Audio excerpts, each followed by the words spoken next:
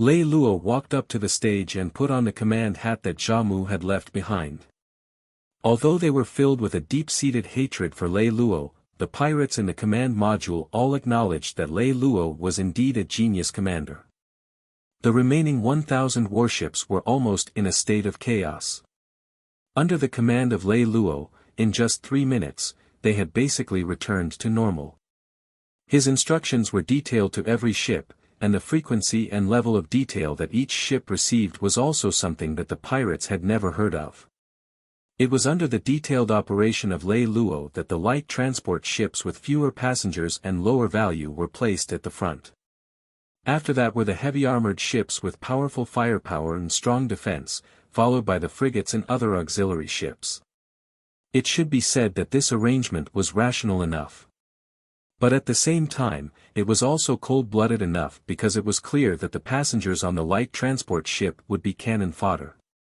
One had to know that even if they were not destroyed by the last volley of shots from Holy City of Beauty, they wouldn't be able to escape the attack of the heavy armor defense forces that were already in the air and ready for battle.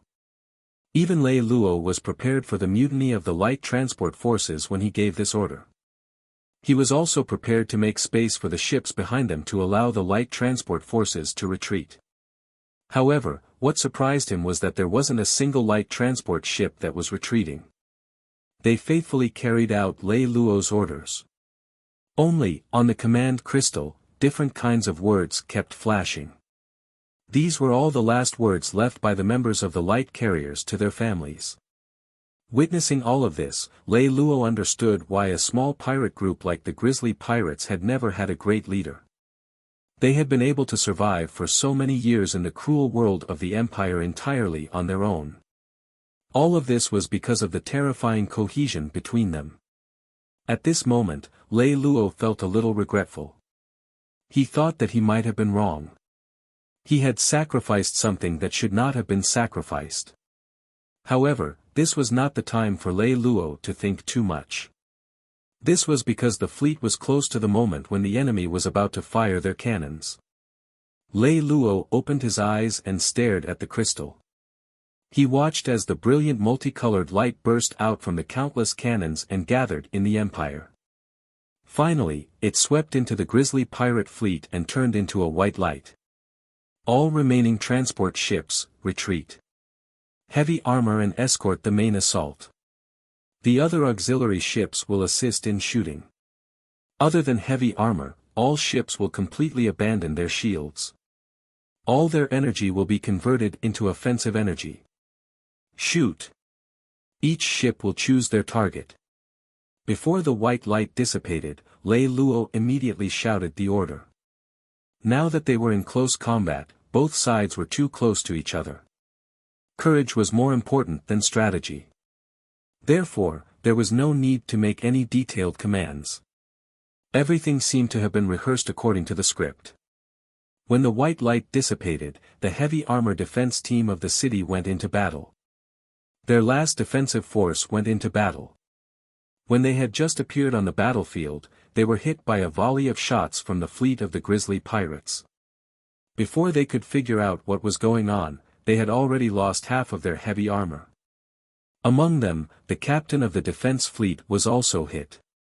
With the battle going on like this, there was no suspense at all. The fleet of the Grizzly Pirates, which had the upper hand, easily broke through the defense of the defense fleet of the city. With only 16 heavy armor defense fleets remaining, the fleet announced their surrender. They had finally taken down the city. And as the price, the Grizzly Pirates were completely crippled. Among the 16 heavily armored ships that surrendered, the Grizzly Pirates only had 70 or so heavy armor, 100 or so guards, and 300 or so support ships. When they received the surrender message from the defensive fleets, the pirates that were originally amazed at Lei Lou's commanding ability immediately raised their swords and aimed at Lei Lou, who was their commander just a second ago. At this moment, Xiaomu slowly returned to the command cabin. When he passed by Lei Lou, he paused for a moment before walking straight to the chair next to him and sitting down. Xiaomu turned his head and looked at the remains of the ships in the sea. He calmly asked, you are extremely intelligent. Did you ever think that you would be bleeding on the spot today? I have thought about it, but the probability is very low. Just because of your lie, our pirate gang was crippled. Do you still think the probability of me killing you is very low? When the flowers wither and fall into the soil, there's no use crying anymore. The only way is to wait for spring to come. Lei Lou took a deep breath and slowly turned around to face Xiaomu. The grizzly pirate's loss is already an established fact. Even if you kill me now, you can't take it back. But, if you kill me, you'll lose the benefits I promised you. If I kill you, I'll still snatch the city. Xiaomu clenched his right fist, his veins popping out. But he still managed to speak in a low voice. It was obvious that he was trying his best to control it. That's right, but what about after that? Will the Alliance give up? Can you withstand their pursuit? With your current strength, I'm afraid you won't be able to last a month. Until now, you still dare to imagine that our grizzly bear pirates will listen to you? The corner of Xiaomu's mouth curled up, revealing a smile that was a little out of control. There's something I've said before, and I'll repeat it to you today. A responsible person has no right to be childish. After Lei Lou said this, he strolled over to Ali's side. Let's go, it's time for us to leave. Stop. Xiaomu stood up abruptly and let out a loud roar. This roar was deafening. Even Ali was so nervous that her hair stood on end. She was ready for battle, and she was ready to respond at any moment. Lei Lou, on the other hand, was still very relaxed. Xiaomu's loud roar only made him pause for a moment. Then, he continued to walk forward. Xiaomu pulled out his sword, pointed at Lei Lou, and said, "Give me, stand still." Ali's hair stood on end, and she was about to make a move, but Lei Lou reached out and pulled her back. Ali never expected that Lei Lou's strength would be so great. He could pull her back with just a stretch of his hand, and she couldn't move at all. This shocked Ali to the extreme. What kind of person is he? Leader, look. The sudden appearance of hundreds of black dots on the crystal caused a pirate to cry out. Xiaomu turned around and fixed the black dots. When he zoomed in, he saw that it was a light frigate that won with speed. There were more than 200 frigates in total. It was obvious that this was a brand new symbol on the ship. It was the symbol of the East God. This time, the pirates in the command center looked at Lei Lou with even more hatred than before. Their eyes sparkled, and they wished they could swallow Lei Lou whole. One of the pirates waved his arm and angrily roared, "Leader, don't be afraid of him. *CK. It's just 200 light frigates. We'll give up our old assets and destroy them." However, his sorrowful cry didn't receive any response. Although the other pirates were as angry as him, they knew that this suggestion would result in their deaths. Under the current situation, once the war started, the 16 heavy armor ships that surrendered would definitely turn against them. Attacking from both sides, the grizzly pirates were at a disadvantage. With Lei Lou's ability to command a fleet, as long as there was one person in the fleet who was equally capable, then their strength advantage would be lost. Under such a situation, the victory would only be 50-50. Moreover, even if they won, the grizzly pirates gang would truly disappear from this empire. Just as everyone was painfully hesitating, Lei Lou and Ali's figures had already disappeared from the command center. When they could no longer see this person, Xiaomu, whose entire body was tensed up, finally let out a long sigh and fell onto the command chair. The other pirates also heaved a sigh of relief. They had no choice but to choose something that was extremely painful. They knew it was so painful that they did not want to choose at all. This kind of burden was not something that anyone could bear and face. In the end, Xiaomu gave Lei Lou a sightseeing boat and allowed him and Ali to return to the East God fleet that came to welcome them. When the sightseeing boat slowly sailed through the sea, the shattered pieces of the ship, the broken limbs floating in the sea, as well as the scattered blood, were all scattered around the sightseeing boat. The reason why Xiamu gave Lei Luo a sightseeing boat was to let him see all the scenery around him. Although he was sitting in the sightseeing boat, he was protected by a tight protective barrier. However, they were still able to smell the faint smell of blood. The grisly pirates released the corpse collecting boat. These mechanical monsters that looked like octopuses continuously waved their tentacles and sucked the limbs that were floating on the sea into a huge container. Each of them emitted a bright light that illuminated the surrounding space, making the hellish scene around them even more threatening. Because of this, Ali could not resist vomiting. Although she had grown up in the major leagues, Ali was a warrior-type person. East God would never allow her to go onto the battlefield. Therefore, this was the first time she had encountered such a scene where hundreds of thousands of lives were instantly sent to heaven. What made her feel strange was that Lei Luo actually did not have any adverse reactions. He just lay on the bed silently and stared at the chaos that he had directed. What's so good about this? How cold-blooded. Ali wiped the filth from the corner of her mouth and rinsed her mouth at the mouth of the sightseeing boat. Ali saw that Lei Luo was still lying there motionlessly, so he said naturally, "I'm very tired. Can you let me rest for a while?" To Ali's surprise, Lei Luo did not refute her this time. Instead, he simply turned around and smiled at her. This was the first time she had seen Lei Luo speak so politely, and his voice was so gentle. For a moment, she was at a loss. Okay. Thank you." Lei Luo took off his coat and lay down on the sightseeing chair. Then, he covered his head with his coat, as if he had really fallen asleep. Ali noticed that the sightseeing chair was at least 2 meters tall. It was taller than Lei Luo, but Lei Luo didn't stretch his body fully. Instead, he curled up into a ball. The sightseeing boat continued to move forward. There was no sound inside the boat. Ali kept looking at Leroy, who was lying quietly on the sightseeing chair. Even Ali didn't know what was going on. After she just watched for about 2 or 3 minutes, she began to feel the urge to go up and comfort Lei Luo. Her intuition told her that Lei Luo was not as strong and cold as he appeared to be. It was like he appeared to be powerless in front of her, but at the critical moment, he was able to burst out with such great power. This man had always habitually concealed his true so that no one could see who he really was. Suddenly, Ali realized that she really wanted to get to know Lei Luo. It was not an intelligence-based understanding, but she felt it in her heart. It was a kind of understanding that she wanted to get close to. She could not believe that she would really want to get close to such a man. He was so scheming and shrewd. This instinctive resistance made Ali delay for a while longer. After a while, Ali finally couldn't help but walk over to the sightseeing chair that Lei Luo was lying on.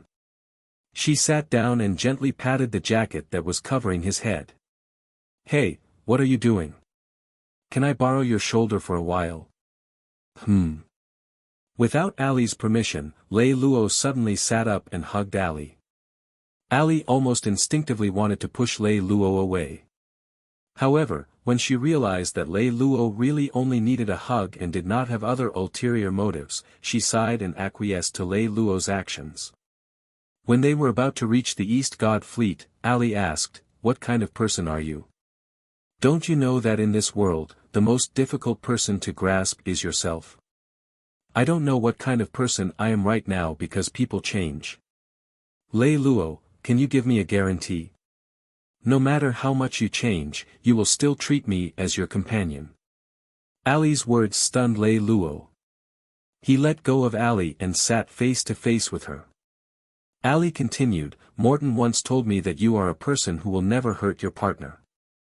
I didn't believe his words before, but now I do." Lei Luo looked at Ali and asked, "Why?" "No reason." Ali shook her head slowly. "Women don't use their brains to think, especially women like me who don't have good brains. I'm used to using my intuition to think. Can you promise me? I'll always protect you." Lei Luo and Ali looked at each other, having just gone through the first baptism of life and death. Both of them were at the emotional peak of their lives. It was in this context that Lei Lou made his promise to Ali. It should be said that, in a way, Lei Lou's words were somewhat impulsive, but Lei Lou used his life to fulfill his impulsive promise. A day later, in the first province at the imperial capital where the Senate was. Ever since the Black Knights' Rebellion, the #1 conference hall, which had been sealed up, had been reopened. The people gathered here were the princes who actually controlled the fate of the entire empire. Historians generally believe that this conference was the last chance for mankind to peacefully solve the problem of the magic conductor. Therefore, this meeting was called the Peaceful Fall meeting. The beginning of the meeting was inaugurated with Xiluo's introduction. This middle-aged man, who relied on his family's bloodline to obtain the status of a feudal lord, was now in his 50s. It should be said that his talent was not too bad, but he did not have any interest in learning. Over the years, he ate, drank, played, indulged in extravagance and debauchery. To this day, he was a completely mediocre person. He used his hands and feet and his extremely exaggerated expressions and actions to help explain what had happened to his non-nominal subordinates. Most of the people present were disdainful of his exaggeration and cowardice, but their faces were full of sympathy and deep affection, and because of this, Xiluo felt a sense of accomplishment. After Xiluo finished his demonstration, Gao Zhe was the first to speak. As the core of the empire, the magic shooters of our 5th province have already been cleared below the danger line. In that case, I personally suggest that we make a prompt decision and immediately notify the alliance leader of the entire empire in secret to mobilize the army and deal with the problem of the magic shooters of the entire empire in an extreme amount of time. It was obvious that Gao Zhe had already investigated the magic conductor data of the alliance that he could influence. He was confident that he had the ability to control it. I object. Although the magic conductors of the 5th province have almost been dealt with, what about the other provinces? If they start fighting in such a hurry, the magic conductors will definitely have a huge riot. Everyone, please don't forget that, to a certain extent, the magic conductors have the ability to replicate. Even if magic conductors are at a disadvantage in certain aspects, their terrifying ability to reproduce will offset all the disadvantages. If they really cause a ruckus, the situation of the riot from back then will be repeated. Griffin almost immediately voiced his opposition, even though Griffin had already thought of ways to hint to the alliance leaders and suzerains that they should consider reducing the number of magic conductors. But his subordinates, who are also full of the desire to expand, have produced too many magic conductors in large quantities in the past few decades in order to expand production. Even if the production has shrunk in the past few years, the total number is still extremely shocking. Then are you trying to say that we should allow the suzerains to continue producing magic conductors? Do you know that there are millions of new magic conductors in the empire every day? Who knows, there might be an unprecedented great uprising. With these two people as representatives, the meeting room was immediately divided into two factions. They were caught in a long argument, and only 3 people remained silent from the beginning. One was Ulysses, the other was the Honorable King Papaphyllon, and the other was the Knight King Graham. When the argument reached the end, Gao Zhe said loudly, "It's meaningless to keep arguing like this. Let's just vote." As soon as he said this, everyone quieted down. Everyone has been arguing for so long, but our most honorable King of Glory hasn't said a word. Why don't we invite the king to say a few words? The Knight King Graham, who had been closing his eyes and meditating with his beard, opened his eyes at this time. He threw out this sentence. Papaphyllon seemed to be a little surprised to hear Graham say this. He first glanced at Graham indifferently, then turned his gaze to Ulysses. I'm not the only one in the entire meeting room who hasn't said a word. Although Prince Ulysses is young, his reputation as being extremely intelligent has already spread throughout the empire. We old fellows might as well be humble and listen to the opinions of the young people. Hearing Papaphyllon's words, Morse could not help but show some displeasure on his face. Meanwhile, Papaphilin's words also made Ulysses feel very surprised. The reason why he did not speak was not because he was arrogant and thought that he was amazing. It was because he knew that there were not many people who were inferior to him in terms of intelligence. It was only because everyone had their own ulterior motives that they would act so mediocre at the meeting table. Thus, he had been studying silently for the past few hours. But now that Papaphilan had said so, and since everyone's eyes were on him, it was impossible for him to remain silent. After pondering for a moment, Ulysses stood up and bowed to everyone present. Seniors, in my opinion, I think we can issue the Senate order, the Magic Guide Preferential Treatment Law, which states that all magic guides must have the same food, clothing, and other conditions as before and cannot be changed. As long as we do this, then 99% of the magic guides will not cause trouble. At this point, Gao Zhe continued, although there is only a 1% chance, there are 65 million magic guides who can give birth. Moreover, the reason we allow them to give birth is precisely because these magic guides have to carry out more complicated work. Their thoughts are also more complicated.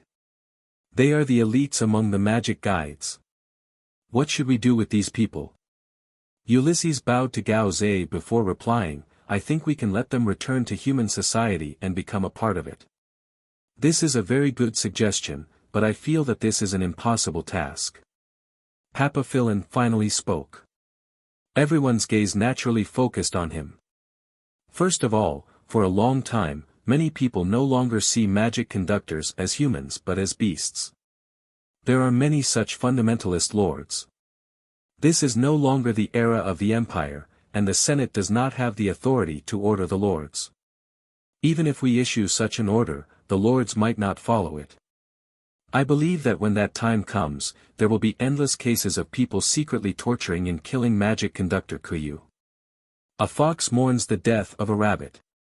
It is difficult for the surviving magic guide Kuyu to not feel fear. Moreover, the status of the fertility magister is special. I don't think that they will be able to integrate into normal society, because the so-called normal society is actually a cruel world where the strong prey on the weak and bully the good and fear the evil. Not to mention those conceited elites, even the commoners will probably discriminate against them. In the long run, it is inevitable that they will feel resentment. When the two are added together, sooner or later, these fertile sorcerers will still be in chaos. After Papaphilan's eloquent speech ended, everyone present fell silent. A few people in the middle nodded in agreement. Papaphilan picked up his teacup and took a sip of tea. There are only two long-term solutions now. The first is that we set aside half of the province as a special area for the sorcerers. We will relocate all the fertile magic conductors in the empire to live here. In this way, the relocation fee will be a huge expenditure. Many lords may not be willing to do it. And this will require the Senate to bear a certain amount of expenses. At the same time, all the magic conductors are engaged in military work. They lack experience in producing civilian products and have no experience in organizing society. Therefore, the Senate will give them all kinds of assistance. I've calculated that it will take about 30 years before we can completely let go of the magic shooter and let them develop their own. This money will have to come from the Senate again. How much does it cost? Among all the people present, no one was more greedy for money than Xiluo. Half of the money of the Senate went to the various expenses of the Senate, and the other half was shared by all the members of the Senate according to the voting rights. Spending the money of the Senate was equivalent to spending part of the money of the dukes. Thus, when Xiluo heard that he was going to use the money of the Senate, he immediately spoke up. I've calculated. On average, each fertile sorceress needs to spend up to 300 gold coins. In total, they need about 195 billion gold coins. Ah! Hearing this number, almost everyone in the meeting room cried out in unison. This was almost the total income of the Senate for a year. As if he had long known that the situation would change like this, Papaphilan smiled. Since everyone cannot accept the first method, then we can only use the second method. As for what the second method is, I think I don't need to say it, right? The entire meeting room was silent. The opportunity for peace quietly passed in this silence. Not to mention 65 million people, even if 65 million people are just flies, it won't be so easy to kill them. The empire is so vast. Even if the Senate were to coordinate, it would take at least 2 years for them to communicate with each other. After the meeting, on the way back from the meeting center to the port on the Empire ship, Morsi, who was full of worry, said to her brother, "How can there not be any changes in such a long time?" Morsi was not an ordinary person, but he lacked a sense of urgency. His talent had not been put to much use, and he had been mediocre in terms of strategy. It was not until he realized that his position was likely to be threatened by his younger brother in the past few years that his intelligence began to grow. However, he was not considered a brilliant person. As a lazy person, what he wanted to do the most was to safely inherit King Baichen's position as a vassal according to the tradition of the firstborn sons of the various dukes and kings. To him, any unrest that could affect this matter would not be tolerated. And with his intelligence, he also knew that the plan approved by the Senate today to exterminate the fertility magister in the entire empire would inevitably bring turmoil to the empire, and even change the entire structure of the empire. For this brother who had talent could not bear the loneliness of learning. He was so immersed in the pleasures of reality that after years of learning, he had always been a middle-class strategist.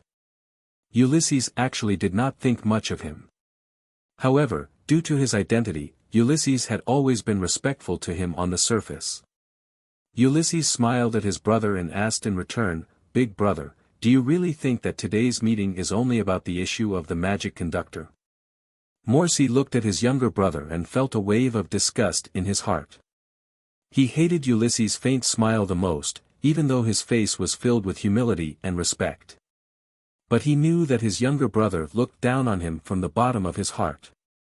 Every time he saw this smiling face, he could not help but feel the urge to rush up and give it a slap. Because this smiling face seemed to have 7 big words carved on it: "Stupid fellow, I'll tolerate you. Younger brother, just say what you have to say. We're brothers, what's the point of keeping it in suspense?" Morsi turned his head unhappily and looked out of the window. In today's meeting, almost no one spoke the truth. The so-called issue of the mana guide is actually just a pretense. Today's meeting is actually discussing the issue of redrawing the boundaries of influence. And the reason why the proposal to exterminate the fertile mana guide was passed in today's meeting was because the power to change the status quo was greater than the power to maintain the status quo. In fact, these two powers existed from the very beginning. However, in the past 100 years, the former's power has gradually increased. Just like the mysterious Doomsday Alliance, an unknown new alliance actually annihilated the East God Alliance. The proposal to punish it was actually stopped by the Alliance Disciplinary Committee. This decision was not a coincidence. As Ulysses spoke, he sighed. The changes in the Empire have been going on for a long time. It's just that today, this kind of quantitative change has finally accumulated to the extent of a qualitative change. Big brother, take a long look. In just 3 to 5 years, this empire will become completely different from what you imagined. The position of the stars is about to change. Morsi turned around to look at his younger brother. He saw Ulysses with his hands behind his head, half leaning back on the chair. His eyes were deep and cold as he looked at the ceiling. At this moment, Morsi suddenly felt a little discouraged. As time passed, his younger brother's growth rate did not slow down at all. He had been advancing rapidly. He felt that he was on a completely different level from his younger brother. Whether it was in terms of intelligence, thinking, or ruthlessness, it was the same. 5 hours later, in the 5th province of the Alpha Empire, the city under Prince Ulysses. Ulysses had just returned home. When he reached the door, he saw his teacher and his most trusted assistant, Strachey, come out to welcome him. He was also the chief advisor under King Baichen. Ever since Ulysses was born, he had volunteered to be Ulysses' teacher. King Bachan thought that this would destroy the balance of power between his sons, but Strachey insisted. He even made the decision to resign if he did not agree, forcing King Bachan to make concessions and hand Ulysses over to Strachey for education and training. When Ulysses turned 18, Strachey, as King Bachan's chief advisor, was seconded to Ulysses as his administrative officer. Ulysses' reputation and more than half of his strength had been blessed by his teacher. This had also led to Ulysses' rise among King Bachan's sons. It directly affected the originally stable Moor's right of inheritance, causing King Bachan a headache. In recent years, King Bachan had been plagued by illness, but he did not recuperate well. Instead, he began to indulge in sensual pleasures. He probably felt that he did not have much time left, so he indulged in his pleasures. As a result, his health became worse, and his confidence began to drop. It was to the extent that he started to become suspicious of his sons. He even suspected that one of his sons wanted to kill him and usurp the throne. Among them, the one he was most afraid of was Ulysses. There were a few times when the King Bachan almost wanted to kill Ulysses. It was all because of Strachey's mediation. That was why he gave up on the King Bachan's idea. It was precisely because of this kind of relationship. Therefore, Ulysses and Strachey, who were called master and disciple, were actually like father and son. "Teacher, what's the matter?" Seeing Strachey come out to welcome him, Ulysses looked a little strange. "The distant mountain lord of the Union of Immortal Economic Cooperation has sent news," Strachey replied. "Union of Immortal Economic Cooperation?" Ulysses ran through his mind and finally remembered. "It's from the third province, right?" "Yes. I don't have much contact with the Union of Immortal Economic Cooperation. As for the distant mountain lord, that's even more." Ulysses was a little lost. He told us that the people of the East God Alliance had occupied the city of a lord of the Alliance. The East God Alliance? Ulysses raised his eyebrows. "Who?" "It's Princess Ali." "Ali? Her beggar fleet. They couldn't even stop a small pirate fleet. They were even tied up. How could they still take over the colony star?" Ulysses pondered for a moment and asked, "What city is this? Is it a new village? The walls haven't been built yet." "This city is called Holy City of Beauty. It's the most heavily defended city in the Alliance." As Strachey spoke, he had already pulled out the map of the third province. "Here." Strachey stretched out his hand and pointed at the location of the said city. Soon, they saw a city appear in front of them. Around the city were all sorts of data about the city.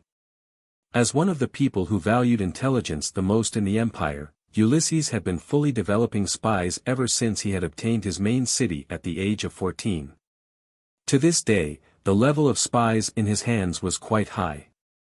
These spies helped him to scout around the entire empire. This information would eventually be gathered in Ulysses' hands and become part of his intelligence database. It was also because of this that Ulysses was able to know the world like the back of his hand without leaving his house. After skimming through the data of this city, Ulysses was even more confused. He asked Strachey in disbelief, "How did Ali conquer this city?" "Princess Ali conquered this city with the help of the grizzly pirates," Strachey replied. "What?" Ulysses was even more confused. Wasn't she kidnapped by the grizzly pirates? Why would the grizzly pirates help her fight? "This is the reason why the distant mountain lord complained to you. Princess Ali hired the grizzly pirates under your name to help her conquer this city." Strachey explained the whole story to Ulysses. After hearing it, Ulysses was stunned. Who came up with this battle plan? I want to see him." Hearing Ulysses' words, Strachey laughed. "Your reaction is also within this person's expectations. Princess Ali also sent a message to see you." Princess Ali also sent a message. No wonder teacher knows so much. I think these details were relayed to you by Princess Ali, right? That's right. Princess Ali is a battle-type person. Such a genius and cold-blooded plan is definitely not something she can do. Of course. But Princess Ali said that she's already on her way. In half a month, she will arrive at Ulysses and explain everything to you in person. However, as a condition, you must guarantee the safety of the holy city of beauty during the month that she travels back and forth. Ali has a capable person under her. Ulysses clapped his hands and asked Strachey. In your opinion, what do you think I should do? Someone who can come up with such a plan is definitely not a nobody. I don't believe that such a person would be willing to assist Ali.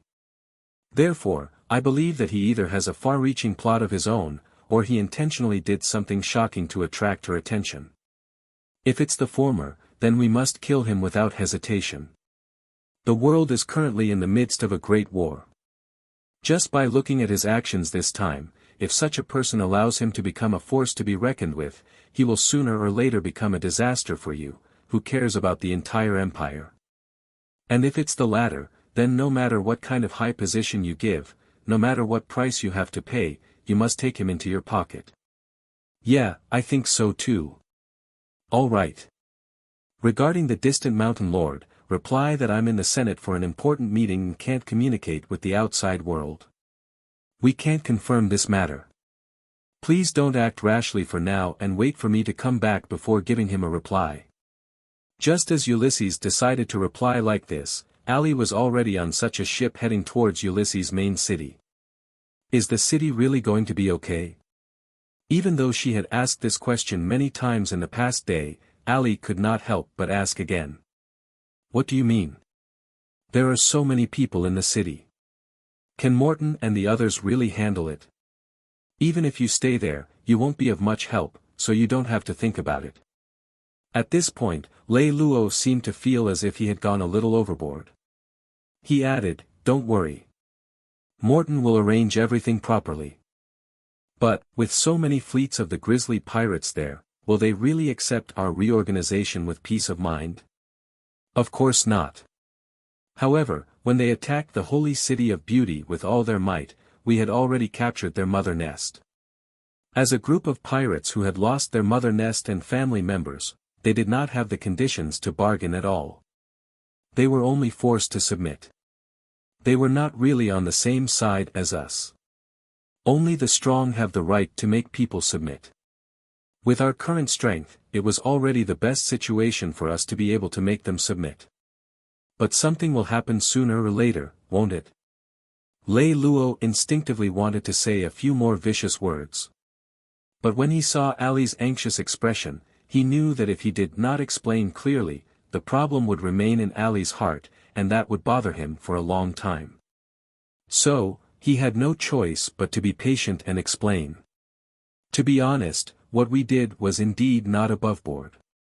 It was also shameless. But there was nothing we could do. We lacked strength. We needed a force like the grizzly pirates. In order to obtain such a force, we had to resort to all means. However, such a situation will not last long. The holy city of beauty has a strong economic and military production capacity. As long as Morton is in charge, we will soon be much stronger than the pirates. At that time, we will have the capital to convince the pirates. How are you going to convince the grizzly pirates? You have hurt them so deeply. How will you even get them to listen to you? Do you know why I like pirates? Because pirates are always the most realistic people in the world.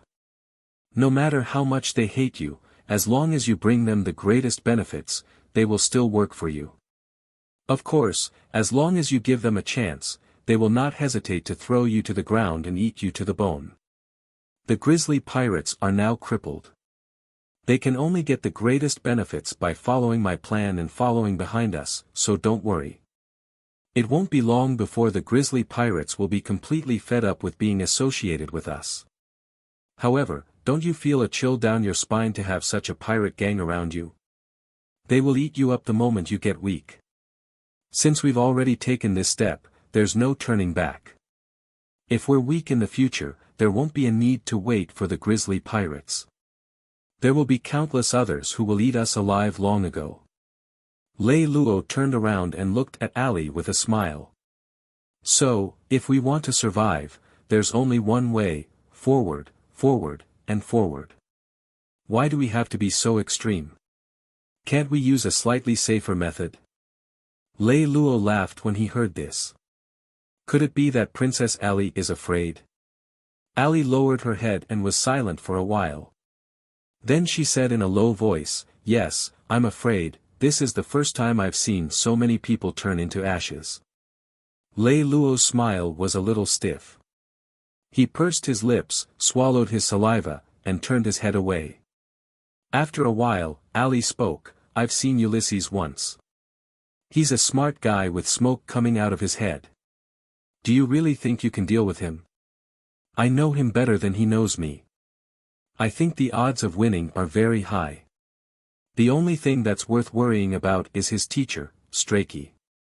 At this point, Lei Luo shook his head emotionally. Most of the time, no matter how stubborn a middle-aged man is, he's still more difficult to deal with than a genius youth. You say you know Ulysses. Have you seen him before? A face-to-face conversation is indeed a way to understand him, but the way to understand people is not just that. All right, stop talking nonsense. Let's get down to business. How do you plan to deal with Ulysses? It's very simple. Just adapt to the situation. That's easy for you to say. Adapt to the situation, do you think it's that easy?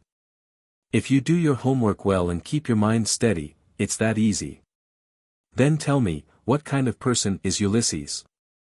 On the surface, Ulysses seems to be a righteous, dignified, and graceful person, but in fact, his heart is filled with insecurity.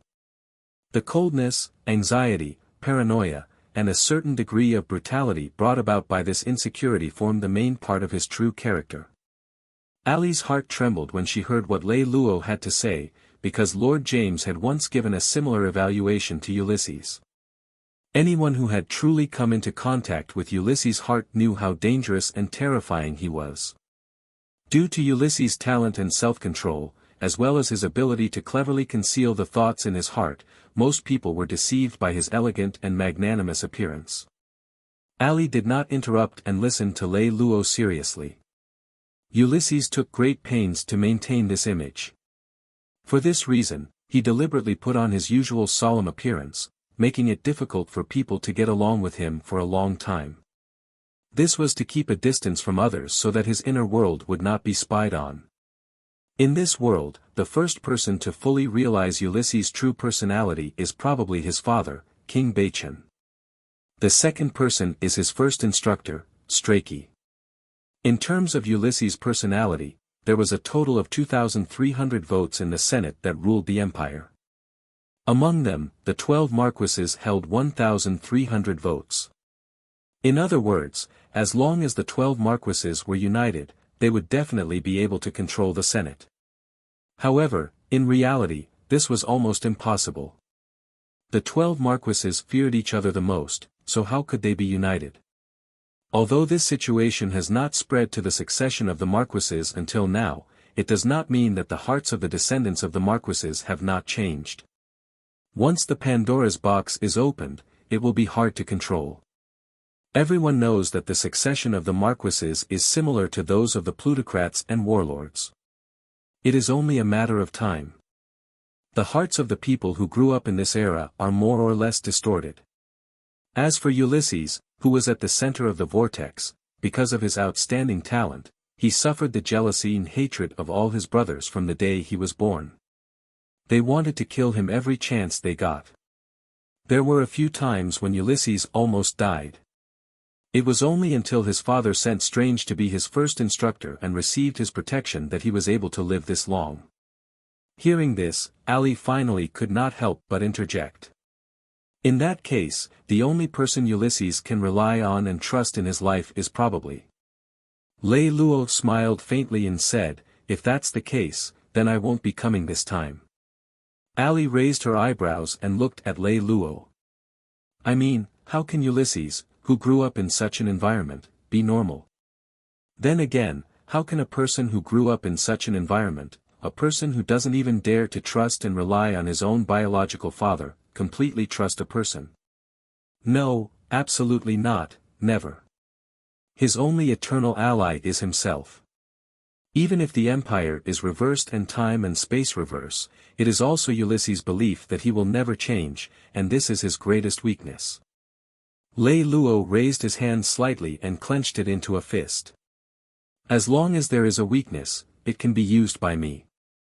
Half a month later, Lei Lou and Ali's carriage arrived at Ulysses' city. On this day, Ulysses was in his study studying the daily routine of war cases with Strachey when his adjutant suddenly walked in from outside. "Your Highness, Princess Ali has arrived." Ulysses raised his eyebrows and asked, "Where is she now?" "She's in the living room," the adjutant answered. "Is she alone?" "Yes, Your Highness. She's alone." Ulysses turned around and glanced at Strachey. "Alone?" Then he waved at the adjutant and said, "Go. Tell her that I'm in class and will see her soon." After the adjutant answered yes and left, Ulysses looked at Strachey and asked, "Teacher?" "She's in the living room. We just need to ask her and we'll know everything." Although Ulysses was young, he had a dignified personality. Usually, his subordinates would be in awe of him when they saw him. The only one who could speak in such a tone beside him was Strachey. Ulysses nodded. "Teacher, you should go too." Strachey heard Ulysses and stood up. He bowed and said, "Yes." 10 minutes later, Ulysses came to the living room with Strachey. When she saw Ulysses enter the room, Ali immediately stood up and bowed to Ulysses and Strachey. When James was in trouble, as the messenger of the East God, Ali had seen Ulysses once. However, she did not receive Ulysses' help. Instead, she received Ulysses' request to take her as a side chamber. When he saw Ali again this time, he found that Ali had totally changed. Before, Ali appeared fierce on the surface, but her heart was filled with fear, her actions were impulsive, and she did not know how to use words. She always had a strong sense of unease. But now, Ali's words and actions were very appropriate. Although it was clear that she still feared him, her feelings were completely within her control. And the biggest change for her was the sense of steadiness that came from the depths of her heart. As expected, there's someone capable to help. Only when I feel confident will I be so calm. With this thought in mind, Ulysses nodded slightly. He walked to the main seat and sat down. Then, he waved at Princess Ali. "Princess, you can sit too." After Ali sat down, Strachey also sat down. "I've always had a good relationship with Lord James. I've been feeling very apologetic for not being able to help you with the matter concerning the East God. I've also always wanted to find the princess so that I can help you revive the East God. However, the Empire is too big, and there has been no news about you, Princess. Not long ago, I heard the news that the grisly pirates kidnapped the princess. I was going to rescue you, but because of the constraints of my family, I understand all of your highness intentions.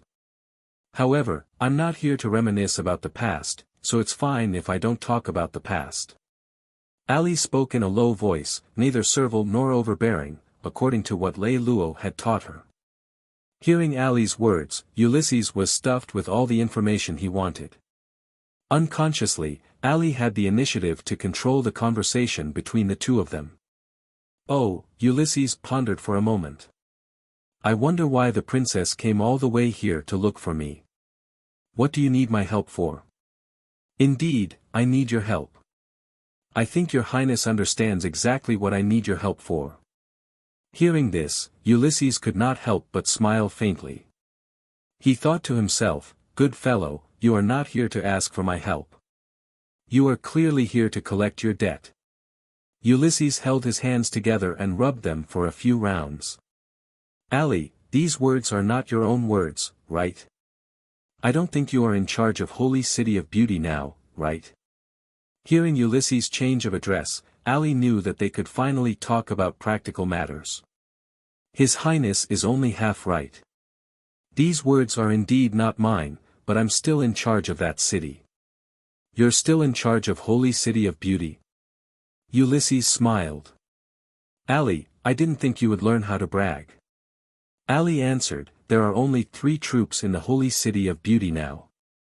One is our old troops of East God, with a strength ratio of more than 50%. The other is the remaining troops of the Grizzly Pirates, with a strength ratio of about 40%. The last one is the new army that we recently recruited, with a strength ratio of only 10%. They are about to be transferred to the public security team, leaving the field combat system. So, all in all, there are only 2 real armies in the city.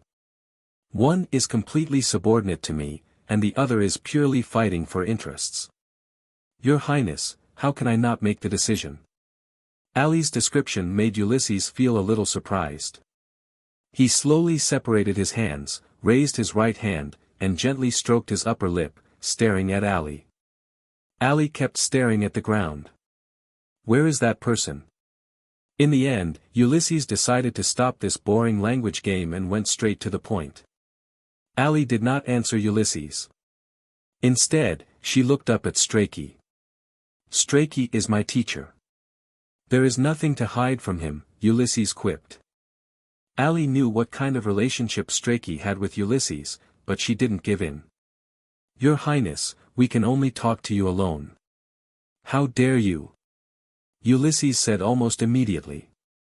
Ali lowered her head and didn't argue, but she didn't give in either. At this moment, Strachey stood up. Your Highness, I suddenly remembered that there are still some matters at the tax center that I want to take care of. After saying that, Strachey left. Ulysses looked at Ali unhappily. Can I finally ask for your advice now? 5 minutes later, Lei Lou, who had been drinking outside Ulysses' residence, finally appeared in front of Ulysses. When Ulysses appeared, Ali was shocked. Because the Lei Lou at this moment had almost nothing in common with the Lei Lou she thought of.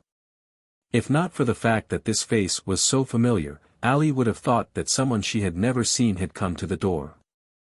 Lei Lou, who was standing at the door, was neatly dressed, had a calm expression, and his figure was straight. He gave off an invisible feeling of cynicism and harshness.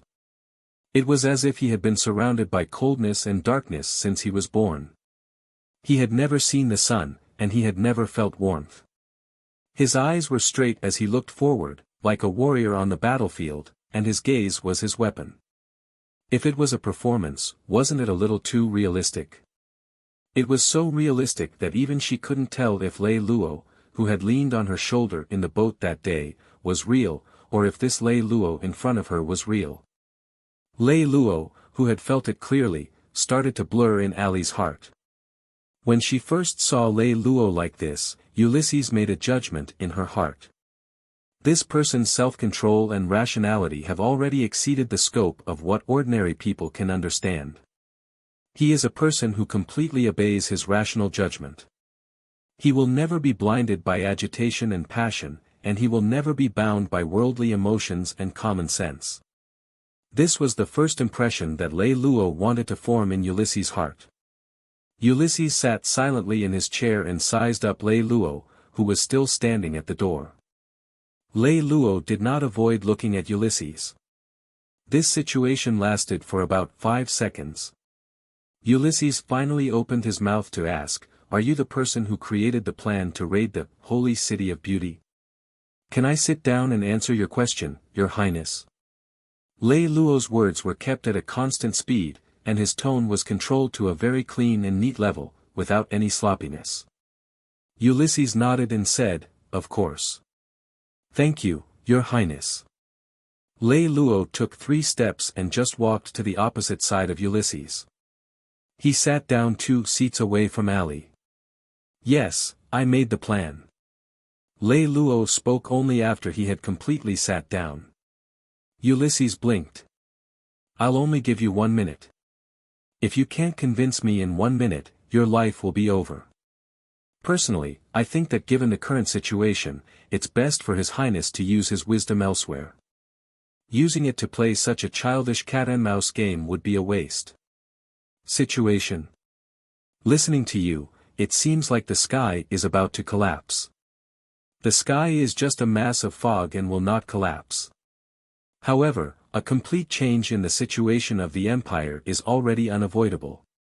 At that time, even you, your Highness, will not be able to stay out of it. When Lei Lou said this, he raised his head and looked at Ulysses. His Highness should be well aware of this. Otherwise, why would you go through so much effort to cultivate your own faction? Why would you want to use the name of taking Princess Ali as a concubine to gain control over the remnants of the East God? At this point, Ulysses finally stopped smiling. Who exactly are you? A traveler who has wandered around the depths of the empire for many years.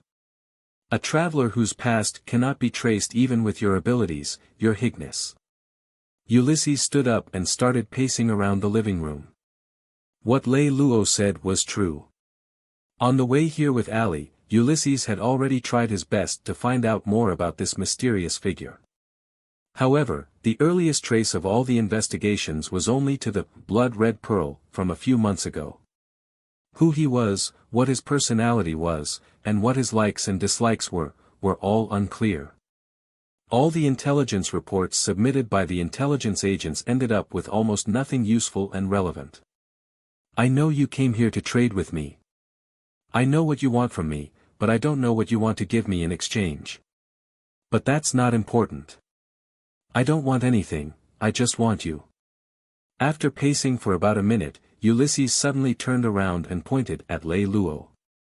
Ulysses' words made Ali stand up immediately. Your Highness. Ulysses reached out to stop Ali from speaking. As long as you are willing to be my subordinate, no matter what the conditions are, no matter what you want from me, I can agree to it. I can also agree to it. As long as you submit to me, I will give you the rank of second-in-command, Major General, and Feudal Lord. Hearing this, Ali opened her mouth and was about to speak, but she was unable to do so. She had never expected that the moment she met Ulysses, he would immediately start recruiting Lei Lou. Moreover, he did not make a move, but the moment he made a move, it was already so heavy. It was not an exaggeration to say that as long as Lei Lou agreed, he would immediately go from a worthless brat to a dazzling new star of the empire. Tomorrow, his name would spread throughout the entire empire, and all the online weekly magazines would have his face on the cover. This was something that anyone could only dream of. Ali herself did not know what was going on, but she felt that Lei Lou would not accept it. She felt like he would have no legitimate reason to support Ulysses. She just had a hunch that Lei Lou would not agree. However, even if she felt that way, Ali could not open her mouth to stop Ulysses from recruiting her. In any case, this was a great opportunity for Lei Lou. She could not give him anything right now, but she felt like he was ruining his future. This could not be justified. I came here today not only to offer myself but also to offer the entire East God to His Highness. Hearing Lei Lou's words, Ali frowned slightly. Other than that, there was no other reaction. Ulysses, on the other hand, was not moved at all. He knew that the benefits of being smart were not so easy to take. So he was in no hurry to speak and just kept looking at Lei Lou. He was still waiting to hear what he had to say. When the dark nights were in chaos, King Baichen's body was injured and his health was damaged. In addition, he had been in a bad mood for the past few years. I think you won't be able to last much longer. Hearing Lei Lou's words, Ali could not help but glance at Ulysses from the corner of her eye. But when she saw that Ulysses did not even raise his eyebrows, she immediately thought to herself, these two are really a match for each other. They are fellows who completely disregard human relations and ethics. Without a doubt, everyone in the Empire knows that His Highness is the most outstanding person. For an outstanding person to be in the position of His Highness, there are only two paths that can be taken. One is to go up and become a person of unparalleled fame, or to go down and quietly die in a corner that no one knows about. And judging from the current situation, His Highness will most likely end up in the latter. Ulysses' eyebrows twitched slightly, but he still did not say anything. His Highness might feel uncomfortable when I say this, but my advice is harsh to the ear. Your Highness, between you and your brother Morse, only one person can have the title of King Baichen. When one of them wears the crown, it will be the other person's head falling to the ground. Ulysses raised his hand and interrupted Lei Luo's words. You don't have to repeat this to me. I know this better than you. Just tell me why you think I will fail. In terms of intelligence, personal charm, reputation, and even the morale of the people, your Highness is above Morse. If your Highness is going to lose, there is only one thing you can lose, and that is human nature. Humanity. Ulysses looked at Lei Luo, his eyes revealing a hint of confusion. Yes, humanity. Humanity is lazy, humanity is realistic, humanity is cowardly, and humanity is fickle. Humanity is lazy, so unless there is a violent external shock, people are used to obeying the rules, and the eldest son inheriting the throne is the rule. Humanity is realistic, so people only look at the present, not the future. Even though everyone knows that His Highness has unlimited potential, they would rather rely on Morse's current strength than on His Highness's potential. Human nature is cowardly, so even if people like you more, they will be happy to support you when you gain power, but when you are about to encounter a disaster, they will not have the courage to help you, your Highness. Human nature is fickle, so all the adoration and admiration for His Highness today is only temporary. With a little instigation, all of His Highness' good reputation will turn into bad reputation. Since you're all smart people, there's no need to be so mysterious. Just say what you want to say. What I want to say is actually very simple. His Highness's greatest advantage is fame, and Morse's greatest advantage is strength. If this doesn't change, then all of His Highness's advantages now, apart from sending you to your grave faster, are meaningless. When Lei Luo said this, he once again looked straight at Ulysses. Your Highness, Lord Strake's nurturing and help has brought you today's fame and opportunity. However, in the middle of the night, did you ever feel frustrated with Lord Strake? Because if it wasn't for him, you might have chosen to be a carefree prince. You make it sound like I'm already dead. Ulysses raised his head and smiled. His expression was relaxed as he spoke. Ulysses appeared calm, but that wasn't the case. Every word Lei Luo said struck his true feelings. Strength. He needed strength.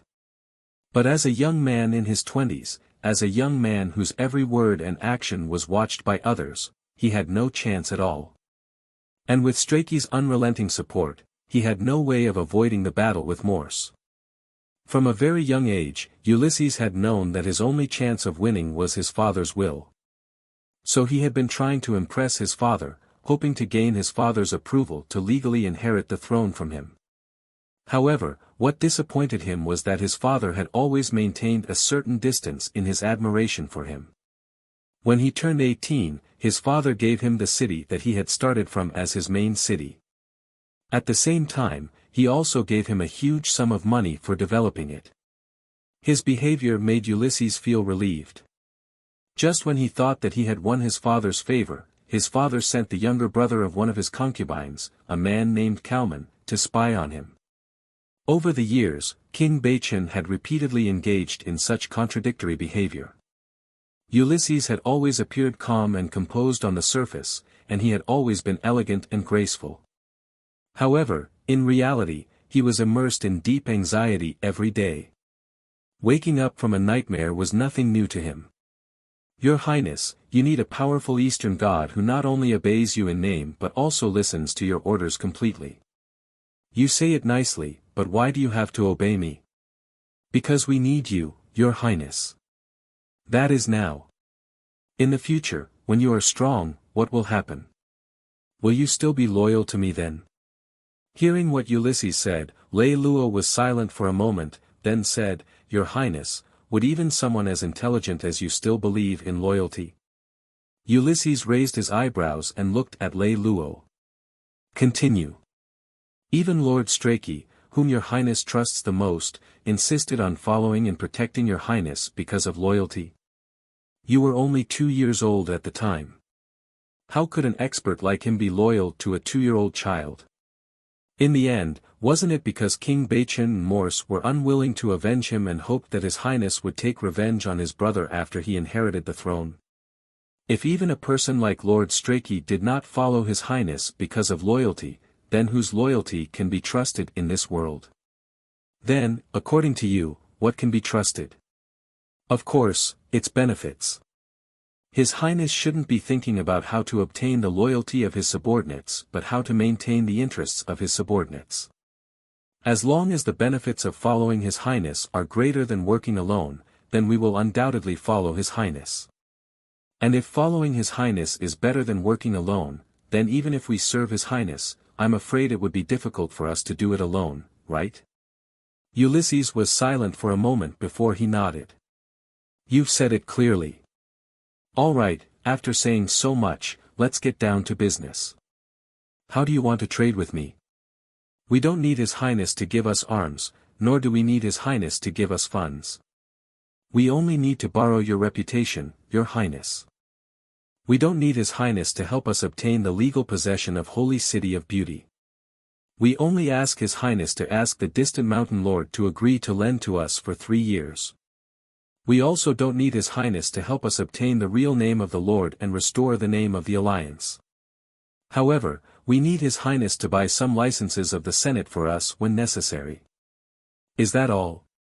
Before we make relative contributions to His Highness, that's all we have for now. Then what do you plan to give me? Within 3 years, we can offer half of the 3rd province to His Highness. Offer half of the 3rd province? After repeating this sentence, Ulysses shook his head with a smile of disbelief. You actually want to completely unify the 3rd province within 3 years? 3 years is already the longest time limit. The 3rd province has always been one of the most complicated and most powerful provinces in the entire empire. Not only does it have Doomsday, which has always been hostile towards East God, but it is also home to the Dark Dragon Alliance as well as Satan's Wings, 2 of the 3 great pirate bases in the entire empire. 3 years. That's impossible.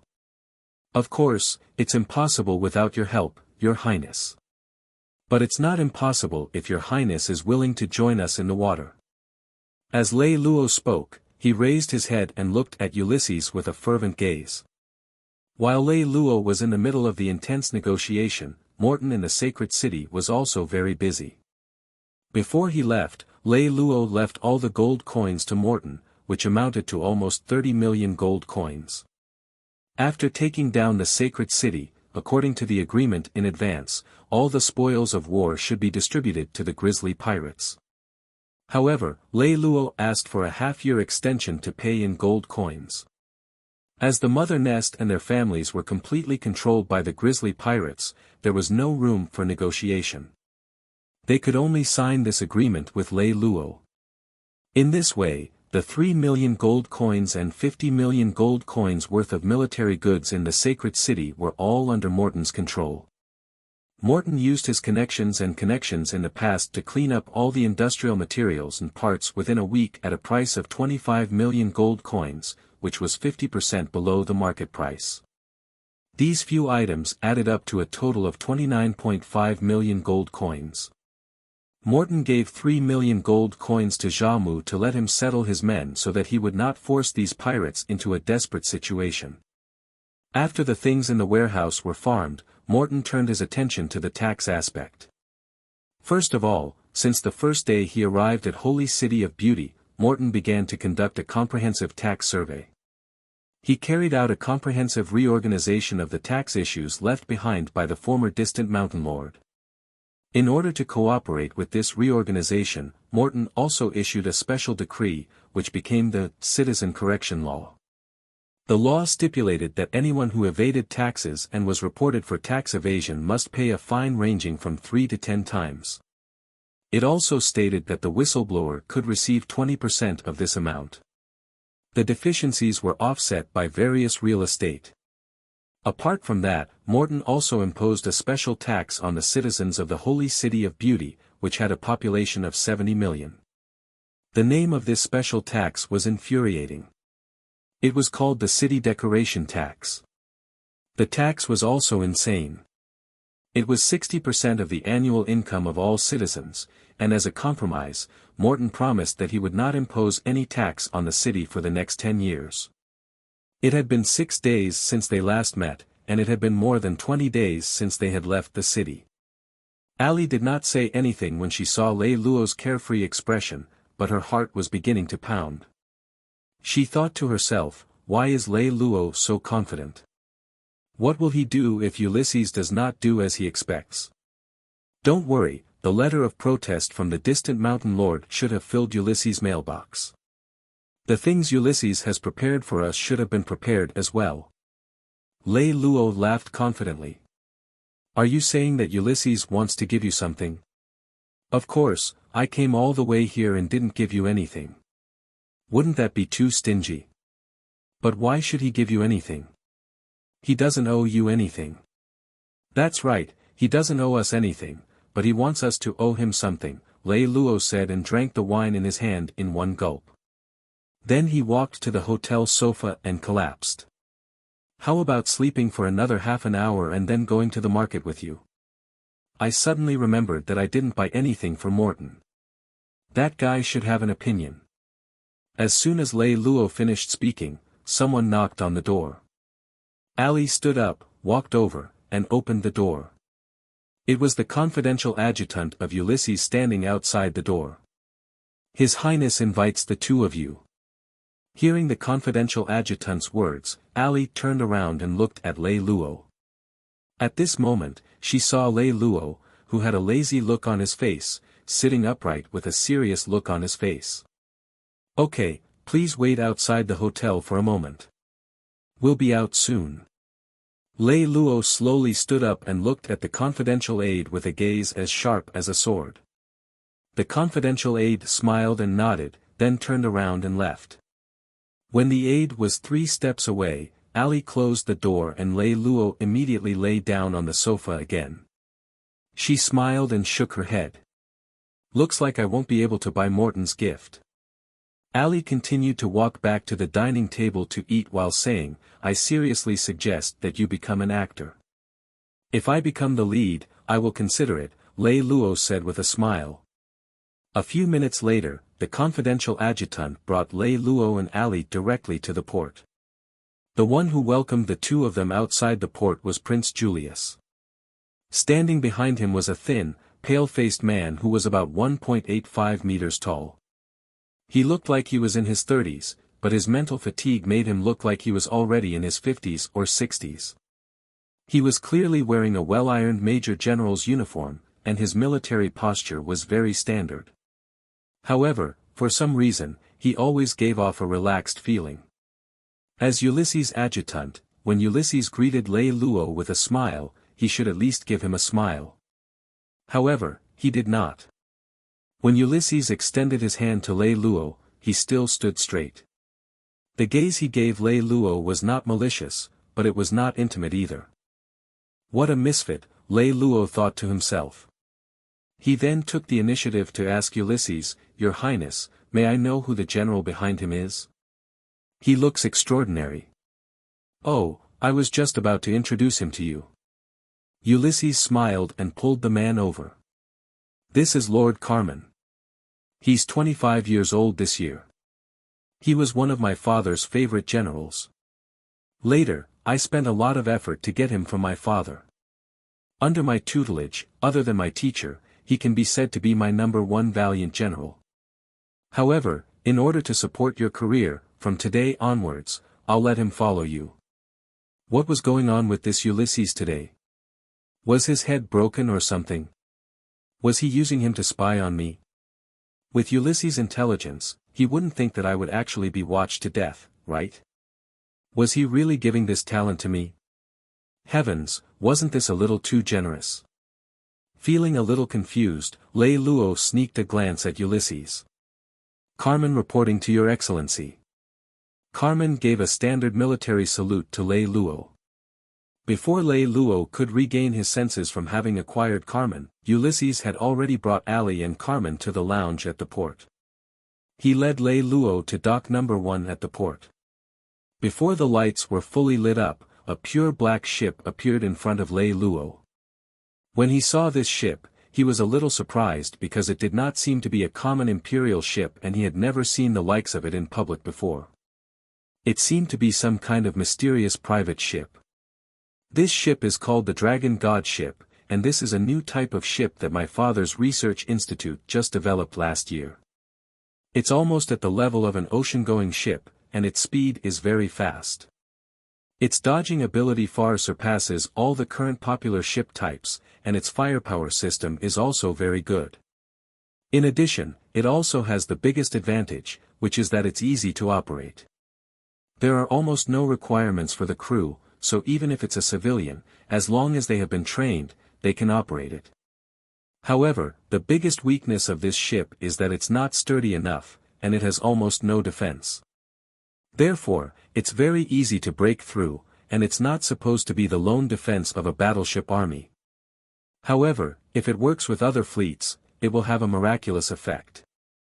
After listening to this introduction, Lei Lou could not help but ask, "Your Highness, why did you suddenly bring me to see this ship?" "Because this is the ship that I want to give you," Ulysses replied. "Your Highness, why did you give me a ship?" Lei Lou asked in confusion. "No," Ulysses shook his head, "not one, but 100. The lights in the port lit up, and the other 99 Dragon God ships appeared in front of Lei Lou's eyes. "Your Highness, this." With Carmen's shock, Lei Lou should not have been shocked anymore. But when he saw the 100 Dragon God ships in front of him, Lei Lou was shocked again. Just from listening to Ulysses' introduction, Lei Lou knew that it was impossible to develop such an original ship without an advanced shipyard with more than 10 years of experience. There were almost only 12 marquises who could have such a high-level dock. This meant that although the Dragon God ship was not very strong, it was a genuine ship of the Marquise class. Most importantly, for Lei Lou, who lacked regular officers, the Dragon God ship was exactly what he wanted. At this time, Ulysses continued, "The development process of the Dragon God warship is rather complicated. However, its components are actually not that complicated. It's just a skeleton, a launcher for a magic cannonball, and 8 magic crystal engines. Other than the magic cannonball launcher being a little troublesome, the other components are all very easy to build. The most troublesome thing is the assembly. There's a lot of knowledge in it. However, the level of assembly required to create an original ship is completely different from that required to duplicate a ship." Lei Lou understood what Ulysses meant. He was hinting that the assembly proficiency required to duplicate this ship was not high. Thus, Lei Lou immediately asked, "Your Highness, how many people do you need to assemble this ship?" "Based on my personal experience, 120 or more is enough." 120 people. Lei Lou nodded and began to calculate in his heart. Then, according to the usual situation, he calculated how much would be needed. At this time, Ulysses took out another magic crystal. There are 2 messages in this magic crystal. One is the contact information of the fertility magister. They both have extremely high creativity and self-awareness. As for the second, it is all the assembly information of the Dragon God ship. Oh. Lei Lou calmly took the magic crystal in his hand. Lei Lou, who was initially a little surprised, was not surprised at all at this moment. Because what Ulysses had said and done had already proved that he had an extremely thorough understanding of his own strength in the holy city of beauty. He knew that he lacked military officers, so he had specially provided Lei Lou this kind of ship to give him a head start. He knew that he needed to develop rapidly and explosively, and he had no time to slowly develop his technology. So he directly handed over the research materials of this type of ship to him. And in this world, there were many times where greed was hidden behind the generosity. The more he gave, the more he naturally wanted. Therefore, after placing the memory card in his hand and flipping it back and forth a few times, Lei Lou turned his face and looked at Ulysses. "Your Highness, what do you want from us?" Ulysses smiled and looked at Lei Lou for a while before saying, "I'm sincere. Your Highness, don't you think that these two words are too illusory? Yes, it's indeed illusory. However, the most valuable things in the world are often not real. As Ulysses said that, he smiled and put his hand on Lei Luo's shoulder. All right, Lei Luo. You and I are both very clear about the situation in the holy city of beauty. I know that you've always wanted to go back. This is the first time you've talked to me. I know how much acting there is in your expression and your words. I've also guessed a little about your ambition and your train of thought for development. Moreover, I also know that I'll know everything. Lei Luo's originally tense expression suddenly broke into a smile at this moment. I came here this time to bet that His Highness is a person with absolute confidence. Now it seems that I have made the right bet. I hope that His Highness will not take the many tests and performances from before to heart. Judging is one thing, but the truth is another. You did that because you were being cautious and wanted to protect yourself. There is nothing to blame. However, you will be leaving soon. Can we speak a few words of truth? Of course. Your Highness. Please, Lei Luo said. All right. Ulysses nodded. He did not give in and said it himself. Use 4 words to describe my current state. It's like walking on thin ice. I dare say that as long as I can ascend to the throne of Bachin King, I won't care about any of the people on the stage right now. However, the crux of the problem is that I might not be able to ascend to the throne right now because I have an older brother who is a few hundred years older than me. He is an older brother who has been in business for a few hundred years more than me. No matter how capable I am, I'm only in my 20s. I've only been in business for a few years. I'm just like a few-year-old baby. No matter how strong I am, how can I defeat an adult? You're right. I may seem famous, but I'm actually full of danger. To me, this reputation is a fortune, but it's also a disaster. It forced me to have no way out.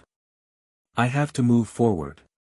However, the truth is that with my current strength, unless my father supports me, I've carefully calculated that my chances of winning don't exceed 10%. Therefore, I have been secretly enduring. I am waiting for a variable. I have never known what this variable is, but I always believe that this variable will come. At that time, I will be able to turn the tables. Until a week ago, I waited for you. After I finished talking to you, I am sure that the variable I need is you. You are smart enough, cold enough, flexible enough, and at the same time, you know how to make a choice. Almost from the moment I finished talking to you, I made up my mind. As Ulysses said this, he looked at Lei Luo with a serious expression. Lei Luo, you and I both know that we are not open and aboveboard people. There are dark corners in our hearts that cannot be known by others. However, I think you also know that people like us are not completely devoid of blood and sincerity. It's just that we can't meet the right person. And today, I, Ulysses, am willing to swear to you that with the 5th province as the boundary, as long as your influence has not developed to this point, I will always be your ally. No matter what happens to you, I will do my best to support you. Are you willing to make the same promise to me? This time, I want you to tell me the truth. Ulysses' words were like a medium-sized stone thrown on the surface of a lake. It left a ripple in Lei Luo's heart. It was only at this moment that Lei Luo finally had a sincere respect for this prince in front of him. Your Highness, if I succeed, sooner or later, I will pass the 5th province. After a long silence, Lei Luo finally spoke frankly. Regarding this, you and I understand. Perhaps one day, we will become enemies. But that is in the future. Now, we are the same. We need to pass the test in front of us. Moreover, if that day really comes, I will not feel disappointed. On the contrary, I will feel a great sense of achievement. Choosing a lifelong friend is something that even vagrants on the streets can do. However, how many people can choose a person to be their greatest enemy in their lifetime? Hearing this, Lei Lou slowly laughed. He raised his right hand and said with a smile, Lei Lou, swear here that unless Ulysses' influence crosses the 5th province, no matter what happens to you, I will do my best to support you. Ulysses raised his head and laughed heartily. He slapped his right hand on Lei Lou's. Deal. When Ulysses stretched out his hands, he smiled as he looked at the fleet that was gradually leaving. Without knowing when, Strachey had already walked up slowly. Your Highness, I know that you don't like the Great Hall to keep Lord Kalman by your side, but you actually sent him away just like that. Isn't that a little inappropriate? Besides, since you let him leave with Lei Lou, then the Grand Hall will most likely know about the matter of you giving Lei Lou 100 dragon god ships. If the Grand Hall finds out, it will probably be very angry, right? Father has decided to sell the research materials of the dragon god ships to the Senate to obtain a huge and substantial amount of power gold. When that time comes, the Senate will soon sell the dragon god ships all over the empire. Lei Lou will only get it 1 or 2 months in advance. Even if Father finds out about this, it's just a scolding.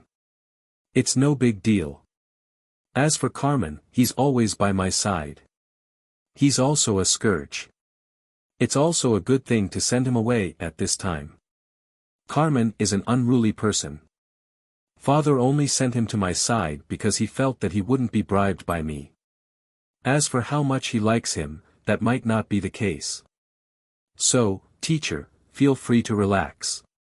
Nothing big will happen. Hearing what Ulysses said, Strachey also thought about it. He felt that what Ulysses said was quite reasonable, so he didn't try to persuade him further. He just nodded. After a while, Strachey asked again, Your Highness, the alliance between you and Lei Lou. Teacher wants to ask if it's serious. Ulysses asked with a smile, and Strachey answered in silence. It might seem a little hasty, but teacher, in that chaotic world in the future, perhaps this hasty alliance between him and I will be the one that lasts the longest. Ulysses smiled confidently when he said this. After thinking for a while, Strachey asked again, why did it have to be him? There aren't many people who have the ambition to participate and have a clear understanding of the general situation of the empire. And Lei Lou feels that it's one of them. Moreover, the development of the situation is much faster than we imagined. We don't have the time to choose a more suitable candidate than him. As Ulysses spoke, he took out a piece of white paper. This is the meeting record of our meeting in the imperial capital. Teacher, you can take a look. Strachey had a premonition, but he also had some doubts as he took the meeting record and looked through it. After a short while, Strachey was shocked, the matter has already. Ulysses did not answer. He only took a deep breath and looked up at the Lei Lou squadron that had already disappeared into the darkness. As ambitious young men, Lei Lou and I have a common natural disadvantage, and that is that the Empire did not give us enough time to prepare.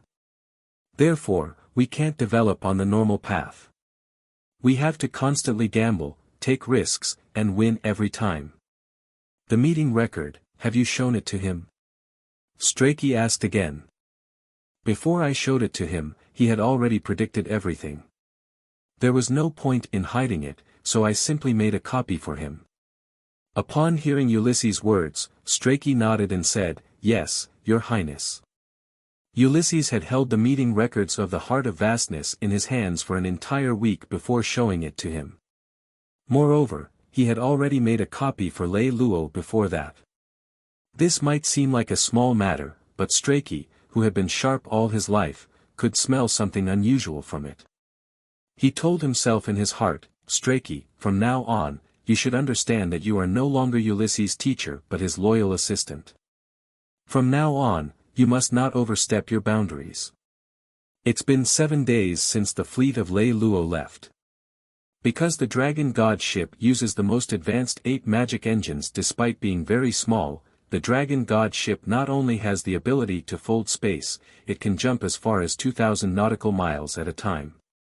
That's almost 10 times the distance of the fastest civilian freighter and almost the level of a battleship.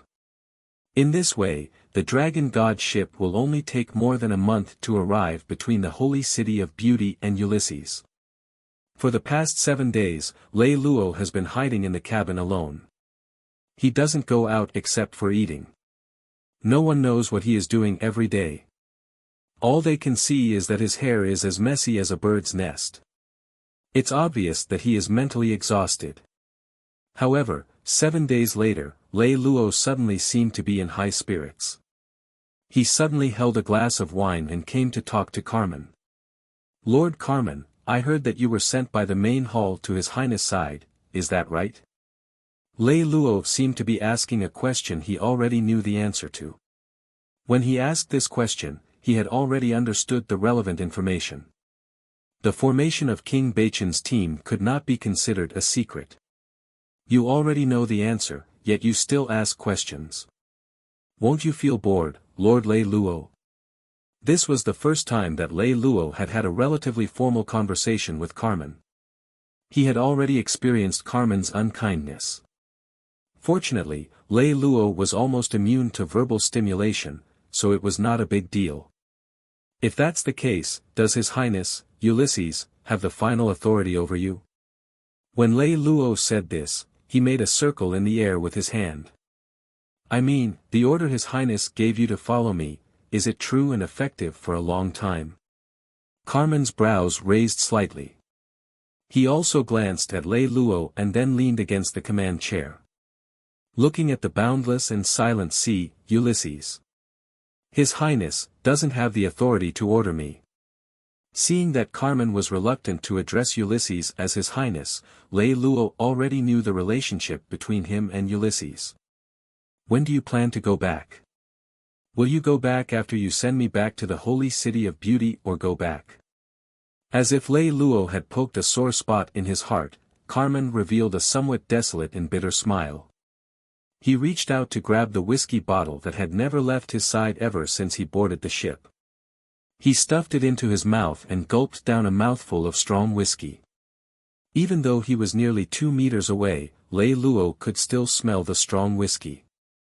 He could not understand how Carmen had swallowed it.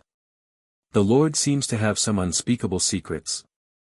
Carmen glanced at Lei Lou, revealing an unmistakable contempt. You won't understand the pain of a soldier. What's there to not understand? Lei Lou smiled faintly and said, it's nothing more than being depressed and unable to achieve anything.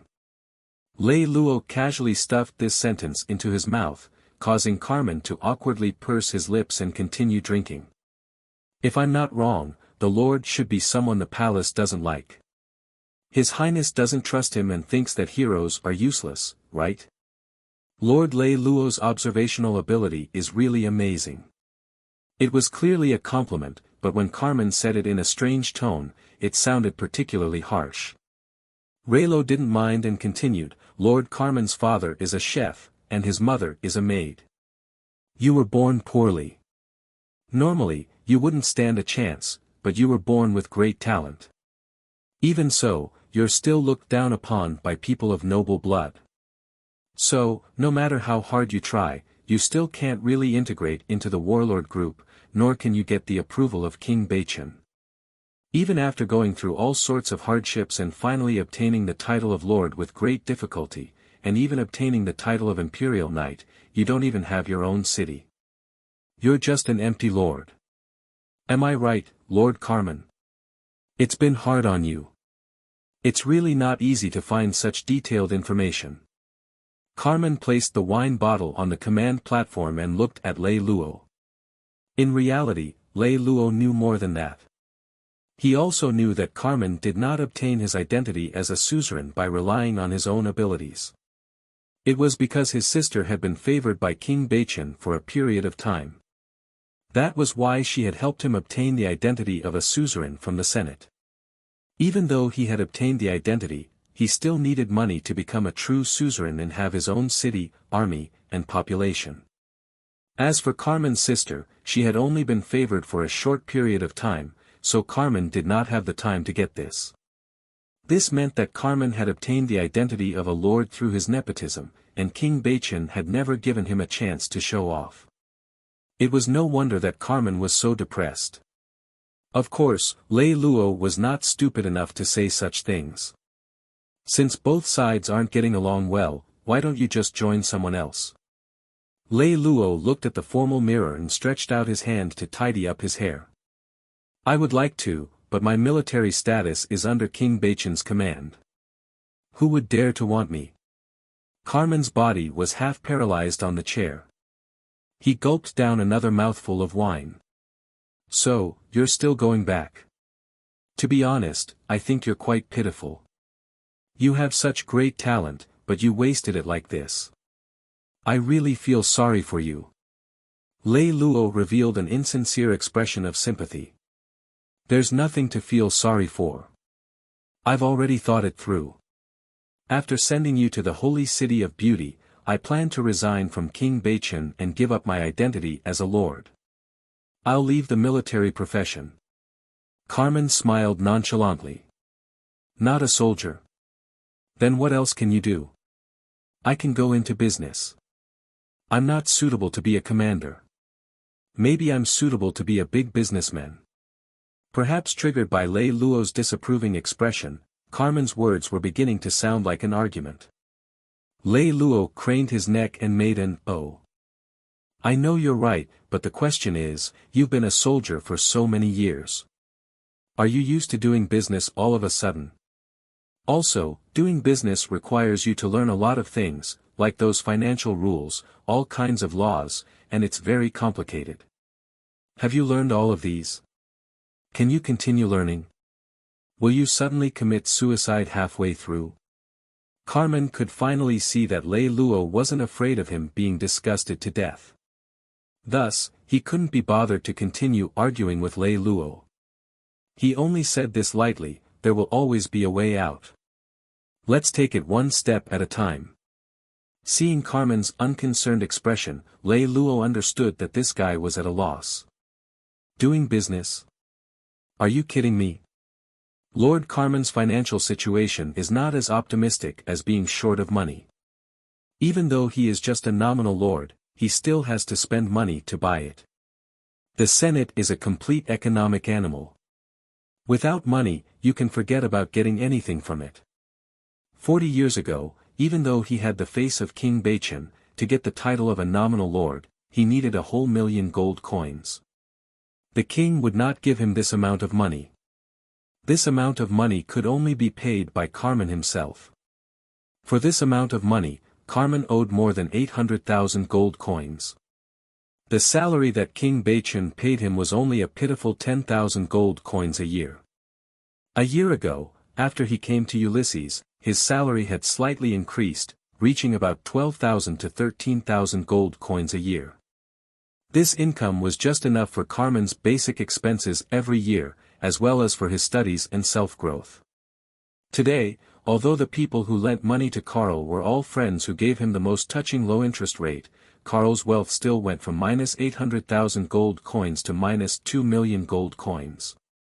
How about I partner with you?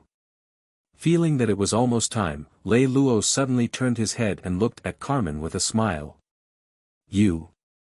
Carmen opened his eyes wide and looked at Lei Lou. Do you have to be so surprised? Lei Lou opened his eyes even wider than Carmen. You've been going around me for a long time, so you want to tell me this? But why should I cooperate with you? As Carmen said this, he raised his head and laughed proudly. It's very simple. I have money. Compared to those plutocrats, it may not be much, but I can easily invest 3 to 5 million gold coins.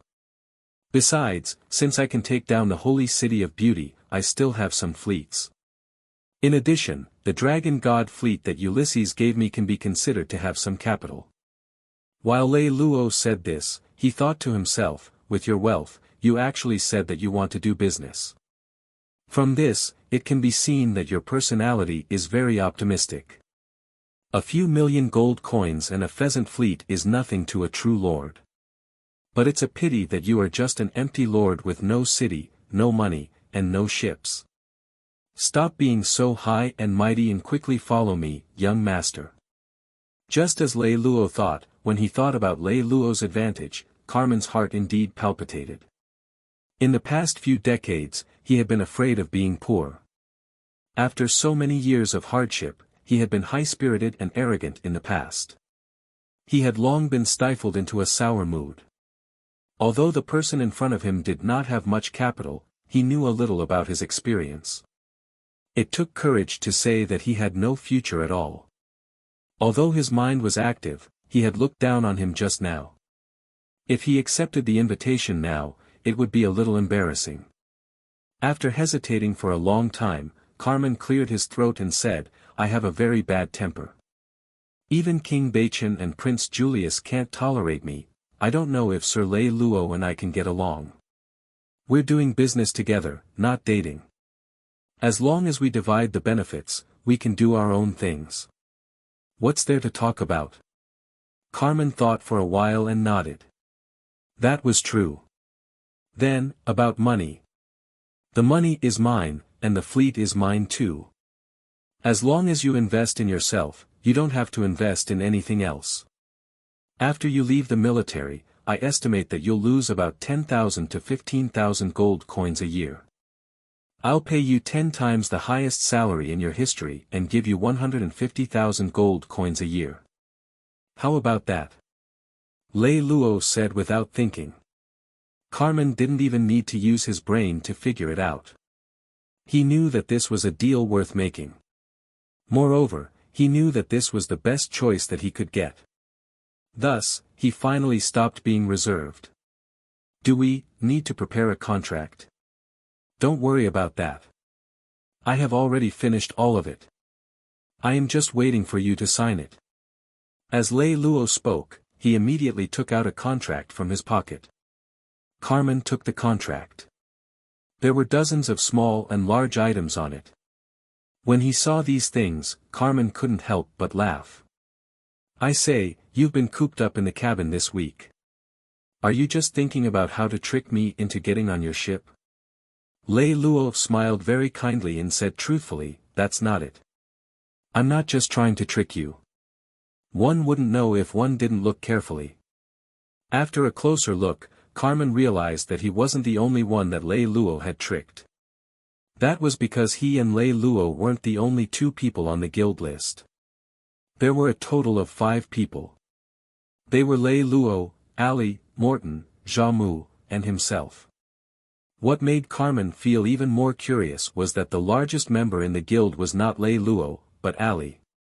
She had 51% of the voting rights in the entire guild. Lei Lou was not even the second largest member. The second largest member was Morton, who had 20% of the voting rights. As for Xiamu, just like himself, he also had 10% of the voting rights in the guild. On the other hand, Lei Lou only had 9% of the voting rights. Upon seeing this, Carmen immediately questioned him. Could this be a fake? Of course not. We are building a real guild. We don't play tricks. All of our fleets, including the Dragon God fleet, will be classified as belonging to the guild. If that's the case, why do you have so little voting rights? Faced with Carmen's questioning gaze, he laughed. I really want to tell you that the real reason is because I'm indifferent to fame and fortune, but I know you won't believe me.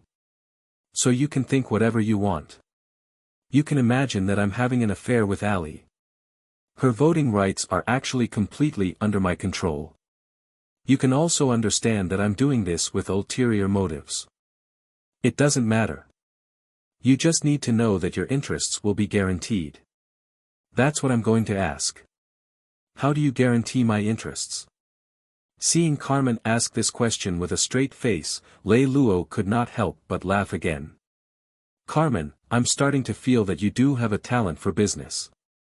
Lei Lou smiled and said casually, as long as you sign it, this Dragon God fleet and all the fleets under East God will be reorganized by you.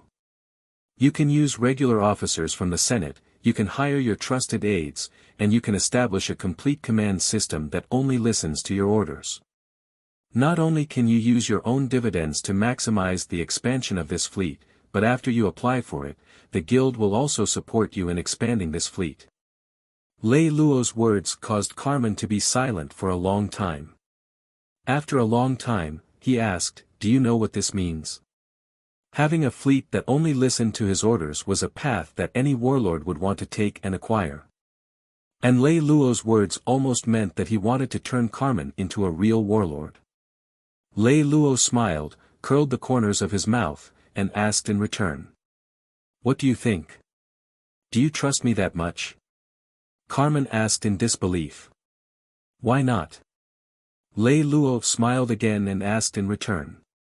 "We've only known each other for a week. Before today's conversation, we didn't have more than 30 conversations. Don't you feel uneasy that you've given such an important power to me so quickly?" Carmen frowned and turned his head with a troubled expression. It seemed that he was really troubled by Lei Luo's completely disorganized way of doing things. "A week?" Hee, Lei Luo laughed. "Back then, when Morton, Ali, and I decided to work together, we had only known each other for a day. The time I spent observing you was 7 times longer than theirs." When Lei Luo said this, he pointed at the 2 words that flickered in the air. "As for Commander Xiamu, he views me as his enemy. He's the same as you. Not only is he a member of the guild, but he'll also maintain his own fleet. The guild will also give him additional ships and troops as appropriate. I don't need to worry about him.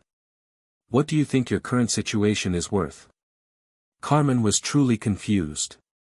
He opened his mouth and wanted to say something, but after thinking about it, he did not know what to say.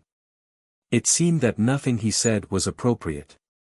"A motley crew, do you really want to say these words?" Lei Luo straightened his originally casual body and stared straight at Carmen. Although he still had a faint smile on his face, behind that smile, there was an unconscious sense of pity and disapproval. This made Carmen feel an inexplicable sense of oppression, like a cold current that had not been predicted, making him feel uncomfortable and stunned. As if realizing that his casual attitude had made Carmen unhappy, Lei Luo lowered his head and walked to the other end of the command room 3 to 4 meters away from Carmen. "Carmen, in your opinion, how should you investigate a person? Listen to his words, observe his actions, and observe his personality. How long will you have to investigate before you can determine whether a person can be trusted? If it's a low-level position, it will take at least a year. If it's a big job, it will take at least 10 years. Lei Luo nodded, crossed his hands behind his back, and continued to walk. "If I had done it 100 years earlier, I would have told you what I would have done. I would have joined a well-known lord and become an officer. Then, would have used 20 years to accumulate battle achievements, wealth, and reputation. In another 20 years, I would have established my own network and organization. After that, I would have been able to establish my own family and become a lord. Then, I would have joined an alliance that was neither too big nor too small. I will use 30 years to fight for this alliance. During this process, I will not only expand my own strength, but I will also expand my own team. I will also train a perfect system of officer selection and reserve officers. After that, I will usurp the position of alliance leader. In the next 30 years, I will use military, diplomatic, commercial, and other means to maximize my strength. At the same time, I will accumulate enough allies. When everything is completed, I will sit quietly in my study and wait for the chaotic world to come." At this point, Lei Luo suddenly changed the topic. "However, not only has it not been 10 years, it hasn't even been a year. Speaking of the worst, it is likely that it hasn't even been a month. At this time, moving forward slowly is equivalent to courting death. Not even a month. Is time that tight?" It was not that Carmen had not noticed the information that Lei Luo knew. However, because he was not trusted by King Beichen and did not have a good relationship with the other suzerains, he did not have any concrete information. This also caused him to misjudge the situation. From his point of view, the large-scale unrest in the empire would probably take another 10 years, or at the very least, 5 years. Lei Luo did not answer him. He only handed the meeting records that Ulysses had given him to Carmen. "Listen to it for yourself. See if I'm exaggerating or not. Carmen received the meeting records from Lei Lou with doubt. After reading for less than 3 minutes, he hurriedly flipped to the end. When he saw the final outcome of the meeting, a strange smile appeared on Carmen's face. That smile seemed to be filled with disbelief, but it also seemed to be saying that it was as he had expected. This is why Prince Ulysses chose me as his ally, because he didn't have the time to choose a better ally than me. Similarly, the reason why I chose these people, including you, to become my teammate was also because I didn't have the time. He and I are the same. Anyone above the standard is a precious asset for us.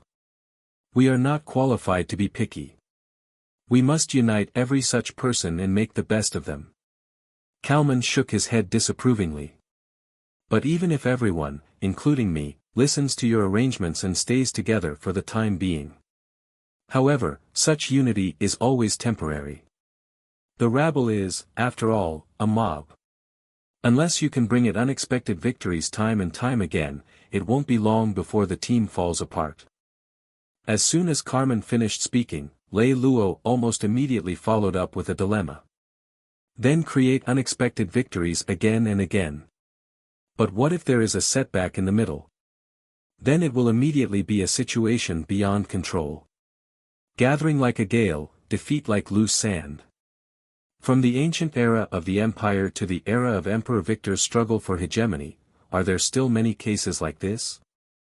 Then we will resolve the setback. Lei Lou sat down. He was sitting in a chair, but his back was straight and did not touch the back at all. His left hand was naturally placed on his left leg, and his right arm was quietly placed on the command platform. The light on the command platform leaked through the 5 fingers he placed on the command platform, forming a sparse shadow under his palm. If the sea blocks us, then fill the sea. If the mountains block us, then push them down. If the stars block us, then destroy the stars. If the heavens block us, then go against the heavens. The reason why a human can become a human is not that he can stand up and walk, but because he has a stronger will than any beast. If a human loses his strong will, then he is no longer worthy of being called a human, and he has become a mere animal. When Lei Lou said these words, his expression was exceptionally calm, and his tone was also gentle. However, this did not make Carmen feel at ease, but instead, it made him feel even more creeped out. This made him believe even more that the words of this young man in front of him did not come out of a moment of hot-bloodedness and arrogance, but came from the bottom of his heart, from the depths of his heart. You really think you can defeat fate? Carmen himself did not know what was going on. The young man in front of him clearly had a gentle and rational appearance. However, he had a strong sense of unease, so much so that when he spoke, he would unconsciously appear much more cautious. It was as if he said one wrong word, Lei Lou would rush up and tear him into pieces. Fate? A contemptuous smile appeared on Lei Lou's face. If I surrender to fate, I will be dead when I was born. The fact that I am able to live so healthily is in itself a mockery of fate. As Lei Lou said this, he paused for a moment and then said a sentence in a calm but firm tone to summarize everything that was said above. If I really want to talk about fate, then from the moment I was born, I was destined to defy the heavens. I rarely admire people in my life, especially young people like you. But I have to say, I sincerely admire your perseverance and courage. Carmen took a deep breath and shook his head with some regret. If you are given enough time to temper yourself, I believe that your future is limitless.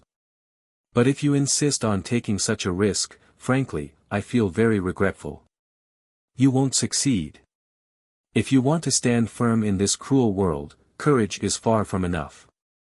In your eyes, I'm just a conceited and paranoid youth, right? Lei Lou finally turned his face to face Carlman. You have amazing potential. In time, in the entire world, the number of people who are qualified to be your opponent can be counted on one hand. But for now. Carmen hesitated for a moment and finally said, yes. Lei Lou did not defend himself. He only took out a magic crystal from his pocket and pulled out the map. Then, he pointed at one of the provinces and said, "Do you know where this is?" Carmen only glanced at a few numbers of this star field before quickly answering, "Satan's Wings, one of the 3 great bases of the Empire's pirates." Lei Lou nodded and pointed at a city on the edge of Satan's Wings on the map. He asked, "Do you know what city this is?" "Cape of Good Hope. It is the only city owned by the Lord of the Broken City of the Commonwealth Economic Union. It has a population of 1.9 million. It is one of the most prosperous cities in the 3rd province and has a complete ship production chain. In terms of military, the Broken City Lord has defined the main direction of development as a commercial city. Hence, the military strength of this city is not exactly top-notch. However, in terms of commercial cities, it can be considered extremely powerful. The Cape of Good Hope has 4 Lord-tier defensive fleets, and its defensive structures are quite solid.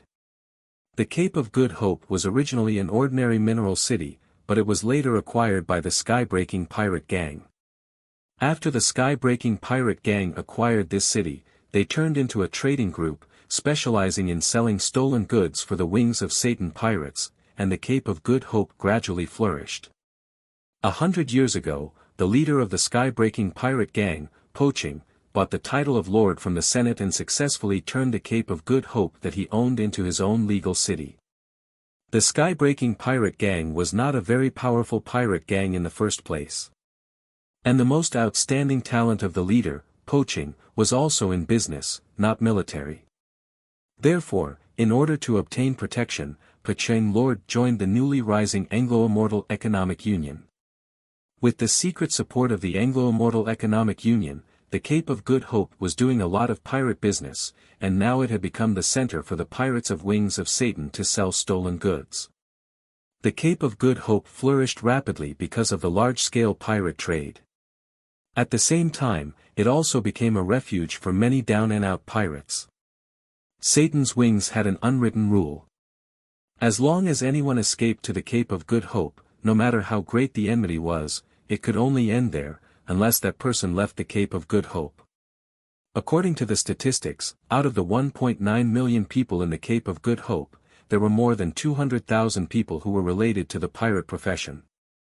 Normally, as a legitimate lord, it is unlikely that he would be accepted with such deep connections to the pirates. However, because the Lord pays a large amount of bribes to the Senate and the Union of Immortal Economic Cooperation every year, his grey business methods and the black and white identity of the Cape of Good Hope are also accepted. When Carmen talked about the Cape of Good Hope, he was like a storekeeper who was reporting the inventory in his warehouse as if it was a treasure. This was enough to prove that in Carmen's mind, he had detailed information about all the key cities in the empire. The knowledge he had about this matter was acquired through years of experience. In this regard, even Lei Lou was inferior. When I first planned to occupy the Holy City of Beauty, I originally planned to use it as a base for development, because the defensive structure of the city is so strong that anyone who wants to capture it would have to pay a greater price than obtaining it. Therefore, I can develop in peace here. However, during the course of the operation, I accidentally received news that the Twilight Union was recruiting troops on a large scale from Satan's Wings. Therefore, I received a very good inspiration. If we were talking about the origin of the Satan's Wing pirates and the convenience of recruiting pirates, what could be better than the Cape of Good Hope? You have to know that many of the people living here were originally pirate leaders. They had no choice but to hide here because they were frustrated for various reasons. If we can mobilize these people, then this kind of energy will definitely be astonishing. When Lei Lou said this, he enlarged the map, then, he pointed at the map and said, "You see, we can divide the entire 3rd province into 4 regions. The first region is the Dark Dragon Alliance. Their true strength accounts for almost 30% of the entire 3rd province, and they are the strongest alliance in the 3rd province. The region that is close to the 3rd province is the second region of the Dark Dragon Alliance. The region that this region occupies and its strength is only about 10% of the entire 3rd province. However, because this is the territory of the Big Dipper Alliance, which is a feud between generations. The Dark Dragon Alliance is very concerned about it. For more than 100 years, they have been attacking the Big Dipper Alliance with all their strength. They want to get rid of them as soon as possible. Back then, the strength of the Big Dipper Alliance and the Dark Dragon Alliance were on par. Unfortunately, the alliance leader Sa died young, and the alliance's strength was greatly weakened.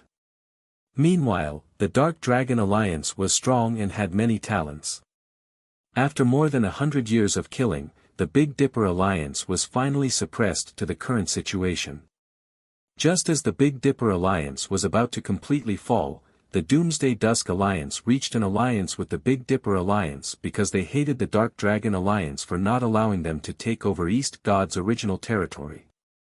Although the Dark Dragon Alliance is strong, it won't be easy to deal with them when the Big Dipper Alliance and Doomsday Dusk join hands. They have to do their best. It's precisely because of this that the Yingzhan Economic Cooperation Alliance and Phoenix Alliance in Zone 3 rose to prominence. The overall strength of Zone 3 also accounted for 30% of the entire Third Province. This place was originally East God's territory. In this region, besides East God, there were more than a dozen unremarkable small alliances that served as the vassals of East God. Among these unremarkable small alliances, the two largest ones were the Union of Immortal Economic Cooperation and the Union of Phoenix. At that time, the Union of East God was attacked like Doomsday. After the Union disbanded, Doomsday had originally planned to take over the entire region, but who knew that the Dark Dragon Alliance would oppose it so strongly? On one hand, the Dark Dragon Alliance was willing to go all out. On the other hand, they were trying their best to mobilize their connections in the Senate to prevent the Senate from recognizing Doomsday Dusk's occupation as legal. After doing both, Doomsday Dusk had no choice but to leave this region unwillingly. Doomsday, who was unwilling, turned around and formed an alliance with the Big Dipper Alliance to deal with the Dark Dragon Alliance. In this way, East God was destroyed, Doomsday left, and the Dark Dragon Alliance had no power to interfere. Zone 3 suddenly became a vacuum of power. It was under this kind of heaven-sent opportunity that the Union of British Immortal Economic Cooperation and the Phoenix Alliance quickly grew and became a first-class major alliance. The Union of British Immortal Economic Cooperation and the Phoenix Alliance are both new alliances that have been rising for less than 200 years. Although their strength is not considered to be the best, the leaders of the two alliances are very aggressive. Unifying Zone 3 and becoming a top-tier alliance on par with the Dark Dragon Alliance is the same wish of the two alliances. For this reason, the two alliances have been fighting for more than 10 years, and they can be considered mortal enemies. Because they are busy fighting each other, they cannot fully conquer the other small alliances. Therefore, in Zone 3, there are still 7 small and big alliances. The total strength of the 7 of them is about 40% of the total strength of Zone 3. Zone 4 is monopolized by Satan's wings.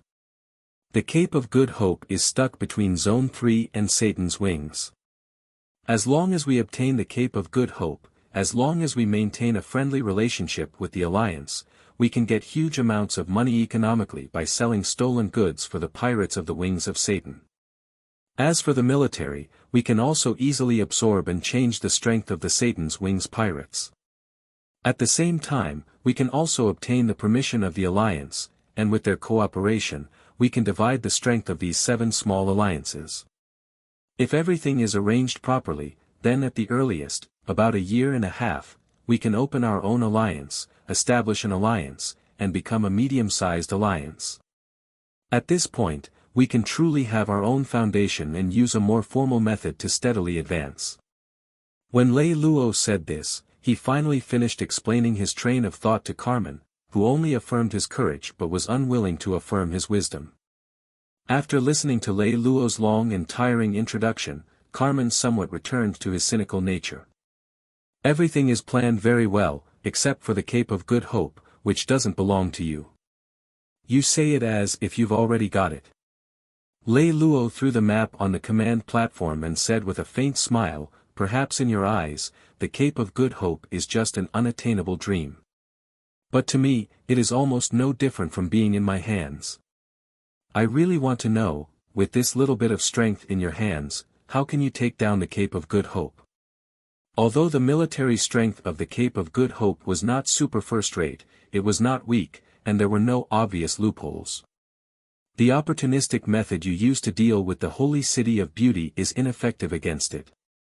Carmen put away his contemptuous expression and asked with a serious and expectant face. He knew that Lei Lou was not the kind of person who would shoot off without a target. Although Carmen's expression was not so contemptuous, Lei Lou could still hear the casual contempt in his words. Between the lines of Carmen's words, he did not think much of his plan to take down the said city. He only thought that he was opportunistic and lucky. Now is the time to stun this arrogant fellow, Lei Lou thought to himself. He kept quiet and only pursed his lips into a smile, then lowered his head and softly repeated those 3 words from Carmen. Based on what? After Lei Lou repeated his words, he maintained his silence, a mysterious smile hanging on his face. Finally, Carmen couldn't hold it in anymore. Tell me, I really want to know what you can do this time. If you want something, why do you have to snatch it? Can't you let others give it to you? Lei Lou raised his head and looked at Carmen with a smile. Give it to you? Are you saying that the Broken City Lord will give his city to you? Carmen couldn't believe his ears. Of course, the Cape of Good Hope belongs to him alone. If he doesn't give it to me, who else would? But, why would he do that? Carmen's eyes were wide open and his face was filled with curiosity. Someone would force him to do that. Lei Lou waved his hand. That's the end of the question. That's all I can say. I can't say anything more. Then, no matter how much Carmen pestered him, Lei Lou only used one sentence to answer. I can only tell you one thing now. The Cape of Good Hope will definitely be in my hands. As for the rest, I won't say another word. After a fruitless pestering, Carmen sat helplessly on his seat. He habitually touched the whiskey bottle, but he was not in the mood to drink it. So he put the whiskey bottle down again. Why did you tell me so much? Because you're a good commander, and what I need most right now is a good commander. But why did I hear that you like to use those commanders who debuted through irregular channels? You're very well informed. Not as well informed as you, but it's still all right. Since that's the case, why did you use me? Because I prefer to use people who are not accepted by the world.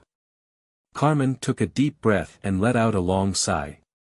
Even if I believe that you really have a way to get the Cape of Good Hope, I have deep doubts about you using this team to achieve your strategic goal. Do you think that the others in the team aren't worthy of you? Lei Lou asked.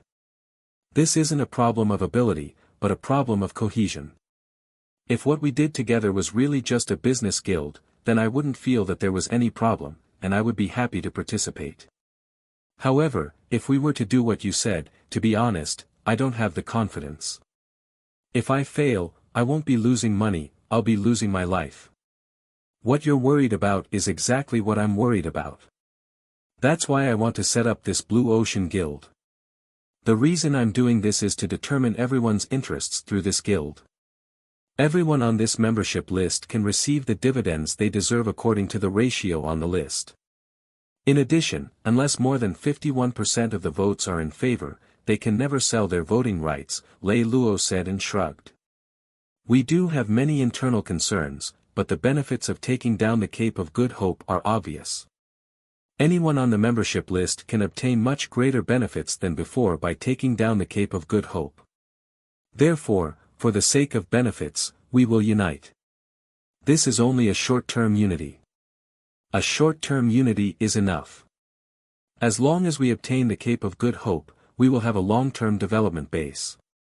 At that time, we will have a lot of leeways, and we will also be able to bear the necessary losses of internal friction. At that time, if we are willing to work together for a long time, then we will continue to work together.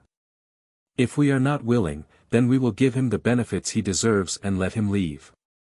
Will things really go so smoothly? Carmen leaned against the control panel and looked at Lei Lou. Based on my personal experience, plans that sound good often fail.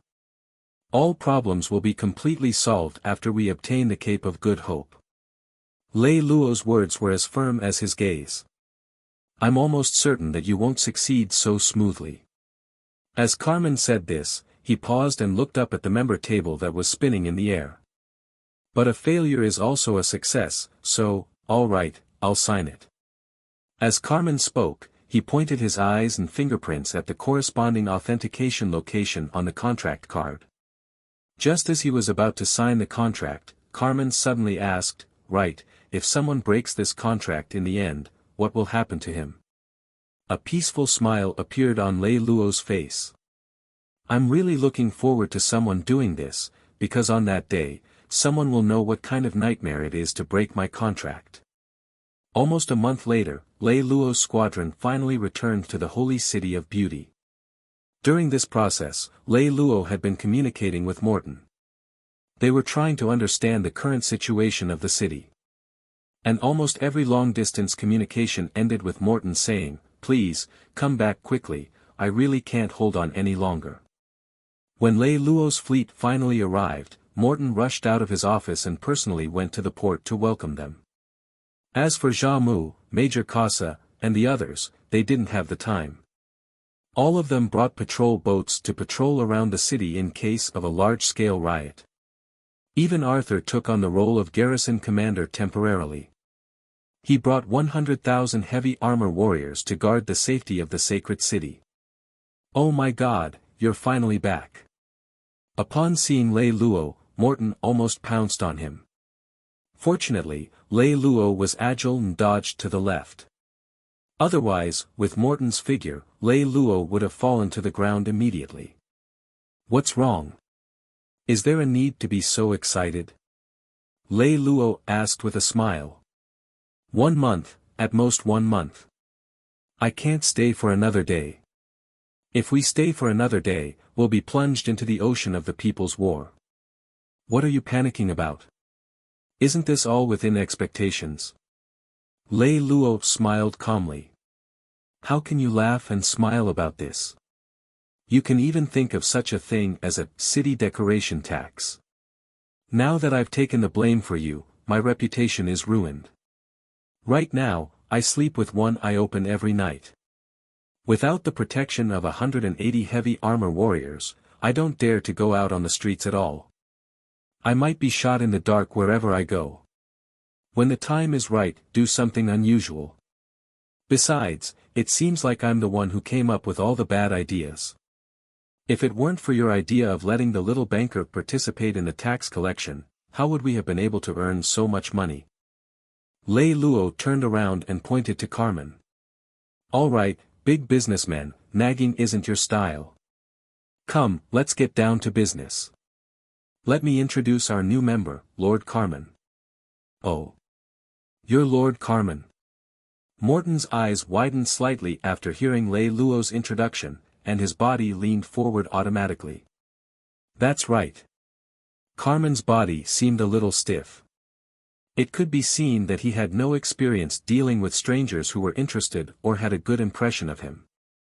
I heard a friend of mine in the 7th province mention that back in the Free Sea, he was attacked by a huge pirate fleet. It was Lord Carmen who fought with less than a third of the fleet and chased away the pirate fleet, ensuring his safety. Just like Satan's Wings, the Free Seas was also one of the Empire's 3 great pirate bases. That pirate fleet was only about 100 heavy ships. It couldn't be considered huge. At that time, I was only leading a team to pass by. There wasn't any fierce battle. We only had a little contact, and the other party was afraid of King Baichen's deterrence and automatically retreated. Hearing Carmen's words, Morton glanced at Lei Lou from the corner of his eye. His meaning was very clear. Why is the person you brought here so inconsiderate? Lei Lou smiled awkwardly and leaned over to Morton's ear. That's his problem. How did you poach King Baichen's subordinate? Morton also leaned over to Lei Lou's ear and asked quietly. I didn't poach them. I picked them up. Even a commander like that has to be picked up. Then hurry up and pick up a few more tomorrow. Lei Lou and Morton stood there whispering to each other for more than a minute. It wasn't until Ali couldn't stand it anymore that she raised her hand to her mouth and coughed a few times. Only then did the two of them stop whispering.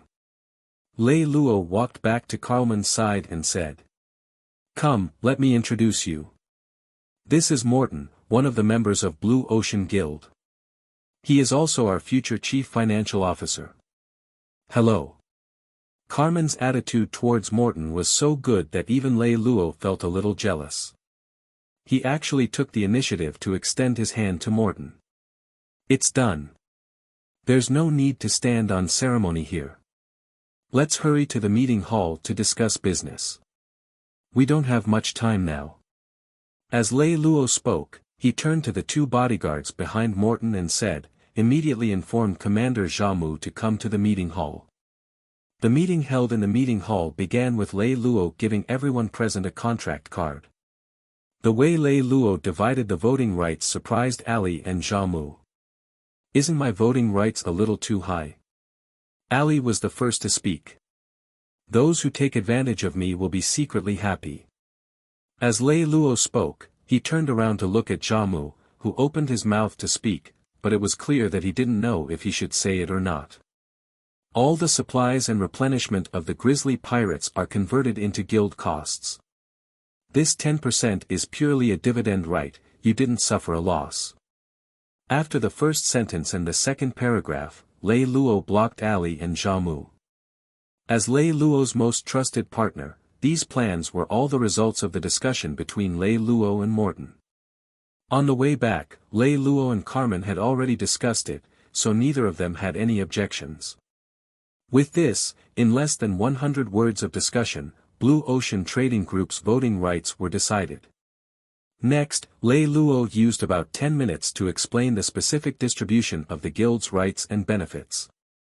Regarding these distribution, Morton and Lei Lou had repeatedly discussed it during their series of long-distance communications. They had fully considered the feelings of all sides. Thus, basically, Lei Lou read the whole way and didn't have much to discuss. Around 12 to 13 minutes later, everyone signed the contract for Blue Ocean Trading Group. Although it was a democratic process, in reality, Lei Lou was the only one talking to himself, and the situation was set in stone.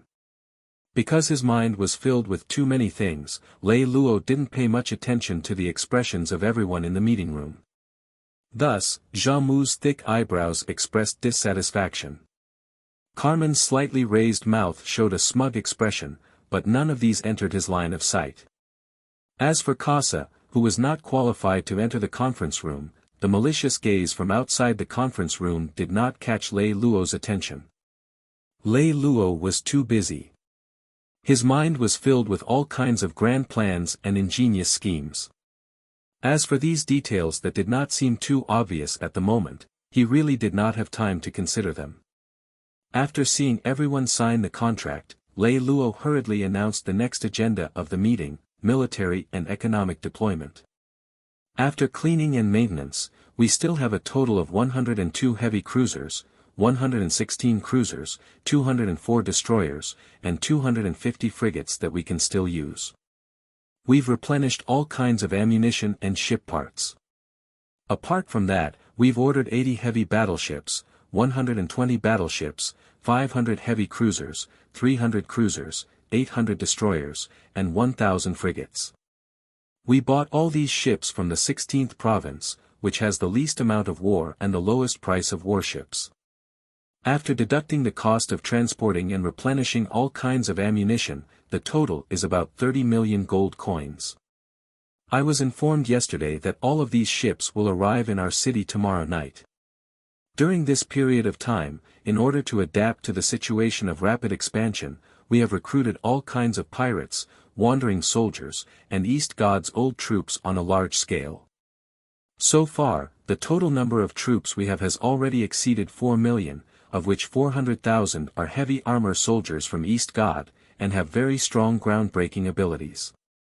The remaining 3.6 million, 1.5 million, are ground-based security maintenance troops. In essence, they are equal to security. Basically, they are the security forces that took over the former holy city of beauty. These people's combat ability is extremely low, and they can only maintain security. The remaining 2.1 million are all combat troops, which is about 1.6 million ship-operating soldiers. The ground assault force is 500,000. Among them, about 800,000 are all kinds of pirates, including the grizzly pirates. The other 1 million are the former troops of East God. The remaining 300,000 are wandering soldiers from all over the world. Among all our soldiers, including the current commander of the grizzly pirates, about 4,000 of us are qualified to be the minimum commander. The grizzly's pension, plus the recruitment fee for all, costs about 5 million gold coins. Our main expenses are these two items, together with the other miscellaneous expenses of about 4 million, as well as the maintenance fees for the entire city, and the resources we've collected over the past few days. Almost all of them have been changed into gold coins, totaling about 46 million gold coins. At present, our surplus is about 7 million gold coins. Based on the current situation, our tax on the holy city of beauty has almost reached the limit that the citizens of the city can endure. Currently, we can only collect 300,000 to 500,000 gold coins a day. Moreover, as far as I know, resistance organizations are brewing everywhere and could erupt at any time. Many citizens are also using their connections to seek help from the surrounding suzerains.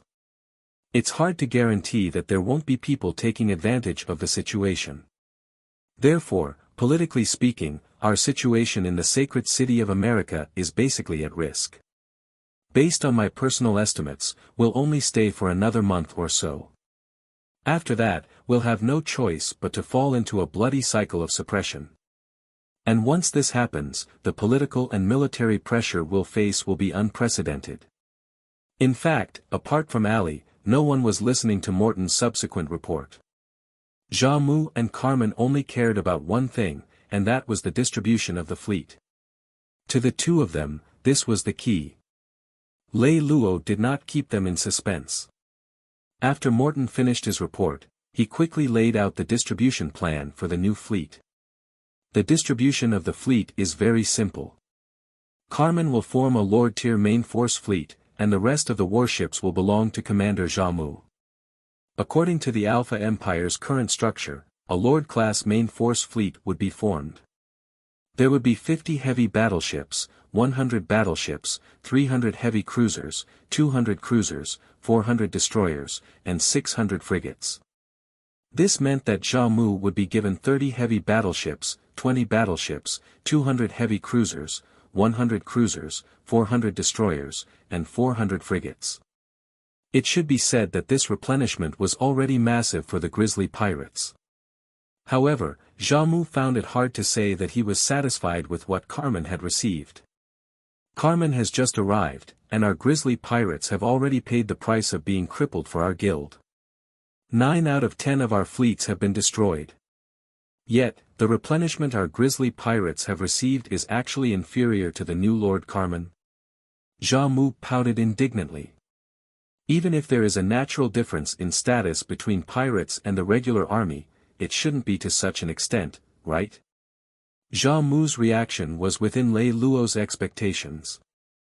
He waited until Xiamu had just finished speaking before pausing slightly, then, he slowly said, "Today's arrangements are not to reward people based on merit, but to prepare for the Great War. At this time, it's not about who has the most merit and gets the most things. It's about who has the most ability and gets the most things." The meeting was very rushed. I didn't have the time to introduce Lord Carmen to everyone. Lord Carmen was originally a lord under King Baichen. 10 years ago, during the lord training exercise under King Baichen, Lord Carmen was ranked 7th. As for his strategic index, it was 12. Although Lei Lou said that he wanted to introduce him to everyone, in reality, he was only speaking to Xiamu. He made a special emphasis on the last sentence, because Xiamu's strategic index was not even a little bit inferior to Carmen's. When Lei Lou said this, he saw that Xiamu still seemed to be angry. So, he stood up, walked to Xiamu's side, and patted his shoulder. "Xiamu, don't just look at the current situation. I think you know better than me what the situation is like. We can't stay here any longer. Within a month, we have to occupy a new base and start our long-term development there. I'll announce the specific plan later. After we get that new base, I'll give you everything that the grizzly pirates deserve." Xiamu laughed coldly and said, "Well said." Lei Lou looked at the situation and knew that he had to use his trump card. In 3 years, how about 1 Lord-class main force fleet per year? Xiamu's brows opened up. How is that possible?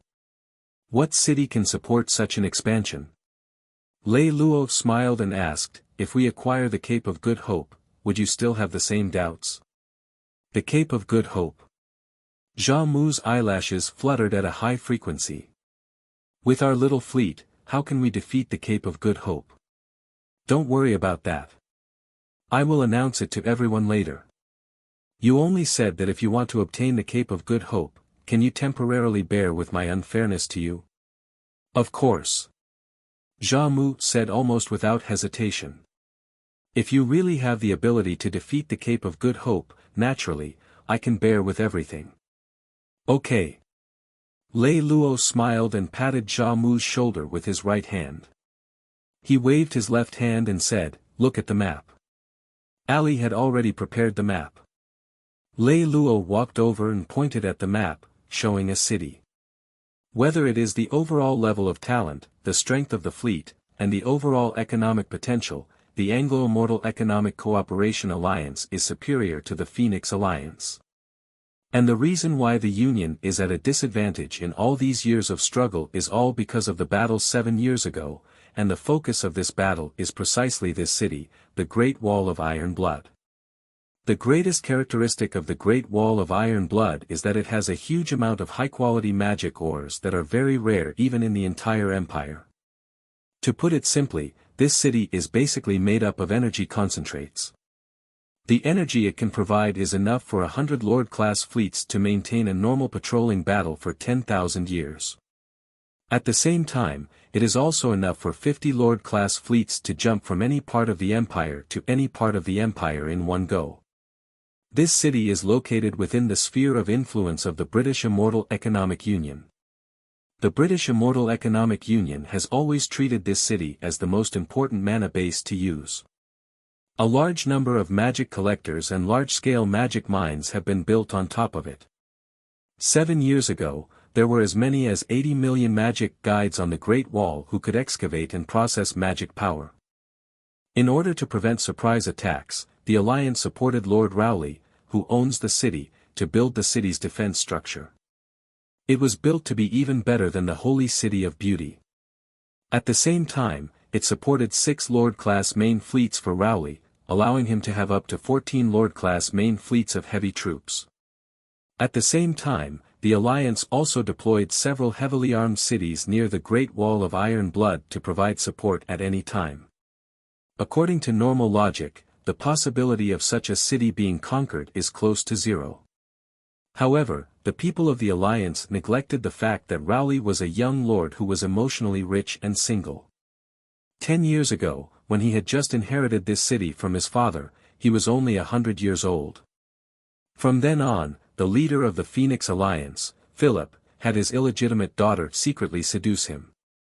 After 3 years of hard work, Philip finally made Rowley gradually fall in love with her. In the end, what made Rowley completely fall in love with the Phoenix Alliance was the title of deputy leader that Philip had given him, as well as the exchange of 20 wealthy cities. When Philip's 5 Lord-level main forces suddenly arrived within the defensive range of the Great Wall of Iron Blood, and the defense officers were preparing to launch an attack while they were still jumping, they received Rowley's order to surrender to the Phoenix Alliance. Just like that, the energy fortress of the Alliance fell within the Phoenix Alliance. When the Alliance realized what was going on, the Phoenix Alliance already had 19 Lord-level fleets and one of the most powerful defense structures in the Empire. With the Great Wall of Iron Blood as the bridgehead, the situation of the Alliance and the Phoenix Alliance changed. The Alliance had no choice but to shrink its defense line on a large scale to deal with the cancer inside. The Phoenix Alliance has been steadily pouring new fleets into this enclave. Since there is plenty of energy on the Great Wall, no matter how many fleets there are, they do not have to worry about running out of energy. Because the Phoenix Alliance has been pouring in fleets and the defensive structures on the Great Wall have been expanding, the Great Wall has become one of the two major fortresses in the Third Province. It has more than 30 Lord-level main force fleets and the first defensive structure in the Third Province. In the past 7 years, in order to fight for this fortress, the two alliances have lost more than 100 Lord-tier main forces. After a fleet warped, due to space-time warping and unstable materials, the fleet would normally lose its combat ability for about 30 minutes to an hour.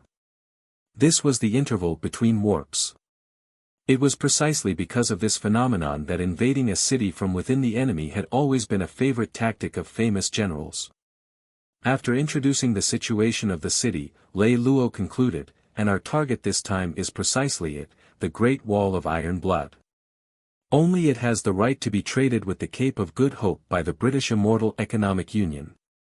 The second half of the meeting was basically about how to attack the Great Wall of Iron Blood.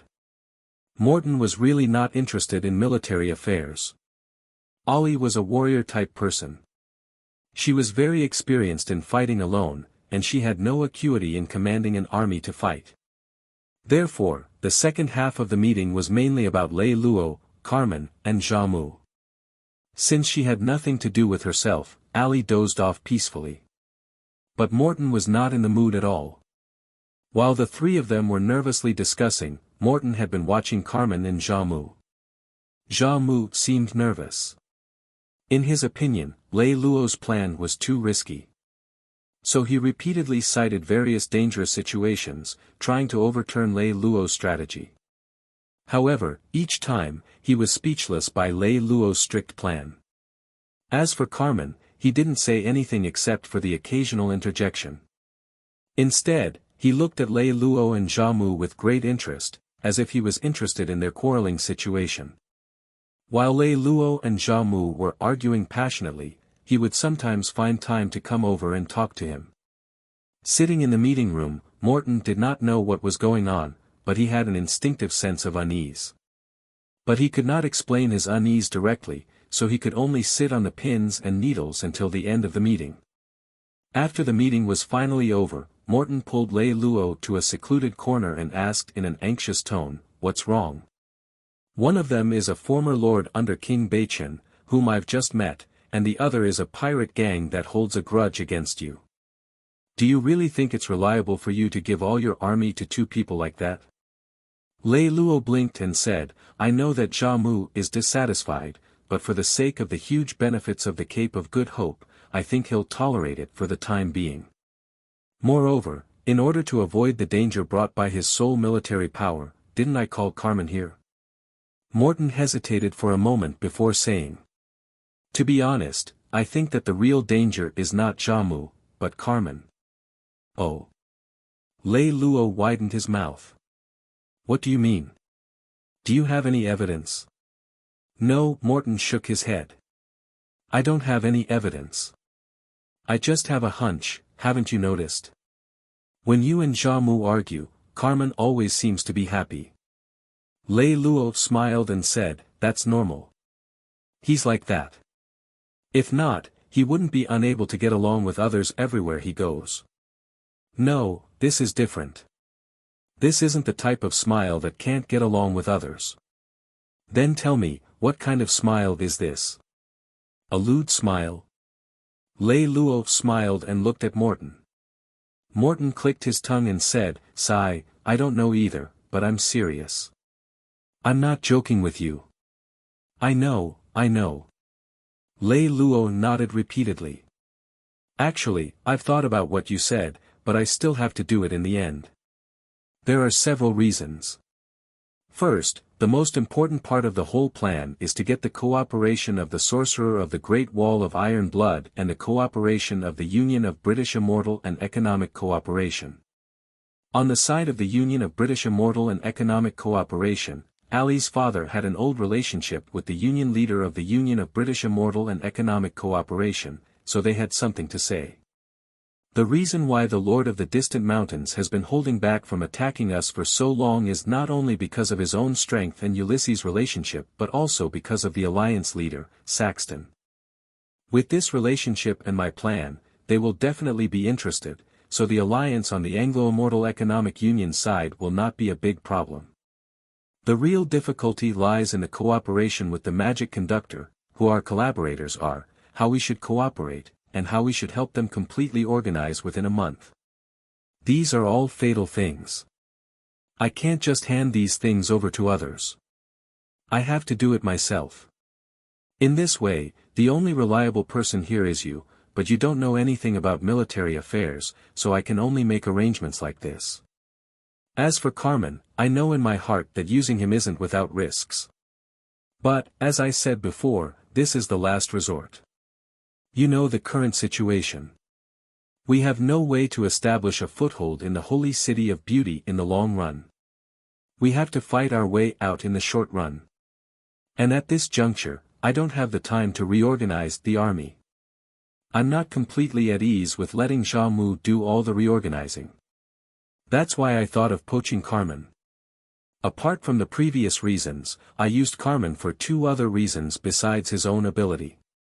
First, although he said that he wanted to leave King Baichen's military status, no matter what, he was once King Baichen's man, and it was Ulysses who arranged for him to stay by my side. If he didn't get Ulysses' authorization and created trouble for us without permission, he wouldn't have been able to get past Ulysses. And I can tell that Ulysses and I are sincere in forming an alliance. He would never let Carmen do such a thing. Morton opened his mouth, wanting to say something, but before he could say anything, Lei Lou continued speaking. Even if Carmen is extremely bold and wants to do something, I don't think he will be able to do it. The reason is simple. The people we handed over to him are basically people from the original East God. These people all acknowledge Ali, so how could they acknowledge him? Moreover, from now on, it will be less than a month at most. Even if he manages some of his armies during this period of time, it will be impossible for him to completely control this army in such a short period of time. Although I'm a businessman and I'm not as good at strategic military strategy as you, I still feel that there's a dead reason. I'm always terrified when I don't control the army in my own hands. Then what do you think we should do? You and Ali don't know anything about military affairs, and I have to go outside again. How about this? How about I go for you on the side of the magic conductor? You'd better stay in the holy city of beauty to reorganize the army and let Carmen be your deputy. I think this is more appropriate. No. Lei Lou rejected the idea very straightforwardly. If the alliance with the magic conductor on the Great Wall of Iron Blood is to disappear, I have to go personally. I'm not doubting your ability, but this matter is too important. I can't tolerate even the slightest mistake. Lei Lou smiled and patted Morton's shoulder. Don't worry too much. As long as we reach the Cape of Good Hope, I'll settle everything. Morton saw that Lei Lou's attitude was very firm, so he could only sigh in the end and say, I hope that I'm worrying over nothing. All right, go ahead then. I have a lot of things to do with my finances. As Morton spoke, he was about to leave when he asked again, when do you plan to depart? Tonight, I still have to explain to Ali how to talk. After that, I'll depart tomorrow. After I've done most of my work at the Great Wall of Iron Blood, I'll send you a message. At that time, Ali will be able to depart directly. Set off tomorrow. So soon? Aren't you going to stay for another day or two? Brother, how can I have time? Don't you know what kind of environment we're in now? Lei Lou smiled and patted Morton's shoulder.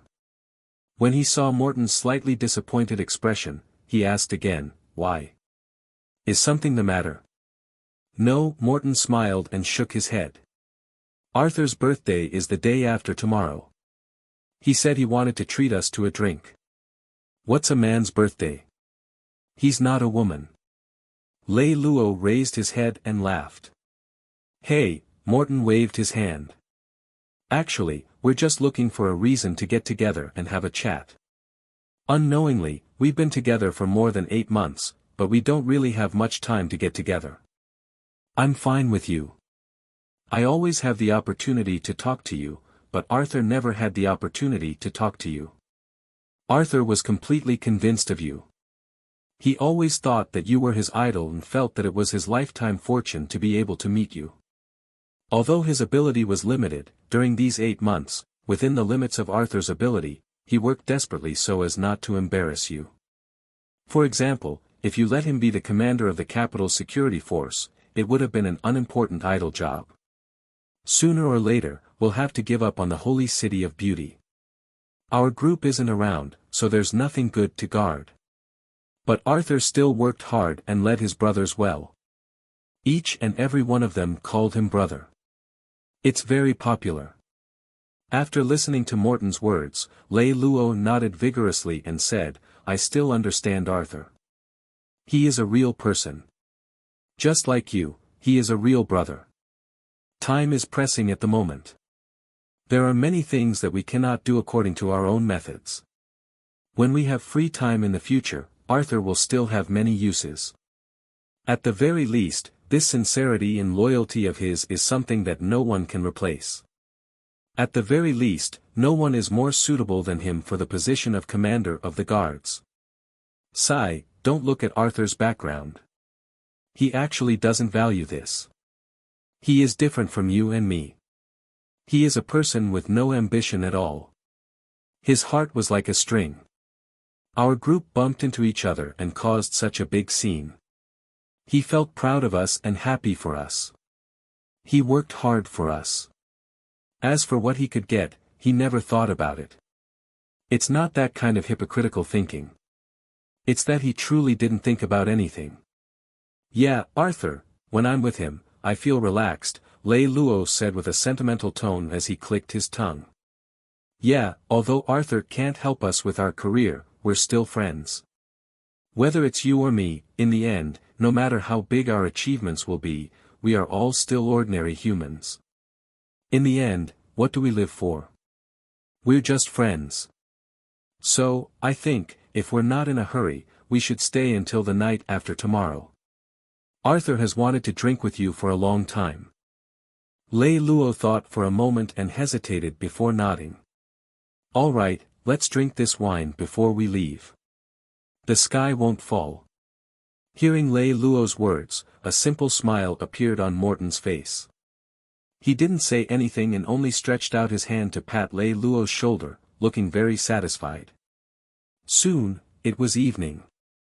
Arthur, who spent almost 24 hours a day in the office and patrolling, had already packed up most of the things on hand. Then he took a bottle of good wine that he had looted and ran to Morton's room in a flash. When he entered the door, he saw Morton and Lei Lou already sitting in the room waiting for him. There was a map between the two of them, as if they were discussing something. Arthur, who was standing at the door, smiled in embarrassment and asked timidly, Am I disturbing you? What are you talking about? It's your birthday today. You're the oldest. Lei Lou turned around and saw that Arthur was already at the door.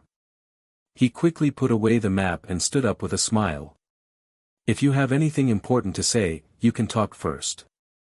I'll come back later. As Arthur said this, he really turned around and wanted to leave. Seeing this, Lei Lou hurriedly walked over and pulled him back. What the f***ck? There's nothing important in this world. Come. Hey, what is this in your hand? Red wine. Is it real or fake? When Lei Lou mentioned this, Arthur immediately became excited. Of course it's real. This wine is passed down from our ancestors. My family has been winemakers for generations. We don't have anything else, but we have a treasure that is stored in a special box. I went home a few days ago and brought it over. Morton, who was well versed in wine, took the bottle and spoke with a pained expression. F***ck, you're really willing to part with it. You killed a bottle of red wine on your birthday. You have the bearing of a Grand Alliance leader. What's the big deal? There's no banquet without wine. It's fate for us to bump into each other. A bottle of red wine is nothing. As Arthur spoke, he forcefully broke open the bottle of top-notch treasure that he had brought from home. The moment the bottle was opened, the fragrance that had been stored for thousands of years instantly filled the room. We can't let this bottle of wine suffer. Morton, which is the best restaurant in the entire city? Lead the way. It's my treat. Lei Lou patted his chest and laughed. Haha, good. You always think of scamming others. It's your turn to be scammed by us.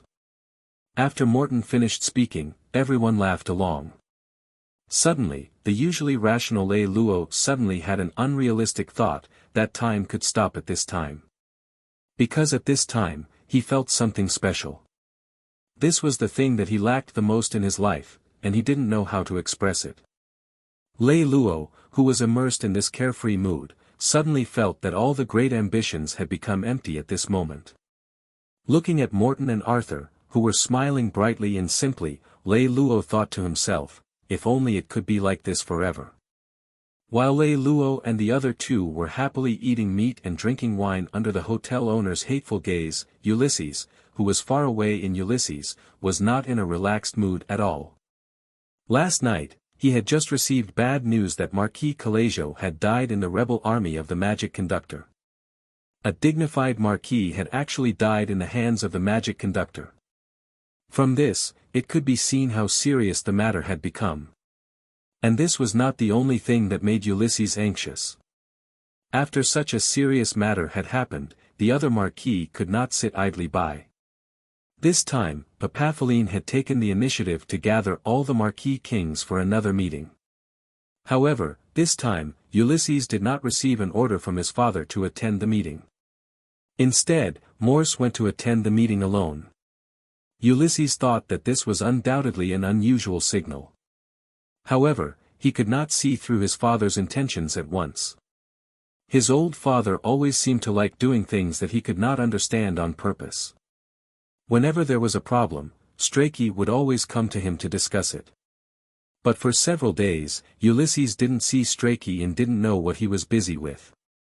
Ulysses was depressed. He walked in the garden for half a day, but he couldn't get rid of the anger in his chest. So he strolled to Strachey's apartment. Ulysses' apartment was made up of a group of buildings on a hill. Strange's apartment was one of these buildings. Therefore, Ulysses walked from the garden to Strachey's apartment in less than half an hour. The apartment was an independent villa. It was decorated in the style of the ancient times that Ulysses liked. Ulysses came to the door of Strachey's apartment and saw that it was closed. He walked up and knocked on the door, but after a few knocks, there was no response. Ulysses thought that Strachey had probably gone out to buy something with his servant. He knew that his teacher had this hobby. When there was something that he could not figure out, he liked to personally bring his servant to the market to buy things. With this thought in mind, Ulysses walked back. However, after a few steps, he saw Strachey's only servant walking over with a bag of vegetables on his back. "Your Highness." Upon seeing Ulysses, the servant hurriedly bowed to Ulysses. "Why don't you change this bad habit of yours? Don't be so polite when there's no one around." Strachey's old servant was someone who had watched Ulysses grow up. Ulysses was even more friendly to him than Strachey. Seeing him bow, Ulysses quickly walked over with a smile and helped him up. "Hey, where's teacher? Isn't he with you?" Uncle Zhang's eyes were wide open as he said with a puzzled expression, "Isn't master at home? Is teacher at home?" Ulysses blinked his eyes in confusion as well. "No one responded to me when I knocked on the door." "Oh, then it should be because he didn't hear you. Master seems to be communicating with someone through magic. He probably thinks that I shouldn't be listening to their conversation, so he specially sent me out to buy vegetables." Hearing the old servant's words, Ulysses was slightly stunned, then he nodded and said, "Oh. Your Highness, come back with me." Master should be at home. As the old servant spoke, he was about to pull Ulysses back. Ulysses smiled and shook his head. Since teacher is so busy, then I won't disturb him. Moreover, I suddenly thought of something to do, so I'll go back first. Help me tell teacher to come to my place when he's free. I have something to ask him for an idea. The old servant nodded and said, okay. After saying that, the servant carried his food and went back to Strake's apartment. Looking at the old servant's back, Ulysses muttered to himself thoughtfully, important magic communication. What important magic communication is there at this time?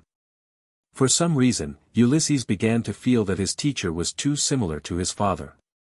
Both of them were like this, and it had become hard for him to understand or see through them.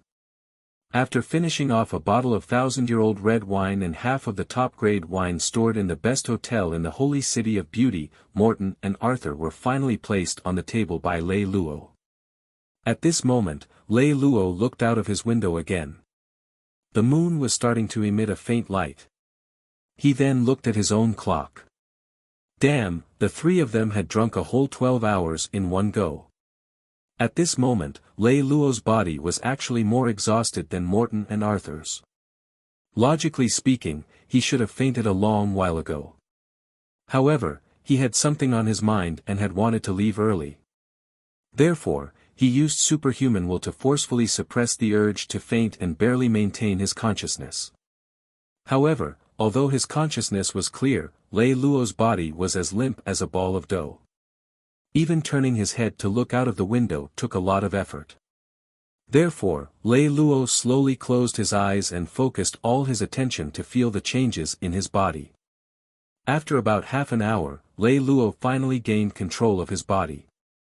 Lei Lou stood up and first loosened his muscles and bones. Then he smiled and looked at Morton and Arthur, who were lying on the table. He whispered, "Brothers, let's meet at the Great Wall of Iron Blood." After saying that, Lei Lou took out a card from his pocket and put it beside Arthur. Then he left. The card was made of paper and was made by Lei Lou himself. Apart from the words, "Happy Birthday," on the front, Lei Lou also wrote a sentence on the back. Brothers support each other and don't compare. As long as there is a difference in heart, you are not a real brother. I treat you as my real brother. I hope you won't let me down. Lei Lou.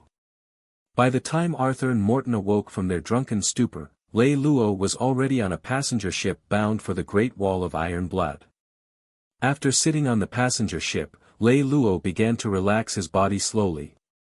After about an hour, Lei Lou finally returned his body to the state he wanted. At this time, his face had already turned red, and the effects of alcohol on the brain came back to haunt him.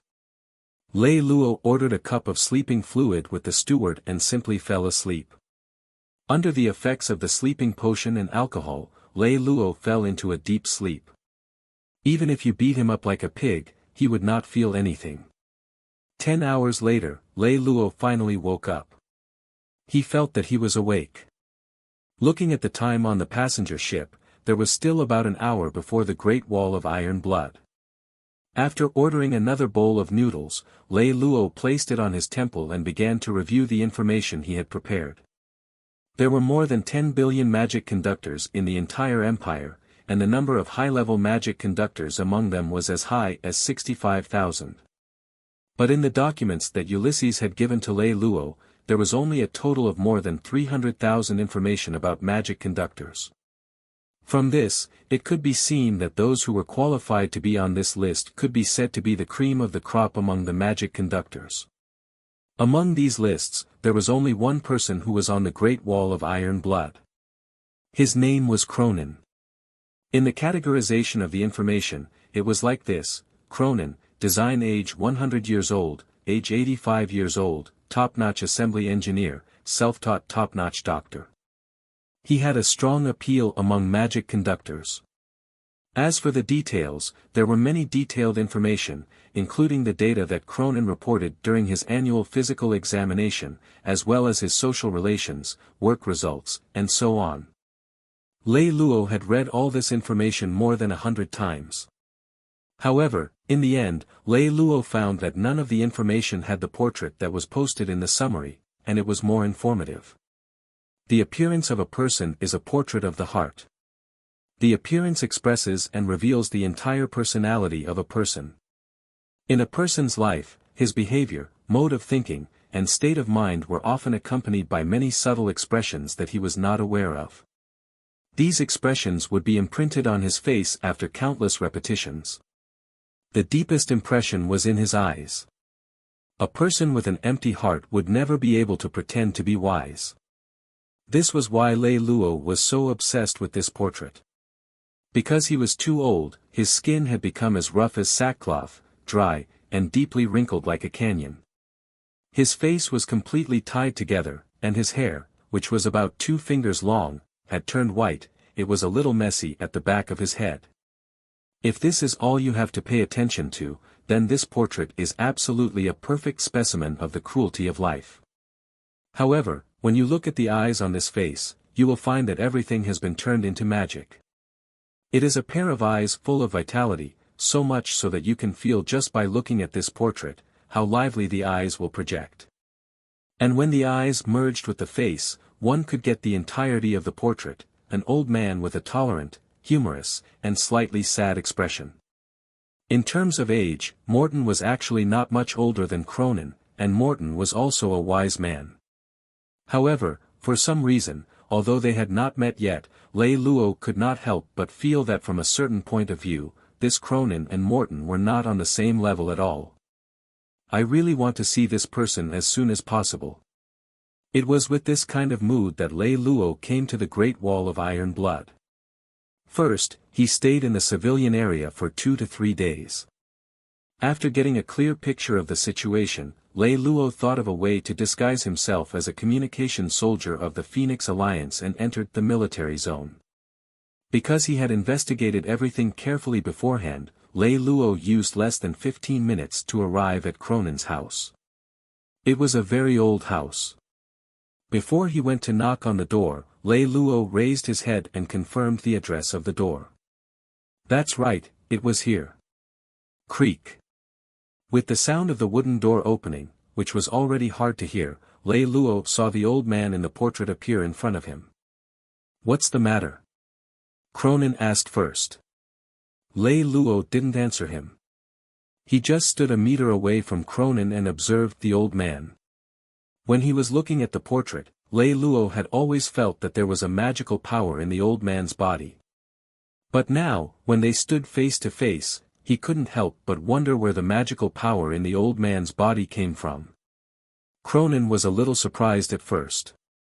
He looked at the silent communications soldier who stood straight at his door in the early morning. However, after a moment, Cronin smiled and said, "You're not a communications soldier." "Yes, I'm not a communications soldier. However, I did come to bring you some information. I believe that the information I will bring to you will be more than what you want to know from a communications soldier." Unknowingly, Lei Luo had used honorifics on Cronin. I have always heard that the Ghost Shadow military advisor, Sir Lei Luo, is young and promising. His wisdom and bravery are unparalleled. Seeing you today, you really live up to your reputation. Cronin looked at Lei Luo for a while and suddenly threw out such a sentence that shocked Lei Luo. However, his face did not reveal a trace of emotion. He only smiled and said, "Mr. Bai is only half right. I did come here on the order of Sir Lei Luo, but I'm not Sir Lei Luo. Sent here." Cronin raised his head and smiled faintly. "The matter here is so important.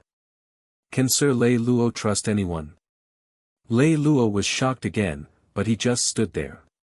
For a moment, he didn't know how to respond.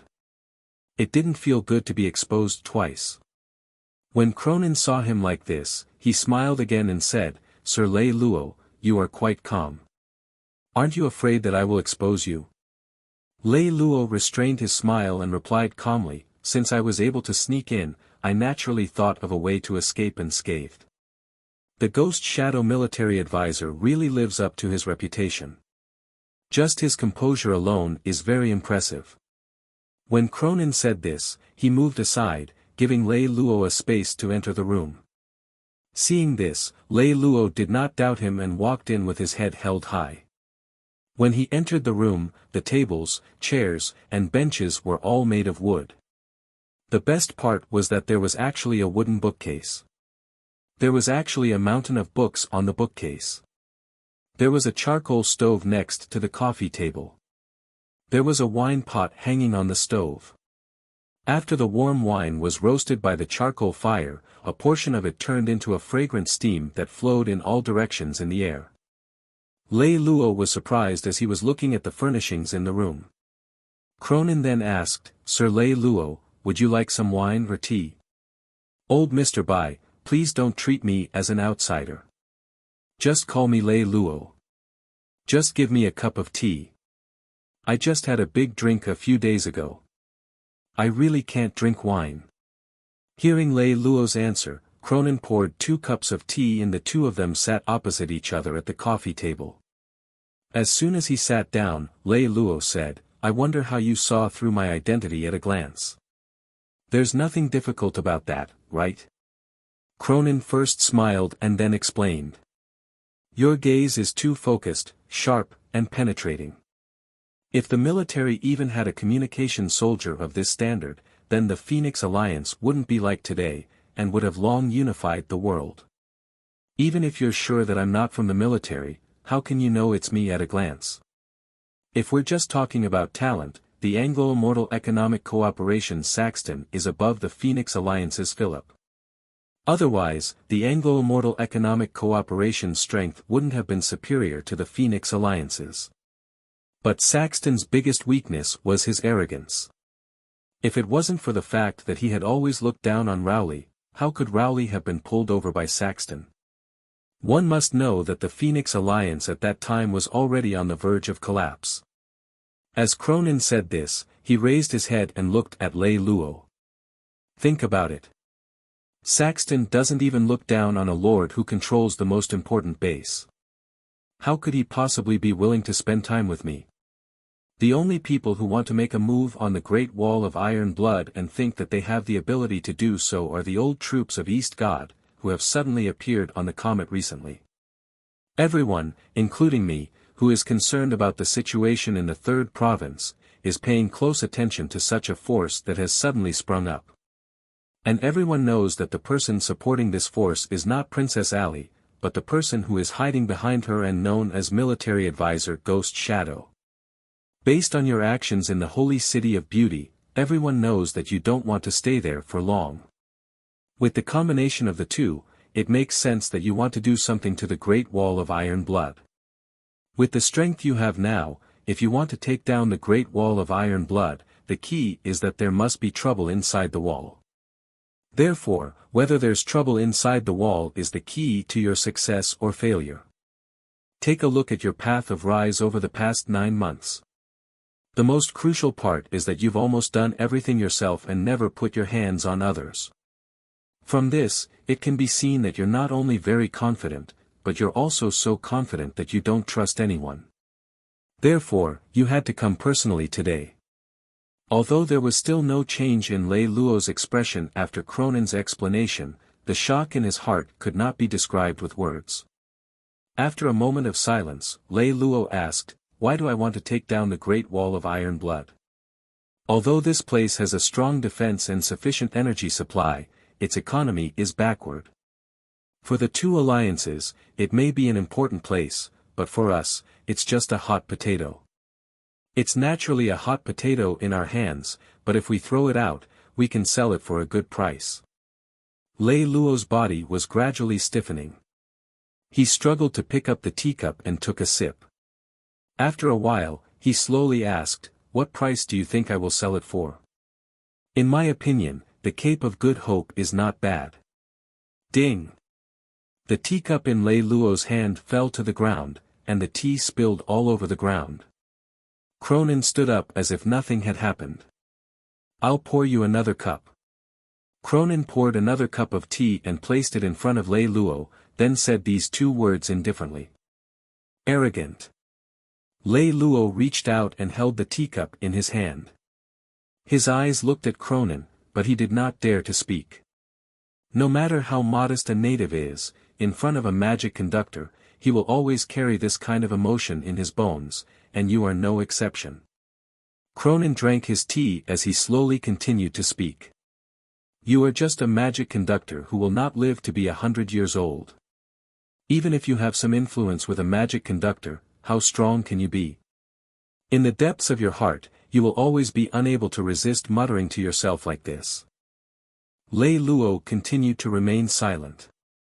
Cronin had given him enough shock, enough to make him humble and cautious. Therefore, until now, he still did not say a word. He just listened to Cronin's words with a calm head. After a while, when he was sure that Cronin had no intention of continuing to say anything for the time being, he raised his head again.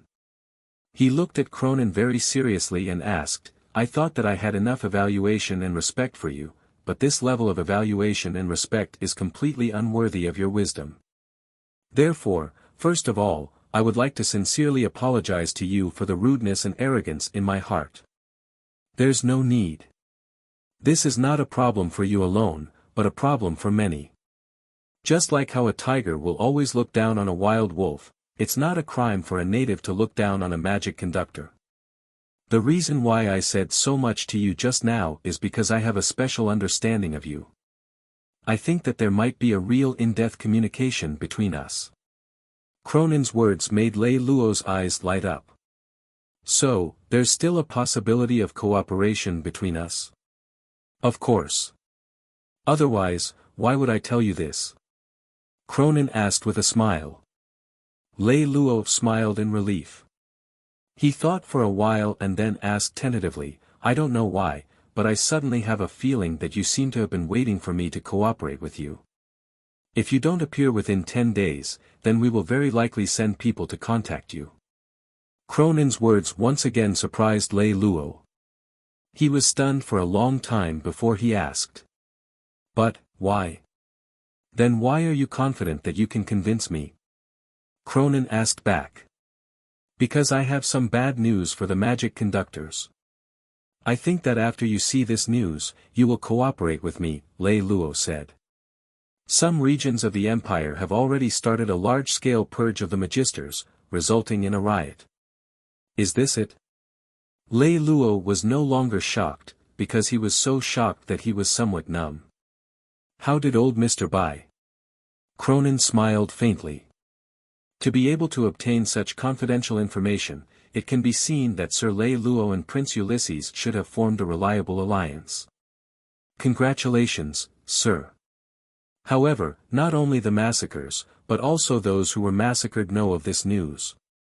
Are you saying that it's the news from the Magister in the riot zone? In order to consolidate its rule, the Senate deliberately tore apart the connections between the provinces, the alliances, and the lords. Thus, in this advanced magic era, the Senate still has a way to block the relevant information. However, as the victims of the massacre, we don't have such a torn relationship.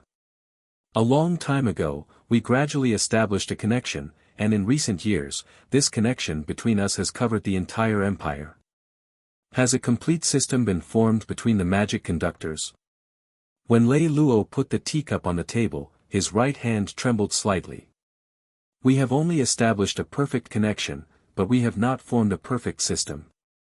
Because like the natives, the magic conductor is also a human, and our interests are not completely unified. However, at the very least, we can communicate with each other. Hearing this, Lei Lou gently exhaled and said with a self-deprecating laugh, smart people always like to think of themselves as chess players and others as chess pieces. But why haven't I thought about it? Why don't others think of themselves as chess players? When I'm thinking about how to use others as chess pieces, why don't others think about how to use me as a chess piece? With your pride, it's already rare for you to say this. When did you start paying attention to me? After you outsmarted and acquired the holy city of beauty. I only occupied a small city, and the lords of the third province are as numerous as the stars in the sky. Why did you pay attention to me? Although there are many stars in the sky, they can't hide the brilliance of the giant stars. Your show in the city not only shocked us, it also caused a small commotion in the third province. You're probably too busy and haven't had time to pay attention to it. Many organizations have already listed you in the highest level database and are starting to conduct in-depth research on you. You even have the nickname of military advisor Ghost Shadow. Is this move worth the time you spent waiting for me? Of course not. What makes us the most excited is your rebellion against the Senate and the current system. We know that you don't like to use regular military officers. You even used the pirate corps. You have a strong insufferable temperament, and for people like us, we like anyone who is insufferable. For us, if possible, we hope that as many native people like you can take over the power. This is good for us. I understand. If that's the case, then everything will be as it should be. There are no obstacles in our deal. We just need to discuss some details. Since that's the case, then before that, I want to ask you a personal question. Please. What kind of person do you think I am? Cronin hesitated for a moment and said, from a certain point of view, you are more mature than most people, but from a certain point of view, you are still a child. Lei Lou blinked and asked again, if I am still a child, then how can I grow up? Only through the baptism of blood can you become a real man. Haven't I experienced enough blood in the holy city of beauty? The real blood is the blood that will make your heart ache when it flows. Lei Lou's eyes widened as he asked, whose blood is that? This is a question that only you can answer. Cronin paused for a moment before continuing, this is a question that every person who wants to become a powerhouse must know the answer to. When the topic of fresh blood ended, Cronin changed the topic. He started to discuss the details of the cooperation with Lei Lou, as well as the terms of the deal between the two parties. Compared to the beginning of the empire, the military's logistical support was mainly handled by civilians. However, the military was increasingly unwilling to hire civilians to handle their logistical support. This was because modern humans had already abandoned the hard work, frugality, and adventurous spirit of the beginning of the empire. The weakness of the human nature of being lazy once again enveloped the entire human race. Compared to them, magic conductors were not only cheaper but also more reliable and hardworking. Therefore, abandoning civilians and choosing to produce a large number of magic conductors to participate in military production and logistical support had almost become the common trend of modern armies. The Great Wall of Iron Blood was a complete fortress of war. Other than the army of millions, there were only hundreds of millions of magic conductors left. The army was only responsible for fighting. Everything else naturally fell on the sorcerers. Whether it was the production of energy, processing, the repair of the fleet, or the maintenance of the spaceport, all of these were under the control of the sorcerers. What Cronin and his accomplices needed to do was to cooperate with Lei Lou to launch a riot on the ground when necessary and completely paralyze the ground defense of the Great Wall of Iron Blood. Lei Lou promised that he would persuade the British Immortal Economic Union to launch the largest offensive in the past decade. On 4 fronts, they would launch a general attack on the Phoenix Alliance, forcing the fleet on the Great Wall of Iron Blood to send reinforcements. And Lei Lou's fleet would choose the right time to launch a surprise attack on the Great Wall of Iron Blood, creating a situation conducive to the riot for the Fertility Magister group on the ground. Although it was a detail, both of them had only reached a vague concept. When Lei Lou created a favorable time for the Magister to riot, the Magister would riot. And once the Magister started a riot, Lei Lou's fleet would use all their strength to attack the Great Wall of Iron Blood. Lei Lou didn't tell Cronin how he would persuade the Alliance to launch such an attack, nor did he say how he would attack the Great Wall of Iron Blood, and Cronin did not tell Lei Lou how he would start a riot. Lei Lou did not say it because he believed that Cronin would do everything. That was not the only reason why Cronin did not say it. As for the terms of the exchange, it was relatively simple. After seizing the Great Wall of Iron Blood, Lei Lou would gain control of the city, and all the fertility magicians in the city would be protected by their own bodies and peacefully move to the Cape of Good Hope. After that, Lei Lou would be responsible for escorting a portion of the core members to the rebel area to participate in their rebel cause. As for the remaining fertility magicians, Lei Lou promised to seize an energy city as soon as possible for them to live in. These magicians would receive Lei Lou's military protection, and they could exercise complete autonomy in the city. However, they were not allowed to participate in an armed rebellion, nor were they allowed to manufacture weapons. All the energy produced must be sold to Lei Lou. He had thought that it would take about a month to reach the Great Wall of Iron Blood. However, in just 2 hours, all the problems had been solved. And all of this was not because he was very smart, but because he had a partner who was much stronger than he had imagined. This made Lei Lou happy, but he was also a little disappointed. However, most of all, he was emotional. After the official business was finished, Lei Lou asked, "After this plan is over, are you going to the rebel area as well?" "Yes, the headquarters are urging me urgently. We have always wanted to go there as soon as possible, but we just couldn't find the right time." Sigh. Lei Lou sighed. "This time, I was able to meet you, so I finally understood what it meant to say that there is always someone better than you. I originally thought that after this incident, I would have to learn more from old Master Bai. I didn't expect that I would no longer have the chance." "Sir Lei Lou, you don't have to belittle yourself like this. If it was just in terms of thinking ability, I wouldn't be able to catch up to you even if I flattered you.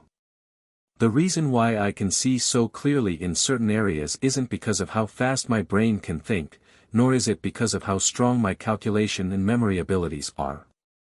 You humans have fallen into one of the biggest deviations, and that is always competing to see who can think faster, who has more power, and who has more computing power.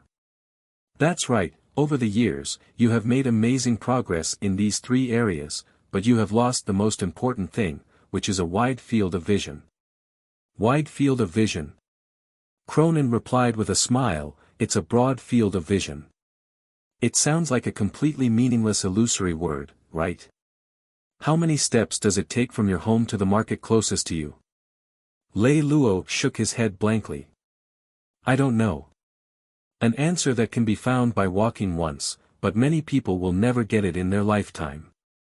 "Why is that?" "Because you've never thought of it that way. Most of our lives, what we think is more important than how we think. Magic has brought a lot of convenience to humans and gave a great boost to human civilization. But at the same time, it has also limited human vision and ossified human thinking, making humans more dependent and lazy.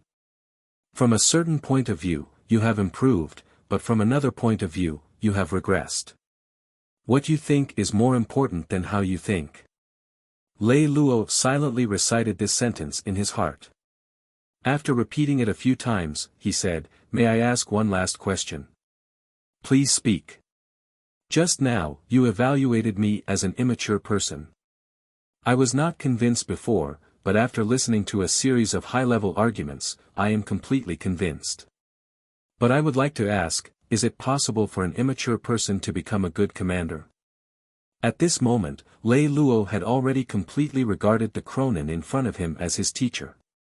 Therefore, before he left, he would still ask this question. Cronin smiled and said, "A truly good commander wouldn't ask this question. Because a good commander wouldn't doubt himself." "Thank you, I understand." Lei Lou nodded, stood up, and was about to leave. "Wait a minute." Cronin raised his hand and motioned for Lei Lou to sit down. "You are now a first-rate staff officer, a second-rate general, and a third-rate commander. If you are a king, then you are not even a ninth-rate commander. If you are already old, then there is naturally nothing to say. But the problem is that you are still so young, and you have a strong ability to reflect on yourself. You have enough qualifications to be optimistic about your own prospects. No one is born to be a king." When Cronin said this, he hesitated for a moment before saying, "Speaking of which, we have hit it off quite well. I have something to say to you." Lei Lou leaned forward. "Please speak." "Sir Lei Lou, you probably don't understand what happiness feels like, right? Cronin's words stunned Lei Luo for a moment. Heir. Is there anything in Sir Lei Luo's life that must be obtained? Is there anything in Sir Lei Luo's life that must be protected? Only the most shameless and sinister people can ascend to a high position. All history is the history of conspiracies. This is the most accepted view of history. However, this is also the view of history of the weak. The weaker and inferior the person, the more willing they are to believe in conspiracy theories. They like to classify everything that cannot be explained as a conspiracy. But in my opinion, a true king is definitely not an animal that only relies on intelligence and resourcefulness. What kind of person is a true king? After being speechless for a few minutes, Lei Luo finally spoke. A true king is a person who knows how to be happy. Not only can he feel happiness, but he can also transmit this kind of happiness. A true king gives hope to those who are in despair, goals to those who are lost, and collectives to those who are lonely. A true king needs to have extraordinary intelligence and a strong personality. And most importantly, he needs to have the strength to warm people's hearts. When Cronin said this, he took a deep breath. Sir Lei Luo, you already have extraordinary wisdom and a strong personality. However, in terms of warming people's hearts, please forgive me for being blunt. You are more like a willful child. Lei Luo swallowed his saliva, unable to speak. I can see from your eyes that although your gaze is firm, your eyes always tremble involuntarily. I can see from your sitting posture that although you want to appear very casual every time, in reality, your body has never truly relaxed. It is almost always in a tense state. I can see from your actions that you have never placed your palm on a person. You have always placed the back of your hand on a person. Sir Lei Luo, there is resentment in your heart that you have never shared with others. This resentment that is buried in the deepest part of your heart controls everything about you. You have become the slave of this hatred and even lost yourself because of it. You are like floating grass in the air, always moving with the wind, but you have no direction of your own. Therefore, you have nothing that you must obtain, nothing that you must protect. You do not love others, and it is difficult for you to truly accept the love of others. Sir Lei Luo, compared to a human, you are more like a man made by machines. Lei Luo, who had been pursing his lips and forcefully controlling his body, finally could not bear it anymore. He jumped out, "Thank you for your teachings." "I'm sorry." After saying that, Lei Luo flew out. "Why can't you just tell him everything that will happen?" When Lei Luo flew out, Cronin sighed, stood up, and looked towards the study. Everyone has a weak side in their heart. If you want to become a true powerhouse, you must first learn to face your broken heart. A voice came from the study. It was a woman's voice. This voice exuded a lazy feeling from the bones. Normally, the feeling of laziness was vague and approachable. However, this voice was lazy.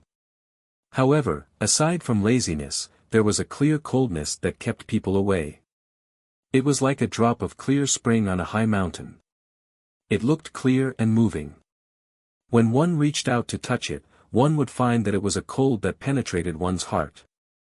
As the voice sounded, a woman slowly walked out of the study. Just like her voice, her face was languid and cold, and in her eyes, there was a look of insight and helplessness.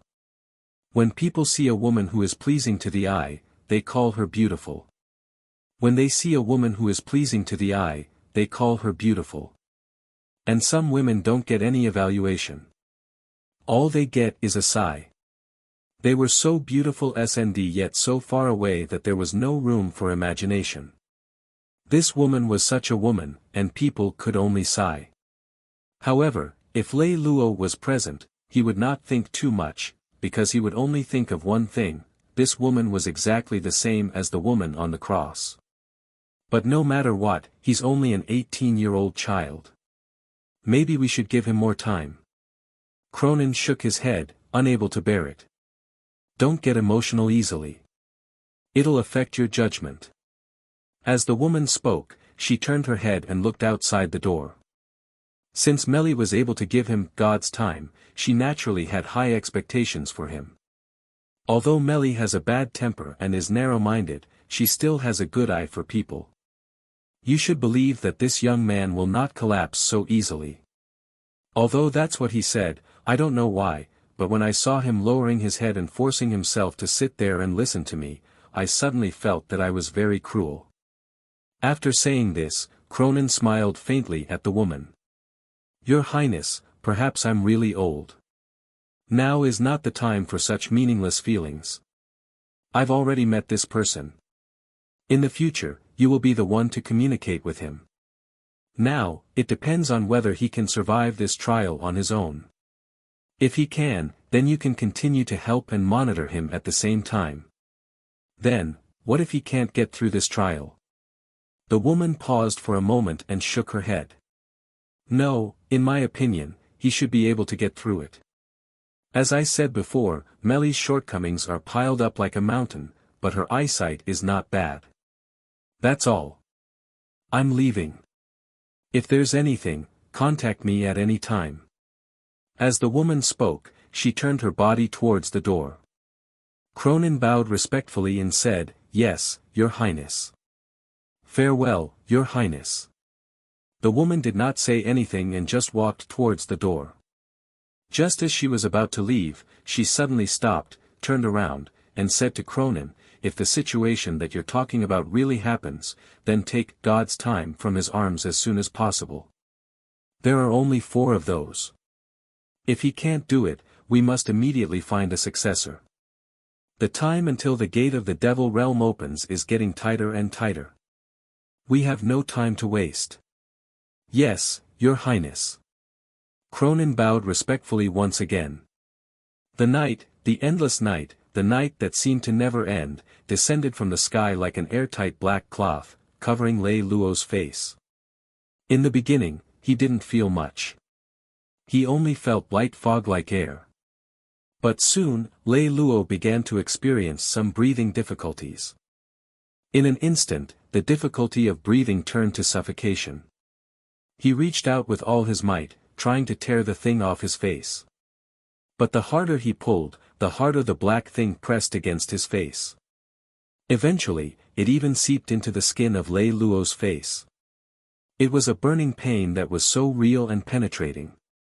It made Lei Luo clench his teeth, and his whole body couldn't help but twitch. Ah! Finally, Lei Luo couldn't stand it anymore. He opened his mouth wide and shouted out loud with all his strength. With this shout, Lei Luo woke up from his dream. When he woke up, he saw all the lights in the hotel room were on, and his head was full of sweat. He didn't know whether that shout was in a dream or in reality. He got up and drank a mouthful of water. Lei Luo sat on the bed, unable to fall asleep again. So, Lei Luo decided to take a hot bath. When his whole body was in the bathtub, and the warm water flowed over the surface of his skin, Lei Luo's nervous mood was slightly relieved. However, what followed was a faint sense of loneliness. Lei Luo scratched his head and took out his communication crystal. After hesitating for a moment, Lei Luo still chose to contact Ali. Who is it? Ali's voice was unclear. One could tell that she was woken up from a dream. She was still a little confused. What's wrong? Are you sleeping? Lei Luo asked. Please look at the time. Ali's voice was still not very clear, but it was much better than before. Did I wake you up? Then I won't disturb you anymore, Lei Luo said somewhat embarrassedly. Oh my, you've woken me up. It doesn't matter, what's wrong with you? You don't sound like you have something urgent to do. Could it be that you've gone there feeling lonely and are beginning to miss me? People in the dark were always more emotional and cute than during the day, especially women. Ali was no exception.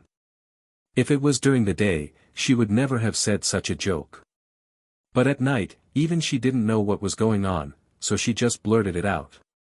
Ali's joke stunned Lei Luo for a while. After a while, he nodded and said in a very low voice, yes.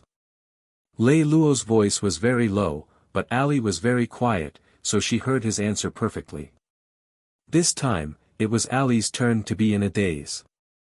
She was in a daze for a while before she realized that her ears were a little hot. Ali cleared her throat shyly and asked, "Did something happen on your side? Did things not go smoothly?" "No, it went more smoothly than I expected. The other party prepared much more than I expected. I don't have much work to do. I can go back tomorrow." Ali wasn't very excited when she heard Lei Luo's words. She seemed a little surprised. "Isn't that all good? Why are you still so depressed?" "I'm fine. I was just moaning for a moment." "Do you find it annoying that I'm like this?" Lei Luo asked timidly. "How can that be? I think it's pretty good. No one is invincible. You're always acting like you can solve anything. It's actually quite annoying to watch," Ali said as she slid her originally sitting body onto the bed and raised her head. "Ali, can you tell me what I look like in your eyes?" Lei Luo asked. "Nonsense. What's going on today? You're such an arrogant guy, but you actually want to hear other people's comments about you?" Ali smiled and rolled on the bed. Lei Luo patted the back of his head awkwardly. "It's okay to comment once in a while, right? For you, the first thing I feel is that you're smart. Other than being smart, conceited, arrogant, and self-righteous. You don't trust others in everything but yourself. Also, you like to act big. You like to let others follow your own steps when you do things. Once they don't obey, you'll think of ways to make them submit." "Hey, stop for a moment. Why does it sound like all of them are flaws? I won't listen. Tell me some good points." Lei Luo protested unhappily. "Speaking of good points, you actually have a kind side, but you don't seem to be good at expressing it. I don't know who taught you to be like this. Even if it's for the good of others, you always treat others well in a condescending manner. It makes people feel uncomfortable. Is this considered a good point? Why doesn't it sound like it at all?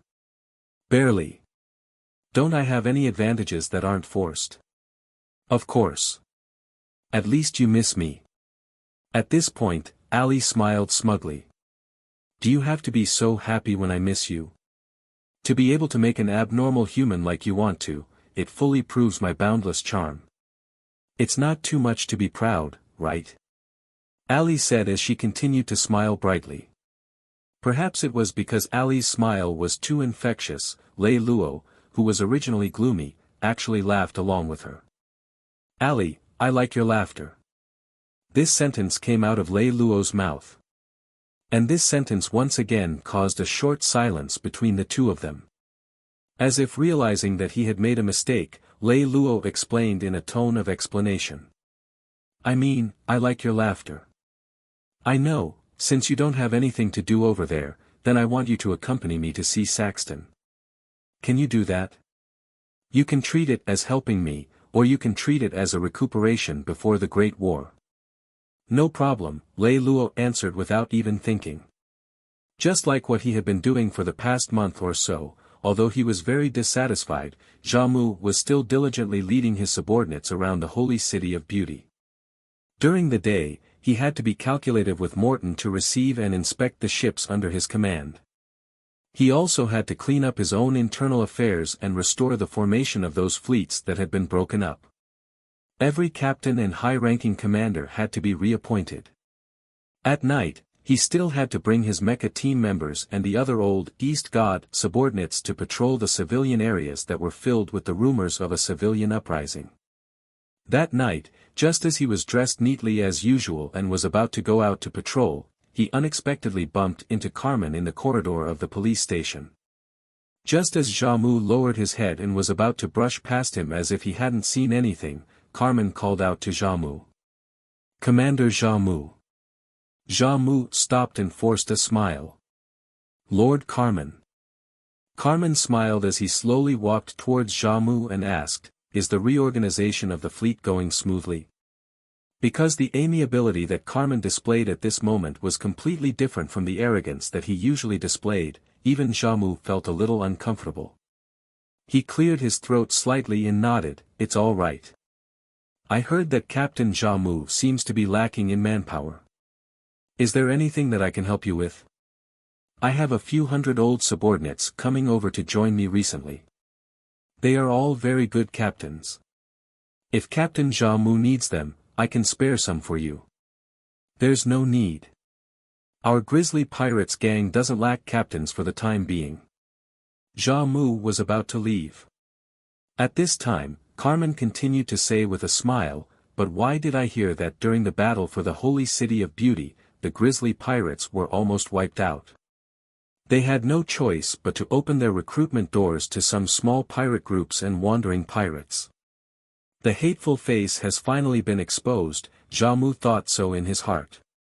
He turned around and said to Carmen, "The pirates of the world are one family. It's not for the regular army to worry about us pirates." After saying that, he ignored Carmen and turned around to leave. I wonder how Captain Xiaomu felt when he saw his brother turn into dust. Behind Xiaomu, Carmen said slowly with a calm expression. Every word and sentence pierced Xiaomu's heart like needles. But he still suppressed the anger in his heart and stood where he was. "As pirates, from the day we set foot on the pirate ship, we have been prepared for that day. You don't have to worry about us." Just as Captain Xiaomu finished speaking, Carmen raised his voice and laughed. I seem to hear Captain Xiaomu's hatred is about to pierce through his chest and spew out. After hearing what Carmen said, he remembered that Carmen was brought back personally by Lei Lou. Xiaomu was slightly shocked. He thought to himself, "It's over. I was provoked by this guy." Just as Xiaomu was thinking about how to deal with this situation, another person walked out from the corner in front of him. A man's hatred should be written in his sword and blood, not in his chest. Xiaomu looked at the person in front of him and then turned to look at Carmen. While he was terrified, he began to feel confused. "What do you want to do?" At this moment, the sound of light footsteps could be heard. When everyone heard the footsteps, they knew that it was Arthur. The person standing in the corner quickly hid, while Xiaomu and Carmen continued to stand where they were. "Commander Xiaomu, Lord Carmen, both of you are here. That's good. It saves me the trouble of going around to inform everyone that Lei Lou is back. He's gathering everyone for a meeting." "Oh, I got it." Xiaomu nodded expressionlessly. "So fast. Is everything going smoothly?" Carmen appeared to be a little surprised and also a little flustered. These subtle expressions of his was noticed by Xiaomu. However, Arthur, who was a careless guy, naturally wouldn't notice such details. "I've gathered everyone today mainly to inform everyone about my work at the Great Wall of Iron Blood." After all the members who should be present sat down, Lei Lou spoke in a straightforward manner. Because in the previous phone call, Lei Lou had roughly explained the situation to Ali, and before the meeting, he had also communicated with Morton. Therefore, this meeting was mainly for the other three people in the venue, Arthur, Xiaomu, and Carmen. As expected of Lei Lou. Such a difficult task, since it was completed so quickly. Carmen smiled and shrugged, speaking in a very relaxed tone. It should be said that Carmen's performance was still very good. Apart from Xiaomu, no one else present could tell that his smile was a disguise. When he turned around and saw Xiaomu's meaningful smile, he quickly withdrew his gaze. Morton noticed the special communication between the two of them, but he did not think too deeply into it. He just thought that the two of them did not get along. And in his opinion, with Carmen's personality, it would be difficult for him to get along with anyone. "It's not that I'm brilliant, but our partners are stronger and more powerful than we imagined. They have already formed a strong and powerful organization in the Great Wall of Iron Blood. They don't need my help to do any communication or organization work. The magic shooters on the Great Wall of Iron Blood have already formed a strong and powerful organization." At this point, Carmen's face showed an instinctive disgust. This is not good news for us. Once we succeed, we have to get rid of their core members. As a commander who was raised by the Senate since young, I can understand your instinctive defense of the rules of the Senate. But I still have to remind you that the magic guides on the Great Wall of Iron Blood are allies, not enemies. They are now, and they will remain so even after we succeed. Carmen could hear the obvious displeasure in Lei Luo's tone. So, he shut his mouth and did not say anything about this idea. The following meeting was very procedural. It was just to confirm the current progress of the work and to implement the battle plan again. After all this, Lei Luo announced, I'm only going to the U.S. Holy City today. Considering Ali's diplomatic experience is not enough, I intend to accompany her myself on this trip to Saxton. Why not stay? The army needs you too, said Morton. Lord Carmen and Captain Xiamu have just made things right, and if I interfere, many things will have to start over again, and changing the day-to-day will not be conducive to our immediate actions. Therefore, let Lord Carmen and Commander Xiamu carry on with the military matters as before. Who? When Lei Luo finished speaking, Lord Carmen's heart, which had been on his chest all this while, finally relaxed. The Alliance leader doesn't have time today. Please return to the inn and wait. This was already the third day he was facing Saxton's expressionless attendant. I want to see the Alliance leader of Saxton. Ali was finally furious, and Lei Luo did not stop her. He just watched coldly from the side. The Alliance leader doesn't have time today. Please return to the inn and wait. Saxton's attendant's expression was still as apathetic as before. Ali no longer spoke to him. She took a step forward and was about to barge into Saxton's room. When the attendant saw that she was going to barge in, he gave the guards a look. Very quickly, more than a dozen people surrounded her. Bastards, you are all trained by our East God. Who dares to stop me? Ali glared at these people and scolded loudly. Back when the East God was strong, Saxton was only a small leader and had a good relationship with the East God. He had even asked the East God to help them train their internal guards. Ali had even taught them a lesson back then. That was why Ali was confident enough when she had said this. After Ali spoke, a few of the internal guards looked embarrassed. However, this did not stop them from continuing their mission. Forget it, let's go. At this moment, Lei Luo finally spoke. But Ali was unwilling. Let's go. As Lei Luo spoke, he turned around. Seeing that Lei Luo had left, Ali could only follow him. Before she left, she glared at the guards. Snobbish. Ali caught up and said to Lei Luo, it's already been 3 days. Are we going to keep wasting time like this? I don't think we'll be able to see Saxton again, Lei Luo said with a cold expression. Why? Our plan is obviously beneficial to them. If there are benefits, why don't we do it? Ali asked in confusion. There are only 2 possibilities. First, although the benefits are great, the disadvantages are even greater. Second, if we give up on this benefit, we can get even greater benefits. Lei Luo's words made Ali feel a little dizzy. Lei Luo turned around and looked at Ali, asking, can't you speak in a simple and easy-to-understand manner? Before we came, we had already passed our plan to him. He was the one who asked us to come, but when we came, we were not seen. 1 or 2 days is still acceptable, but he blocked our way for 3 days in a row, and it was so ugly. Don't you think there's something fishy about this? Actually, I also think there's something wrong, but what exactly is wrong? Ali asked. Lei Luo did not answer Ali. A terrifying scene began to appear in his mind, which made him shudder. No, it can't be like this. Lei Luo shook his head hard, trying to stop himself from thinking about it. What are you thinking? Ali asked in confusion. Nothing, Lei Luo said and looked at Ali. We're going back now. Now. Ali widened her eyes in surprise. We haven't seen Saxton yet. Why are we going back? Not for now. If Saxton is really interested, he will contact us again. Oh, okay. Let's go back to the hotel to pack up. No need.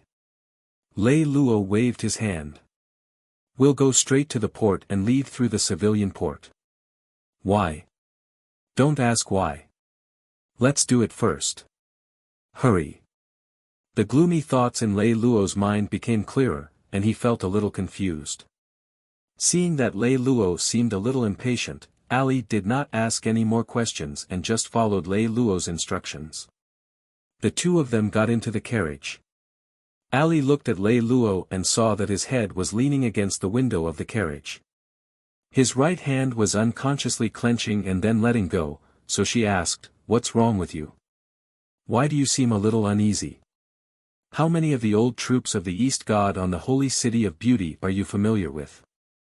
Lei Luo asked. Well, I wasn't in charge of military affairs in the past, so I'm not familiar with the commanders. So? Lei Luo looked at Ali and asked, "So, you don't know these people?" Well, you can say that. Ali admitted it somewhat embarrassedly. Then how did you determine that they were the old troops of East God? Lei Luo asked. In the past, we would all request to see the family emblem of East God.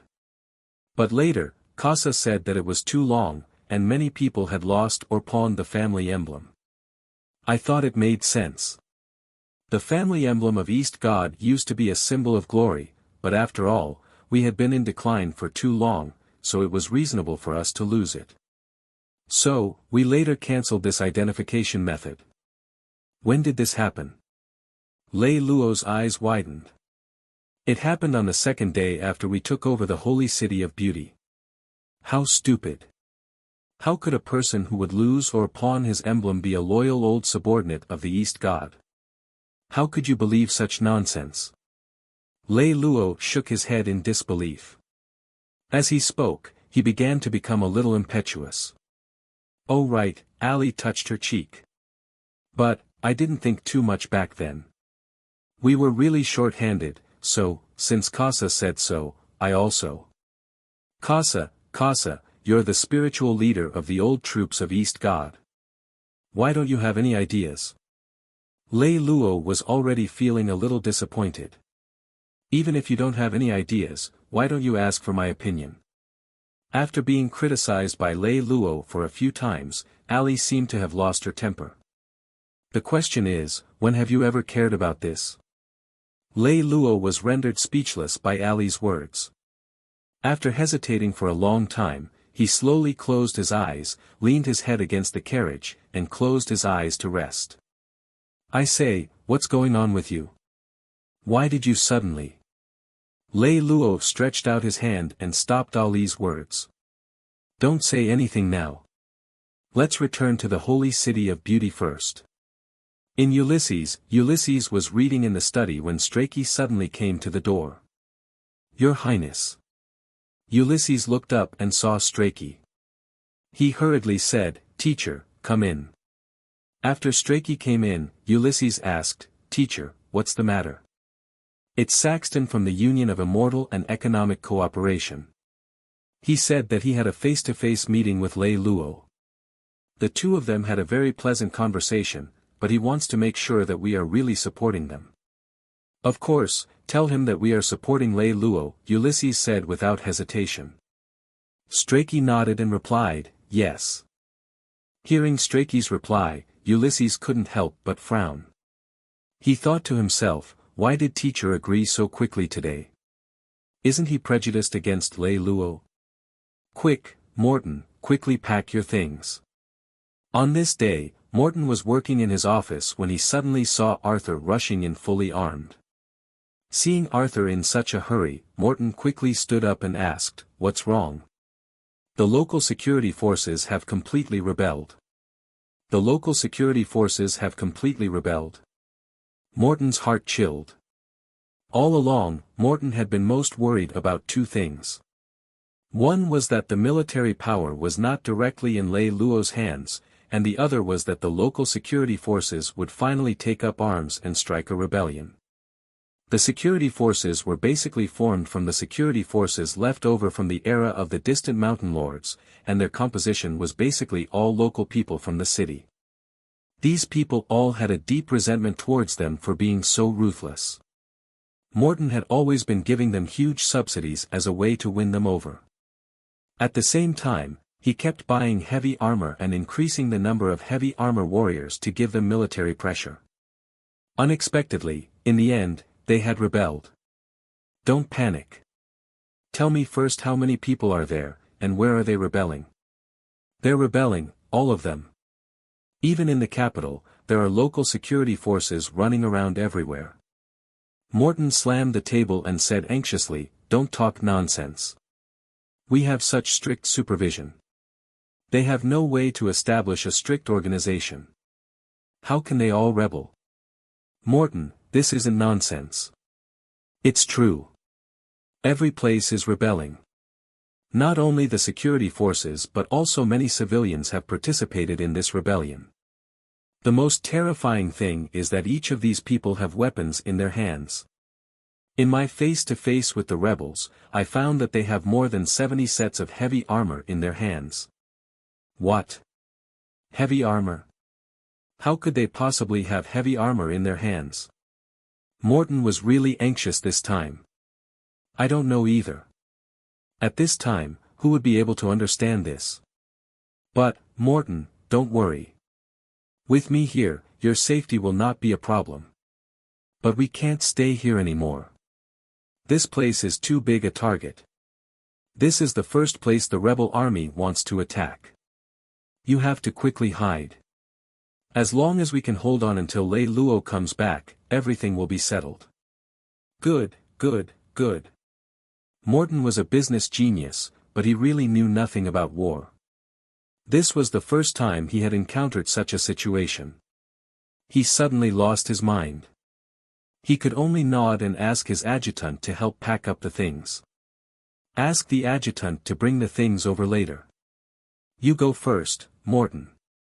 After settling you down, I still have to suppress the rebellion. The only thing left in the capital is the 10,000 heavy armors in my hands. Arthur saw that Morton still wanted to wait for the documents to be packed, so he quickly grabbed him and spoke as he pulled the documents out. It was good that he didn't say it, but when he said it, he felt goosebumps all over his body. What did you say? Say it again. I mean, all the ground mobile units have been sent to the various bases to quell the rebellion. Here in the capital, only my garrison troops are left. No, you just said that you only have 10,000 people. Yes. Arthur nodded. When he saw that Morton's face was a little pale, he thought that Morton was worried that these troops would not be able to protect his safety. He hurriedly explained, "Don't worry, we have always been very strict. The rebel forces are not strong. The 10,000 heavy armor warriors in my hands are enough to deal with them." No. No. No. After Morton said, "No," 3 times in a row, he slapped his thigh and said to Arthur, "You don't understand. Morton, what's wrong with you? Let me ask you, isn't there 100,000 people in the garrison? How come there are only 10,000 people? Have the remaining 90,000 people been transferred away? You're really muddle-headed. Can't you see that? The rebellion of the security forces is just a catalyst. It's true that they're luring the tiger away from the mountain." Morton, you mean? Morton shook his head helplessly and paced anxiously in the room. After a while, his expression returned to normal. He walked back to Arthur and held his hand. "Arthur, remember what you said just now. You have to hold on until Lei Lou comes back. No matter what happens, you have to hold on until Lei Lou comes back. Sorry, you are under border control." When they passed through the civilian port, the border officer stopped Lei Lou and Ali's passports expressionlessly. "Transit control. We are not citizens of your city. Unless you can prove that we have committed any illegal or criminal acts during our trip to your city, you have no right to control us according to the law of the Senate. When he heard that he was being held back by the transit control, Lei Luo's heart immediately sank, but he still argued with reason. Sorry, you are being controlled by the transit control. The expression and tone of the border officer did not change. Ali's eyes started to look at the port. With her speed, if she charged in, it would only take 2 seconds at most. Don't move. Lei Luo saw Ali's eyes and knew what she was trying to do. He immediately reached out and patted her on the shoulder. When Ali's attention was shifted to him, he quietly motioned for Ali to look at the lower left corner. When Ali looked in the direction that Lei Luo motioned, she saw that there were nearly 100 bright spots hidden there. As a top-notch warrior, Ali could tell at a glance that those were heavy armor's laser lamps. I request to meet the harbor commander. I want to protest against him. As Lei Luo spoke, he pulled Ali and was about to walk towards the person in charge of the port. The reason why Lei Luo did this was because he was thinking in his heart, if he is holding the chief commander of the port hostage, then there might be a chance. However, at this moment, a group of soldiers dressed in black military uniforms walked in from the hall. Princess Ali, Sir Lei Luo, the alliance leader, invites the two of you. We have an urgent matter at the moment and need to make a trip back to the holy city of beauty. Please tell the alliance leader of Saxton that we will pay him a visit 3 days later, Lei Luo said. I'm sorry, our alliance leader doesn't have the habit of following other people's schedules. Please, the two of you. The soldier's right hand moved, and the soldier behind him immediately made a path for them. Under such circumstances, Lei Luo could not help but think of an idiom, walking right into a trap. Saxton was very tall. He was unexpectedly tall. Even if he was sitting on the ground, he was actually slightly taller than Lei Luo, who was already standing. When he stood up, he looked more like a huge tower. From afar, he looked extremely imposing. He was once known for his arrogance, but after the incident at the Great Wall of Iron Blood, he had become much more restrained. His originally inverted triangle eyes also drooped with his calm temperament, making him seem a little benevolent. But legend has it that after his temper became better, Saxton became even more ruthless. He no longer casually beat and scolded his subordinates like before. However, whenever he discovered that anyone he met had an ulterior motive, he would not hesitate to show force. It was also because of this change that the Anglo-Immortal Economic Cooperation Alliance was able to withstand such a major change. They were still able to hold their ground and prevent a strategic collapse. Generally speaking, the outside world still had a high opinion of Saxton. Everyone agreed that he was a person who was feared by both external enemies and internal rebels. He was only about 400 years old. With time, he would definitely become an important figure like the Dark Dragon Alliance's leader, Mingyu. And now, this giant tower-like figure was sitting opposite Lei Luo. He was dressed in a long robe and had shaved his hair. He looked like an ascetic. The leader's clothes are really retro. In order to not reveal his guilty conscience, Lei Luo teased him with a smile. Yes, I'm religious now. This way, I can kill people without any distracting thoughts. Saxton's reply could be said to be nonsensical. However, judging from his expression, he looked serious and did not have any intention of joking. Lei Luo could only smile awkwardly. The president should have already seen our plan. What do you think? Lei Luo tried to bring the topic back to the topic he wanted to discuss. I need a general. You are a good general. Obviously, Saxton did not plan to do as he wanted, and his answer once again made Lei Luo confused. I don't quite understand what the alliance leader means. Lei Luo was clearly confused. I think that you probably don't quite understand your own situation yet, Saxton said as he leaned forward slightly. Half a month before you came, Strachey sent a letter, asking me to kill you when you came. During the 3 days that you were here with me, Strachey asked me to kill you as many as 12 times. I am an ally of His Highness Ulysses. As His Highness Ulysses' teacher, Strachey would never give such an order. Although Lei Luo spoke firmly, he actually felt a chill run through his heart. Sometimes, I really can't imagine why a smart person like you would believe in such a meaningless alliance. Saxton shook his head in disbelief. Only with strength can there be an alliance. Only with equal forces can there be an equal alliance. May I ask, what do you have? Since the alliance leader has no interest in our cooperation, then there's no need for us to continue talking. Lei Luo stood up as he spoke. If you really want to leave, I won't stop you. However, I personally don't think that what you're doing is wise. Since the alliance leader doesn't want to take back the Great Wall of Iron Blood, then Lei Luo naturally has nothing to say. Although we're weak, the empire is so big. There's always a place for us to go. Us? Saxton stretched his body slightly. Do you still have us now? Lei Luo stared at Saxton. His chest was throbbing violently, and a strong sense of unease spread throughout his body. He did not even dare to question Saxton. Saxton slowly stood up. When he walked to the window, his huge body covered the entire window, and the room instantly became much darker. Lei Luo, I've seen too many people in my life. I can tell at a glance just how much real talent a person has. Do you know how many times the distant mountain lord asked me to assist him in sending fleets to attack you when you took down the holy city of beauty? However, I didn't agree to it. It's not because I'm afraid of Prince Ulysses. As the leader of the Independent Alliance, I have nothing to do with any of the dukes, let alone Prince Ulysses, who doesn't know what his future will be like. Even if it's King Baichen, why should I be afraid of him? Saxton turned to look at Lei Luo.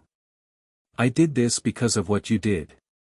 It made me realize clearly that you are a rare talent. What we need most now is a talent like you. As long as you join us, we only need 3 years to defeat the Phoenix Alliance and become a super alliance alongside the Dark Dragon Alliance. As long as you are willing to join us now, within 3 years, you will be able to become a deputy alliance leader and have the right to inherit. Thank you for your kindness, alliance leader. I have already found a job in East God. Lei Luo stood where he was and spoke indifferently. Then I'm afraid you have already lost your job. As Saxton spoke, he walked to the table and took out a magic crystal. Soon, a three-dimensional projection appeared on the spot. Due to the violent acts of Morton, the galactic financial magnate, in the past few months, it caused a huge public outrage and caused an uprising throughout the entire city. The commander of the First Fleet, the current chairman of the Revolutionary Committee, Lord Carmen, and the Second Fleet's commander, the current vice chairman of the Revolutionary Committee, Commander Xiamu, jointly issued an order to execute Morton in Rose Square 3 days from now, using the public outrage. Hearing this, Lei Luo's mind buzzed, and he could not hear anything. This was just released 10 minutes ago in the Holy City of Beauty, Saxton said as he turned off the magic crystal and continued, that's right. You are extremely smart, but why haven't you ever thought that a tree that stands out in the forest will be destroyed by the wind? Do you know that ever since you took over the city, various forces have sent their own people to serve as the old subordinates of the East God? They entered your army in order to catch you off guard at the right time. And the one who contributed the most was none other than your good ally, Ulysses. Do you have anything more to say? Lei Luo's expression was frighteningly calm. No more. Then I'm leaving. As Lei Luo spoke, he turned around and left. Even if you know you're going to die, are you going to go back? I'm going to see Morton. He's probably already dead. Then I need to go collect his body.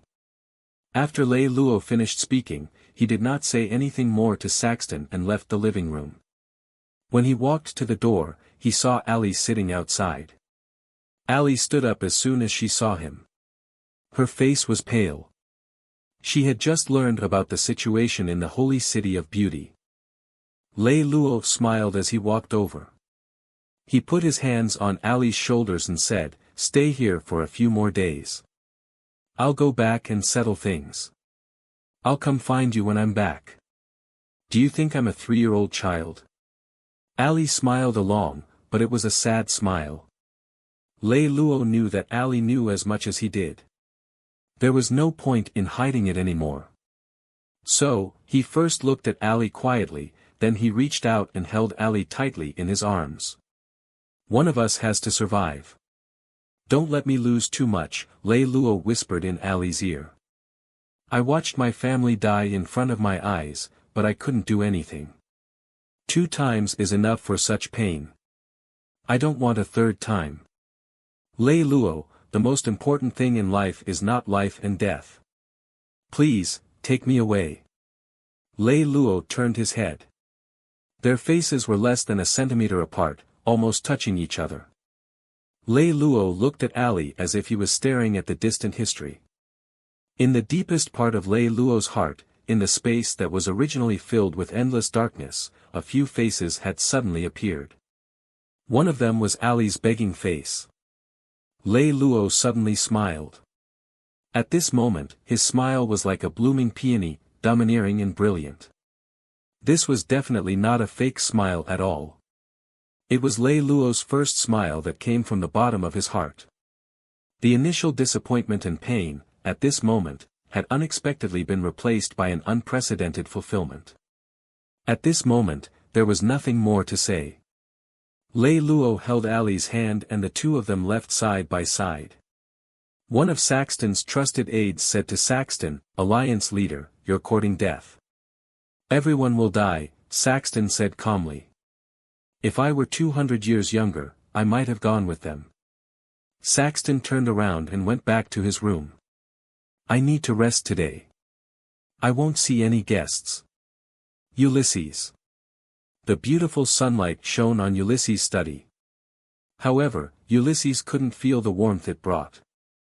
He had been trying to read all morning, but he couldn't read a single word. He had been waiting for Strachey for 2 whole hours. Strachey finally appeared. He stood outside the door and asked respectfully, Your Highness, you were looking for me. How is the situation in the 3rd province? This was the first time that Ulysses had not called out for Strachey before they started talking. This was also the first time that Ulysses had not asked him to enter the door and sit down. Instead, he had asked him to stand outside the door and answer. The 3rd province. Just as Strachey was about to speak, he saw that Ulysses' eyes were filled with a cold light. He knew that it was impossible to hide the matter anymore. The situation is great. Great? What do you mean? Ulysses asked. Our people have already seized the holy city of beauty. At the same time, we have also reached an agreement with the Persephone Economic Cooperation. We will continue to carry out Lei Lou's plan. We will help them obtain the Great Wall of Iron Blood. In exchange, they will hand over the Cape of Good Hope to us. At the same time, I am also contacting the remaining suzerains of the East God to prepare to reunite them. I believe that within a month, we will be able to rebuild the East God Alliance. Although we still have the name of East God, in reality, this alliance is completely in our hands. We promised the alliance that once the alliance was formed, we would sign a long-term alliance with them. Not only would we help them destroy the Phoenix Alliance, but we would also help them fight against the Dark Dragon Alliance and Doomsday. I estimated that all of this would take less than a year. After a year, we would have a military force that could not be underestimated in the 3rd province. The main backbone of this military force will be sent out from us. Therefore, this will be an army that will be completely under our control. With this army, the gap in military strength between us and Morse will be greatly reduced. Ulysses was not moved by Strachey's blueprint in the slightest. He asked coldly, who will be the commander of this army? In this matter, Carmen played a great role, so. Before Strachey could finish his words, Ulysses continued, so, the commander of this army naturally doesn't take me seriously, nor does he take my father seriously. He only takes you seriously. Hearing Ulysses' words, Strachey immediately fell to his knees with a plop. Your Highness, I am loyal. All right, teacher, I believe in you. You just need to order Carmen to give up the rebellion and return to Lei Luo's command. Then you are still my good teacher and I am still your good student. Please rest assured that if I can successfully ascend to the throne, I will avenge your family. I will avenge you even if I have to shed every drop of blood in the shogunate of King Baichen. Your Highness, I know that you and Lei Luo appreciate each other very much, but this is politics. You can't just do whatever you want. Strachey kneeled on the ground and tried to persuade him. Ulysses turned around and stared at Strachey, who was kneeling on the ground, and answered sternly. Teacher, don't say anything. I only want to ask you one thing. I want you to immediately give the order for Carmen to surrender to Lei Luo. Will you cooperate? Your Highness, the holy city of beauty isn't completely under Carmen's control. Don't say anything. I only ask you if you are willing to give the order. Ulysses seemed to be burning with anxiety. He stood up abruptly and pointed at Strachey. He was gnashing his teeth as he spoke. Your Highness, please don't be moved by your own emotions. As Strachey spoke, he kowtowed with all his might. Ulysses sneered and didn't say anything else. He walked straight out of the door. When he reached Strachey's side, Ulysses mocked himself, puppet. After saying that, Ulysses left angrily. When Ulysses was far away, Strachey slowly stood up from the ground. On the route to the holy city of beauty, there was a passenger ship modified from a light carrier. There were only a man and a woman on the passenger ship. They were Lei Luo and Ellie. Lei Luo occasionally looked lazy, but his back was always straight. At this time, he was still standing on the bridge. He crossed his hands behind his back, his eyes fixed on the endless darkness, his gaze moving little by little. One by one, he looked into the eyes of the stars that dotted the darkness. For the past 24 hours, Lei Luo had been standing there silently, staring at the night sky that had always been silent. No one knew what he had found in the boundless darkness, but after 24 hours, he had clearly walked out of the impetuous mood of the past. 24 hours later, Lei Luo slowly let out a long breath, raised his head, and closed his eyes. He imagined himself in an uninhabited wilderness. The humidity of the night permeated the air, creating a sentimental atmosphere. The starry sky was exceptionally clear as if it had been washed by clear water. The distant stars shone faintly, like tiny tears flowing slowly. You've been standing here for a day.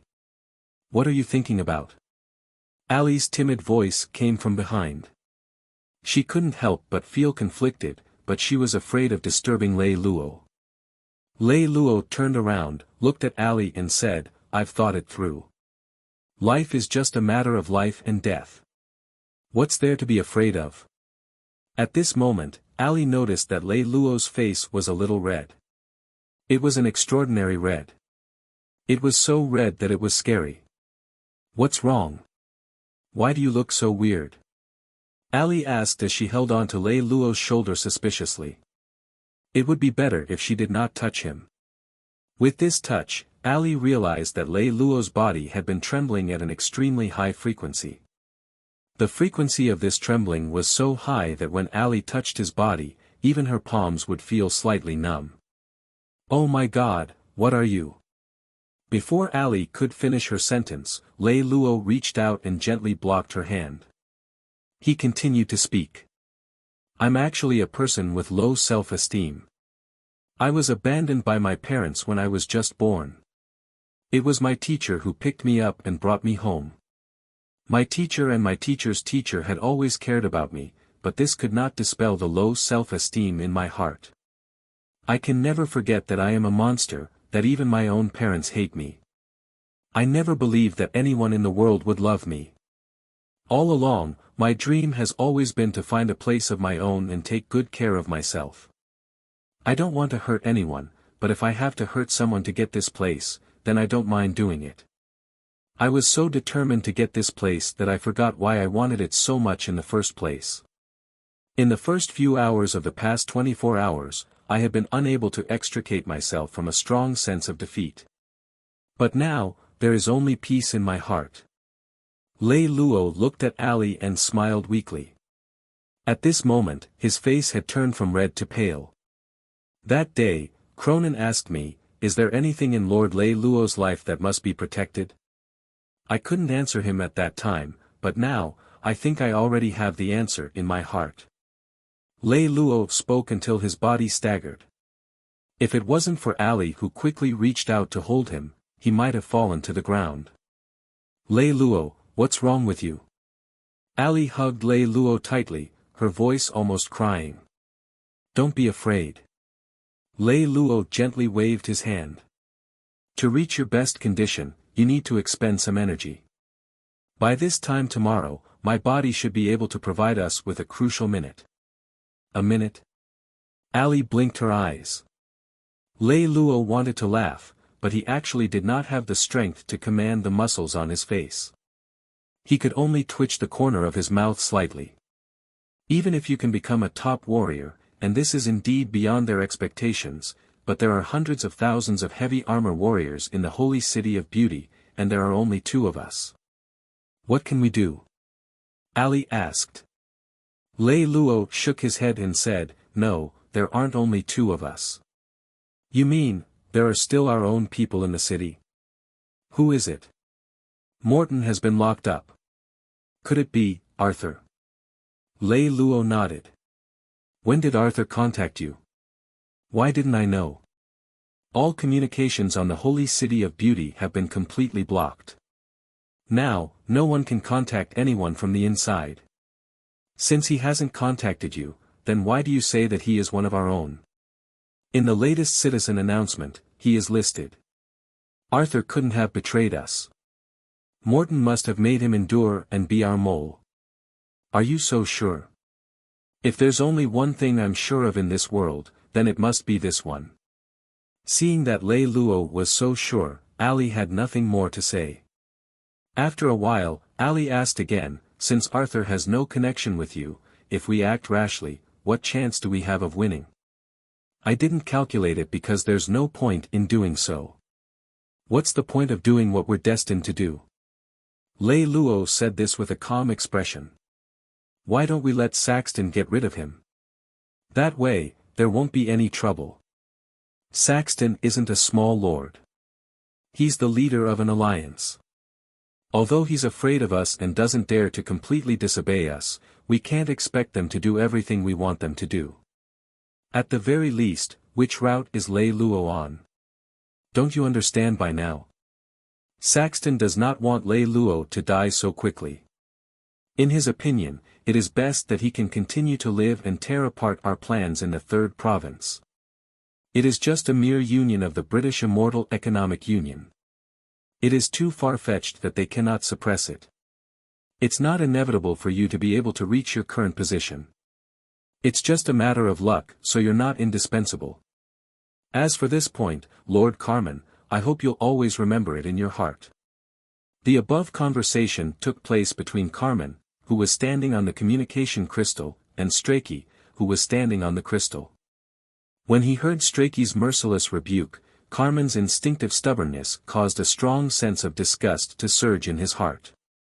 However, after being frustrated for so many years, his wild desire to soar to the sky from then on still completely suppressed this disgust. Yes. Carmen lowered his head and answered respectfully. Let me tell you a piece of good news. We have already contacted 12 independent suzerains. They have already verbally promised to join the new alliance that you have established in the 3rd province. 3 of them are former East God suzerains. As long as you obtain the Cape of Good Hope, they'll formally surrender. Strachey understood Carmen's personality deeply. He was more certain than anyone else that he would get rid of this fellow sooner or later, but it was definitely not now. If you enjoyed this video, be sure to like, subscribe, and hit the notification bell to keep you updated for future uploads. He still had some things that he needed to rely on. Therefore, after receiving Carmen's deference, Strachey immediately changed the topic without batting an eyelid. Although verbal promises are gratifying, I still personally suggest that we can pressure them to send some fleets to assist us right now.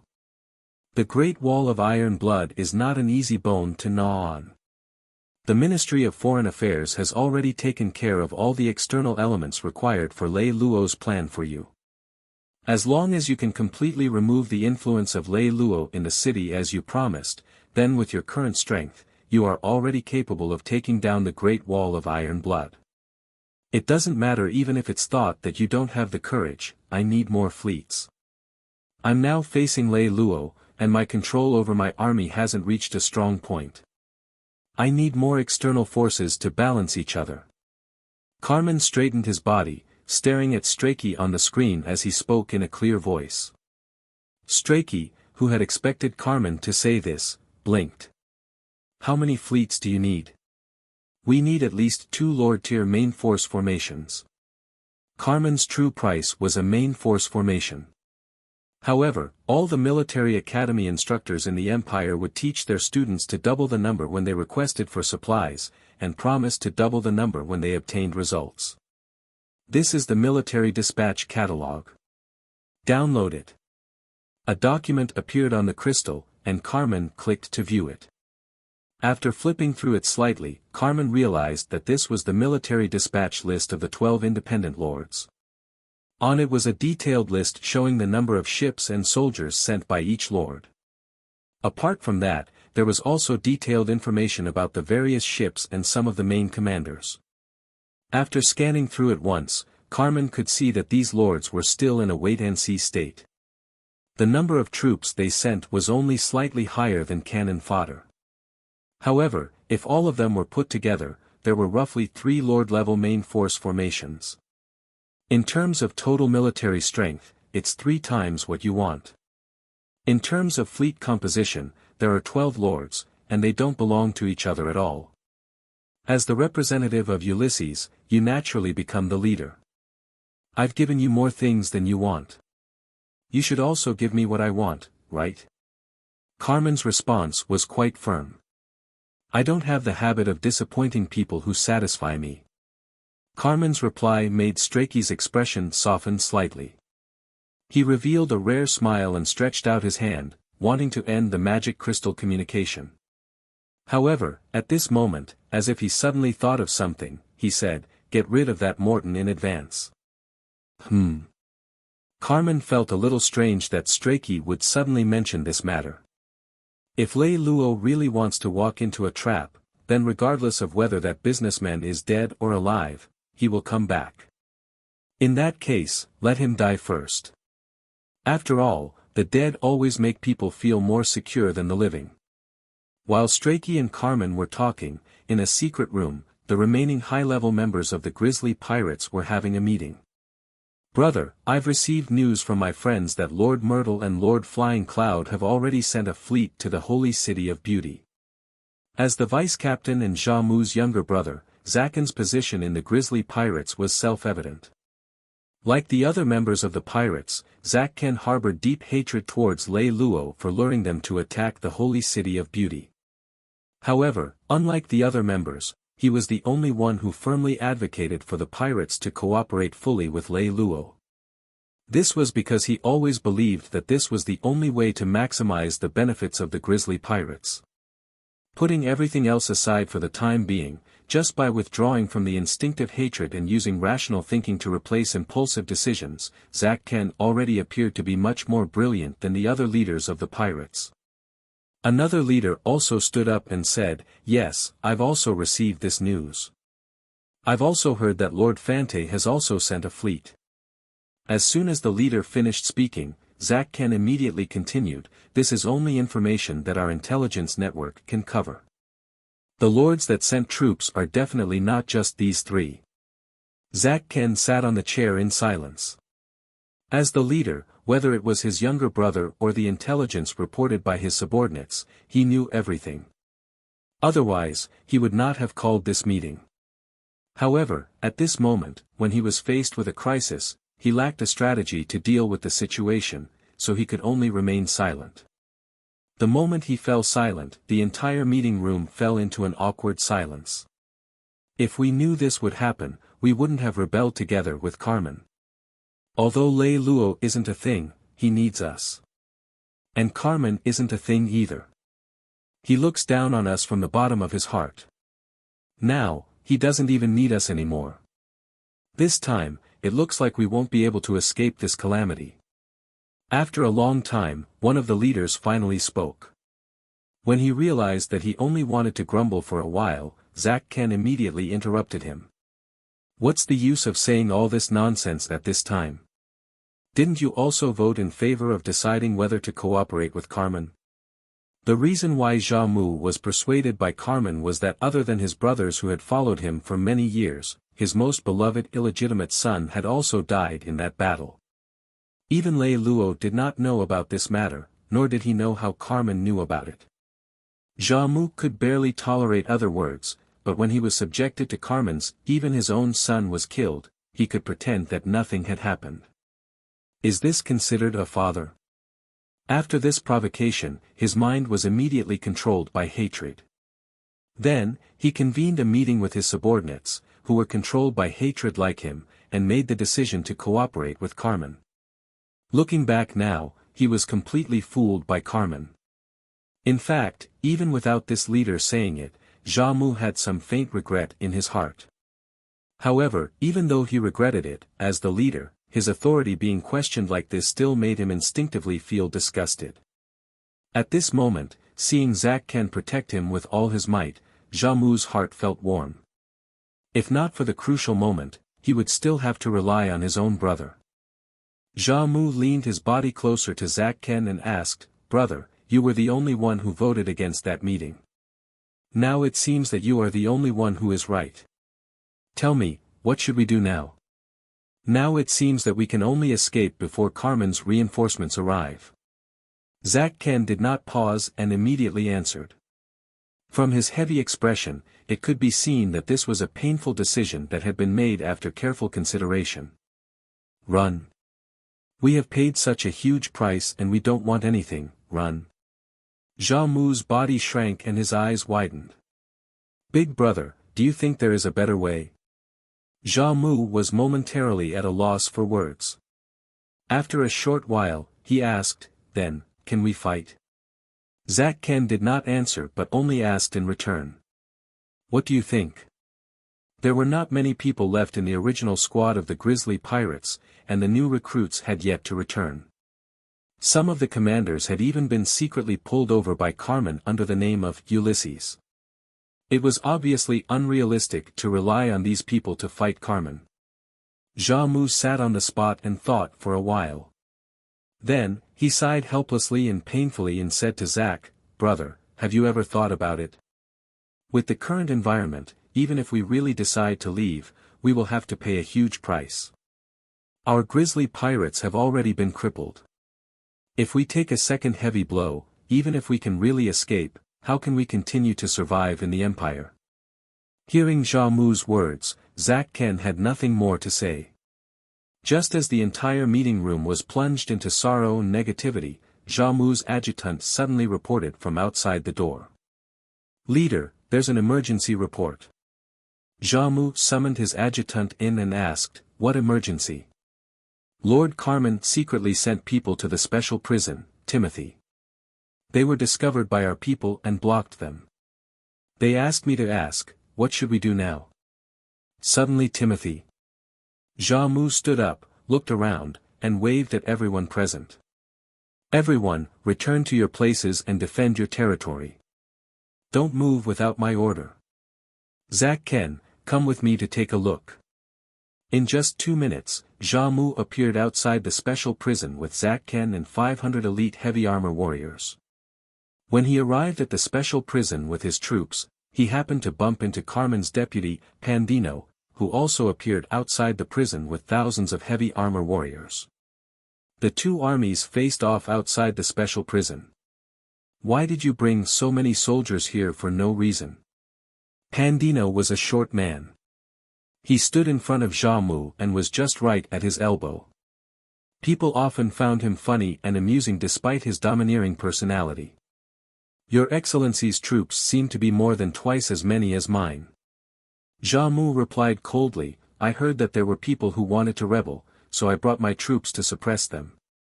Preventing Morton from being executed prematurely, is this considered a rebellion? Of course. We agreed that it would be 3 days later, and there's still 1.5 days left. Why did you suddenly change your mind? This is an order from Lord Carmen. I'm a pirate. I don't have to listen to anyone's orders. If it was in the Empire, Pandino would definitely take action immediately. However, on land, although he had 10 times the enemy's military strength, Pandino was still not that confident. This was because land warfare was not his forte. Thus, he forcefully suppressed his temper and changed to an equal tone as he asked, I don't understand, Commander Xiamu, why do you insist on staying for another day and a half? We agreed in advance that we would use Morton to lure Lei Lou back. After dealing with Lei Lou, we'll deal with Morton. He won't come back. Even a fool knows that he's courting death. No, he'll come back. Xiamu looked at Pandino and suddenly revealed a mocking expression. Could it be that Lord Carmen is actually afraid of someone who doesn't have a single soldier? Lord Carmen is afraid of him. Pandino raised his head and smiled contemptuously. In my opinion, isn't Commander Xiamu afraid of his own revenge? That's right, I'm afraid of him. What's wrong? Xiamu replied in a clear voice almost immediately. His words nearly choked Pandino to death. At this moment, Pandino heard a loud alarm sound in the sky. It was an enemy attack.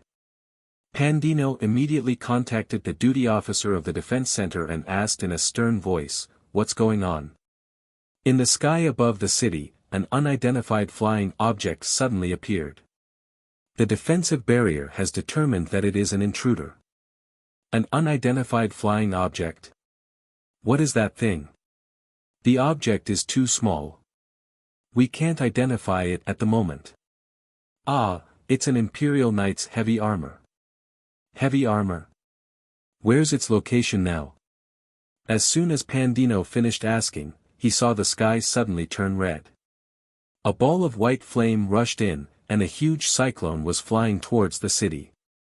When he saw the real body of the mysterious white flame, Zack Ken whispered beside Xiamu, who was trembling with excitement.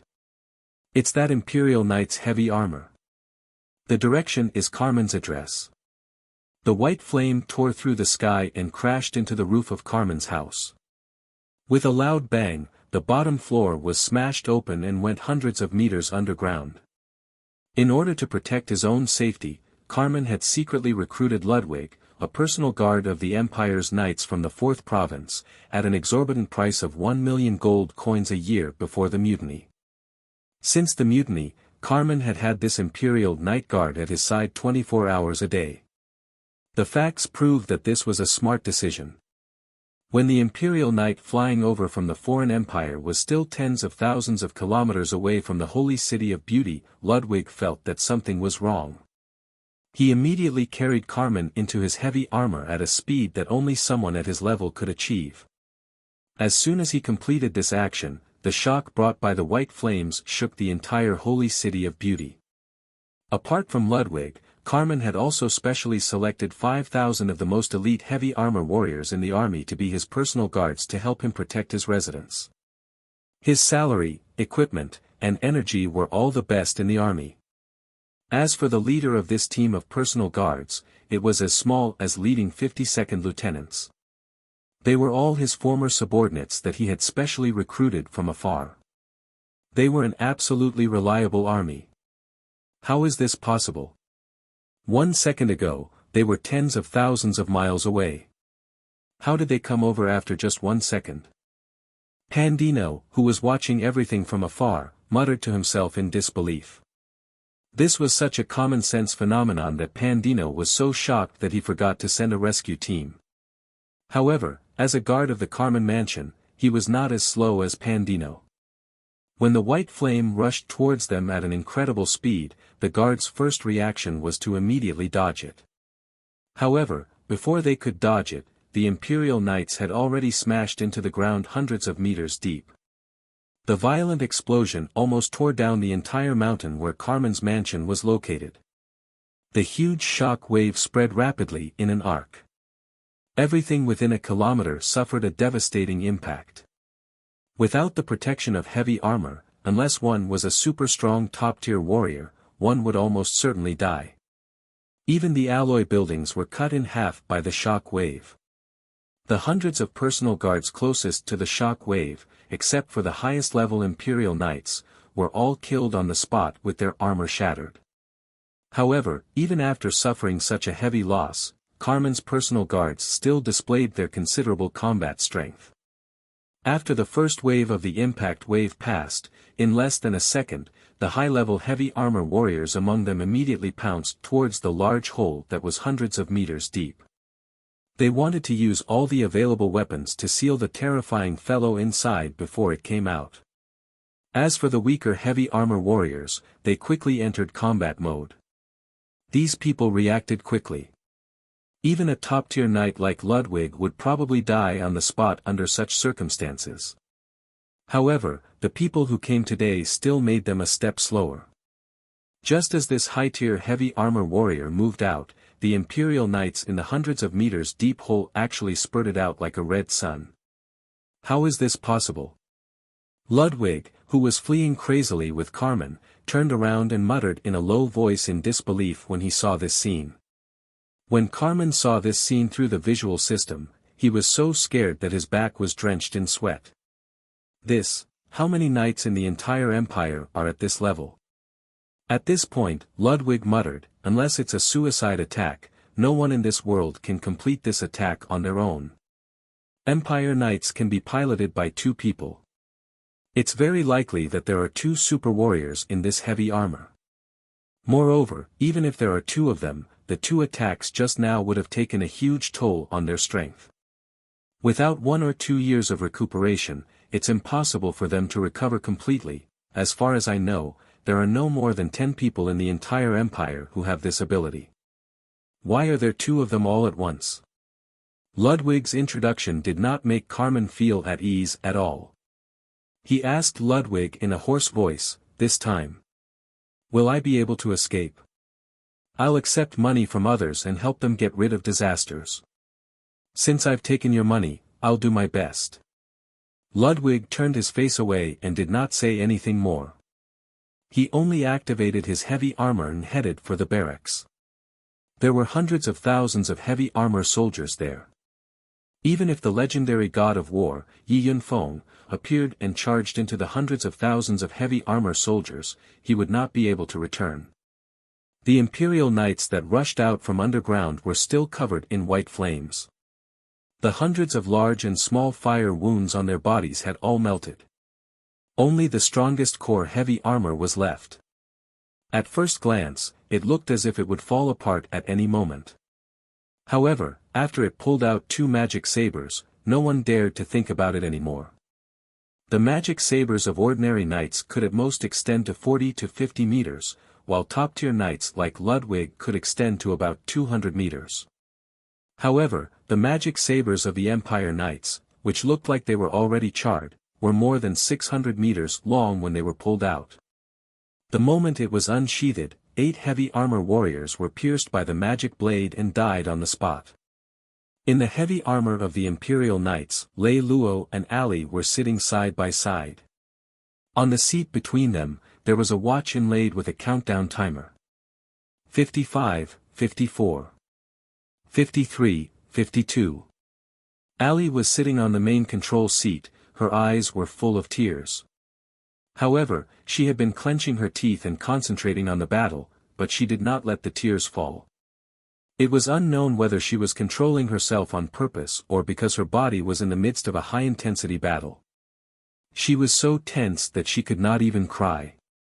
In terms of heavy armor training, in the 3rd province, no one dared to claim that East God was inferior. Even in the entire empire, the heavy armor warriors of East God were top-notch. Ali was the daughter of the alliance leader and had extremely high talent, but even with her physical body, she could fight against a group of fully armed high-level heavy armor warriors and drive the top-notch heavy armor of the Empire's knights. Her combat strength was even more formidable.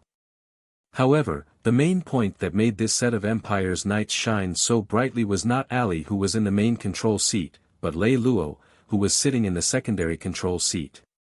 At this moment, other than a slight hint of red on his lips, Lei Luo's entire face had sunk into a nearly transparent white color. The blood vessels and meridians under his skin were so clear that it was shocking to look at. Even his bones could be vaguely seen. He wore a square-shaped human body combat device on his brain. Just 3 hours ago, Lei Lou had risked his life to completely switch to his combat characteristics. In effect, every cell in Lei Luo's body contained a huge amount of magic power. This magic power was not only huge but also had a terrifying explosive power. If it was combined with a powerful heavy armor, the explosive power would be shocking. And the combination of heavy armor and the human body's combat index was precisely this human body combat instrument. It relied on devouring the powerful potential in the human body to magnify the heavy performance and power of heavy armor. If not used excessively, then this kind of training would be beneficial to humans. It could make the humans' genes adapt to the environment and atmosphere of battle, thus becoming stronger. However, if it crosses the line, it will cause harm to the body. If it is overused to a certain extent, it will cause harm and even take one's life.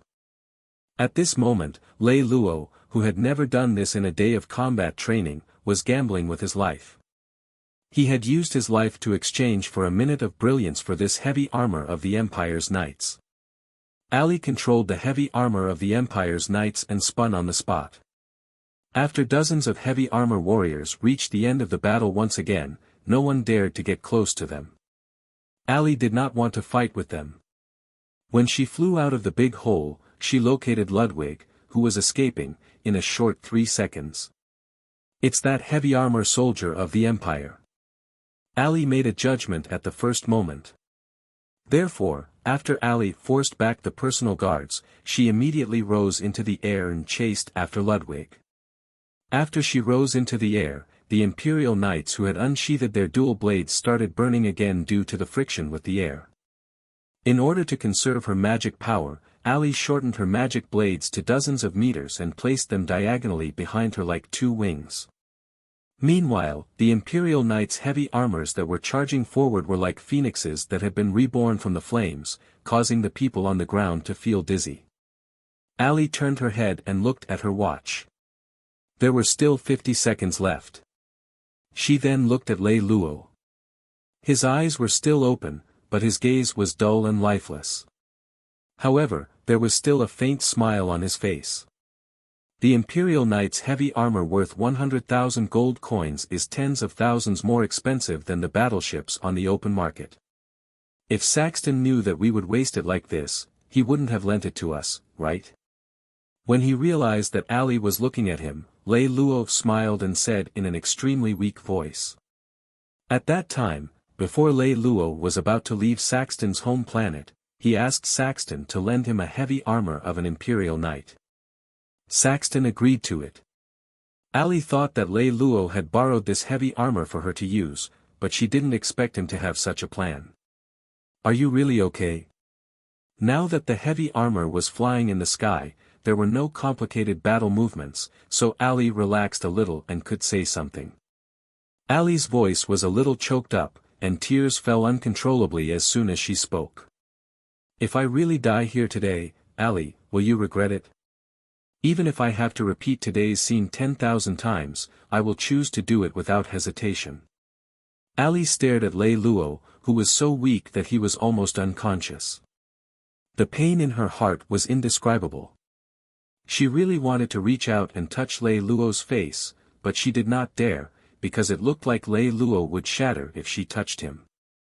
Lei Lou's internal organs were all twitching pathologically, but he could not feel any pain at all. Because every cell in his body was being exploited by the heavy armor, he did not even have the ability to feel pain. Lei Lou's vision was almost gone. He could only feel a faint light in front of him, but he could not see anything clearly. His hearing and touch had completely disappeared, so he could not hear what Ali was saying. Do you know how I feel now? Lei Luo slowly moved his lips and continued, I feel like I've returned to my mother's womb, I've never been so at peace in my life. Ali wiped her tears and turned her face to look ahead. She was getting closer and closer to Ludwig. If I didn't die today, what would be the first thing you would want to do? Ali did not speak because she could see that Lei Luo could not hear anything. She gritted her teeth and tried her best to control her emotions. She focused all her attention on Ludwig. If it were me, I would want to hug you. Lei Luo's lips squirmed as he spoke. However, his mouth could no longer make an accurate sound. Even someone with Ali's acute hearing could not hear what he was saying. Lei Luo's eyes slowly closed, and he completely fainted. In the past paragraph, the forever silent and merciless time, without any interference, still showed its steps on the photon clock step by step. 30 seconds. 29 seconds. Ali finally approached Ludwig, and at this time, the military camp had arrived. Because, at this moment, there were two people who had created an unprecedented miracle. They were using a heavy armor to directly charge at the military camp that had more than 1 million heavy armor warriors, and the one who felt fear was actually the latter. Yes, it was not nervousness. It was genuine fear. When they saw Ali riding the Imperial Knight who was covered in flames, carrying two magic sabers that rapidly grew from tens of meters to 600 meters, and rapidly approaching, only the word, fear, could express the feelings of everyone in the military camp. It was like 1,000 beasts seeing a heavenly dragon. No matter how valiant they were, they would still kneel down. When 1,000 birds saw a phoenix, no matter how fierce they were, they would still bow down. Similarly, as heavy armor warriors, they had seen with their own eyes the star-like radiance emitted by the Imperial Knights in the sky. This kind of shock to the soul was something that no words could express. Although there were hundreds of thousands of heavy armor warriors in the military, most of them were not in heavy armor. Even if they were in heavy armor, most of them were repairing and maintaining it. Only thousands of patrol heavy armor soldiers were in heavy armor and had already started their engines. After the initial shock of about a second, these patrol heavy armor soldiers immediately woke up. The enemy was not their idol, but their enemy. Instantly, about 1/3 of the patrol heavy armor horses rushed towards them. Among them, about 400 heavy armor soldiers appeared in the middle of them to intercept them before Ali and Ludwig came into contact. It should be said that these heavy armor warriors were acting out of instinct, not rationality. If they were given even 3 seconds to consider, they believed that there was not a single person present. This instinct took the lives of many people, including many of them. The Imperial Knight's heavy armor that was on fire was already too fast. It was so fast that it broke common sense that heavy armor could fly in the atmosphere. It had also completely exceeded the expectations of these heavy armor warriors. In front of Ali, there were close to 100 middle and low-level heavy armor warriors. Before they could even open their weapon systems, they had already been split into two by the magic saber that had arrived quickly. The burning Imperial Knight's body did not seem to be slowed down at all. When it charged out from the hundreds of heavy armor clusters, a series of loud explosions came from behind it. Nearly 100 colorful lights shot out from the explosions, as brilliant as fireworks during a grand festival. The remaining 300 intermediate and low-level heavy armor warriors witnessed all of this with their own eyes. They were so shocked that they stopped in the air and did not have the courage to chase after the Grim Reaper. Who would have the courage to chase after the Grim Reaper? 26 seconds. 25 seconds. The photon clock jumped slightly by 2 squares. In such a short distance, the opponent only had one heavy armor. Moreover, its movement speed was so fast that the probability of a long-range weapon hitting its own people was much higher than that of hitting it. Therefore, in the current environment, the only thing that could be used was the magic knife. The momentum of the death of over 100 low-level heavy armor knights was almost 40 Black Knights, 16 Empire Knights, and 20 Glory Knights. In total, there were almost 80 high-level heavy armor warriors. Even if there were 80 times more of them, no one would have the courage to face the death-like Empire Knights head-on. Even if they joined forces, they would not dare to. The strategic intention of these advanced heavy armor warriors was very clear. They wanted to keep Ali busy. At the very least, they wanted to slow her down. As long as they could do that, she would not be invincible. In order to carry out this strategy, the 80 heavy armors, under the command of a knight of the Lieutenant Colonel Empire, spread out their bodies and split up into 4 directions to make way for Ali. At the same time, they used all their strength to lengthen their magic sabers, so that more than 100 magic sabers could fuse together to form a triple magic sabers net. 22 seconds later, the watch jumped once again. At this time, Ludwig had already landed on the ground. More patrol heavy armors were rushing over, and Carmen's personal guards were also coming. Although the momentum was shocking, as long as it was a human, there was still a limit. If they were allowed to complete the encirclement, then the lives of the 2 people might really be lost here. There's no time. Just as Ali was anxiously combining the 2 magic sabers together, trying to force her way in, she suddenly realized that the magic sabers, which had weakened a little after the fierce dash just now, suddenly shone brightly. Even though the blazing white light had been filtered by the system, it was still so piercing that people could not open their eyes. It was almost a piece of cake for Ali to break through the 3 layers of magic sabers with this heavy armor. When the magic power blades of the Empire Knights came into contact with the magic power net, they even caused the magic power blades that formed the magic power net to explode, causing magic power sources to fly in all directions. The heavy armor of the 40 Jade Dark Knights was hit by these magic power sources almost without any warning, causing them to fall to the ground one after another. The reason for this was because the magic power of the magic power blades of the Empire Knights suddenly increased explosively. The degree of magic power that increased explosively exceeded everyone's expectations. When it reached its limit, a lot of excess magic power from the magic blade sprayed onto the magic power net, causing the magic power net to become extremely unstable in an instant and explode. At this time, Ali was only focused on being happy for this sudden good fortune. She did not have the extra energy to notice that beside her, Lei Luo's eyes, nose, mouth, and ears were all losing fresh blood. Even the bones in his body were slightly cracking. In the face of all this, Ludwig did not run anymore. The reason why he did not run was because he did not know the situation inside the heavy armor. If he knew that Ali could only hold on for another 20 seconds, then he would definitely choose to run, even if he had to run out of the province. "Why aren't you running?" When he saw Ludwig turn around, stop in the air, and face Ali head-on, Carmen's hair stood on end. At this time, running is meaningless. Facing such a super warrior, with the number of people in the camp, it's useless no matter how many people there are. We must have a strong warrior to face it head-on and suppress its speed and momentum. Only then can we bring out our advantage in numbers. As Ludwig spoke, he opened the 12 super magic cannons of the Imperial Knights and started to fire fiercely at Ali. At this time, Ludwig was only a few hundred kilometers away from Ali. For Ali, it was just a snap of her fingers and she was already in front of him. Therefore, Ludwig dared to stop in front of Ali at this moment. It should be said that he was very courageous. And his courage was immediately rewarded. As soon as he saw Ludwig firing, the other heavy armored knights on the ground seemed to have received a silent order.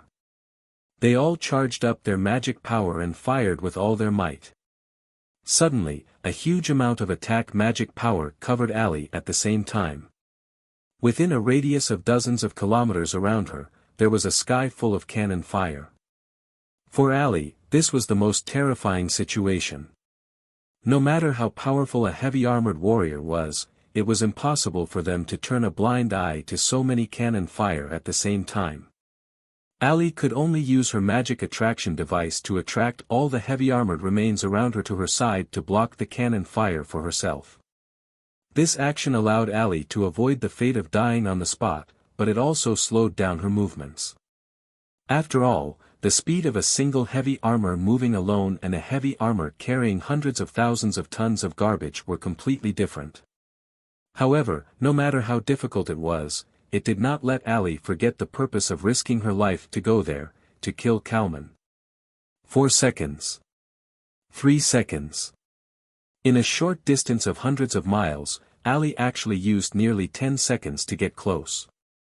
When she was less than 5 kilometers away from Ludwig, Ali's eyes turned blood red.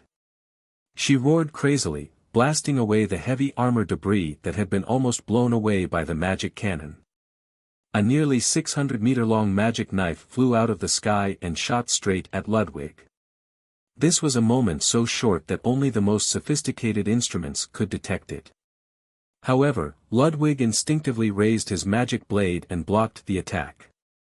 It was not for nothing that he was able to become an Imperial Knight. Ali's magic blade, which had been slightly deflected by the shock, moved from Ludwig's chest to his shoulder, completely removing the armor on his right shoulder. Tick-tock. There were only 2 seconds left. There were many such things in life. It was just a hair's breadth away, but it brought about 2 completely different fates. When she brushed past Ludwig, Ali's eyes immediately closed. She knew that she had missed her only chance. Carmen, I can't believe that in the end, this is how you die. However, Carmen, who was in heavy armor, did not feel much better than Ali. He also raised his head with a bitter smile and let out a long sigh. As for Ludwig, he was not afraid at all. On the contrary, he was excited. He was a natural-born heavy armor warrior. It was more fun than painful for him to lose his life in this level of battle. He quickly turned around and waited for Ali's next attack. The slash just now seemed to be instinctive, but in fact, it had completely surpassed him in the past. This kind of improvement made him ecstatic. He was eagerly waiting for Ali's next attack because he really wanted to know what kind of situation he could reach. However, Ali disappointed him. The Imperial Knight who was burning in flames did not turn around. Instead, he flew away again and instantly flew out of everyone's sight. All that was left was the messy barracks and the excited and shocked heavy armor soldiers who were still immersed in the battle. All of a sudden, the world was so quiet that it made people suspect that everything that had happened just now was just a dream. Between the holy city of beauty and the nearby planets, there was a cave called the Fatal Vortex. After escaping, in order to avoid being chased, Ali chose to crawl into the cave. The arms of the Imperial Knight's armor were gripping the hard surface of the meteorite tightly.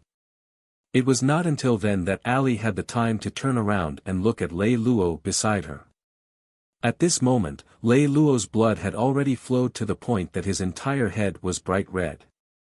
After quickly injecting the military medicine that she had prepared earlier into Lei Lou's body, Ali leaned weakly against the stone wall. The battle just now had drained all of her senses and energy. Until now, all of her consciousness and memories were still completely locked onto everything that had happened in the city just a few minutes earlier. In the past minute, instead of being a person, Ali had become a machine that completely carried out Lei Lou's intentions. Everything had happened too quickly and so fast that there was no time to think. Sweat had already filled her sweat bags, but before she could pour it out, the battle had already ended. Ali's consciousness was blurry. She felt her entire body going heavy, and it was as if she was carrying a heavy stone bag and was immersed in the middle of a lake. There was always a kind of inertia to sink downwards. Ali. The military heart-strengthening needle began to take effect. Lei Lou's eyes slowly opened. Although the blood flowing out of his 7 orifices had stopped, the weakness of his body did not improve much.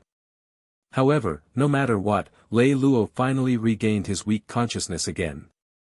He gently moved his lips and called out Ali's name. As if she had heard the prophet's warning, Ali was jolted awake by Lei Lou's weak call.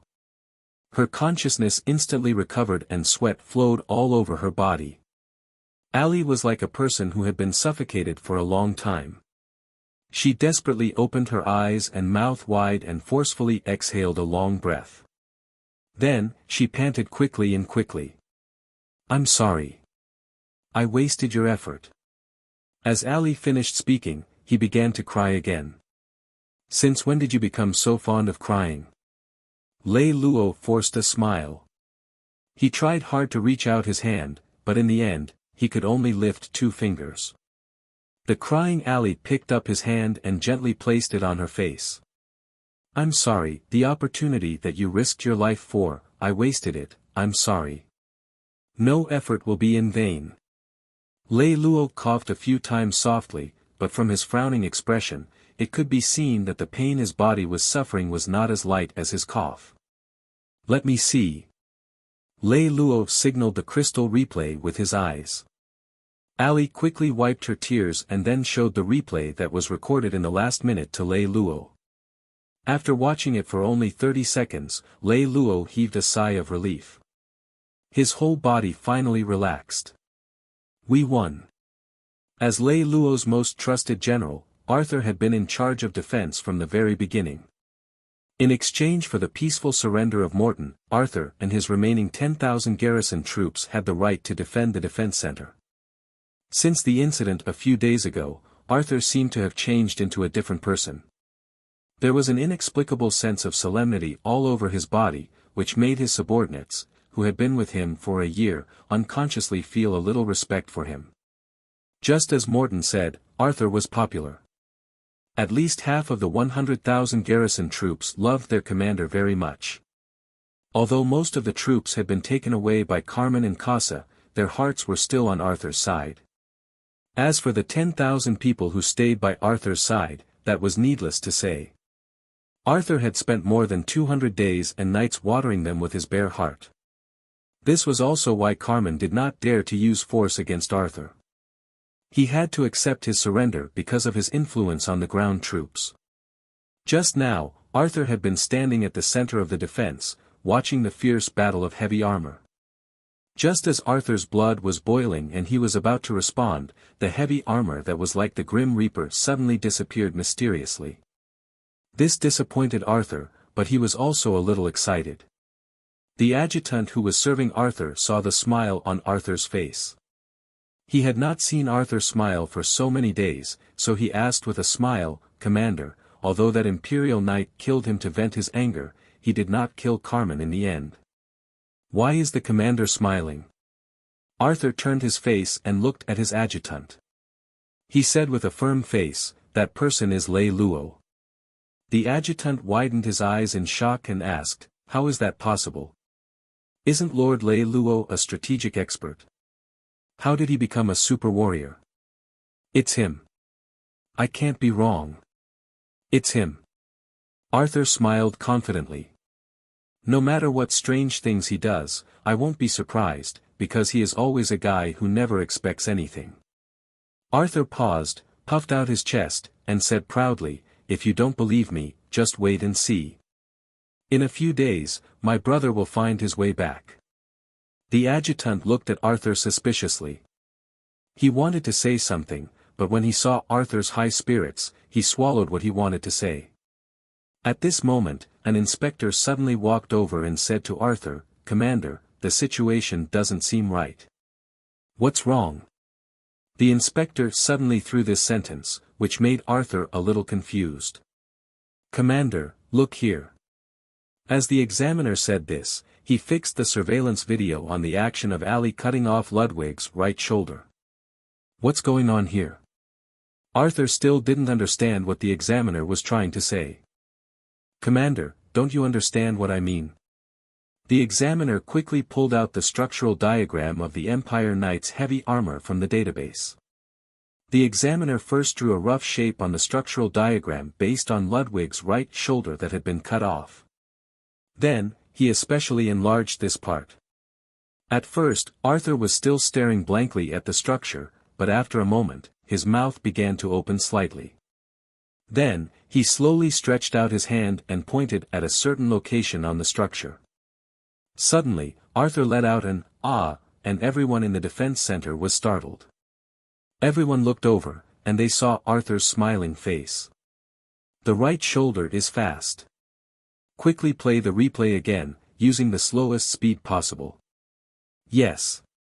Seeing that his intentions were finally understood by the officer, the inspector was very excited.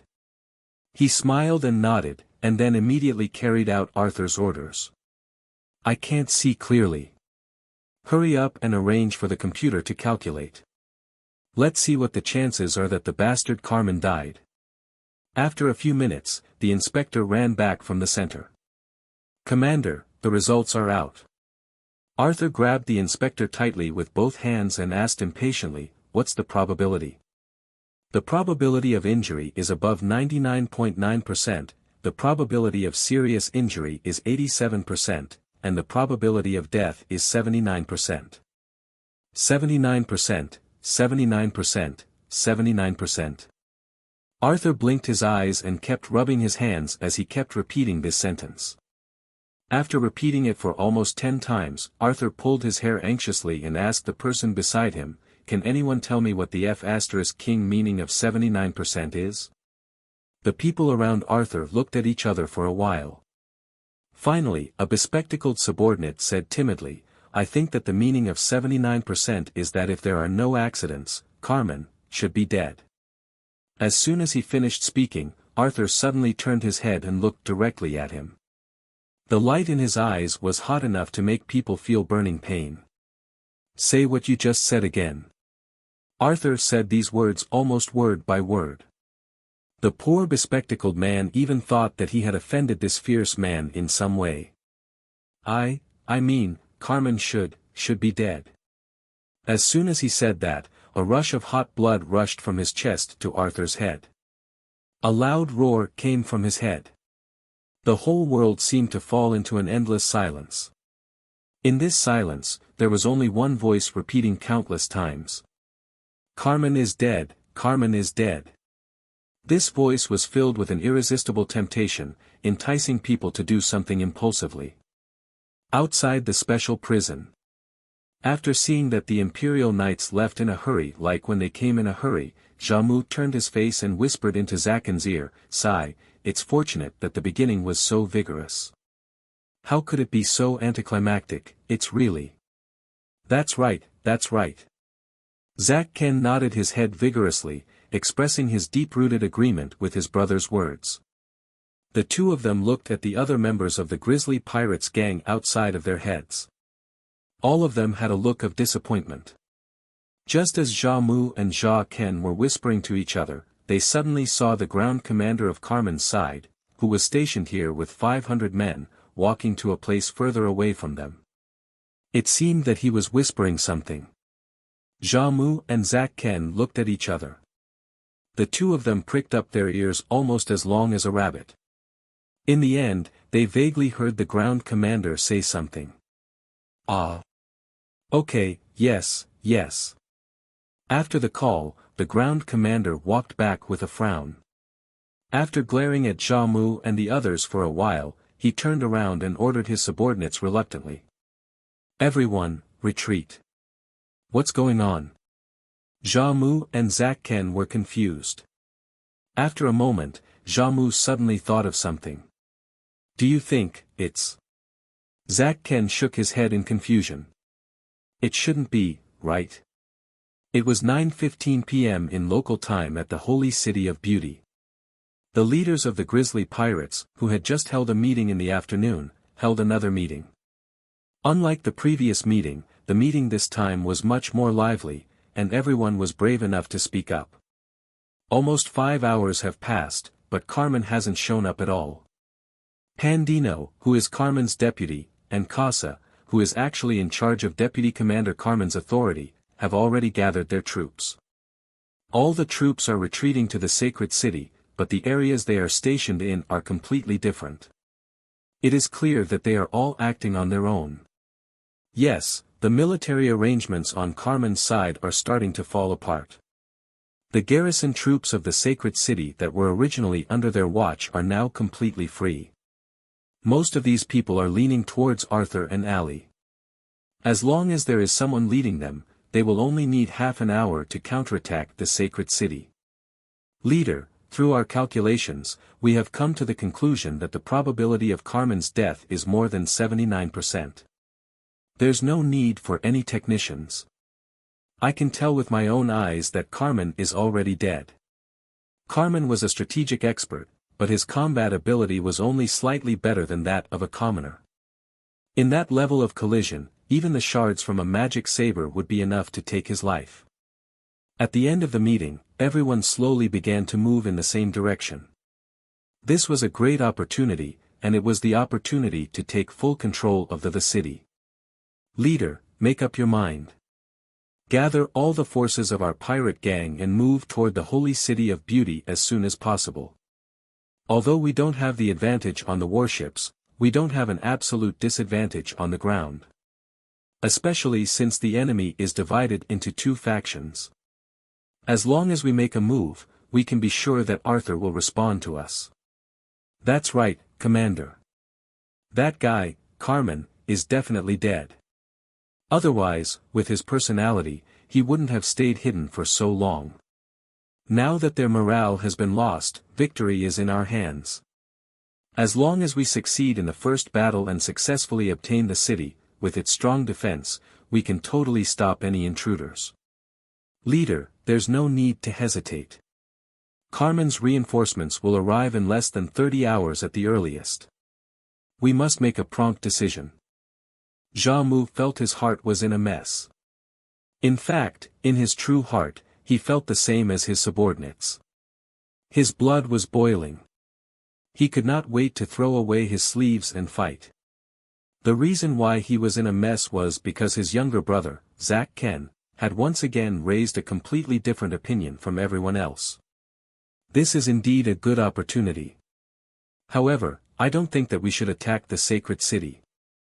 Instead, we should immediately gather all of our people, grab as many warships as possible, and leave the sacred city. After everyone had expressed their opinions, Zack Ken finally expressed his thoughts. What? You must be joking. We've paid such a huge price to finally have this opportunity today. How can we just let it pass? Zack Ken, aren't you a little too cowardly? You're really muddle-headed. If you keep running, can you escape from the powerful grizzly pirates gang? I've never heard of such a thing. That's right. Although Casa has a deep foundation in the army, he's just mediocre trash.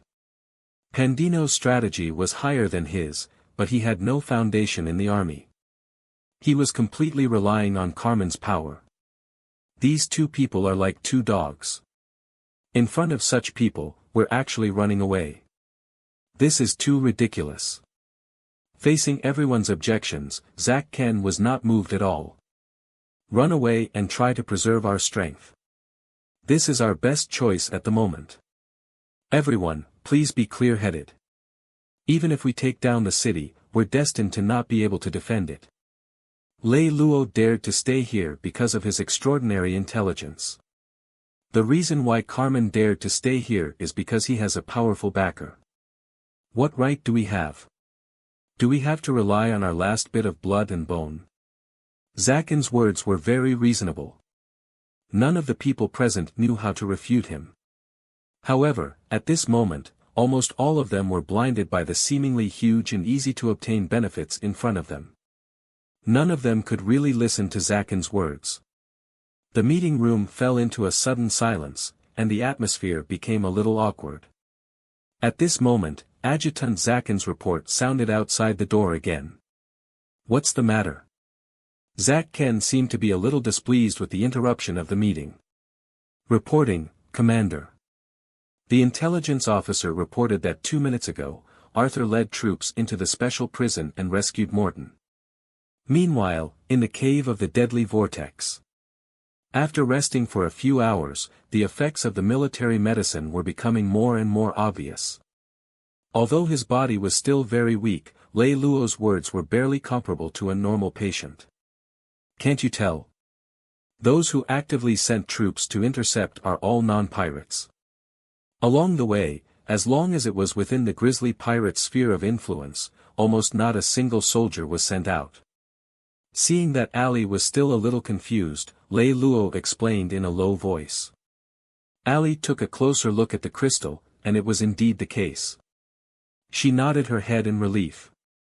Carmen's personality is arrogant, and it's understandable that he's not popular. This isn't just a problem of personality, but a problem of a fundamental conflict of interest. Between a commander like Carmen who came from a formal system and a commander like Xiaomu who came from a pirate background, in terms of ideology and the distribution of interests, they were essentially irreconcilable. If they wanted to coexist, there was only one way, and that was to have a fair adjudicator who was superior to both of them. It was precisely because I knew this that I thought that there wouldn't be a problem, and that ended up to be one of my biggest mistakes. When Lei Lou said this, he sighed regretfully. I thought everyone was too rational. After all, humans are not machines. The logic of doing things is not simply based on what is beneficial and what is not. At the end of the day, I still don't understand human nature. This lesson will forever be engraved in my heart. Humans are not saints. Ali was about to comfort him, but she was immediately interrupted by Lei Lou. He did not need such meaningless comfort. Not long from now, Carmen and the grisly pirates will be at war. At that time, our chance will come. Very soon, we will have another big battle, but it won't be a one-on-one battle like today. Therefore, our priority now is to find a fleet that can fight. Fleet? Where else can we find a fleet now? Ali asked in confusion. Find a neutral city to settle down in first, then turn around and go to the Cape of Good Hope, Lei Lou said. Go to the Cape of Good Hope. What are we going there for? Ali was even more confused. Go there and wait for someone. Who? Someone who can bring our fleet. When Lei Lou said this, he moved his body a little tiredly. But before that, I need to spend 1 or 2 days treating my body. What about the sacred city? What should we do? Hearing Ali's words, Lei Lou, who had a faint smile on his face, suddenly became gloomy. Since the Carmen Rebellion, I haven't been able to control everything.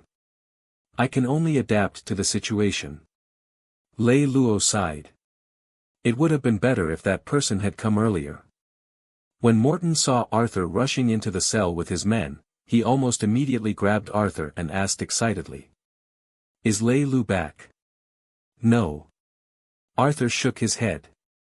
Then why are you here? Morton let go of his hand and looked at Arthur strangely. Carmen is dead. As if someone had hurriedly stabbed him in the waist, Morton's slightly bent back suddenly straightened up. Did you see it with your own eyes? More or less. After seeing Morton's serious questioning gaze, Arthur's originally strong confidence began to shrink. What do you mean more or less? Originally, Morton wanted to believe this fact as Arthur did, but the hesitation in Arthur's eyes made him not dare to be so optimistic.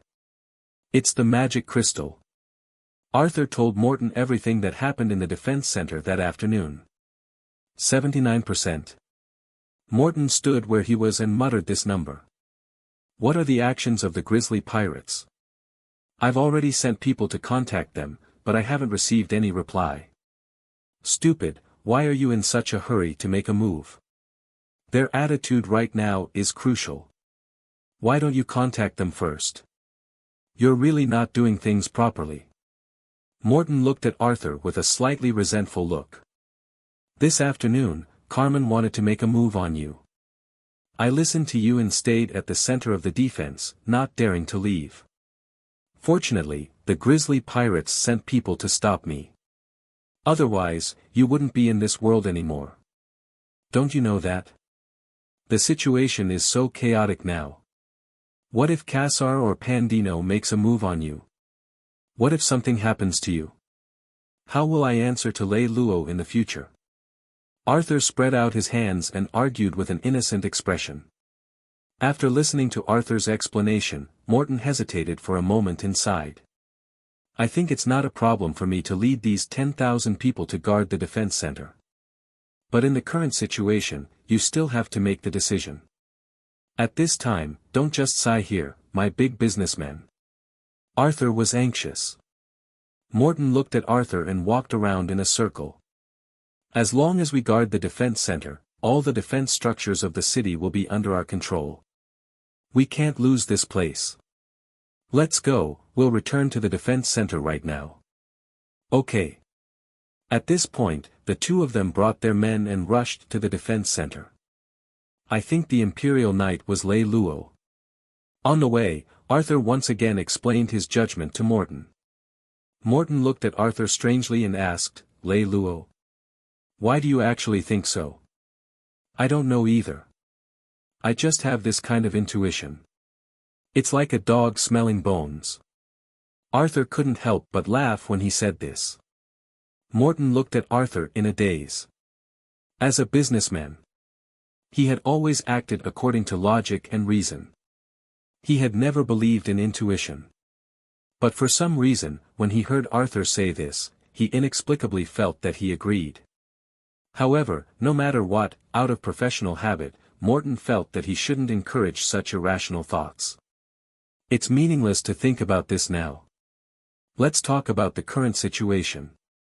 The special prison and the defense center were both set up in the holy city of America. The distance between the two was only a few hundred kilometers.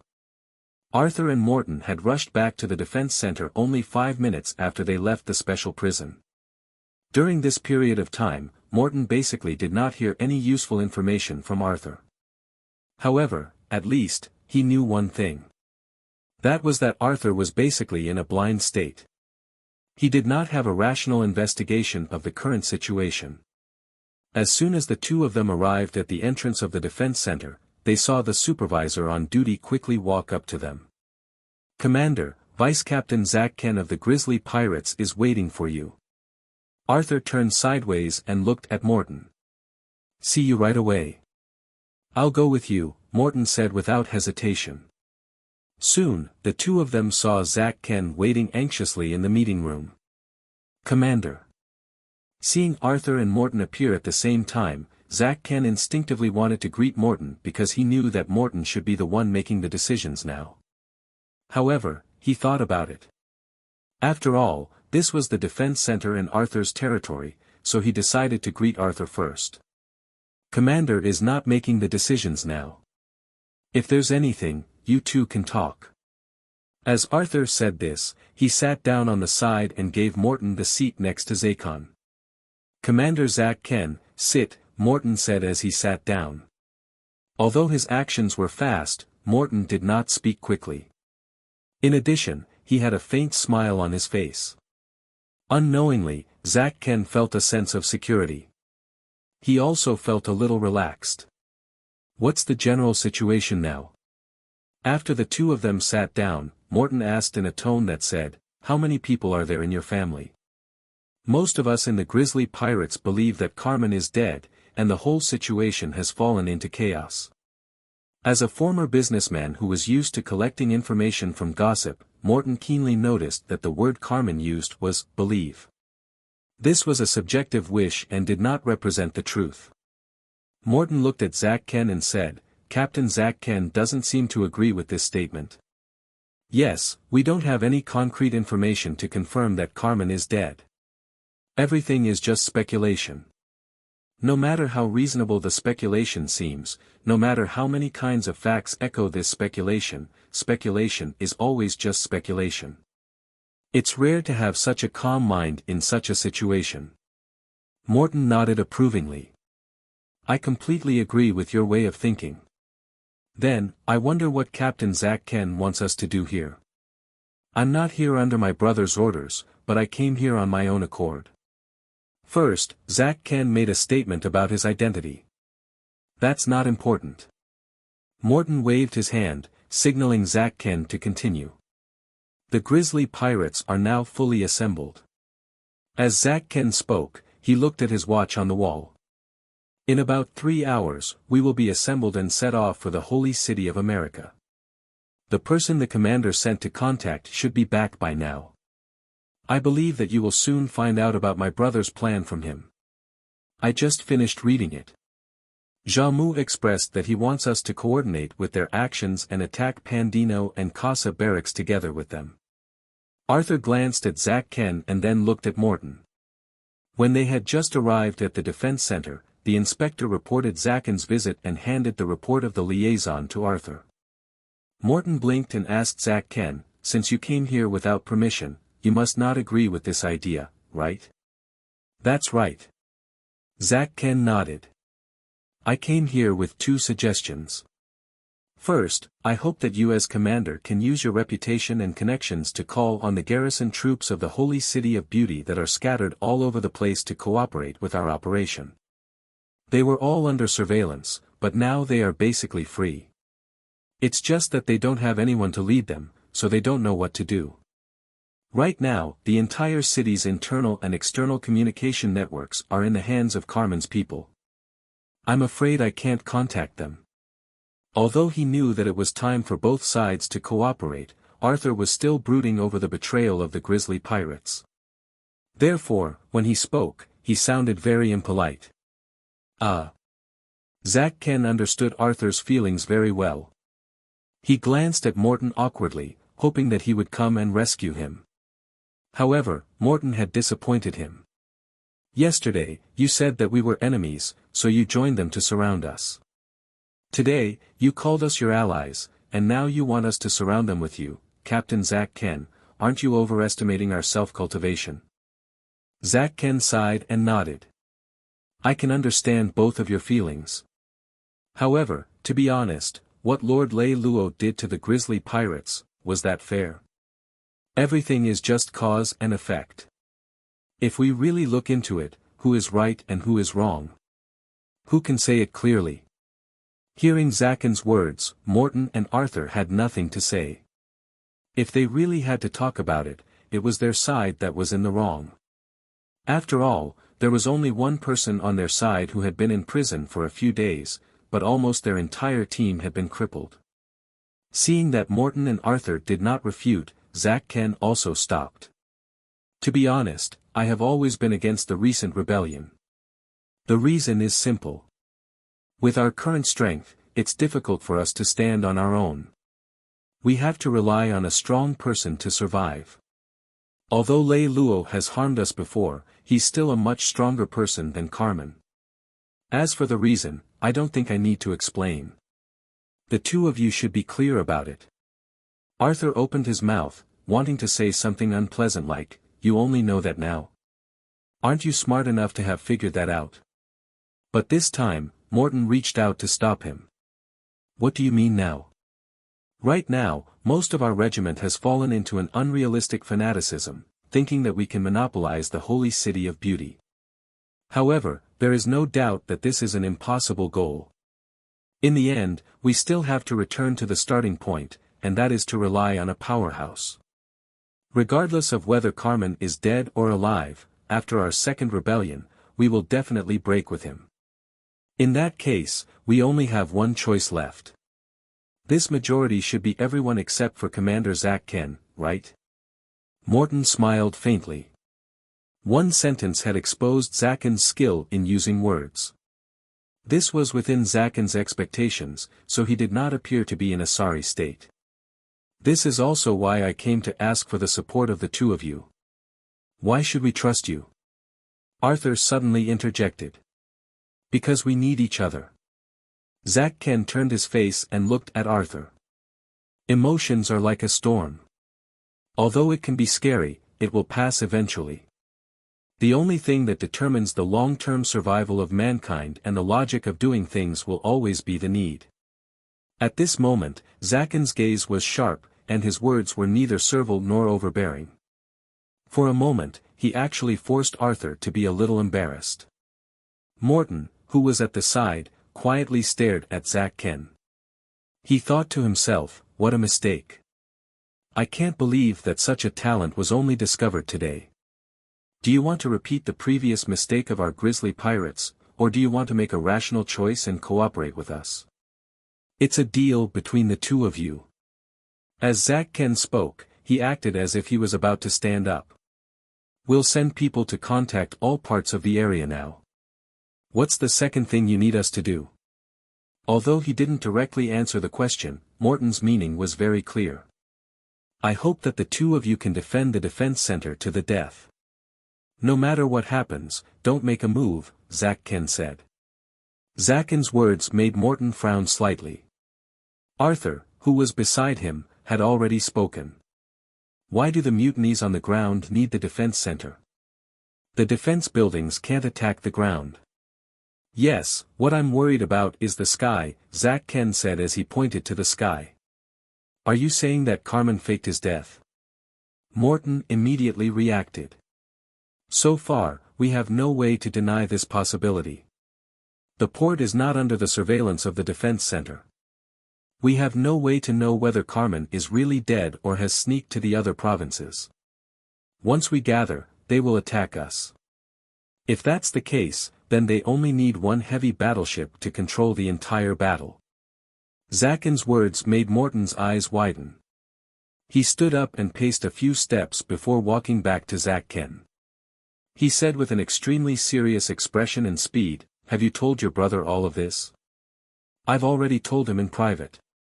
"What's the result?" 400,000 old warriors of the Grizzly Pirates, as well as some absolutely reliable new members, have been assigned to me. I've ordered all of them to secretly approach ports 3, 7, and 9. Our maintenance troops will be there to receive them. All of our heavy battleships and 150 heavy patrols are gathered at these 3 ports. Are you prepared for your brother to attack the holy city of America and you to carry out the escape plan? Yes, in the ground war, aerial combat is meaningless, so my brother gave all of his reliable aerial combat soldiers to me. Morton nodded heavily. Then, he asked Zack Ken seriously, "Do you really want to serve Lei Lou?" "It doesn't matter. As a trader, if I want to win the future for the Grizzly Pirates, I have to be even more loyal. You will become one of Lei Lou's trusted arms." Morton looked at Zack Ken and spoke with certainty. As soon as he finished speaking, he saw the inspector rush into the meeting room. "Commander, Casa has brought a large number of heavy-armored warriors to attack. There are also many Imperial mages accompanying him." Zack Ken stood up in shock and exclaimed, "How did that happen so quickly?" "You actually guessed it." He had thought that Zacken's worries were right from the start, but when Zacken's worries became a reality so quickly, Morton really did not know what to do. What surprised both of them was that Arthur was surprisingly calm in the face of all this. He slowly stood up and gently patted the table with his hand. "What should come will come. You two smart people should continue thinking about complicated things. I'm going up. Go, F***ck it." As Arthur said this, he waved his hand at the examiner. Morton actually smelled a faint smell of blood when he waved his hand. As the heart of a city's defense, the defense center naturally had a strong defensive power. Otherwise, under the concentrated firepower of the enemy, the defense center would be the first to be paralyzed. What else was there to fight for? It was even more so for the fortress city, the holy city of beauty. In order to protect the defense center, the Lord of the Distant Mountains had built a total of 100 large-scale city shields for it. 400 small-scale city shields combined to form a super defense shield. This kind of defense was so solid that it could even withstand the most terrifying magic attacks. There was also a big reason why Carmen was willing to accept Arthur's surrender. It was because he thought that it would consume too much energy to take down the defense center. Level up the shield magic to the highest level. The first thing Arthur did when he rushed from the meeting room to the combat room was to immediately give instructions to the defense officer. "Commander." The defense officer looked hesitant. "Say what you have to say. Why are you stammering?" Arthur was furious that he didn't know whether to say it or not. "They have cut off our magic supply. What's there to report? This is a matter of course. Hurry up and use backup magic. In the past few days, we've been using backup magic. Now, we've almost used up all of it. Even if we use our defensive magic to the minimum, we can only hold on for another 10 minutes at most. If we use it to the maximum, we only have 32 seconds left." To the defense officer's surprise, Arthur did not get angry when he heard this news. He nodded and patted the defense official's shoulder. "Sorry, it's been hard on you. Do your best." As soon as Arthur finished speaking, he turned around and saw Morton and Zack Ken appear behind him. The conversation between him and the defense official had already been heard by the two of them. Now we can be sure that Carmen isn't dead. All of us have been plotted against by him. Morton laughed bitterly. Speaking of which, Lei Luo's foresight isn't bad. He went out for a stroll and found such a powerful character. It's a pity that his role is in the opposite direction. The most important thing now is to send someone to inform my brother. They definitely don't know about this place. Zacken's request seemed very urgent, but Morton rejected it quickly. No, we won't do that. You. If he still had a gun in his arms, Zack Ken would have pulled it out without hesitation. But unfortunately, he didn't have a gun in his hand, so all he could do was glare at Morton. The real priority now is to send you to the port. Morton looked at Zacken's expression. He was calm and determined. Once you arrive at the fleet, don't have any hope. Lead the team and leave immediately. If he wasn't biased, Zack Ken should be able to understand Morton's decision. This was undoubtedly the most rational and effective decision at the moment. However, in reality, Zack Ken appeared confused and surprised. Carmen's fleet must have made preparations. Once we fall, they will immediately launch a full-scale attack. The people we send can escape Carmen's attacks and escape to your brother's place. Moreover, your brother can also lead the team to the port before we fall.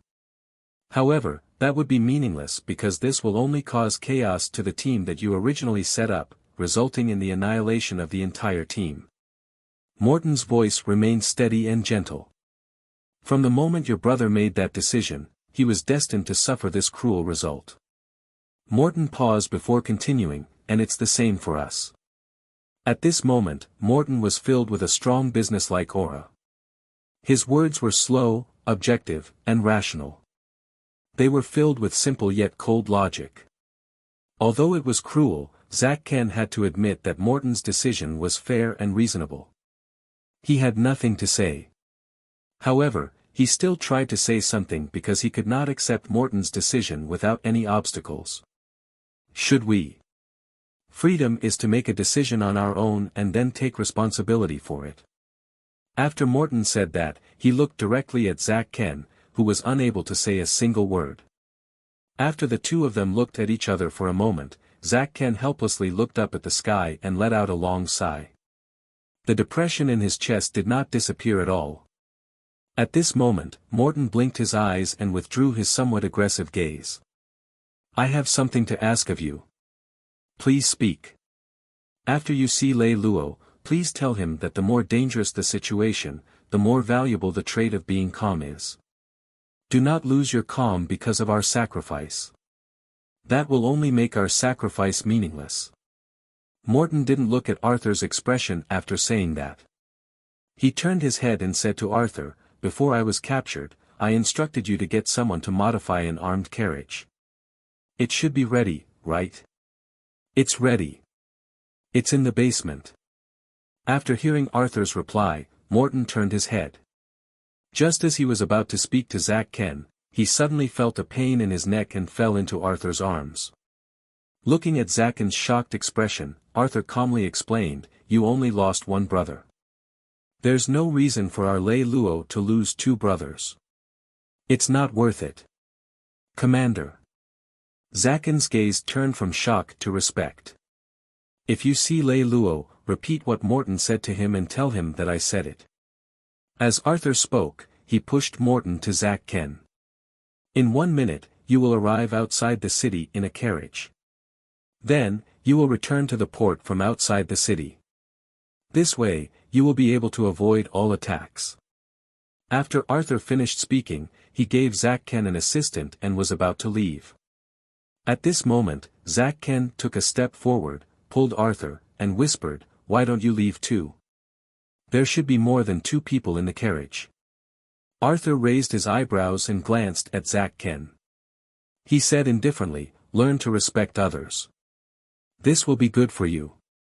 After saying that, Arthur left without looking back.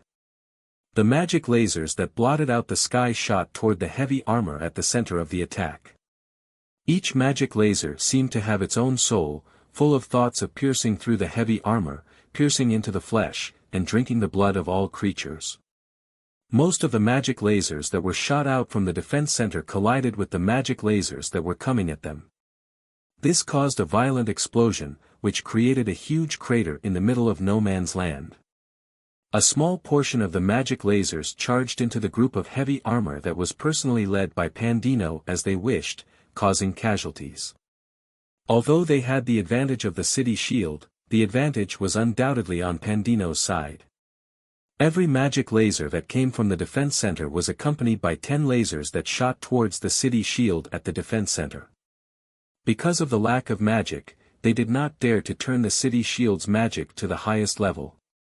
Therefore, about a third of the lasers broke through the city shield's protection and directly charged into the defense center, blasting the buildings and the heavy armor that guarded them into pieces.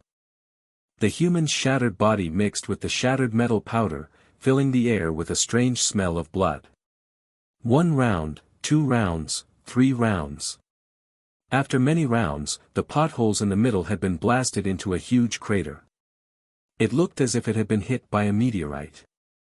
In just 2 minutes, the city shield of the defense center was finally completely broken through. The defense center was naked and displayed in front of the heavy armor group led by Pandino. At this time, the defense center's heavy armor had already lost 40%, leaving less than 6,000. Pandino's loss was almost the same. Ah! With a shrill cry, an unwilling cry was played through the speaker of the heavy armor. A few hundred meters away from Arthur, a heavy armor broke apart in the air, and a burning human-shaped thing fell from the heavy armor into the air. When the body finally fell to the ground, the soldier did not lose consciousness completely. He opened his mouth slightly and lay back down. He suddenly felt completely at peace. But if he could, he still wanted to choose not to be at peace so soon. After all, he was only 84 years old. There were still many things he wanted to do. He blinked his eyes. For the first time in his life, he found the sky so beautiful. He tried to reach out and touch the lovely sky, but he couldn't because he had no hands anymore. He blinked again and reluctantly wanted to look at the sky again, but he never opened his eyes again. Surrender. As long as you send Arthur to us, Lord Carmen will forgive your stupidity. Pandino's arrogant voice resounded through the sky. Those who were still by Arthur's side were all loyal old subordinates of the former East God. They were all first-class heavy armor warriors. They were a valuable asset to anyone. Therefore, it was reasonable that Carmen was unwilling to give them up. It's enough for a subordinate to do what you did. If you do what they did now, I won't blame you. Arthur turned around and looked at the captains around him. After a moment of silence, one of the team leaders shouted, "Commander, we'll give you back the words you said to Zack Ken." As soon as he finished speaking, everyone burst into laughter. What a bunch of people who don't know life and death. Arthur looked at his brothers who had been fighting together for almost a year and laughed with tears in his eyes. After laughing, Arthur jumped into his heavy armor and pulled out his magic knife. Through the loudspeaker, he shouted at all the heavy armor warriors. Order! Before we die, everyone must F*King kill one. Our garrison troops will never make King loss.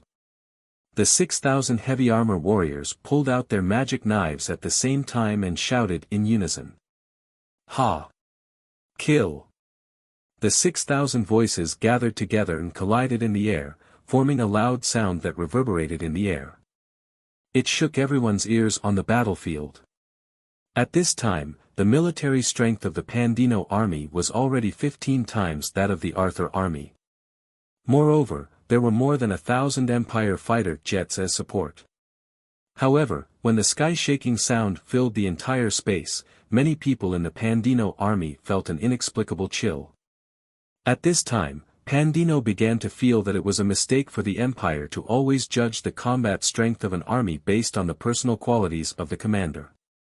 In the wilderness thousands of kilometers away from the holy city of beauty, nearly 700,000 heavy armor warriors were pushing forward in a dense manner with the assistance of 3,000 mages.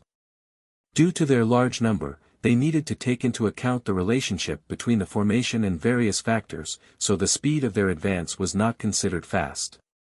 However, it was not a problem for them to advance to the holy city of beauty within an hour. The spies from the sacred city hadn't returned yet, but the leaders of the grisly pirates were full of confidence. All kinds of intelligence showed that Casa and Pandino were fighting on their own and that they were united. As long as they killed one of the two forces in one go, then the other force would have no choice but to be like all the other observers. They would obediently prostrate on the ground and submit. At that time, the grisly pirates would become the true masters of the holy city of beauty. Not long ago, they were just a medium-sized pirate gang. Now, they were about to become the masters of a fortress city. The sense of accomplishment that awaited them was really intoxicating. Unlike all the other leaders, Xiamu had the same desire as them. However, there was still a sense of unease lingering in his heart. He did not want to believe Zakan's words, but he knew that the only things that worked in the world were often unfortunate prophecies. Otherwise, he would not have made such an arrangement for Zaken.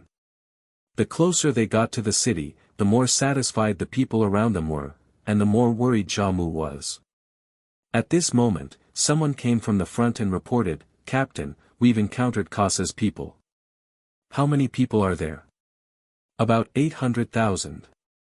"That many?" The report from the front shocked the other leaders of the grisly pirates gang, and they even became a little timid. As for the number of enemies and the hesitant answer to his companions, Xiamu only had one word.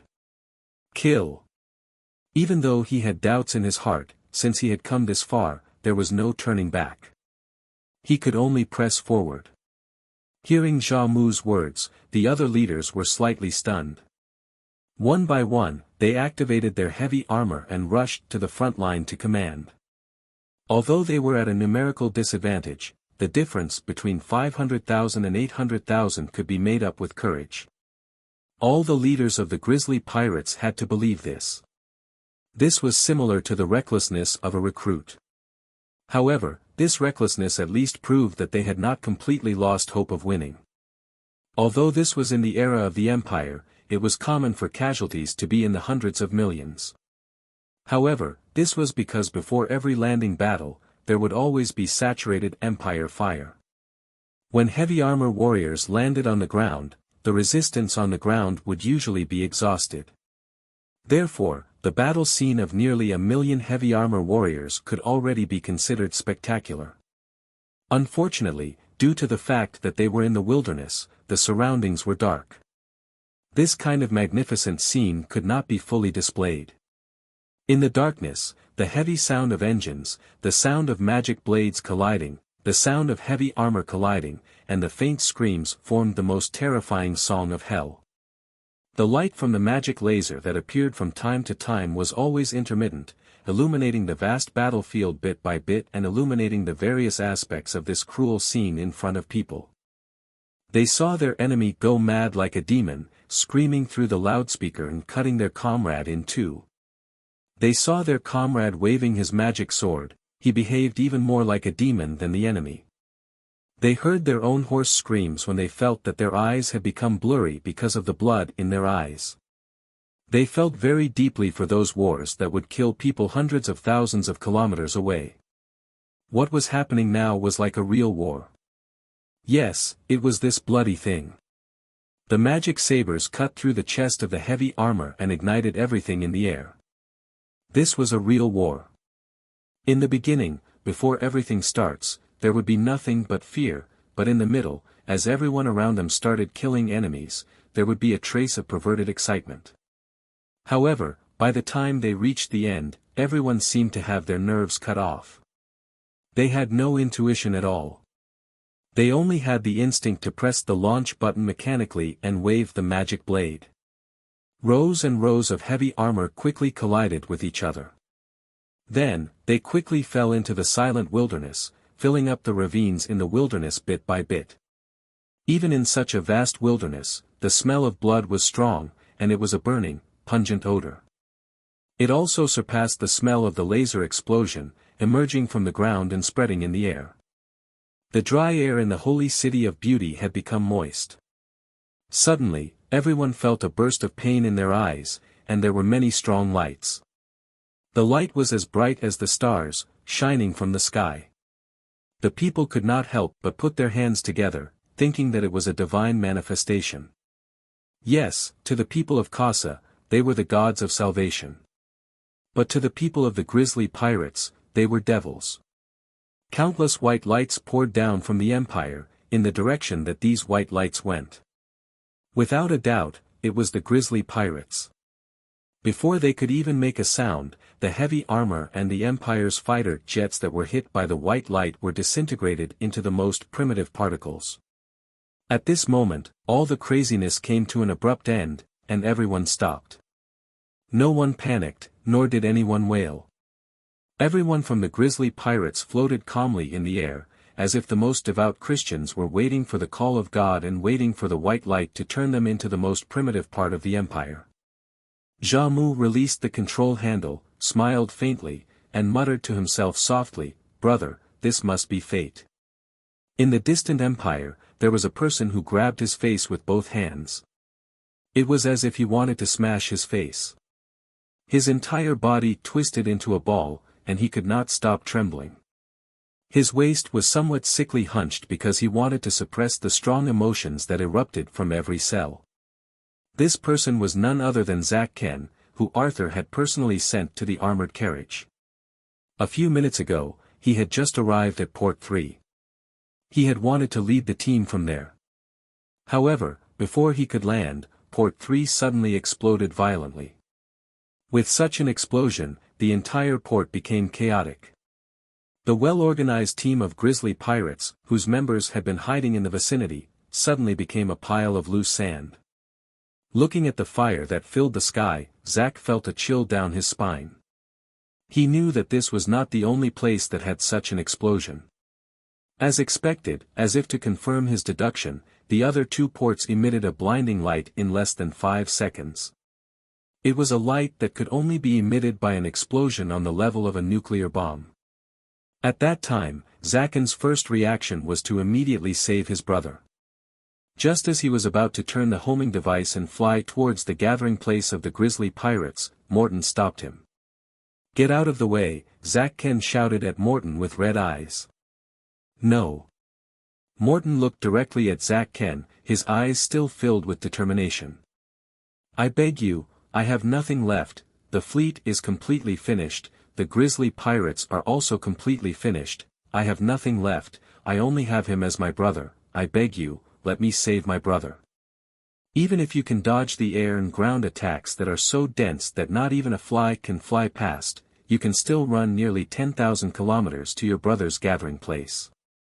Do you think it's possible for you to find your brother among the millions of rebels in just a few minutes?" Morton's retort was still very reasonable. Even Morton himself found it unbelievable that he could still maintain such a calm state at this time. "I don't care, I don't care. I want to save my brother." Even though his IQ had dropped to the lowest point of his life due to his emotional agitation, Zack Ken was still fully aware that what Morton said was right. But like all gamblers who had lost everything, Zack Ken was completely unwilling to face reality. He shook his head desperately, and his limbs swayed violently along with his body. His mouth was mumbling loudly. "Don't be so willful, what you're doing will only make everyone's sacrifice meaningless." As Morton spoke, he extended his hand to control the guiding device. "You coward, coward." Zack Ken pounced forward, trying to take back the control of the guiding device. "You're saying this because the one who was sacrificed wasn't your brother." It was good that he didn't say this. Once he said it, it was like a tiny spark had landed on a huge explosives warehouse. The emotions that Morton had been suppressing all this time finally exploded violently. Although he was tall, he had always been polite and refined. At this moment it was as if he was possessed by a devil. His entire person was filled with a violent temperament. He first swung his arms forcefully, knocking Zack Ken out of the air. Then, he took a step forward, lifted Zack Ken up with both hands, and smashed him fiercely against the wall. Zakken's entire body seemed to have been smashed into pieces. He felt a sharp pain all over his body, and he almost lost his basic consciousness. When he passed through this painful moment and looked at Morton's eyes, which were about to burst out, Zack Ken suddenly felt a sharp pain in his body. He was extremely confident that Morton would kill him soon. Who was the person who personally sent you to the carriage a few minutes ago? 2 streams of hot tears silently seeped out from the corners of Morton's eyes. They crawled down his face with difficulty. Morton's body trembled violently with excitement, and little by little, his hands reached Zack Ken. As if he had received a rapid healing, Zakken's emotions quickly cooled. "I'll listen to you. Let's go." In the end, Zack Ken lowered his head apologetically. When the carriage flew to the Empire and Zack Ken saw the fleet gathered outside the city, ready to attack at any time, he already knew what he was going to face. However, now, when he really had to face all of this, he realized that even after experiencing such intense emotions, he was still unable to calmly accept all of this. If you want to cry, then cry out loud. Every tear today will be returned with a boat of blood in the future. Zack Ken slowly turned his head and saw that Morton's expression had never been as cold as today, and his voice had never been as desolate as today. The past, a city that was almost the same distance from the holy city of America and the Cape of Good Hope. On the way to the hotel, the two of them passed by a flower market. Lei Lou saw that Ali was looking at a potted plant, so he asked, "What are you looking at?" "Changdi," Ali answered. "Is this a tree or a flower?" "It looks so ugly," Lei Lou said disapprovingly. "This is men's flower." It was rare for there to be something that Lei Lou did not understand, so Ali showed off. "Nonsense, what flowers do men need?" Lei Lou spoke in a reprimanding tone. Ali pouted and said, "Oh, then let's go." Lei Lou took a few steps ahead of her and stopped. He turned around and said to Ali, "Buy a pot." "Why? Didn't you say that men don't need flowers?" Ali said curiously. "Arthur is a bit sissy." "Maybe he likes it," Lei Lou replied. A heavy battleship docked at port number 1 of the holy city of beauty. A long landing ladder slowly extended from the heavy battleship to the alloy floor. Carmen, who was wearing a sky blue lord suit, slowly walked down from the spaceship. Behind him, the officers who followed him down were the officers who had completed the mass slaughter together with him. No one had a smile on their face, including Carmen. They used laser cannons to bombard the heavy armor warriors who had no air defense ability. For the ancient countries in the ancient era, they might boast about the zero-casualty war, but for the current imperial officers, it was not a glorious deed. Carmen ordered the light magicians to shine on the main battlefields to clean up the aftermath. As the last authority of the holy city of beauty, Carmen's order was quickly carried out. The setting sun spread its warmth over the sleeping people and the remains of the heavy armor. It was like a group of mothers stroking their children with their hands and patting their foreheads. The gentle breeze that was deliberately created seemed to be the requiem of all the dead.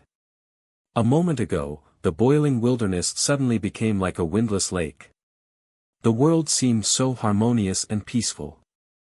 In the entire wilderness, only the imperial flying car that Carmen was in said to be floating in the air alone, as if it was the only mourner.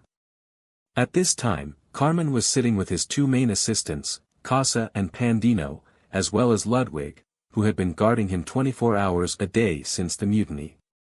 Although they were both officers of the regular empire, no matter what, both of them were the direct beneficiaries of this incident. Therefore, although the two of them did not feel proud of the matter in front of them, deep in their hearts, they were still deeply grateful for this success. It was precisely because of this that when they saw Carmen leaning against the window and closing his eyes tightly, both of them were very puzzled. Casa looked at Pandino with some confusion and asked in a low voice, "Could it be that the Lord is really this sad for these dead pirates?" Although Pandino had followed Carmen for many years, it was really not easy for Pandino to answer this question. Carmen had a very high opinion of himself. He never had any deep conversations even with his closest subordinates. Hence, no one really understood his values. Casa saw that Pandino could not answer him. He turned around to look at Carmen and saw that he even had a pained expression on his face. After hesitating for a while, Casa reached out to touch Carmen, wanting to comfort him. When he touched Carmen, Casa was surprised to find that Carmen's body was trembling slightly. Casa finally couldn't hold it in anymore and asked, "Lord, what's wrong with you? If they don't die today, we will be the ones to die. You're not that kind, are you? Do you think I'm sad for these dead pirates?" At this moment, Carmen finally opened his eyes. "If not for them, then Lord, you." Casa was even more puzzled.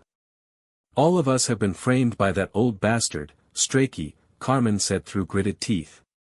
Seeing Carmen's hateful expression, Pandino saw that something was wrong, so he quickly came forward. "Ah! Lord Carmen, what exactly is going on?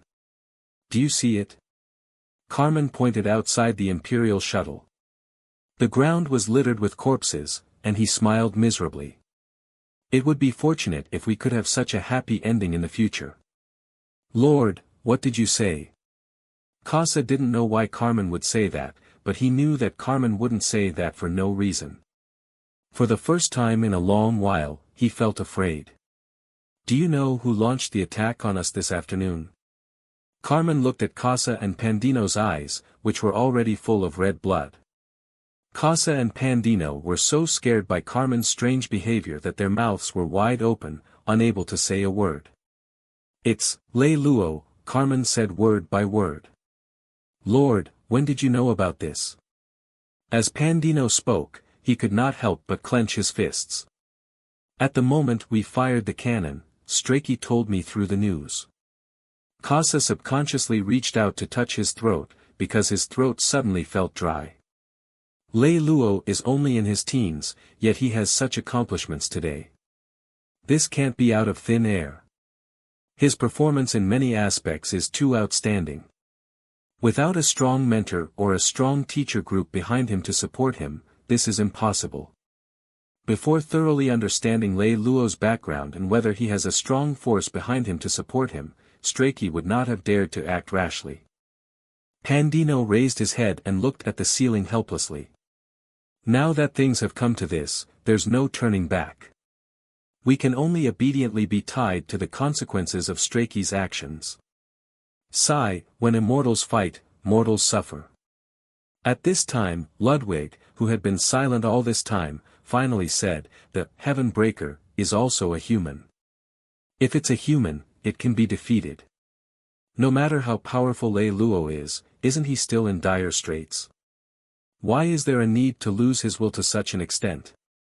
Casa and Pandino looked at him angrily. They knew that even 200 of them could not defeat him, so they could only snort coldly and turn their heads away. Carmen also shook his head helplessly. "You are a warrior, so this is not your fault. You will know in the future. I only hope that you can continue to live."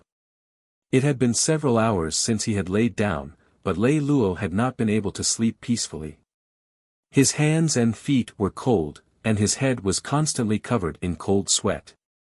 What made Lei Lou feel the strangest was that even he himself did not know what was going on. His heart was constantly trembling. It was as if there was something that he could not grasp. It always lingered around him, making him feel inexplicably powerless. In this strange feeling, Lei Lou forced himself to sleep, because his body was too weak, and he needed to rest. After a while, when he finally began to fall asleep, he heard his door being suddenly knocked open. Lei Lou wanted to jump up immediately, but he didn't have the strength to do so. He could only open his eyes to see what was happening. As a result, he saw Morton and Zack Ken, who were disheveled, and Ali, who was standing aside in panic. Not long ago, when they were in the armored carriage, Morton had used Zacken's military magic communication crystal to contact Lei Lou. But the person who responded was Ali. After a rough communication, Ali informed him of his current location. Morton and Zack Ken were running in the opposite direction from Lei Lou. Fortunately, Arthur had given them enough energy, so they could smoothly drive the carriage to other cities. Everything. As soon as Zack Ken saw Lei Lou lying on the bed, he immediately walked up, wanting to tell him all the bad news. However, as soon as he walked up, Morton pulled him back. Morton could see that Lei Lou's body was extremely weak. He knew that the battle that afternoon must have exhausted Lei Lou's energy. Looking at Lei Lou's expression, he knew that it was not the time to affect his state of mind and make his blood boil, so he held Zack Ken back. Zack Ken, who had suffered the pain of losing his brother, did not care so much. He shook off Morton's hand and said somewhat angrily, "What are you doing? You are Zack-Ken's brother, right?" Lei Lou waved his hand. Ali quickly walked over and helped him up. "Yes." Zack Ken nodded. "Let's talk about it tomorrow." "You should rest today," Morton said and pulled Zack Ken up, wanting to leave. Things had already come to this point. It was just a day and a half.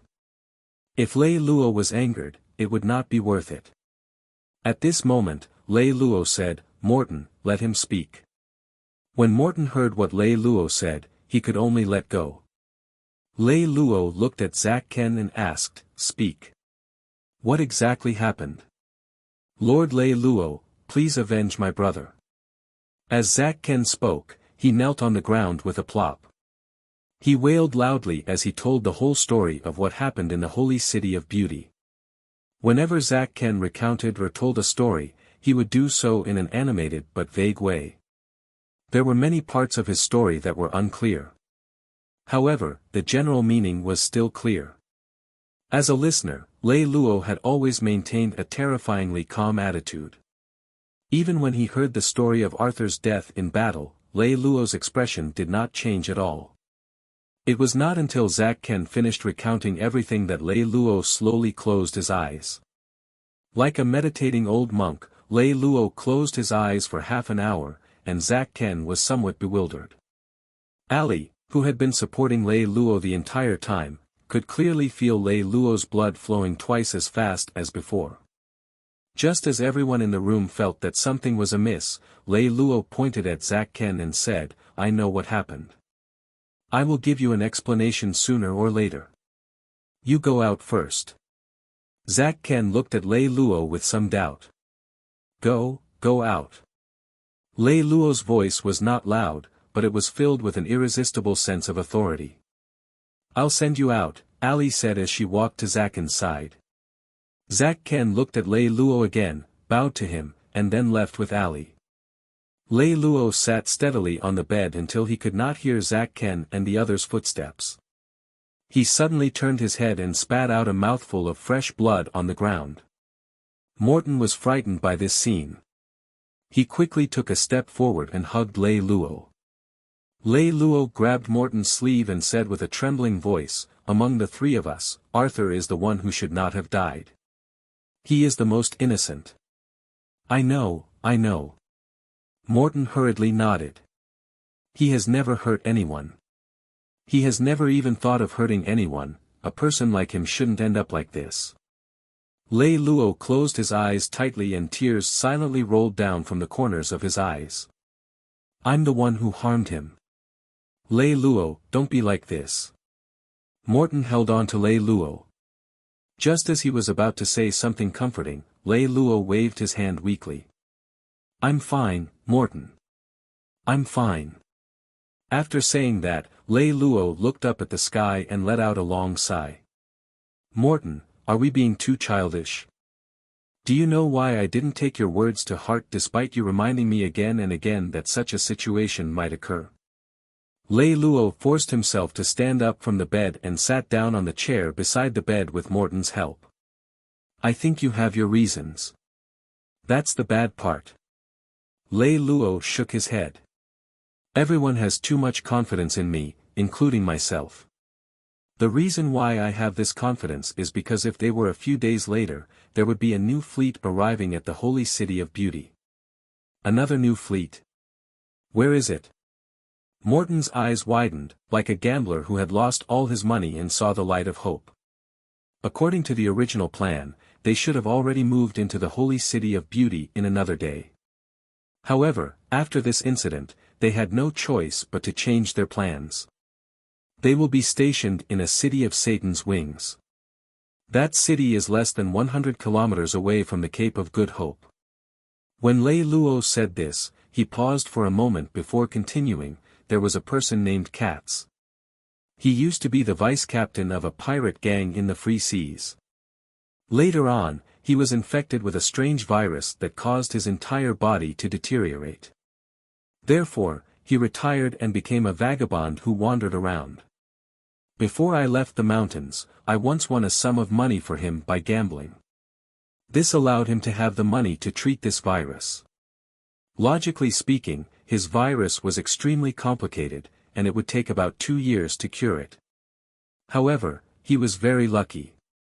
When he went to treat the virus, he found out that he had just invented a special drug to treat the virus. Using the special drug, he only needed a month to recover all his abilities. After that, Katz pulled a group of his former underlings who had been neglected from his original pirate gang and began to operate in the Free Sea. After half a year, his pirate gang quickly expanded from a small-scale team to a medium-scale pirate gang. However, after so many years of wandering, Katz himself no longer had high aspirations for a pirate career. When he first came out of retirement and reorganized the pirate gang, his goal was to gather some strength and then help me. When I persuaded the grisly pirates to attack the holy city of beauty, Katz contacted me through my email. He asked me if I needed him to join. It was precisely because of his question that I wasn't satisfied with the current situation. I thought that we could quickly expand to a bigger situation. He paused again and continued, if there was an opportunity, why not do it? It was with this in mind that I started the next action. At the same time, it was also because of this that I was relieved to let Carmen control the army. I thought, as long as Katz came, then his strength must be our iron rod, and that it would be enough to deter all the swing faction in the army.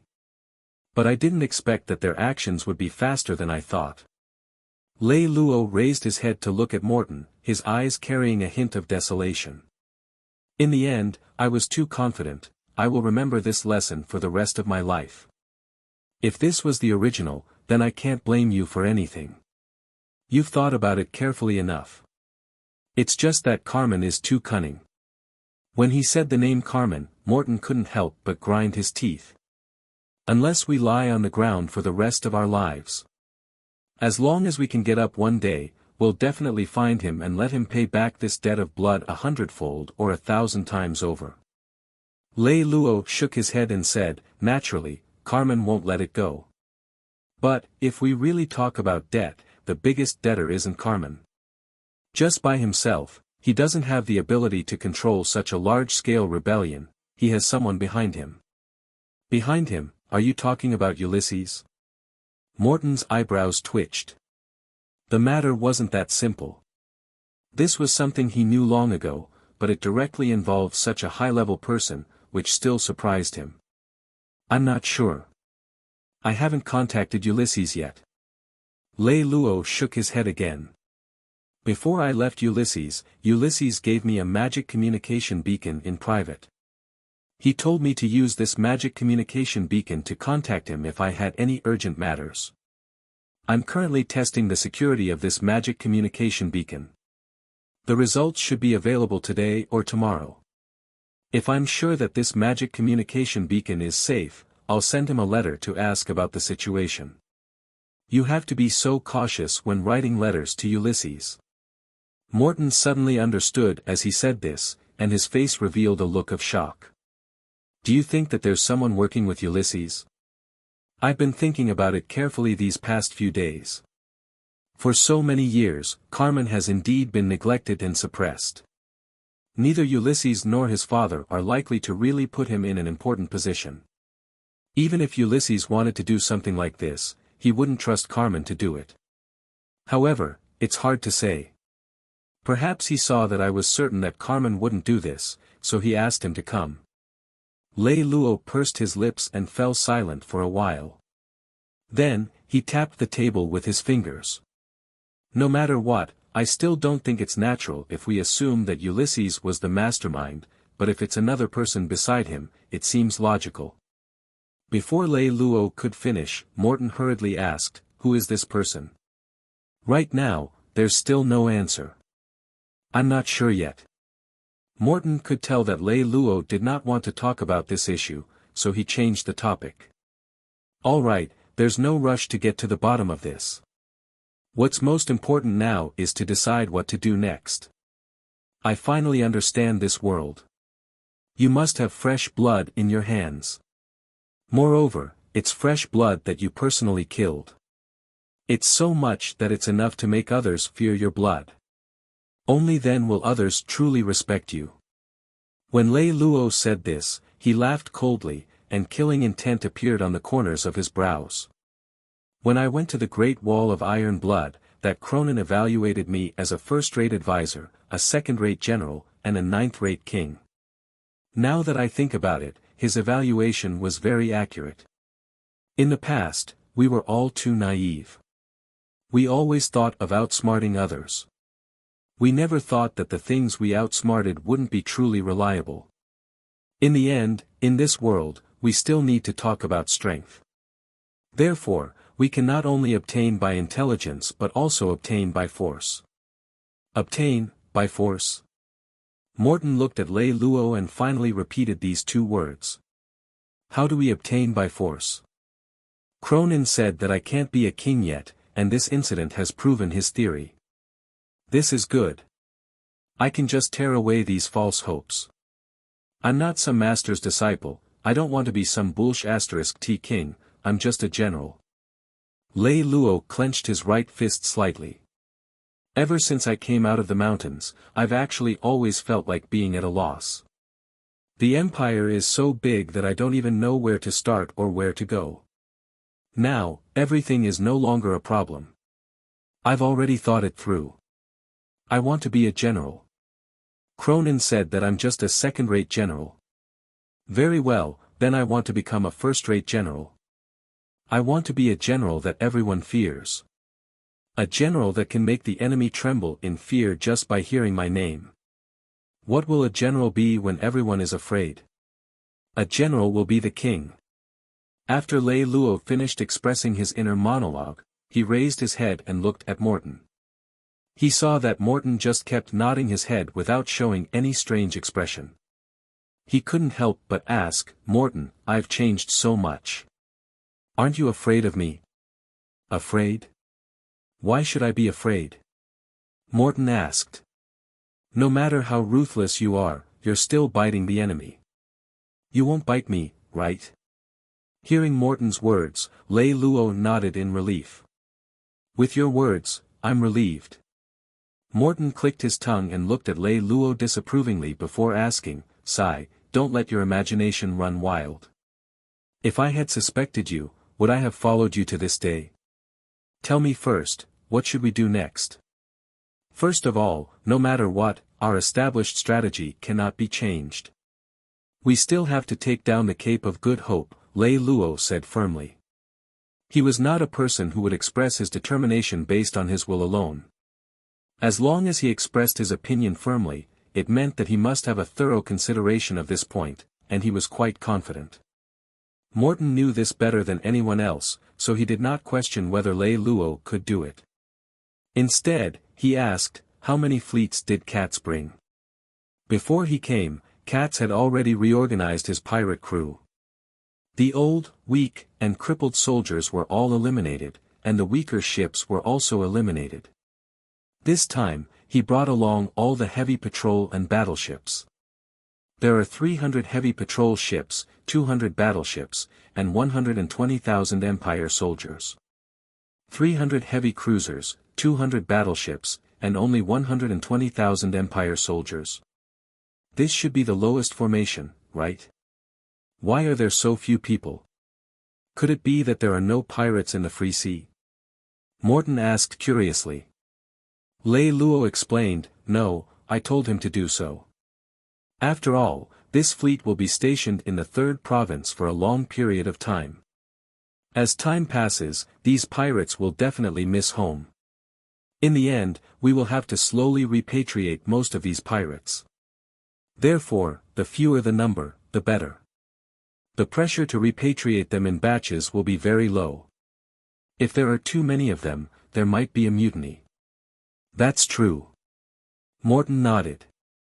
After hesitating for a while, he asked, however, with this strength, even if we have internal support, isn't it a little difficult for us to attack the Great Wall of Iron Blood directly? Moreover, even if we succeed, our losses are so great. Will we not be able to control the situation? Lei Lou glanced at Morton and shook his head. The situation has already changed. If we follow the same old routine, we can only use an egg to strike a stone. Hearing Lei Lou's words, Morton was a little confused. If we don't attack the Great Wall of Iron Blood, how will we get the Cape of Good Hope? Don't tell me we can directly attack the Cape of Good Hope. Lei Lou replied affirmatively, that's right. We can directly attack the Cape of Good Hope, but not now. 10 days later, the fleets of the original East God that had verbally surrendered to the lords had already arrived at the Holy City of Beauty. After all these fleets had arrived, Carmen immediately began to completely reorganize them.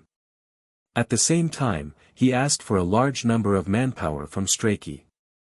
This was because when these lords sent these fleets over, they had already planned for these fleets to be reorganized.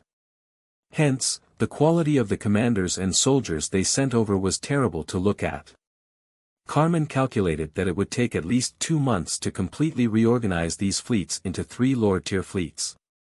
Fortunately, Carmen now had enough time. Because of the expulsion of Lei Lou and Morton, the anger of the citizens of the Holy City of Beauty had subsided, and the uprising had basically subsided. Apart from frenzied preparations, the city was back to normal. However, not everyone had as much time as Carmen. For example, King Bachin did not have even a second left. Coincidentally, when the fleet of the Eastern gods arrived at the Holy City of Beauty, King Bachin died. King Bachin died on the bed of one of his beloved concubines. The coroner determined that he died of a heart attack because he was too excited during S**X. The deputy coroner agreed with this statement. However, in an inconspicuous corner in the middle of the autopsy book, he wrote, King Bachin had died of a heart problem because he had taken an aphrodisiac that had an obvious effect on his heart before he had S**X. According to common sense, such an aphrodisiac with an obviously excessive amount of ingredients should not have reached King Bachin's side. Perhaps it was because the explanation in just a few dozen words was too inconspicuous in the 20-plus pages of the autopsy book. As a result, no one noticed its existence for a long time. Meanwhile, Ulysses sat on a chair in the study. His chair had always been placed beside the desk, which made it easier for him to read while searching for the information he needed. However, today, Ulysses moved his chair to a position near the window. His left leg was crossed and pressed against his right leg. He held a paper book in his hand. 4 fingers on his left hand supported the bottom of the book. His thumb gently pressed against the raised page while his right hand was placed on the edge of the book. He had already read through the first 5 pages. The angle of the white pages just happened to reflect the light from the window.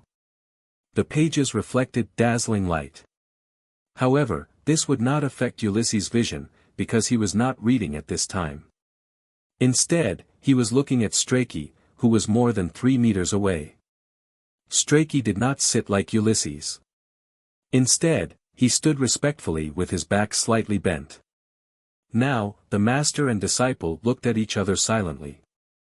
Before this, Strachey had already conveyed the news of Ulysses' father's death to him. Do you think it was Morse who did it? Ulysses turned his face away and looked elsewhere. Then, he turned back and looked at Strachey. If it wasn't him, who else could it be? Strachey appeared to be very surprised by Ulysses' question. Morse doesn't have the guts. His fear of his father has seeped into his bones. Even if he smelled his father from 100 meters away, he would be so scared that he would crawl on the ground and tremble. Ulysses gave his reason, while Strachey denied his reason with a tone that was close to contempt. When ambition and desire swell up, it can even cause a star to explode. How easy is it to change a person? For so many years, we have always been at an absolute disadvantage. The reason why we can still maintain the balance on the surface is because he lacks enough courage. Now, he no longer lacks courage. Do we still have a chance? Your Highness, things aren't that pessimistic.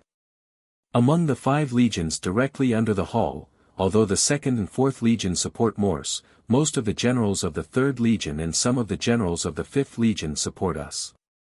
Ulysses' eyes widened slightly. I've never heard teacher mention this before. This is because the exchange with these generals had already been going on in the main hall. The basis for establishing such an exchange with them is absolute secrecy.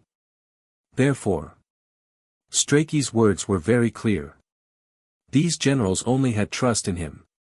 As for whether they also trusted in Ulysses, it was hard to say.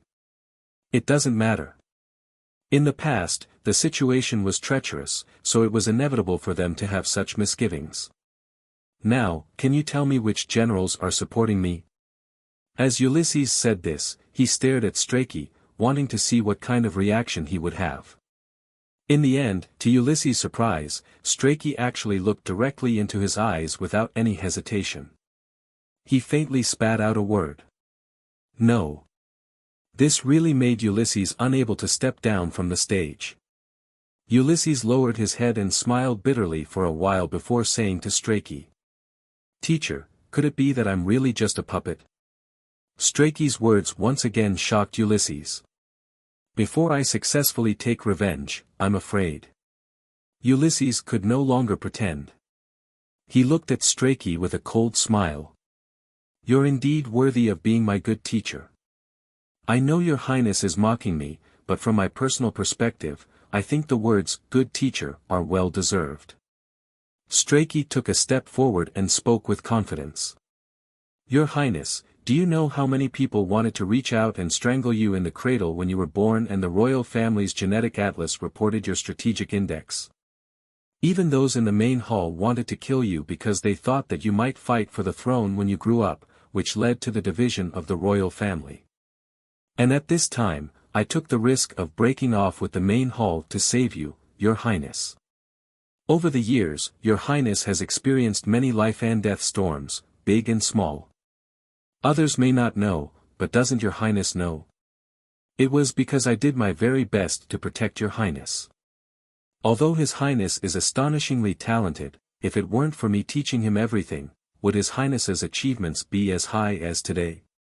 When Strachey said this, he paused, hesitated for a moment, and finally said, "The reason why I supported His Highness is indeed because of my own selfish motives. However, if I really only need a puppet at my disposal, why would I need to look for His Highness? To put it bluntly, didn't I know that my actions would disgust His Highness? Didn't I know that once His Highness changed, it would be 1,000 times more difficult for me to deal with him than to deal with an ordinary person? Since there were so many conditions that were disadvantageous to me, why would I choose you, Your Highness? Could it be that other than the fact that I truly admire His Highness from the bottom of my heart and want to help His Highness, there are other reasons? I can partially understand your feelings.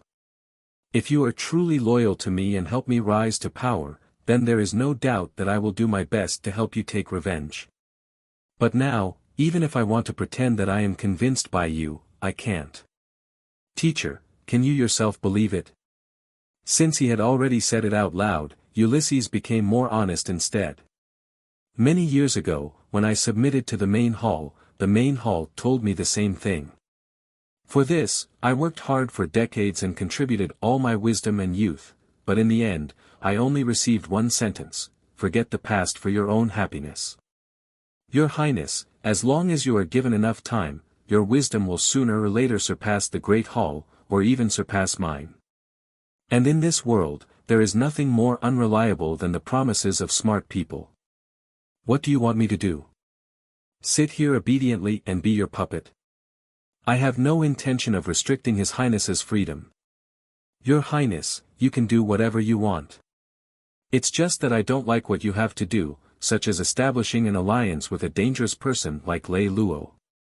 Ulysses silently looked at Strachey for an entire minute before lowering his head. Teacher, is there anything else? Since the news of the Hall's death has spread, Morse will definitely launch a full-scale attack on us.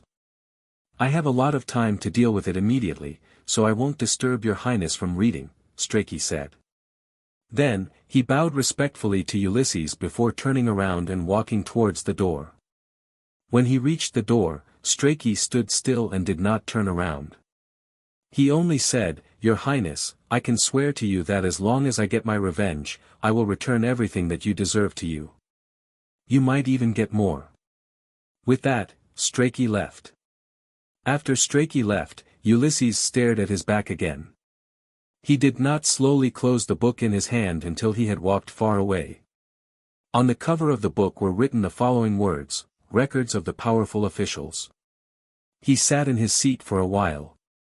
A strange light flashed in his eyes. This was the symbol of a new letter. Soon, the magic beacon transformed the letter into a message and sent it directly to Ulysses's brain. This was the letter that Ulysses wanted the most at the moment. Your Highness, if you have been waiting for this letter of mine, then I would like to apologize first. Out of caution, I used a large amount of magic power to make sure that your magic communication beacon was not being monitored before I dared to send you this letter that I had written a long time ago. To be honest, before I wrote this letter, I was quite hesitant. Because I wasn't sure whether your role in the mutiny was that of the mastermind or the innocent person who had been deceived from the beginning to the end. Although my personal intuition was inclined to believe that you belonged to the latter, I couldn't be sure. The fact of the blood had proved to me that my intuition could be wrong at times, and that it could be so terribly wrong. So I think you should understand that writing this letter to you is very risky. But I decided to do it in the end. My reason is simple. I need allies now more than when I last saw you. And if my instincts are right this time, then you and I need allies, too. I grew up in a closed environment for the first 18 years of my life, where I learned a lot, but I didn't learn what life was all about. When I first came to this world, I didn't make up my mind because I wasn't sure what I wanted. All I had were crazy teenage thoughts, wishful thinking, and unrealistic fantasies about the future. In fact, until a few weeks ago, I was completely living the dream and the stupor that I had built. I thought I was mature and serious enough, but it wasn't until now that I realized how naive and ignorant I had been. But now I have to say, it's all behind me. I have a brother who has washed my eyes with his blood. I've finally figured out what kind of place I'm living in. It's not a simulation, it's a clear and brutal reality. I finally figured out what I wanted to do. I was destined to crush countless dreams and ambitions to get what I wanted. I was going to take power. Power that would allow me to be completely free. I had naively thought that I would be able to take a piece of the world for myself in a very short time. Then I would be completely free. Now, I know that from the moment I took the first step, I was destined to use my entire life to accomplish all of this. Although the situation has changed greatly, I still believe that I have great value to you. In order to prove my value, I want to make two things clear to you. First, the promise of unifying the third province within 3 years will still not change, but the situation may change slightly. Second, I will completely destroy Carmen's forces within 3 to 4 months. Your Highness, I look forward to your friendship. If you give me your friendship, I will return it tenfold, and if you give me anything else, I will return it tenfold. After reading the letter very carefully in his mind several times, Ulysses felt like a prisoner who had been under a huge rock and finally set free. He raised his head, let out a long sigh, and then slowly closed his eyes. While Ulysses was feeling relieved in Ulysses, at the Cape of Good Hope, Lei Lou finally met the cats that he had been looking forward to for a long time. Unlike what Lei Lou had imagined, Cats was not a strong man like Xiaomu. Instead, he was a little thin and wore a pair of glasses. He looked more like a researcher than a pirate. Although it was the first time they met, Lei Lou and Katz weren't unfamiliar when they met at the Empire Harbor. "Sorry, I'm late." This was the first thing Katz said when he saw Lei Lou. "No, you're just in time." Lei Lou shook his head. In the Cape of Good Hope, there were 5 people gathering. They were the 5 founders of the Black Angel Army. They were Lei Lou, Ali, Morton, Zach Ken, and Katz from the Free Sea. Although everyone sat casually, especially Lei Lou, who was leaning on the bed, it was a formal meeting. This meeting was later called the Cape of Good Hope meeting. Ever since the Alpha Empire was unified, due to culture, bloodline, tradition, and various differences, it was difficult for any kind of strength or ideology to dominate. When Emperor Victor unified the entire empire, due to the limitations of technology and other conditions, he was unable to use violent military means. After completing the initial military accumulation forming an absolute advantage over any single force in the empire, Emperor Victor actually used diplomatic means, to force the other military leaders to recognize his authority to complete the unification. This resulted in the creation of the basic unit of the human military system, which was the Lord. The Lord had absolute control over all the commanders, soldiers, and ships under his command. In reality, the alliance leader was just an even bigger lord. Due to his great strength and reputation, he became the chief mediator of the alliance. They only had nominal authority over the lord, but in reality, they had no way to go beyond the lord and manage the army under his command. It was even more so for the feudal lords.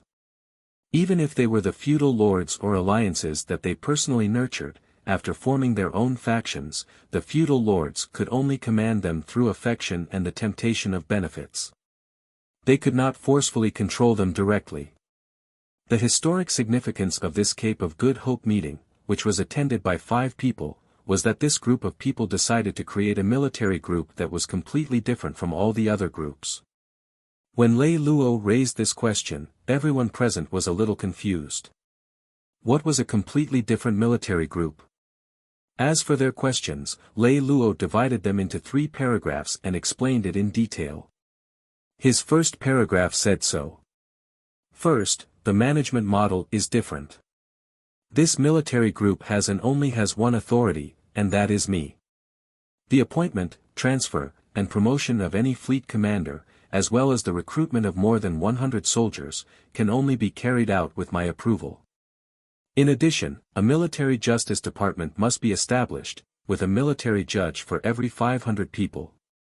Military judges are not under the control of any military commander, and are directly under the control of the military justice director.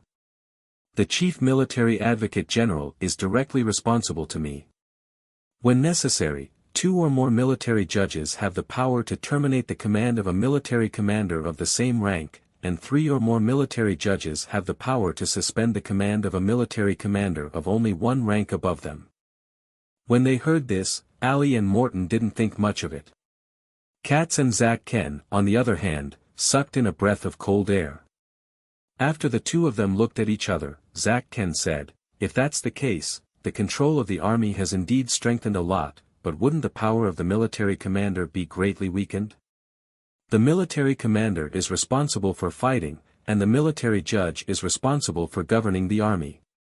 This is an important characteristic of the new army. What if the military judge randomly kills the military commander? This naturally has rules. If the military judge wants to kill someone, it's not that easy. First of all, he can't do it alone. He has to find someone to work with him. Second, if the military judge kills the wrong person, then his own life will not be saved. There's still a military court after that." After a moment of silence, Zakam asked again, "Then, if the military judge causes trouble, does the military commander have the right to kill him?" No matter how high-ranking a military commander is, the highest authority for a military judge is to detain him. If the military commander kills the military judge, then no matter what the reason is, the military commander must be executed. Katz and Zach Ken felt a cold chill run down their spines. Even Ali could not help but interject, "Isn't that a bit too much?" Lei Lou only replied indifferently, "If you are kind, you will not control the army, and if you are righteous, you will not control the wealth." After Lei Lou said this, the people present had nothing more to say. Although this is a little strict, at least we can avoid something like the holy city of beauty. After a while, Morton nodded and asked again, "Then according to this method, does it mean that there is no concept of a lord? What should we do economically?" Hence, Lei Lou responded, "Of course, separating the command and the management of the army is only the first step. The second step is the separation of military and economic. In our group, those who fight will fight, and those who manage money will be in charge of managing money. No matter how big the development is in the future, military officers are absolutely not allowed to touch money. We will set up a financial office, and we will assign financial officers to each army according to the principle of proportionality. As for the specific ratio, I am not sure yet, and I still need Morton to come up with a charter. However, one thing is certain. Like a military judge, a finance officer is not under the command of a military commander but is directly under the control of the chief financial officer. And the chief financial officer is directly responsible to me. All the expenses and reimbursements of the army will have to be applied to our finance center and then dispersed. If by that time our territory becomes larger, we can set up a finance sub-center to deal with it. However, no matter how we change it, there is one rule. No matter how high-ranking military commanders are, they are not allowed to touch a single cent. Once the army has financial problems, they will first punish the finance officer." As soon as Lei Lou finished speaking, Morton immediately nodded. "I agree with this rule. It's fine if it's small, but if it's big and financial power is not controlled, the army will easily split. To ensure that the army is always under our control, the concentration of finance is inevitable." After a short while, Katz pushed up his glasses and said, "Lei Lou, I agree with the second rule with both hands. As for the first rule, it's not that I don't agree with it. I just doubt if it can be implemented. One must know that the new generation of commanders in the Empire are basically trained by the Senate. The system that we implement is basically completely against their common sense. The probability of them accepting it is very low. Do we have to rely on pirates to conquer the world forever? Although pirates have many conveniences, in any case, the overall quality of a commander is still far inferior to that of a regular military officer. What you said is exactly the third point I want to talk about, the issue of the composition of our army." At this point, Lei Lou paused and looked at everyone present before saying, "Katz, you were right. Although the Empire is about to fall into chaos, it will still take some time before the Senate loses its authority completely. It can be as short as a few years, or as long as more than 10 years. It is indeed not easy to change people's views, especially those of the military commanders from the regular military academies." Lei Lou raised his hand and strengthened his tone. "So, without a doubt, at the early stage of our group's development, it's not that regular military officers can't be used, but they can't be the main force we rely on, nor can they become the mainstream of commanders. When can regular military officers be used? Only when we are strong enough and the influence of the Senate is weak enough. In this way, our disadvantage in commanding was inevitable. Then, what should we do? The answer is very simple, and that is to improve the quality of our soldiers. The main duty of a military commander is mainly to be able to observe every tiny change in the warship and fleet at any time, and make a judgment quickly, and divide his judgment into many orders and send them out. Based on the current situation of the entire empire, except for a few exceptions, most of the training was not very good. The speed at which they executed the military commander, as well as the coordination and communication between them, were also very few. Basically, they were all executing all the orders of the military commander mechanically, and there was no need for them to have any subjective initiative. Hearing what Lei Lou said, Katz laughed. "Lei Lou, the magic war is not an ancient war. When wars are fought, things do happen very fast. In that kind of environment, it is already not easy to complete the basic tasks given by the commander. How is it possible to coordinate and communicate with each other? If someone asks whether it can be done, I will say, of course it can be done. However, the problem is that it would take at least 5 to 10 years to train such a soldier. After training, one would need to go through at least 10 to 15 large-scale battles before they could truly become the elite soldiers you spoke of. Not to mention that in the current environment of the Empire, no lord would dare to go through more than 10 large-scale battles. Just the war rewards, victory rewards, and death and injury compensation for every soldier that went out to battle was a huge sum of money. As for the soldiers that were trained, 90% of them were gone. There were only a few left. All in all, the training cost of elite soldiers is high. It's more cost-effective to directly produce warships or hire powerful commanders. This is the traditional view of war, Lei Lou said as he shook his head. The war in the past was more like a deliberate military conflict created by the Senate because it was afraid that any military force would become too powerful. But the future is different. In the future world, there will be countless life and death battles. Top military commanders are scarce resources. What everyone can get is limited. The only thing that could be artificially improved was the quality of the soldiers. You have to know that back then, Emperor Victor cared more about veterans than anyone else, and these so-called veterans were actually what I called elite soldiers. Moreover, the current situation is still different from the era of Emperor Victor.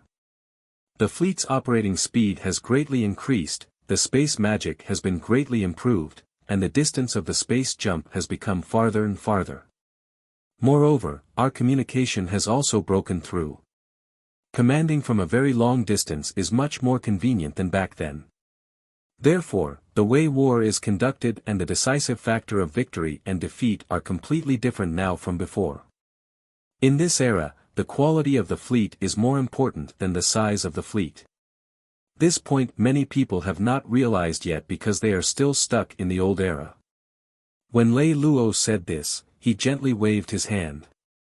After going around for thousands of years, we still returned to the old ancestors' words, the best soldier is the essence, not the quantity. Therefore, we naturally have to search for top-notch commanders. But from now on, we'll use the method of continuous war to train our soldiers. Using countless amounts of blood to refine the Empire's strongest iron army is the inevitable path to our success. After hearing Lei Lou's words, everyone present lowered their heads and did not say anything. After a few seconds of silence, Katz turned to Morton and asked, "How much money do we have now?" Morton shook his head and said, "Not a single cent. I brought 3 million gold coins." Katz turned his head and looked at Lei Lou. "If it's just maintenance, energy, and basic salaries for the soldiers, we can still support them for a period of time. But if we do as you say, it will be a challenge to manage the amount. First, we have to recruit a large number of soldiers. This is a fee. Second, we have to keep going on expeditions. The rewards for expeditions, pensions, and victories all require money." When Katz said this, he didn't say anything else. He just looked at Lei Lou. His meaning was actually very clear, "Your idea was very good, and I agree with training soldiers. But can we afford to train now? In reality, money is not a big problem.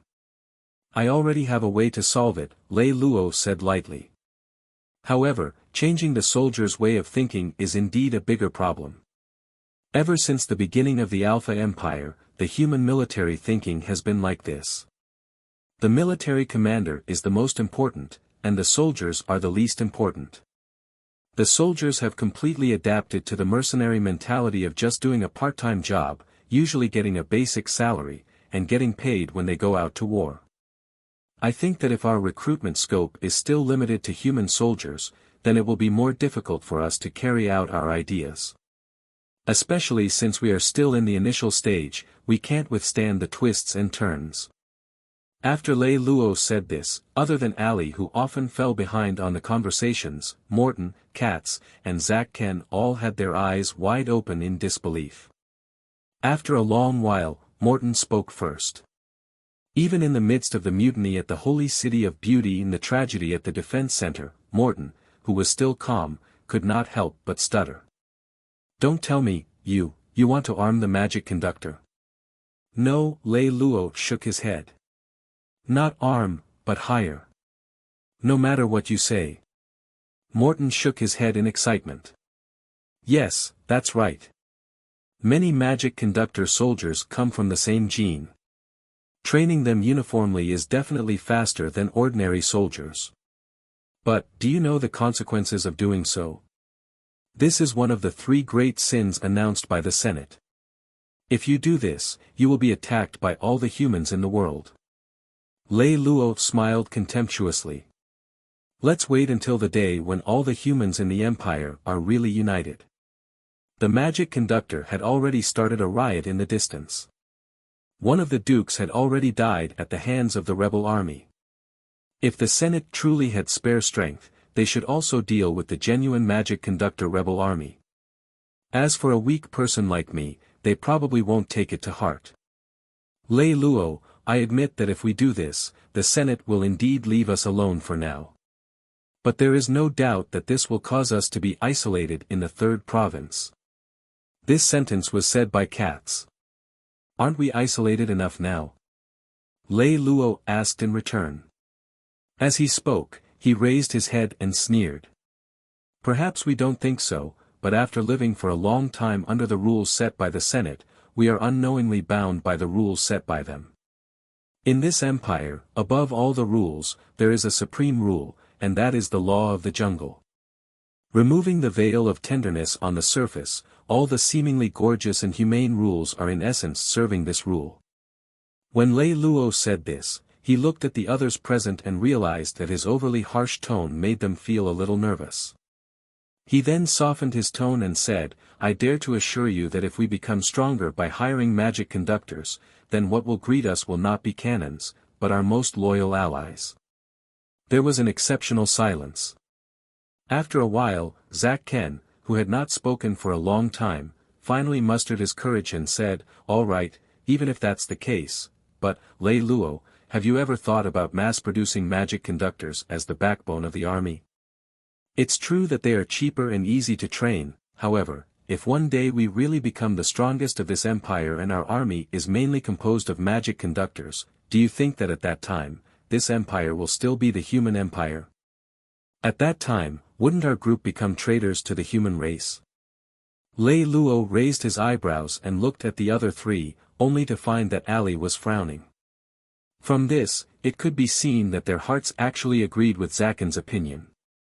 Although there were only 5 participants in this meeting, Lei Luo was very clear that this meeting would completely determine the direction of development for the next few decades, or even centuries. Therefore, he had made sufficient preparations before the meeting, and it was already within Lei Luo's expectations that he would encounter the greatest ideological disagreement on the issue of magic guides.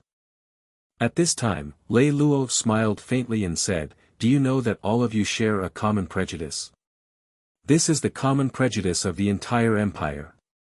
It is this prejudice that caused mankind's fear of the magic conductor, and it is also this prejudice that caused the hatred of the magic conductor towards mankind.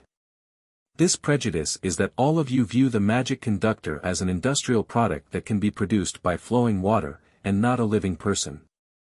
As he said this, Lei Luo sighed softly and asked in return, "But are they really not human?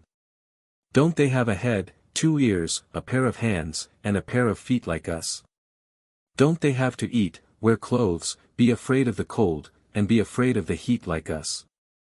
Don't they yearn for friends and fear loneliness like us? Why should we doubt that they have rich emotions like us? And why should we doubt that they have souls like us? Is it just because we are conceived in the womb and they are magic incubators?" Morton and the others had never thought that Lei Luo would suddenly change the topic and say these words. Is a magic conductor human? They didn't think much about it, but once they mentioned it, Morton and the others realized that they had never thought about such a simple question ever since they were born. Now that they thought about it, the discrimination against magic conductors had long been deeply rooted in their hearts. Perhaps what Lei Lou had said was true. Even they had been subtly assimilated by the Senate's ideological education. Seeing that Morton and the others' expressions had turned from serious to doubtful, Lei Lou nodded his head in relief. I can tell you what I will do when it comes to the issue of magic conductors.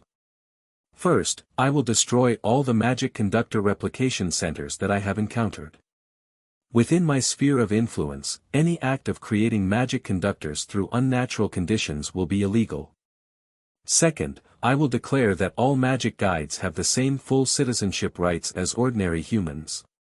This includes the right to marry, make friends, reproduce, and learn and progress. Naturally, magic guides can also join the army. And we will also give magic guides the same rights and obligations as ordinary humans. In short, I will let there be only humans in this world, not magic guides or native humans. This will not only help us grow stronger in a short time, but it will also be beneficial to the long-term peace and stability of the entire human race. I believe that this is the only way to comprehensively solve the problem of the magicians. At this point, Lei Lou stopped and looked at the four people sitting next to him. Morton let out a long sigh of relief. Katz and Zack Ken were biting their lips, while Ali was scratching the back of her head in distress. After a while, Morton said, I have to admit that you've convinced me. I agree with what you said. However, I still want to say that this problem is too serious. We're still so weak now. Can we wait a little longer? Wait until we're stronger before we tackle this problem. This way, if anything happens, we'll be able to withstand the blow. After listening to Morton's words, Lei Lou looked at the other three. They all more or less expressed their agreement with Morton. At this time, Lei Lou smiled and said, No, Morton, you have just reversed the cause and effect. We must first start with the magic conductor, so that we can quickly become stronger. As Lei Lou spoke, he stood up from the bed. Ali wanted to reach out to help him, but he avoided it. Lei Lou walked to the center of the room, turned around, and said to the four people, During this period of time, I've actually been thinking about a problem. How can I prevent the mutiny in the holy city of beauty from happening again? First, I thought about the creation of a disciplinary system, so I made the first and second arrangements. But, as long as a group has discipline and is organized, will it be strong and cohesive? I don't think so. I always feel that there's something else that needs to be done. After thinking for a long time, I thought of one thing, and that is loyalty. When Lei Lou said this, he walked to a chair in front of the four of them and sat down. I have no doubt that the four of you are loyal to me. However, the problem is that in the future, our group will have 100 million or even several trillion people. No matter how good the system was, even if it was a god, it would be impossible for so many people to be loyal to him at the same time, not to mention that I am only one person. What should I do? What should I do? What method can we use to unite such a large number of people? Lei Lou pursed his lips lightly and paused. He looked at Morton and the others until he became impatient. Aya, don't keep me in suspense. Hurry up and tell me, what kind of miracle medicine did you find? I've thought about it for a long time, and I only came up with one answer, which is the idea. The politicians call the idea the line and the program, the religious people the belief, and the empty talkers the ideal. And I call it the idea. Lei Lou blinked his eyes and spoke slowly and confidently. If a person only struggles for himself, he can only derive strength from himself. If a person struggles for a family, he can obtain the strength of his family. If a person only struggles for a group, he can only obtain the strength of that group. And if a person wants to obtain the strength of the entire empire, he must struggle for the people of the entire empire. No one is a fool. No matter how wonderful a lie is, there will eventually come a day when it will be destroyed. No matter how perfect a scheme is, it will be seen through one day. The only unbreakable lie in this world is the truth. And the greatest scheme in this world is to make oneself sincerely believe in an idea. No matter how powerful, intelligent, and charming a person is, it is impossible to convince the people of the entire empire. But an idea can. Out of the 13 disciples, one of them is a traitor, but religion still spreads throughout the entire human race. What does he rely on? Isn't it just a concept? When Lei Lou said this, he paused and let Morton and the others digest it. Create a concept that he truly believes in, then gather the people who believe in this concept, then use this person to conquer and assimilate, making everyone believe in this concept, thus achieving the goal of unifying the entire empire. Morton tried to annotate Lei Lou's words. Lei Lou nodded in satisfaction. That's right, that's exactly what happened. The idea that I came up with is a very old one, but it has been proven to be effective since ancient times. That is, all beings are equal. Under this idea, not only do we have to destroy the injustice between humans and magic guides, but we also have to destroy the injustice between civilians and elites. When we pursue this concept, we will certainly encounter obstacles and setbacks, but do not doubt that we will succeed. The reason is very simple, what we do is in the interests of the vast majority of people. Do you understand what I mean? Morton and the others looked at each other for a while, then nodded. Morton said, I understand. Zack Ken said, I accept. Kat said, I believe in you. Ali said, it's up to you. Seeing that his initial team had finally come to an initial agreement, Lei Lou seemed very happy. He smiled and patted his leg. I don't care how much of what I'm saying do you actually understand. I also don't care how much you agree with the idea I'm talking about. I just want to say one thing. From now on, the 5 of us will become complete charlatans. We must firmly believe in this idea. No matter what happens, we will never waver. When Morton heard this, he laughed. Yes, charlatan team. I'm starting to have more confidence in us. We have to give our new team a good name. I've already thought of it. It's called Black Angel. Lei Lou almost immediately followed up. In the Old Testament, there are a total of 7 fallen angels. Other than the strongest, most beautiful, and most powerful Lucifer, there are 5 other fallen angels. They are Hosazler, Beelzebub, Abaddon, Mostama, and Samul. According to some mysterious researchers, the reason why Lucifer became a fallen angel was because he could not approve of God's cruel behavior of wiping out all human beings because of his temporary hobby. Because of anger, Lucifer, who was the leader of the angels of light, became a fallen angel and changed his name to Lucifer. Lucifer, who had become a fallen angel, together with the other 6 fallen angels, led 1/3 of the angels in the heavenly realm to declare war on God. God ordered Michael, who had the appearance of God, to uphold justice and mercy and to lead the other angels to fight against Lucifer. Michael was very powerful, but he was vulnerable in front of Lucifer, who also had the appearance of God. At the critical moment, it was God who borrowed the body of Adam, the son of God, and worked together with Michael to defeat Lucifer. Most historians agreed that Lei Lou should have seen this history when he created the Black Angel Army. This was because the Black Angel Army was in many ways consistent with the mysterious records of the ancient times. The fallen angel, who had 6 pairs of shining wings, stepped on the celestial sphere map that symbolized the empire. He had 2 faces on his left and right, an angel-like smile on his left, and an angry face like a demon on his right hand. The fallen angel's hands were full of swords.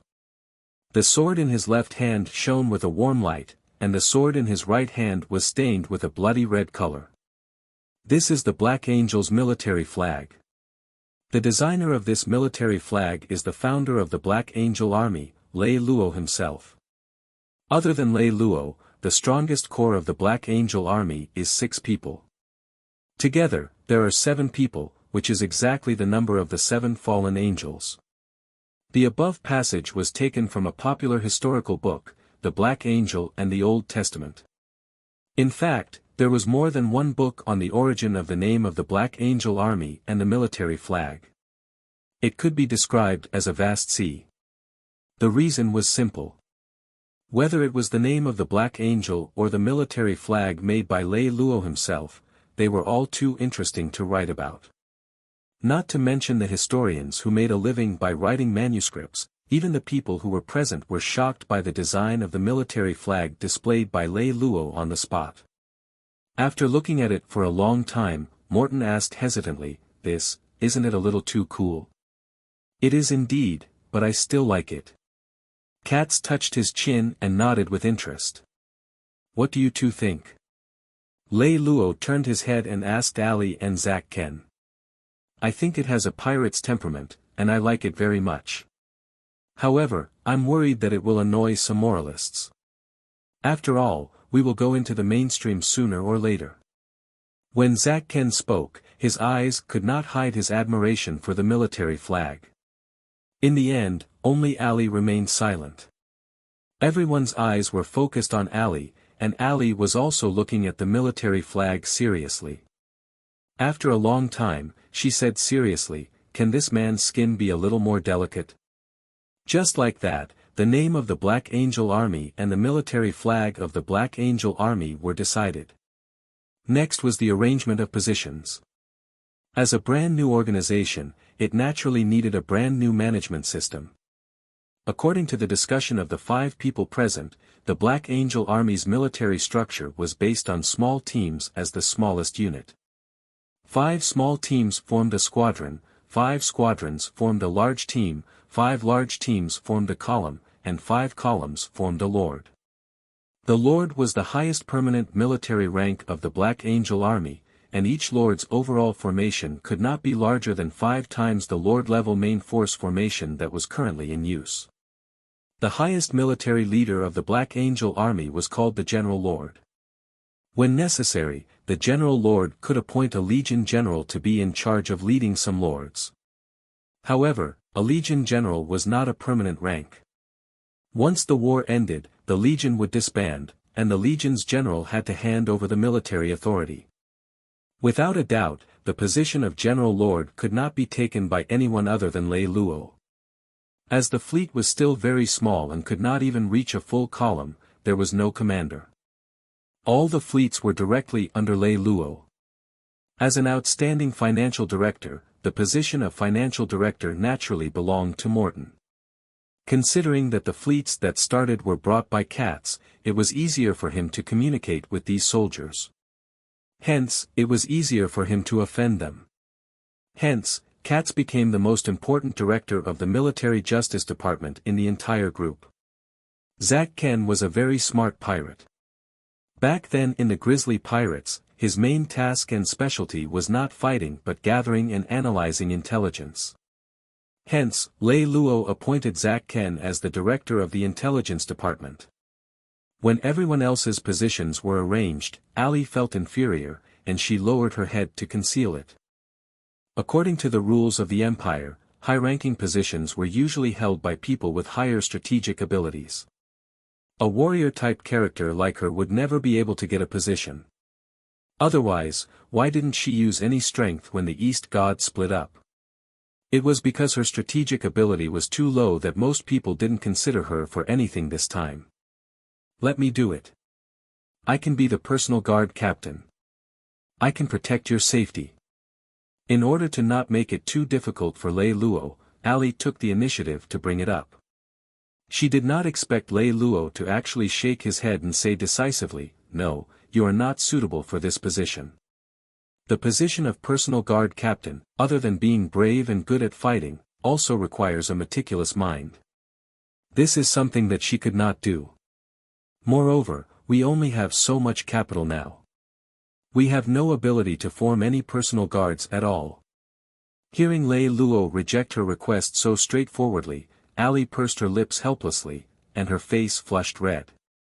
Moreover, with your talent, to let you be the captain of the personal guards, isn't that a little overkill? Hearing this, Ali raised her head. She was confused. What else can I do? Mecha Director, Lei Lou said straightforwardly. Mecha Director. Ali was even more confused. I've never heard of such a position. Yes, there has never been such a position before. This is the position I've set up recently. When Lei Lou said this, he glanced at everyone before continuing. Modern magic has already developed to a completely new stage, and the shape of the future war will also have tremendous changes. This change involves two aspects. First, technological means lead to changes in military tactics. For example, when I went to Ulysses last time, I felt that the dragon god armor given to me by Prince Ulysses was a typical example.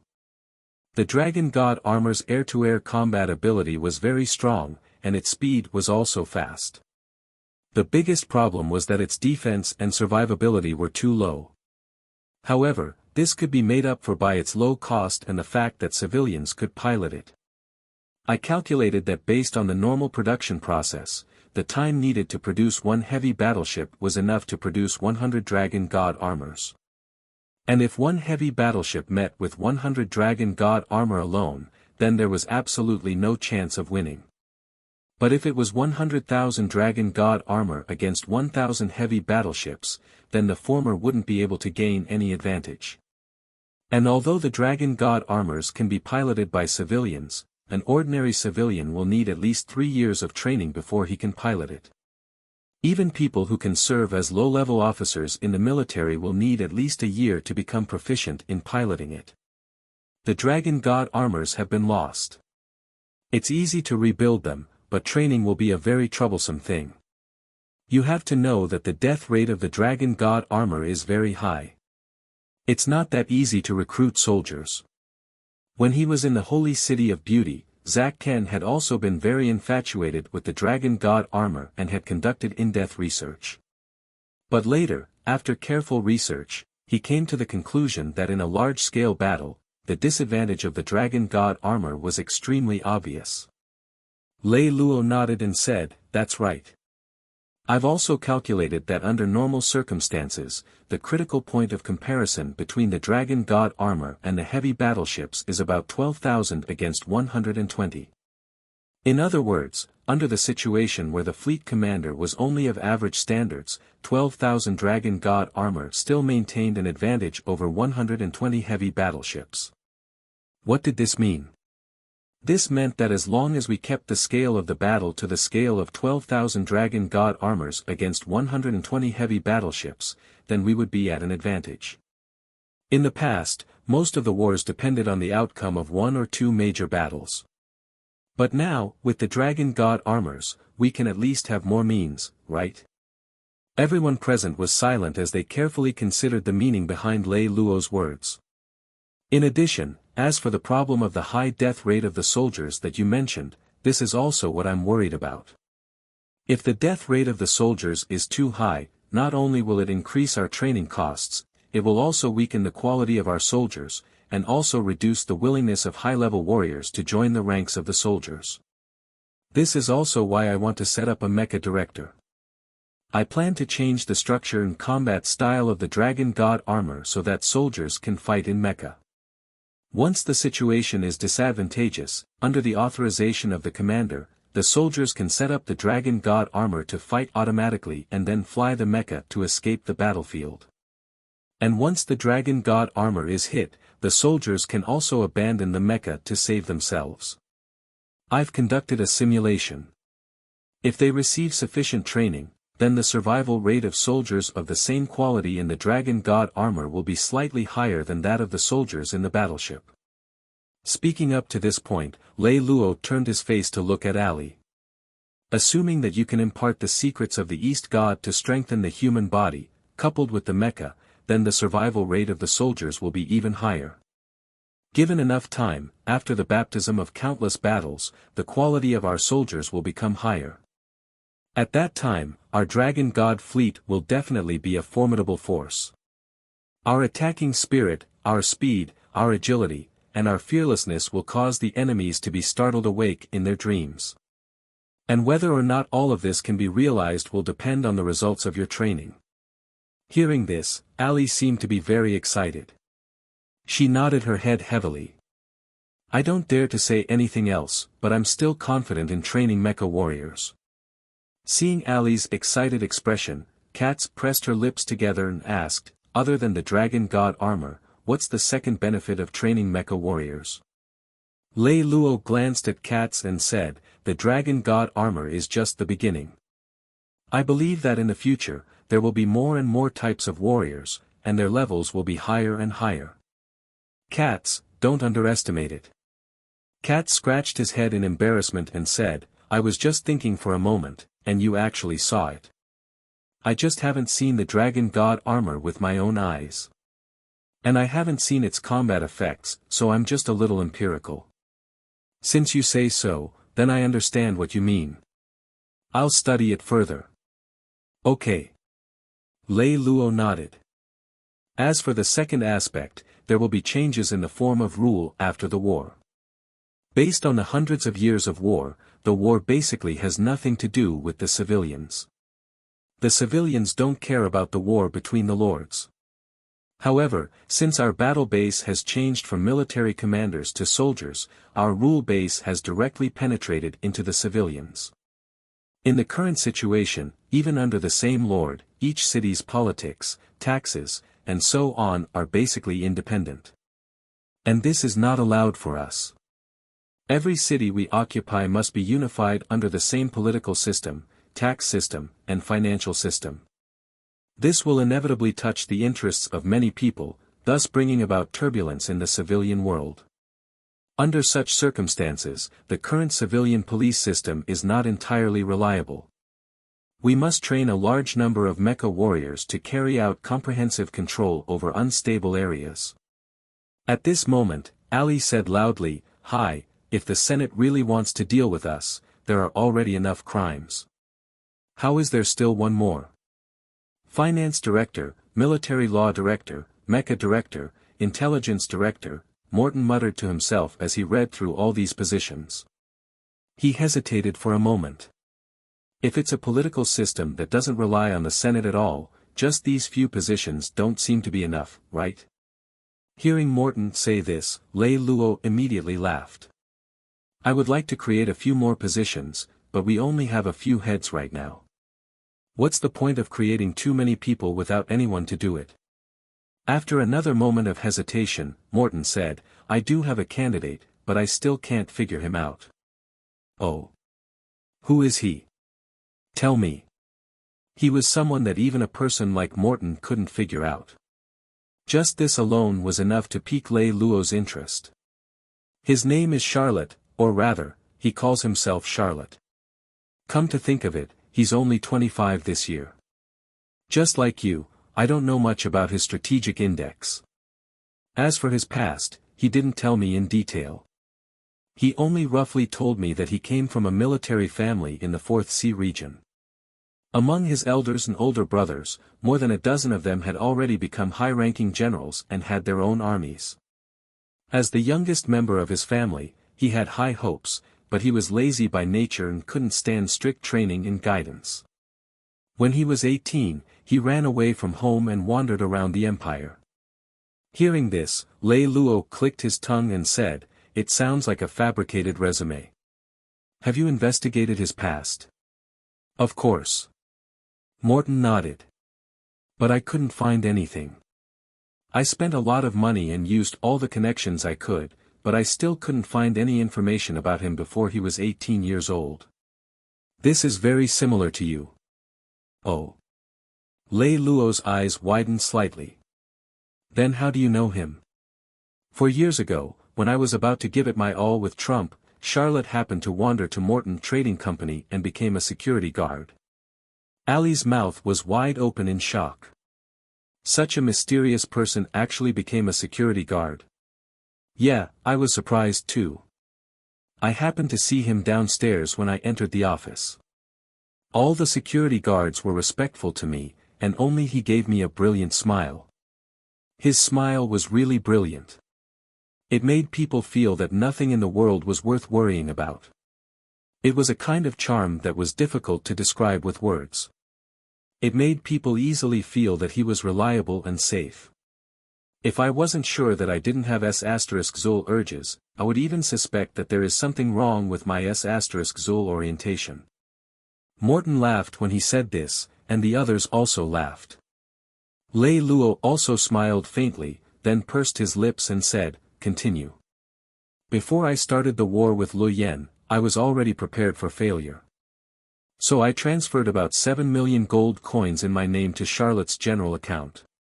Hearing the money, Katz's spirit was immediately aroused. This is a huge amount of money. Where is this money now? Morton smiled and patted Katz's shoulder. Sigh. Don't worry. I'll talk about the money later. 7 million gold coins. Did Charlotte know about this beforehand? Lei Lou asked. No, Morton shook his head. I transferred it without him knowing. Did you have too much contact with him before? Lei Lou asked again. Yes. Morton nodded. In fact, I didn't say anything to him before this. At this time, Ali seemed to have finally figured something out and nodded. I never understood how a smart person like you could fail in business. Now I think it's understandable that you went bankrupt. However, Lei Lou did not taunt Morton like Ali did. Instead, he was silent for a while before he said, "You want to make friends with him, don't you?" Yes. As a businessman, I rarely have irrational moments in my life. In all my life, I've only had two. One with him, and the other with you. Even I don't know why. I just feel that he won't be bothered to swallow my money. Lei Lou nodded slowly. The facts have proven that your judgment is correct, right? That's right. What makes me feel lucky is that I've never missed a single person in my entire life. Morton stroked his hair proudly. After I lost the battle, I, who was penniless, called Charlotte over and told him the truth. At first, Charlotte thought I was joking because he almost never looked at his universal account. But when he looked at his account, he knew what I said was true. So, just like me, he began to be interested in a person who had never spoken to him before and dared to transfer $7 million into his account. From then on, we became friends. From then on, I let him act as my trade agent and started to secretly trade some civilian goods. Katz finally couldn't hold it in anymore. He excitedly pushed his eyes. How much money do you have now? According to the report he sent me last month, that 7 million yuan has now become 17 million yuan. Morton shook his head discontentedly. That guy is obviously very smart, but he is too lazy. He can only make one transaction every 3 months at most and then go to God knows where. Otherwise, I don't only have so much money. It's already a lot, hurry up and transfer it over. The fleet is in need of money everywhere now. With this money, you can almost fill the hole, Katz said hurriedly. Morton nodded, of course, there's no problem. When it's over, I'll ask him to transfer the money over. Lei Lou raised his head and thought for a while. Then he asked, is there any other information about this Charlotte? Yes, it's probably the most important information, Morton said. Ali slapped the chair and said hurriedly, oh, hurry up and tell us what it is. Morton blinked and said, Charlotte's appearance is quite similar to yours. With me? Lei Lou pointed at himself, his mouth agape. This time, he was really a little dizzy. How can that be? Morton tilted his head and thought for a while, then said, actually, it's not that similar anymore. It's just that I've seen you for a long time, and I keep feeling that the two of you are really similar in certain areas, so I gradually feel that the two of you look very similar. If what you said is true, I think it's better not to join the team with such people. Zach Ken, who had been silent all this while, spoke up at this time. With our current environment, we can't come to the holy city of beauty again, and we can't have another Carmen. Lei Lou looked at Zach Ken. He could understand his words. The Carmen incident had really dealt a huge blow to him. As the team's natural leader, Lei Lou knew that he could not fall into an overly conservative situation just because of a single mistake. This was a classic case of abandoning food for fear of choking. However, Lei Lou had to face the situation Zack Ken was talking about. Talent was important, but the risks had to be controlled. As Lei Lou pondered, he looked at Morton again. "Morton, what do you think?" "To be honest, even if we want him to join us, it's still unknown if he's willing to join us. However, if it's only about money, I have 100% confidence in him. But if it's about power, I can't explain it clearly. He's the same as you. He's not someone I can see through." Morton paused at this point. "Personally, I hope that the two of you will have a chance to meet. Regardless of whether or not we can work together in the future, I believe that a meeting will be beneficial to both of you." Lei Lou nodded and said, "All right, then arrange a time for me to meet him. He's a lazy person. He's always wandering around. If you want to meet him here today or there tomorrow, you'll run to your death. I'll get him to come find you." Hearing Morton's words, Lei Lou nodded. "All right, then you can make the arrangements." The topic ended and they moved on to the last part of the agenda for the day's meeting. That was the current financial situation of the Black Angel Army. Because Morton had just revealed that he still had 17 million gold coins, this segment was much smoother than expected. "Morton has 17 million and you have 3 million. In total, it's about 20 million, Lei Lou said to Katz. "I'll leave 5 million for you to recruit soldiers, repair the fleet, and daily expenses. Go ahead and spend it as much as you can, pushing the fleet to the highest level." "How long can you spend 5 million? "Actually, the biggest expense right now is the fleet docking fee. We've come from afar, and we don't have a base. We're not familiar with the place, so we don't dare to start a war rashly. Now that we've rented an independent lord's port, just the rent alone costs 50,000 gold coins a day. It's not worth it." As soon as Katz finished speaking, Zack Ken immediately said, "The mother nest of our grizzly pirates is still there. You guys can station yourselves on our mother nest. If that's the case, then 5 million, if the flowers are blooming, and all the members of the fleet are fully equipped, select the pirates with the best genetic quality, and equip them to the highest level." After Katz finished calculating, he made a conclusion. "About 2 months. 2 months. Then what if we recruit twice the number of people?" Lei Lou asked again.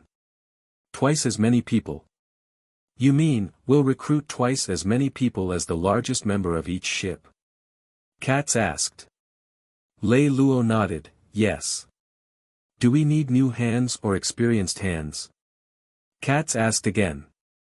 "Of course, experienced hands who don't need any training to directly participate in the battle," Lei Lou answered. "If that's the case, then the cost will be much higher. In addition to the cost of personnel, in order to improve the team, the fleet must also conduct long-term exercises, which may cost a lot of money. All of these are done to the maximum. How long can 5 million last? If we really don't consider the matter of money at all and spend it with all our might, we can only last for a month." Fortunately, this was the Satan's Wings, and this region had been very unstable recently. The pirates continued to erupt in wars, causing many pirates to lose their teams. As long as the salary was increased, recruiting hundreds of thousands of old pirates wasn't a difficult matter. It's basically impossible to do it in other star areas. 1 month. That's enough. 1 month later, we should enter the battle to nourish the battle. Lei Lou paused when he said this. "According to my prediction, Carmen will completely carry out my plan, and through occupying the Great Wall of Iron Blood, exchange for the excellent foothold of the Cape of Good Hope. As for the time to complete the plan, based on his current situation, the fastest would be 3 months. He already had almost 4 Lord-rank main forces. After conquering the Great Wall of Iron Blood, he estimated that he would be able to obtain 2 to 3 more main forces. Then, he would have roughly 6 to 7 Lord-rank main forces. These 6 to 7 formations would become his direct main forces. And once he contributes the Great Wall of Iron Blood, then every lord that defected would have to give him at least one more main force formation. This way, when he takes over the Cape of Good Hope, he'll have around 18 to 19 main force formations. Hearing Lei Luo's calculation, everyone present sucked in a breath of cold air. The strength they had at hand was at most half a main force formation. Wasn't the disparity in strength a little too great? Morton did some mental calculations and said, without a doubt, if we want to snatch the Cape of Good Hope from Carmen's hands and preserve our achievements, we must at least have the strength of a main force formation. If we want to gather such an army, not counting military expenses, not counting equipment, and not counting the cost of recruiting soldiers, we need at least 300 million. And I only have 15 million left in total. Lei Luo smiled faintly and said, we don't have money, but someone has money. Why don't we just borrow some from him? Borrow? 300 million gold coins is an astronomical sum. Not to mention others, even an alliance might not have so much cash. Who can we borrow it from? Have you forgotten? Lei Luo looked at Morton and asked with a smile. You have an old acquaintance. This amount of money shouldn't be much of a pressure for him. My old acquaintance. Morton was stunned for a moment before he suddenly understood. You mean Trump? On this day, Lei Luo once again stood outside the door of Cronin. Although it had only been less than a month, when Lei Luo once again stood outside the door of Cronin, he felt as if a lifetime had passed. Dong, dong, dong. Lei Luo once again knocked on the wooden door of Cronin. As the wooden door opened again, Cronin saw Lei Luo standing at the door. Unlike last time, Lei Luo wasn't staring at Cronin this time. Instead, Cronin was staring at Lei Luo. Without saying a word, Lei Luo just stood at the door and smiled faintly. Cronin didn't know what Lei Luo had learned from this mutiny. However, from the way he looked at Lei Luo, it seemed like he had completely changed. Cronin had originally thought that after experiencing such a sudden and violent blow, for a young man like Lei Luo, it would take at least a period of time for him to completely recover. However, what surprised him was that he did not feel even a hint of decadence from Lei Luo. Lei Luo no longer seemed to be that person who felt that the whole world was under his control. He was no longer as sharp and aggressive as before. However, behind his humble expression, Cronin could clearly feel an even stronger and more persistent desire, the desire to prove himself to be the strongest. Old sir, I'm here again. Because his body had not fully recovered, Lei Luo's face was still a little pale. Therefore, his smile carried a little weariness. However, this tiredness could not be hidden at all. At this moment, Lei Luo's body was bursting with vitality. Cronin also laughed and said, I knew you would come again, but I didn't expect you to come so soon. So, I should still be welcomed? Lei Luo asked with a smile. Cronin smiled and moved aside.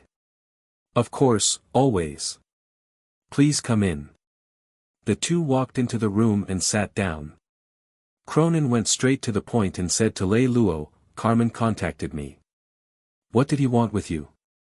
Lei Luo replied. He offered the same conditions as you, and I agreed to his conditions, Cronin said again. Lei Luo's smile didn't change. Of course. Yes. Cronin nodded and asked as he served tea to Lei Luo. Then, what can I help you with? Help? I don't like the usage of the word you. Lei Luo took the tea and shook his head with a smile. I would prefer it if you would ask me what else we can trade. Cronin raised his head and smiled, yes, I was wrong. What else does Sir Lei Luo want to trade with us? I have a friend who brought me a fleet from afar. The size of the fleet is not big. What's worse is that we don't have enough crew members. So, we need to recruit some crew members. Hearing Lei Luo's words, Cronin was a little confused. I'm afraid I can't be of much help in recruiting crew members. Lei Lou saw the puzzled look on Cronin's face, so he said with a smile. No, of course you can help. And it's a big help. Why don't I give you a little hint? In this transaction, the thing I ask you for is exactly the thing I want to give you. Lei Lou's words made Cronin a little muddle-headed for a moment, but soon, his mind quivered and he suddenly reacted. Cronin looked at Lei Lou in disbelief. Are you saying? Lei Lou calmly confirmed Cronin's guess. That's right. In my opinion, loyal, hardworking, and obedient, and at the same time extremely familiar with the structure and operation of the ship, who can compare to a magic conductor who has been working for years? Lei Lou said it lightly, but Cronin knew very well how powerful it was. Using a magic conductor as a soldier was one of the 3 major crimes that the Senate absolutely forbade. Cronin looked at Lei Lou and asked with some doubt, are you really going to do this? Lei Lou took a sip of tea and asked in return, what, the old sir doesn't seem to be willing to help me? No. Cronin almost immediately reached out his hand and said, of course not. I'm very happy to help you. I just want to make sure that your thoughts are not impulsive. I know the consequences of doing so, replied Lei Lou. Just like I know the consequences of not doing so. After saying this, Lei Lou put down the teacup and leaned against the chair. Although his body had recovered a lot, he was still a little weak. I think you should know how important the Cape of Good Hope is to me in my plan. However, in 3 months, Carmen will get it. He is not a mediocre person, and he has such a huge amount of strength behind him. If I wait until he has a firm foothold, then I may lose the Cape of Good Hope forever. This is something that I cannot tolerate. Therefore, I have to do something before he successfully gets the Cape of Good Hope. And this requires an army that has always been strong and absolutely loyal. Lei Lou looked at Cronin as he spoke. To be honest, I cannot have a commander because I will personally command the entire fleet. But I have to have soldiers because the ship will always need someone to drive it. And in such a short period of time, other than the source of soldiers that I mentioned just now, I do not have the ability to find a reliable source of soldiers from any place, and one that can quickly enter combat state. Cronin nodded very seriously. He could clearly feel Lei Lou's determination.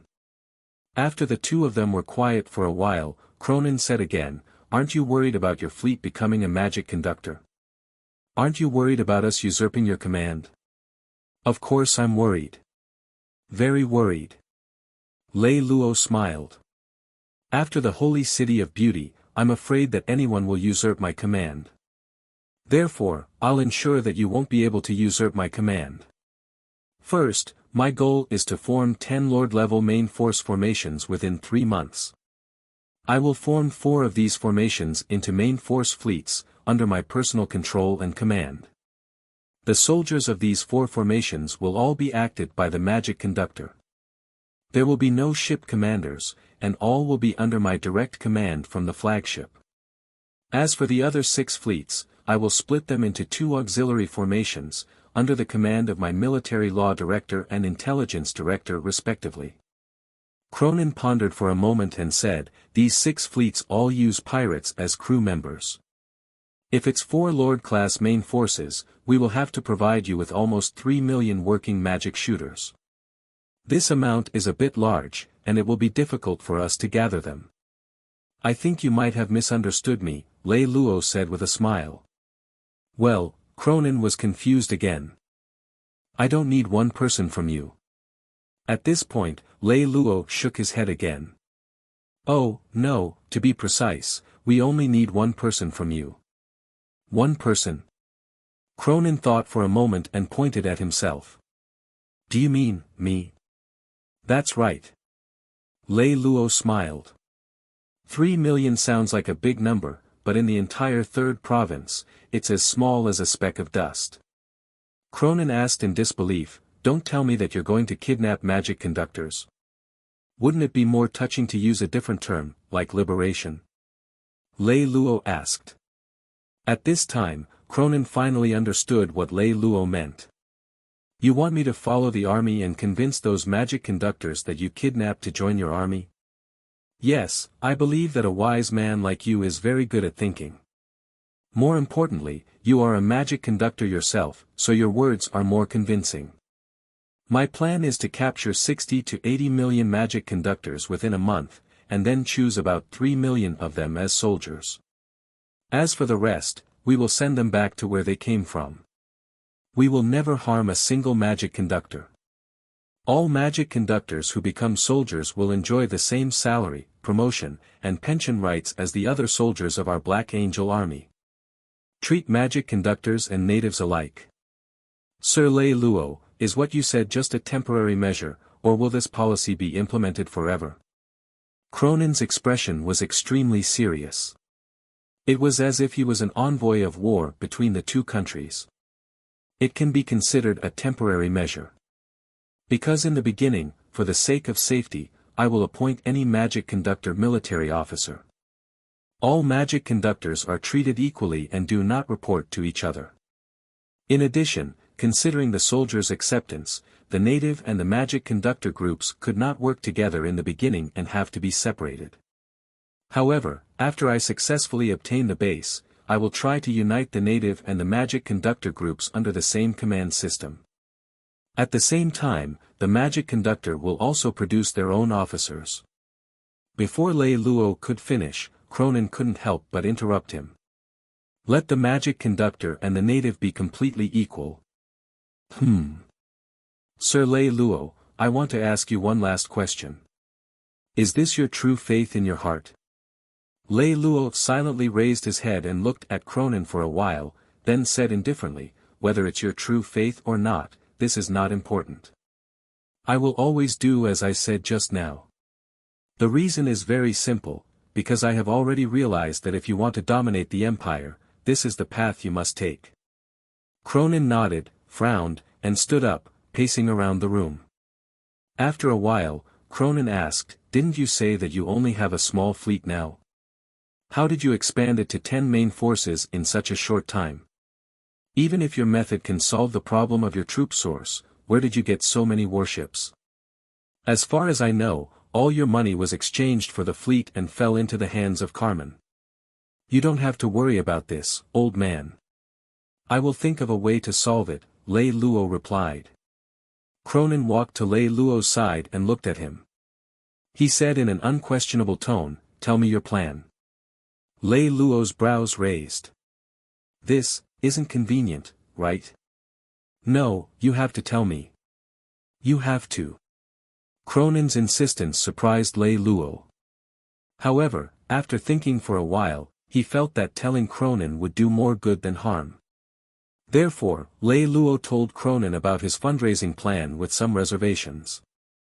Our plan is to get the funds we need from Trump. 5 minutes later, Lei Lou asked Cronin, old sir, are you satisfied? Cronin did not answer him. He just walked back to his seat. After thinking for a long time with his head lowered in silence, he raised his head again and said to Lei Lou, first of all, the first thing I want to say to you is that I am willing to cooperate with you. This answer was within Lei Lou's expectations, so he didn't seem too excited. He just smiled and nodded. Thank you. Then, Lei Lou looked at Cronin with a smile, waiting for him to say the rest of his words.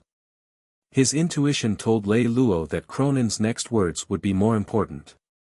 Sir Lei Lou, if you really have the determination to carry out the policy you just said, I can promise you that you will receive a return that is beyond your imagination. Lei Lou laughed.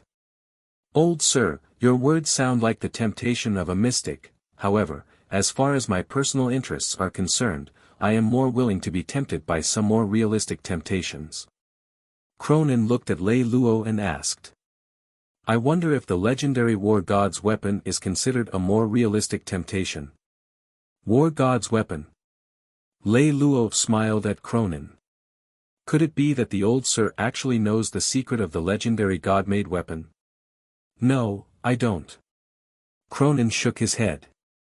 However, the cross in Sir Lei Lou's arms knows. The old sir seems to know a lot about my affairs.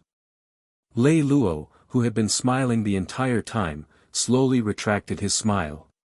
His gaze towards Cronin was slightly cold. Meryl, Brahma, and Solomon.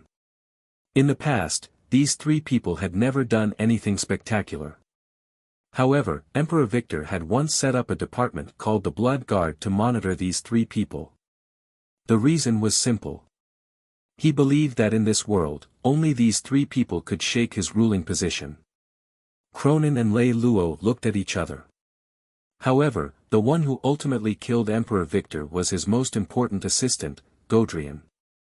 It was indeed Godrian who did it, but doesn't Sir Lei Lou find it strange? Godrian, who had made great contributions to the First Empire and had a position above billions of people, had actually assassinated Emperor Victor. If it was to usurp the throne, then his preparations were a little too hasty. As the commander of the capital's garrison, he managed all the garrison troops in the Empire's capital, but he actually didn't even defeat the other dukes who only brought their personal guards. The most incredible thing was that he didn't even bring the war god's weapon with him. Cronin stopped at this point and did not continue. You seem to know a lot about history. No, Cronin smiled and shook his head. I've read some history books, but I'm not an expert in history. The reason I know these things is because I have memories of certain things from hundreds of years ago in my mind. Memories from hundreds of years ago? Lei Lou's brows furrowed slightly. You're not a magic conductor. Of course I am. Cronin looked at Lei Lou. It's just that when I was created, I inherited a memory. Lei Lou's body unconsciously straightened up. A magic conductor can inherit a memory. Of course, this is a magic invented by a powerful mage. He invented 3 potions that can do this, and one of them has been used on me. Hearing this, Lei Lou finally could not hold on any longer, and his body could not help but lean forward slightly. There is actually someone in the world who can do this. Where is this person now? Why have I never heard of his name? I don't know. Cronin shook his head. Many people said that he was killed by Emperor Victor. However, I know that he wasn't. At the last moment, Emperor Victor stopped his execution. Then, he was taken to Emperor Victor's bedroom and disappeared from this world. No one knows where he went. Hearing this, Lei Lou blinked and looked at Cronin. How do you know so many secrets? Whose memories are in your head? Sir Lei Lou, have you forgotten the department called the Blood Security Department that I mentioned just now? Since it's a department, there should be a person in charge, shouldn't there? The memory you have, is that the person in charge's memory? Cronin only smiled and did not speak, tacitly agreeing. Lei Lou turned his face and thought for a while, then said, how could it be such a coincidence? There are so many magic conductors in the world, but I actually ran into you. Cronin shook his head with a smile. Of course it can't be such a coincidence. There was indeed a magic conductor named Cronin here. But before you arrived, he had already been moved away by us. So, you, Lei Lou pointed at Cronin. Yes, I was specially ordered to dock with you. My appearance was specially modified to deceive you. Ordered? Dock. Whose orders are you under? What are you docking with me for? Lei Lou was getting more and more confused. As for whose order, I can't tell you yet. But I can tell you what I'm docking with you. After saying this, Cronin pointed at Lei Lou's arms. The thing in your arms is called God's Time. Not only can it help you find the war god's weapon, but it also has our identity as a candidate to support you. In the entire empire, there are a total of 4 pieces of God's Time. As long as anyone can obtain all of God's Time, then they can obtain the full support of our organization. Lei Lou looked at Cronin in puzzlement. How did you know that I have God's Time? Could it be that my 2 masters? No, Cronin quickly stopped Lei Lou. Don't misunderstand. We don't have any contact with your 2 masters. The reason we know that you have God's Time is because as long as any piece of God's Time is opened, we can immediately know its location. So, Ever since I left that small city, you've been watching me? Lei Lou asked again. Yes, that person is me. Cronin nodded. Lei Lou sat quietly and thought for a while. Why are you telling me this now? Did your organization ask you to tell me? No, Cronin shook his head again. My organization didn't authorize me to tell you this. The reason I'm telling you this is because I have my own unique philosophy in my heart. And what you just said fits most of my philosophy. That's why I'm telling you this. I'm telling you this for a very simple reason. I want to show you two things. First, I'm more valuable than you think. And second, as long as you keep what you just told me, I'm going to make it worth your while. This is a brand new deal. Lei Lou stared at Cronin. Yes, a much bigger deal. Cronin smiled. This was also the second day that Lei Lou met with Cronin. Cronin left the Great Wall of Iron Blood, took the letter of introduction that Lei Lou gave him, and secretly rushed to the location of the mother nest of the grizzly pirates. In order to not let Carmen and the others suspect anything, the real Cronin who was originally transferred returned. On the same day, Lei Lou left the Great Wall of Iron Blood and boarded the route to the Golden Wall of Glory. The Golden Wall of Glory was the location of one of the Empire's 10 richest men, Trump. Because of the short time, Lei Lou hoped to charter a luxury passenger ship with the highest speed like the last time he went to Ulysses. Unfortunately, the Great Wall of Iron Blood was a military fortress. It didn't pay much attention to civilian passenger transport. Not to mention the Heavenly Dragon-class luxurious passenger ship, there wasn't even a cross-province route. And the Golden Wall of Glory wasn't in the third province. Therefore, Lei Lou had to take a ship from the Great Wall of Iron Blood to the next city.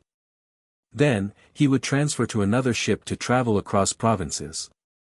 Because the passenger transportation of the Great Wall of Iron Blood was not developed, the routes on the Great Wall of Iron Blood were usually losing money. Therefore, the attitude of the crew members was also quite bad, leaving a very bad impression on Lei Lou. After arriving at the next city, Lei Lou found that the luxurious ships he wanted had all been reserved. I can offer you a higher price. When Lei Lou said this to the crew, they were met with a look of disdain. At this time, Lei Lou only had two choices. He could either take a passenger ship in another city or choose between these routes. Lei Lou looked up the information. The nearest city that could travel across provinces would require a 5-hour cruise. The fastest passenger ship would only arrive 1 day later than the Heavenly Dragon-class passenger ship. When he thought about the possibility of having the same experience even in a new city, Lei Lou finally chose a public passenger ship. However, when Lei Lou stepped into the cabin of the passenger ship, he immediately regretted his laziness to the core. It was more like a slave ship or an escape ship than a passenger ship. The 10 beds in the cabin were stacked with people. There were only 2 or 3 people in each bed. Basically, there were 4 or 5 people. What was more frightening was that on the way to each row of beds, there were many people who made chairs out of their skin. Sitting there, the corridor was completely blocked. The cabin was still like a steamer. It was hot and dry. The omnipresent flow of people was emitting heat, and the air was mixed with all kinds of messy odors. Are you kidding me? A week of travel and you're actually sitting there? With an unbelievable thought, Lei Lou struggled to squeeze step by step out of his window. When he walked to his bed, he saw that there were already 3 people sitting on his bed. All of them were very young children, and they looked about 4 or 5 years old. Lei Lou looked at the father of the children on the lower bunk and said awkwardly, I'm sorry, this is my bed. Look. The father did not explain anything. He just pointed at the 8 or 9 children who were sitting on the bed with him and smiled apologetically. Okay. Lei Lou smiled helplessly and made some space for the children. Then, he leaned against the window and lay down. Because of the difference in temperature between the port and the cabin, a layer of water vapor was piled up on the glass window. Looking at the heavy black outside the window, Lei Lou began to feel a little tired. He blinked his eyes, wanting to lie down and sleep, but he was afraid of kicking the child. In desperation, he could only turn around. But then, he suddenly received a magic beacon. As he opened it, he saw only a short sentence in the magic beacon, "Where are you?" 5 days later, Lei Lou arrived at the Golden Wall of Glory. According to the original plan, Lei Lou should have gone directly to Trump's residence, both decided not to do so. Instead, he stayed in a hot spring hotel called Autumn. The reason was very simple. A person named Ulysses had changed his schedule. After getting off the spaceship and taking a comfortable bath in the hot spring, Lei Lou held a cup of fragrant tea and sat diagonally on the window. He took a sip of green tea and a wisp of fragrance went from his throat to his feet. Lei Lou raised his head and sighed comfortably. "This is really good tea." After sighing, Lei Lou leaned against the window frame and looked at the garden outside the window. The small spring in the middle was covered with colorful pebbles and there were 3 to 4 goldfish in it. There were a few peach trees and osmanthus trees planted beside the small spring. The 2 trees were not very tall. They were only 1 meter tall, which made people feel obedient and comfortable. The wind that came out of nowhere filled every corner of the air with the strong fragrance of the osmanthus trees. Beside the small spring was a green lawn with some beautiful flowers that could not be named. At first glance, it was just a patch of green grass and a small pool of spring water with some numbers and flowers in the middle. However, if one looked carefully, one could see that this light layout was filled with the store owner's intentions. If I can live a lifetime alone in this kind of place, it wouldn't be too bad.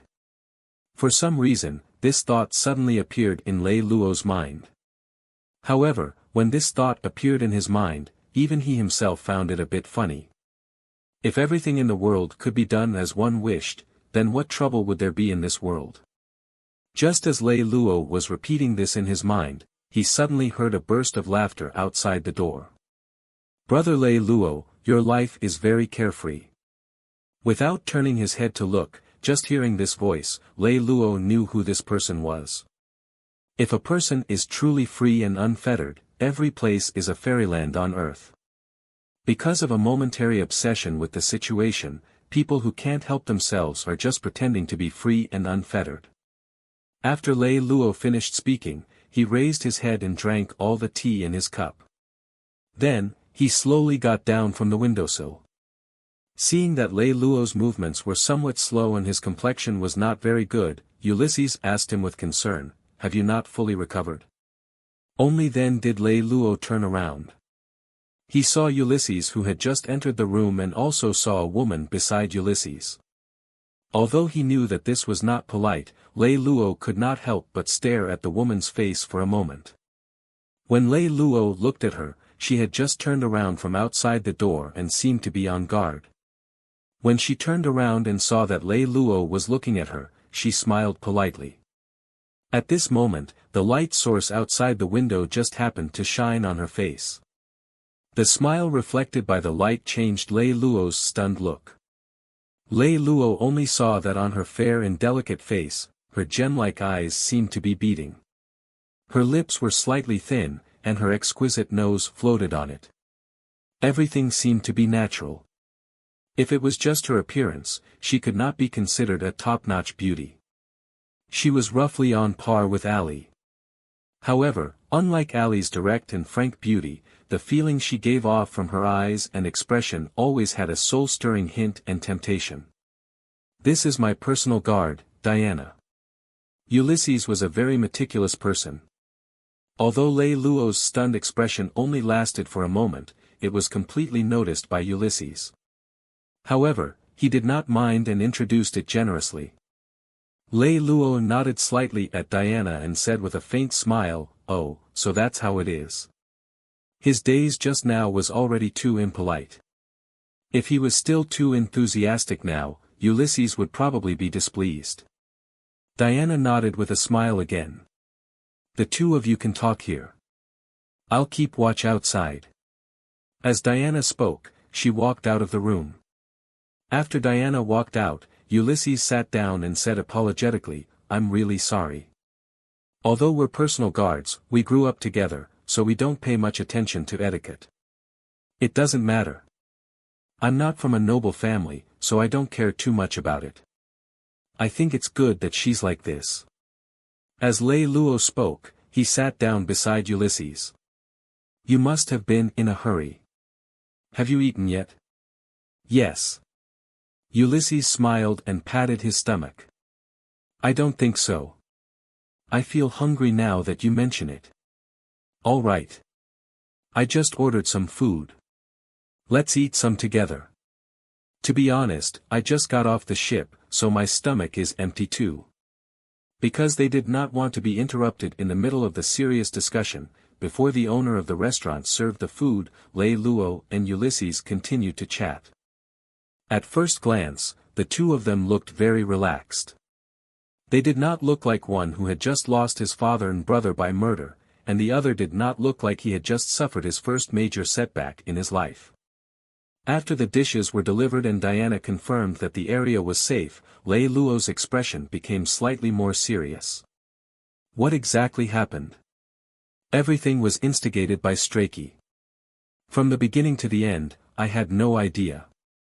As if he was afraid that Lei Lou would not believe him, Ulysses continued. "Let's not talk about other things first. I think that with your intelligence, you should be able to find out what kind of relationship Carmen and I have. Our relationship is bad. It was long before we met. It was definitely not a disguise. Even if I wanted to do something to you, I would definitely not trust Carmen to execute it. You've misunderstood." After Ulysses' words came to an end, he said, "I'm not talking about this. If things have developed to this point, and I still don't know who the real mastermind behind the incident at Holy City of Beauty is, then I'd be too stupid. So, you don't need to waste your time explaining anything to me." "Oh, that's good." Ulysses first let out a sigh of relief and said to Lei Lou, "This is what I like about you the most. You're always so direct, simple, but just right. We'll spend a lot of time in the future to praise and connect with each other. For now, let's talk about something practical." Lei Lou clicked his tongue and looked up at Ulysses. "Is there a connection between the death of your father and your brother?" Ulysses hesitated for a moment before finally saying, "Everything was done by my teacher." Ulysses' way of addressing Strachey made Lei Lou feel slightly surprised. "Even now, you still call him your teacher?"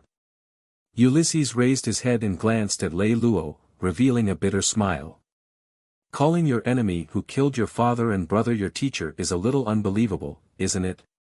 But to me, it's nothing special." Saying this, Ulysses sighed with some emotion. "How many nights have I dreamed that my father and my brother could die like today? And every time I wake up from such a dream, I feel both excited and disappointed, excited that I had such a beautiful dream, but when I do realize that it's just that, I then ask, why did it only happen in a dream?" Ulysses turned his head and looked at Lei Lou with a smile. "Doesn't it sound a little creepy?" "Not really. I've never had a family since I was young. So, I can't talk about love or hate. I can't completely imagine how you feel. However, I can somewhat understand the pressure you're under from your father and brother. No one likes someone who wants to kill himself like your brother. No one likes someone who plays with their own fate like your father, and there's no pattern at all." At this point, Lei Lou paused. "However, there is one thing I would like to confirm.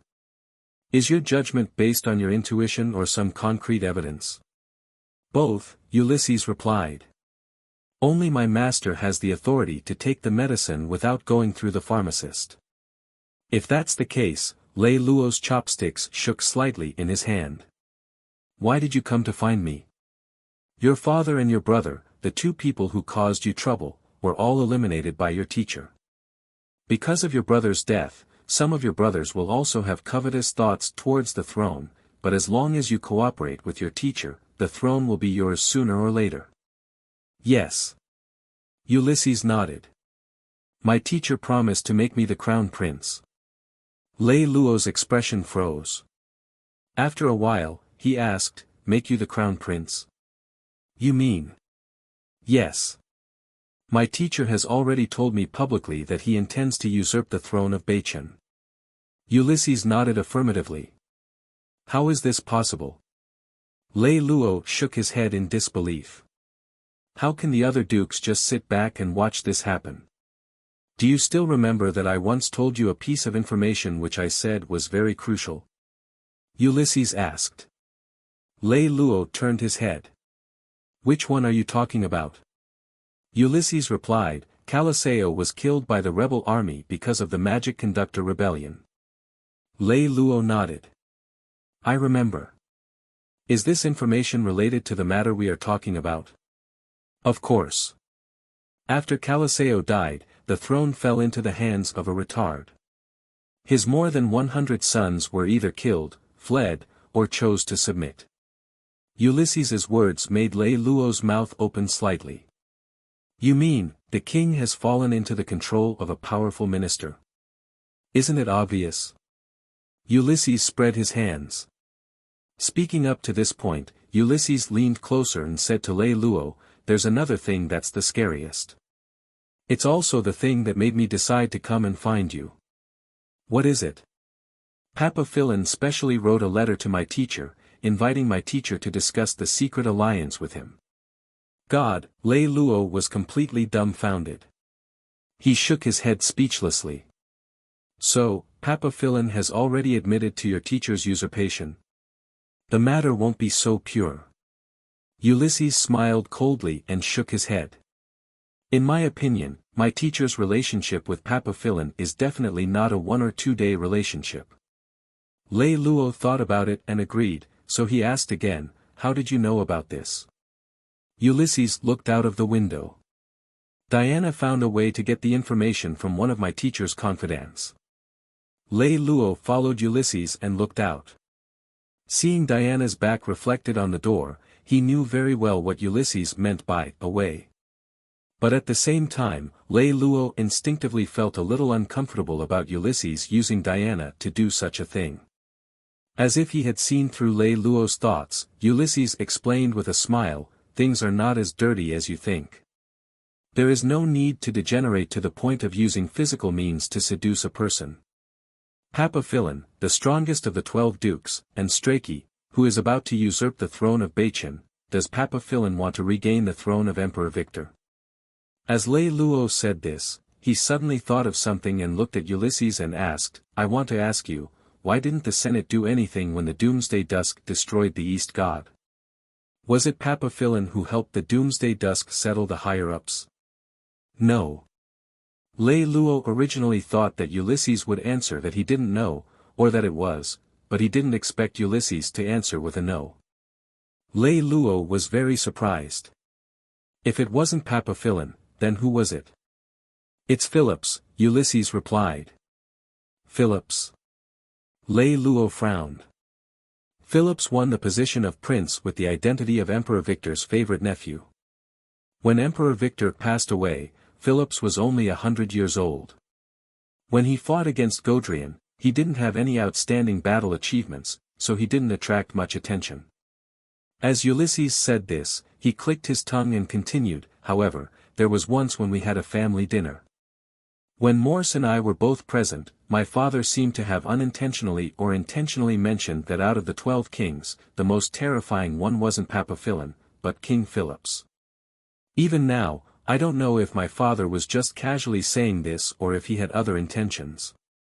However, one point is obvious. Out of the 12 kings, the old king is only left with Phillips. This may not be a coincidence.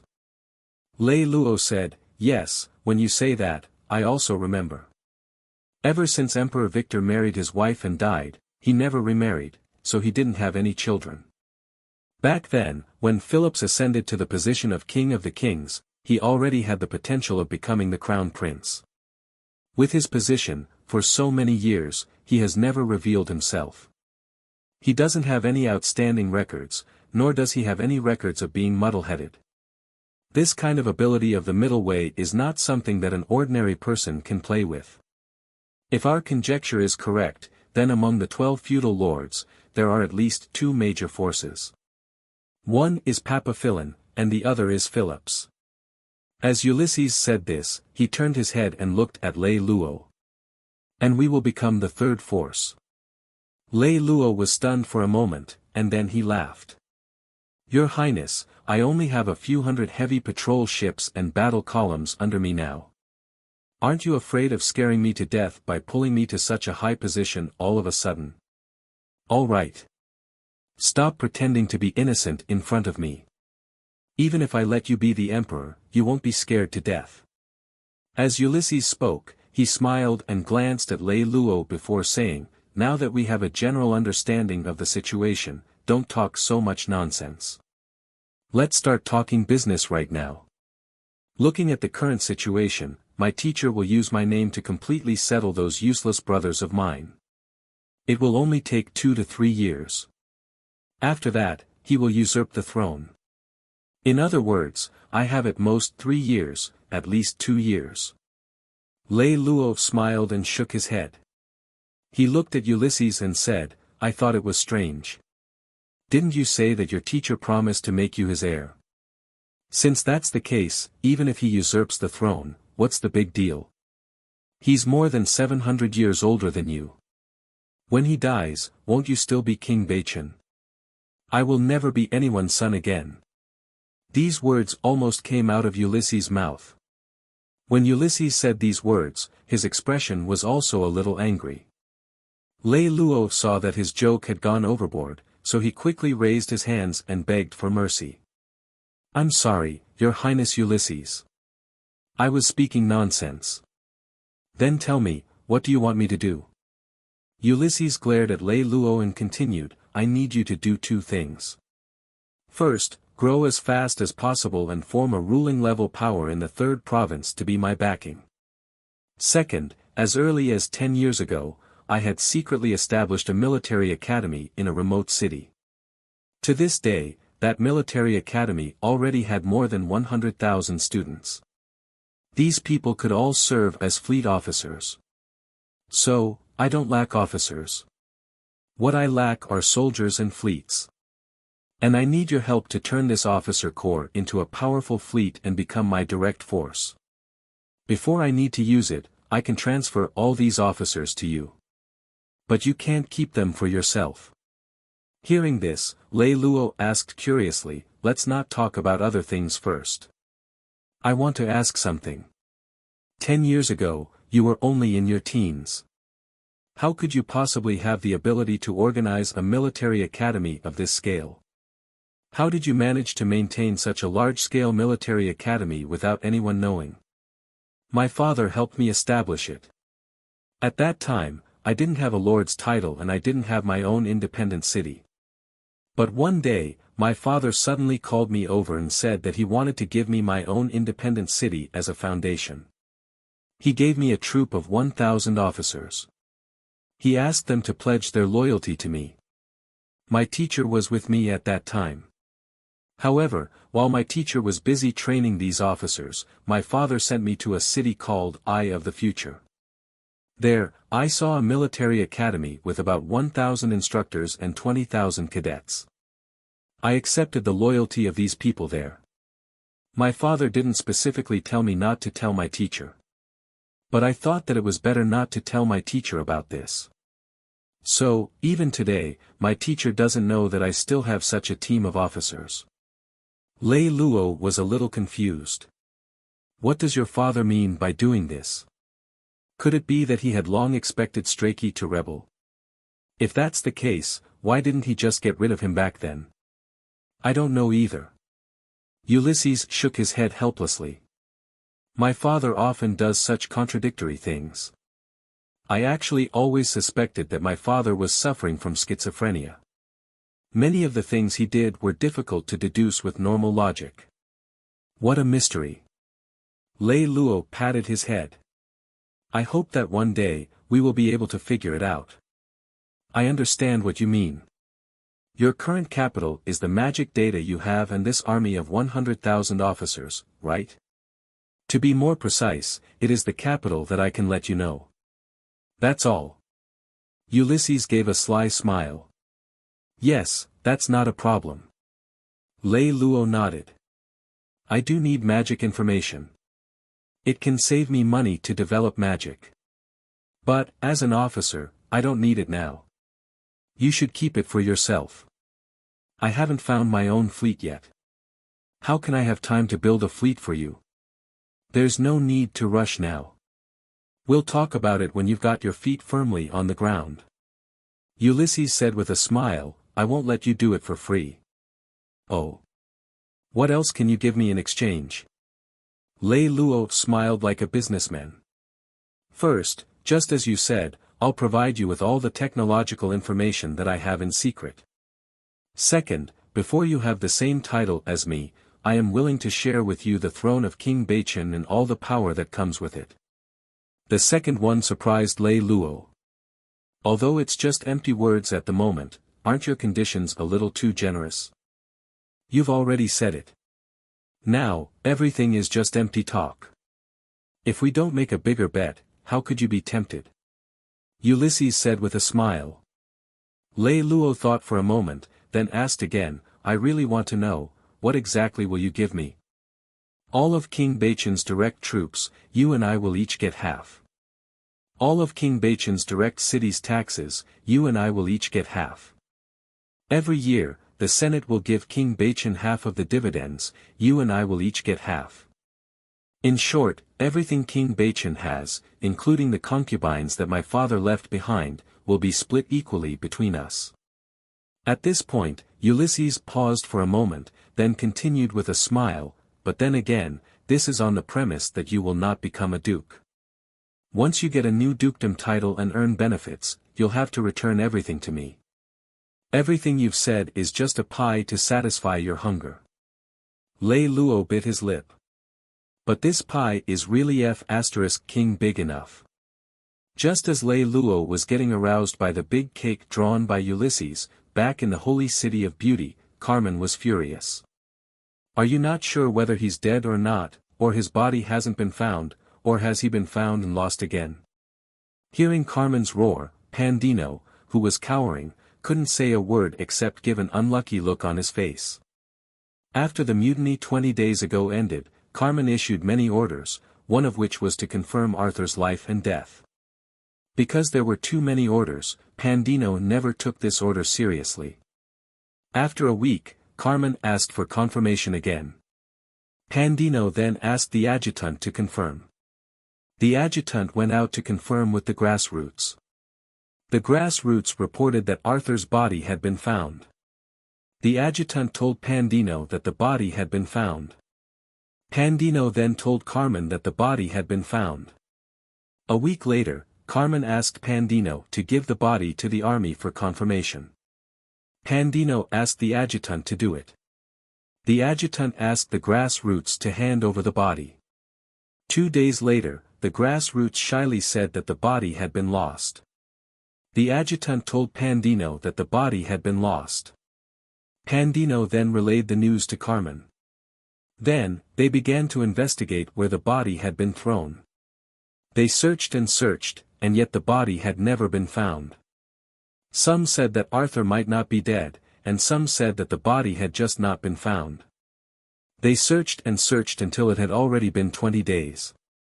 Don't stand there like a dead dog. Tell me the answer. The angry Carmen had the urge to throw the table on Pandino's face. Pandino hesitated for a long time before finally replying, there are only 2 possibilities in this situation, one is that he isn't dead, and the other is that his body hasn't been found yet. Carmen was in despair. He stared blankly at Pandino for a long time before helplessly saying in a low voice, "Scram." As if he had been granted amnesty, Pandino quickly slipped out. What the hell?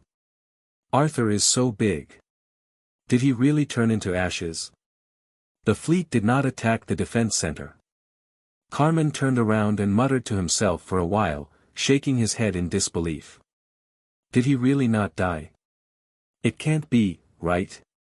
Achoo, achoo. In the basement of a restaurant owner in the capital of Holy City of Beauty, a person suddenly shivered. I thought about it and cursed twice.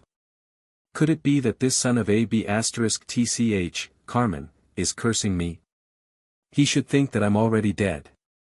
He's already dead, yet he's still cursing me. F*CK his grandmother. His character is really bad. As Arthur cursed, it could be seen from his clumsy movements that even though the restaurant owner had secretly bought some medicine to treat his injuries were still not completely healed. Arthur put his face in front of the mirror in front of him. Under the dim light, he touched his rough face and smiled proudly. Look at my face. It's a classic example of a kind man. I can run out just by relying on my 2 legs. The heavens really don't treat a kind man badly. After he finished laughing, Arthur's face showed a sad look again. Pity my brothers, Carmen, you son of AB*TCH. Since the heavens didn't let me die, it means that they were destined to let you die. As Arthur was gnashing his teeth, he saw the secret door above start to ring. He quickly turned off the light and hid in the darkness. After a while, a person walked down from above. Commander, it's me. I got the ticket for you. As the owner of Golden Wall Splendor, Trump treated the entire city as his residence. According to legend, although Trump was one of the largest corporations in the entire empire, his dream when he was young was to become a great writer. At that time, he was thin and full of dreams. He went to the most famous Xiluo Hydrology Academy in the 5th province to study. The city where the Xiluo Hydrology Academy was located was called Crimson Dream. It was a very beautiful city. There, Trump met his first love in his life. However, due to his poor family background, he was despised by the other party's family. The two of them were forced to separate. Just like all vulgar stories, as the injured male lead, Trump worked hard and finally became an empire-level corporate tycoon. However, he still did not get the person he loved. 20 years after she married that playboy with a good family background, she died of depression. In order to commemorate his first love and the only woman he loved in his life, Trump built the Golden Wall of Glory, to be exactly the same as the city where the Xiluo Hydrology Academy was located. He bought expensive turf from the natural city and built a huge green plain in a vast, dense forest. Trump's own residence was built in the middle of the two. It was a huge rock hill that protruded from the middle, with an area of about 12 to 13 square kilometers. On top of this, Trump's extremely luxurious residence was built. The main building of Trump's residence took up an area of about 4 square kilometers. The main building was about 75 meters tall and 900 meters tall. The backbone was made of transmission alloy plates, but the outside was made of stone and wood. The top of the 81 houses was covered with gold-plated copper tiles. It was golden and magnificent. On the left side of the main house was the first courtyard with lush green trees. Inside was a collection of crystal products, silver, and ceramics. On the right side of the main house was the second courtyard. Inside was the largest library in the 3rd province, a clothing and jewelry museum, and priceless ancient works of art.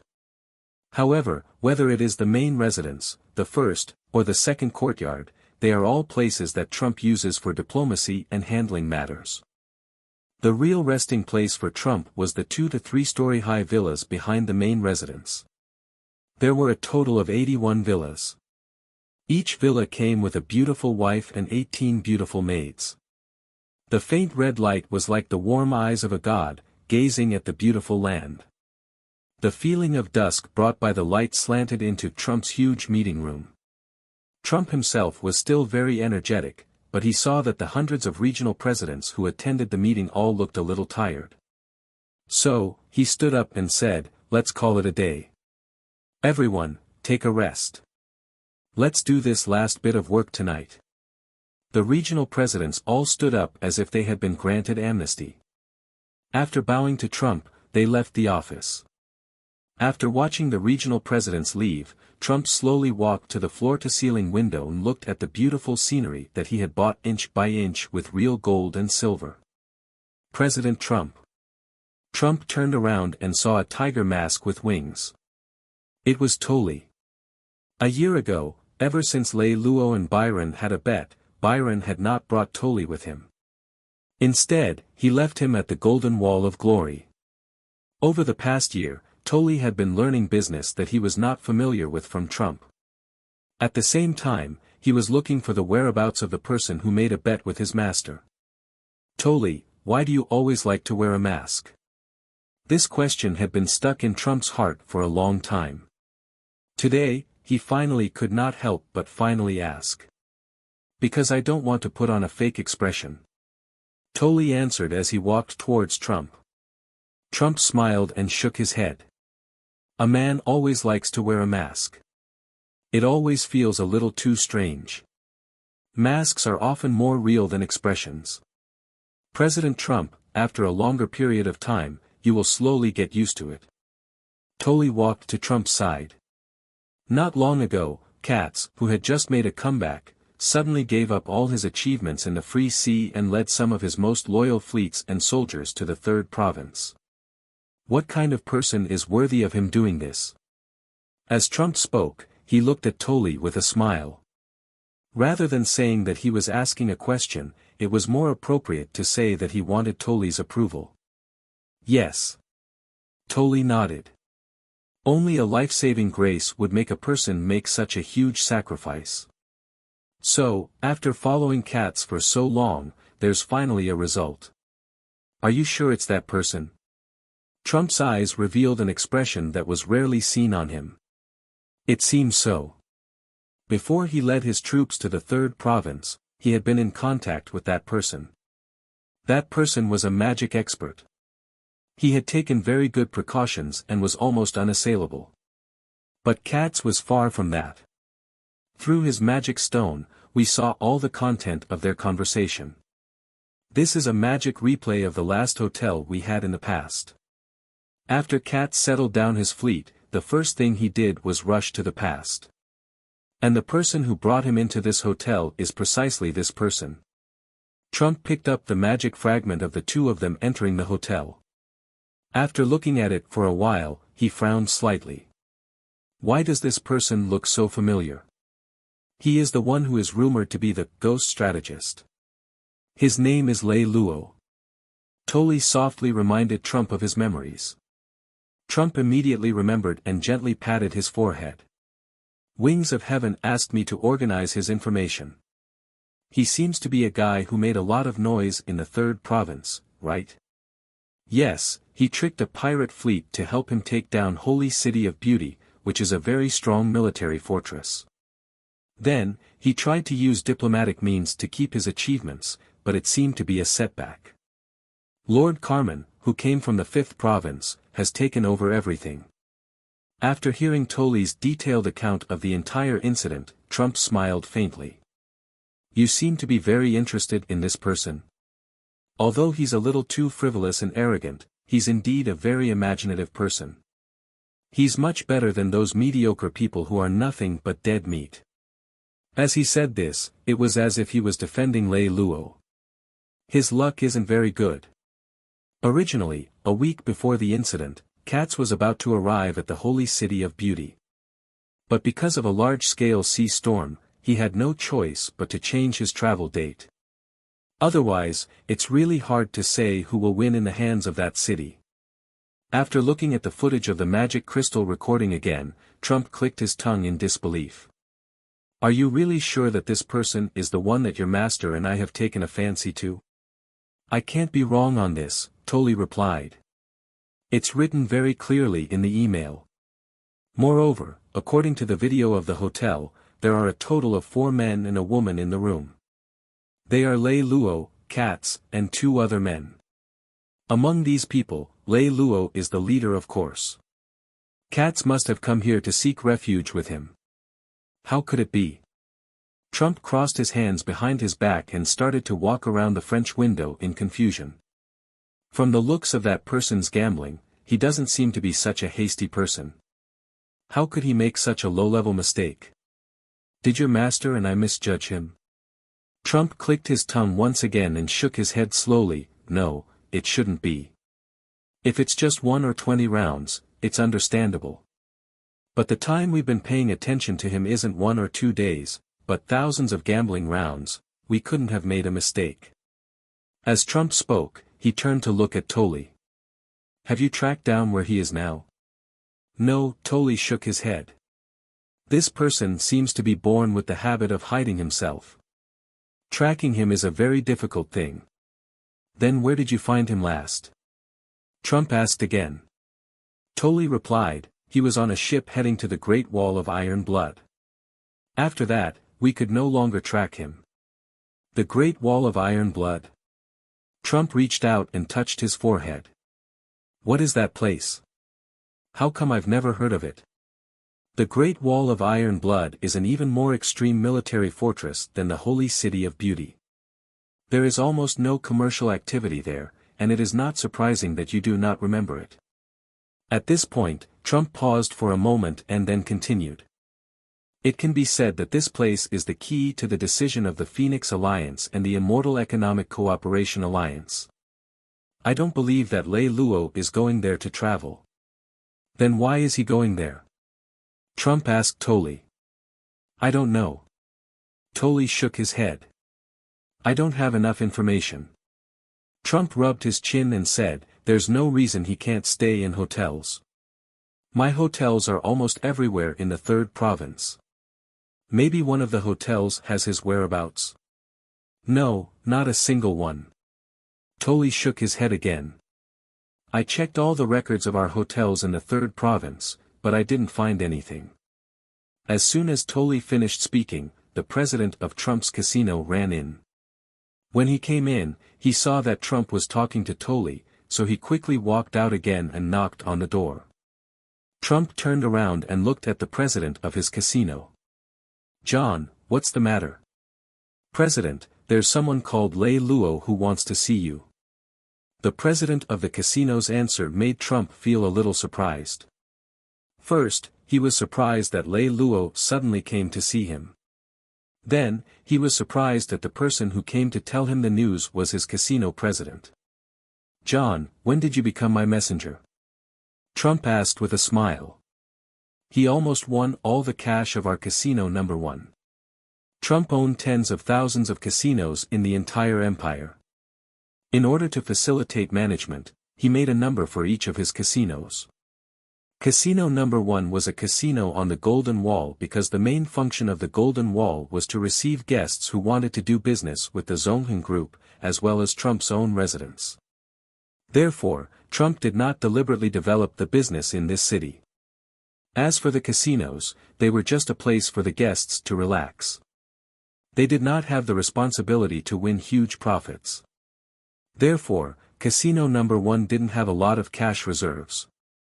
However, even if it wasn't much, there were at least 100 million gold coins, and it was a bit too exaggerated for Lei Lou to win all of it. After he won all the principal of our casino, he expressed that he was willing to return all the gold coins, on the condition that he could meet with you, President, the casino director said again. It seemed like Lei Lou intentionally did so to embarrass Trump. Hearing this, Trump was a little angry. What kind of joke is this? Is he bullying me for not having money? This is simply outrageous. Trump frowned and asked the casino director, how much capital did he bring? 1 gold coin. The casino director stretched out a finger. He even borrowed it from the guard. Hearing this, Trump, who was originally a little angry, was stunned for a moment. Instead, he laughed. Interesting. As he said this, Trump turned around and looked at Tolly. He asked, in your opinion, why do you think he's looking for me? Tolly answered without even thinking, looking for President Trump, other than borrowing money, can there be another reason? When Trump walked into the VIP room accompanied by President John, he saw a young man sitting leisurely on the gambler's chair. He smiled and looked at the sweaty casino director across from him. He was holding a transparent chip worth 100 million in his right hand, playing it with ease between his fingers. Sir Lei Lou, why didn't you tell my adjutant directly if you want to see me? Why did you have to make such a big fuss? Trump walked to the side of the director of the casino, patted his shoulder gently, and then spoke to Lei Lou with a smile. President, the casino director, who was covered in sweat, stood up and looked at Trump with a face full of shame. It's okay, Trump smiled at him and turned to look at John. Take him out. Not long after, John left with the casino director. There were only Lei Lou and Trump in the room. I don't like to line up to meet people. Lei Lou raised his head slightly and looked at Trump. There was not a hint of pride or excitement on his face. There was only a faint, gentle, and amiable smile. Trump scanned Lei Lou's entire body with his eyes that had seen countless strange things. Lei Lou did not feel uncomfortable at all because of his gaze. He was still smiling, blinking his eyes, and playing with the chips in his hands. After both parties remained silent for a while, Trump finally opened his mouth and asked, "All right, it's understandable for a person with personality like you to meet me in such a way. However, isn't the price of 100 million a little too expensive? Compared to the business I'm going to discuss with you today, it's actually not that expensive," replied Lei Lou. Business? Trump smiled. To be honest, I can't think of any business that we can do. It's precisely to save President Trump's brain cells that I'm here to explain. As Lei Lou spoke, he smiled sensibly. All right, then I'd like to hear the details. Trump leaned against the chair, as if he was prepared to listen to Lei Lou's explanation for a long time. As far as I know, President Trump is not a core member of Doomsday. Trump immediately interrupted Lei Lou when Lei Lou said this. Sir Lei Lou, how old are you? Lei Lou raised his eyebrows and looked at Trump. What does it matter? Sir Lei Lou looks very young, but even so, you should know that when discussing business, it's best not to judge others' status lightly. Hearing Trump's words, Lei Lou raised his head and laughed. Yes, what I said just now was indeed a little rude, but that's the truth. Otherwise, why would the entire empire know that you want to obtain the Cape of Good Hope's pirate trade despite Doomsday Dusk not fighting for you? This matter is an internal matter of our Doomsday Dusk, and it has nothing to do with what we're going to talk about today. If you're really sincere, please cut to the point as soon as possible. Cut to the point. Lei Lou acted as if he was puzzled. He shrugged and spread his hands. Haven't we already cut to the point? Huh? Trump was stunned for a moment, then he asked, You mean, you want to? Yes. Lei Lou nodded affirmatively. I want to use the exclusive trading rights of the Cape of Good Hope as collateral to borrow money from you, Sir Trump. If you enjoyed this video, be sure to like, subscribe, and hit the notification bell to keep you updated for future uploads.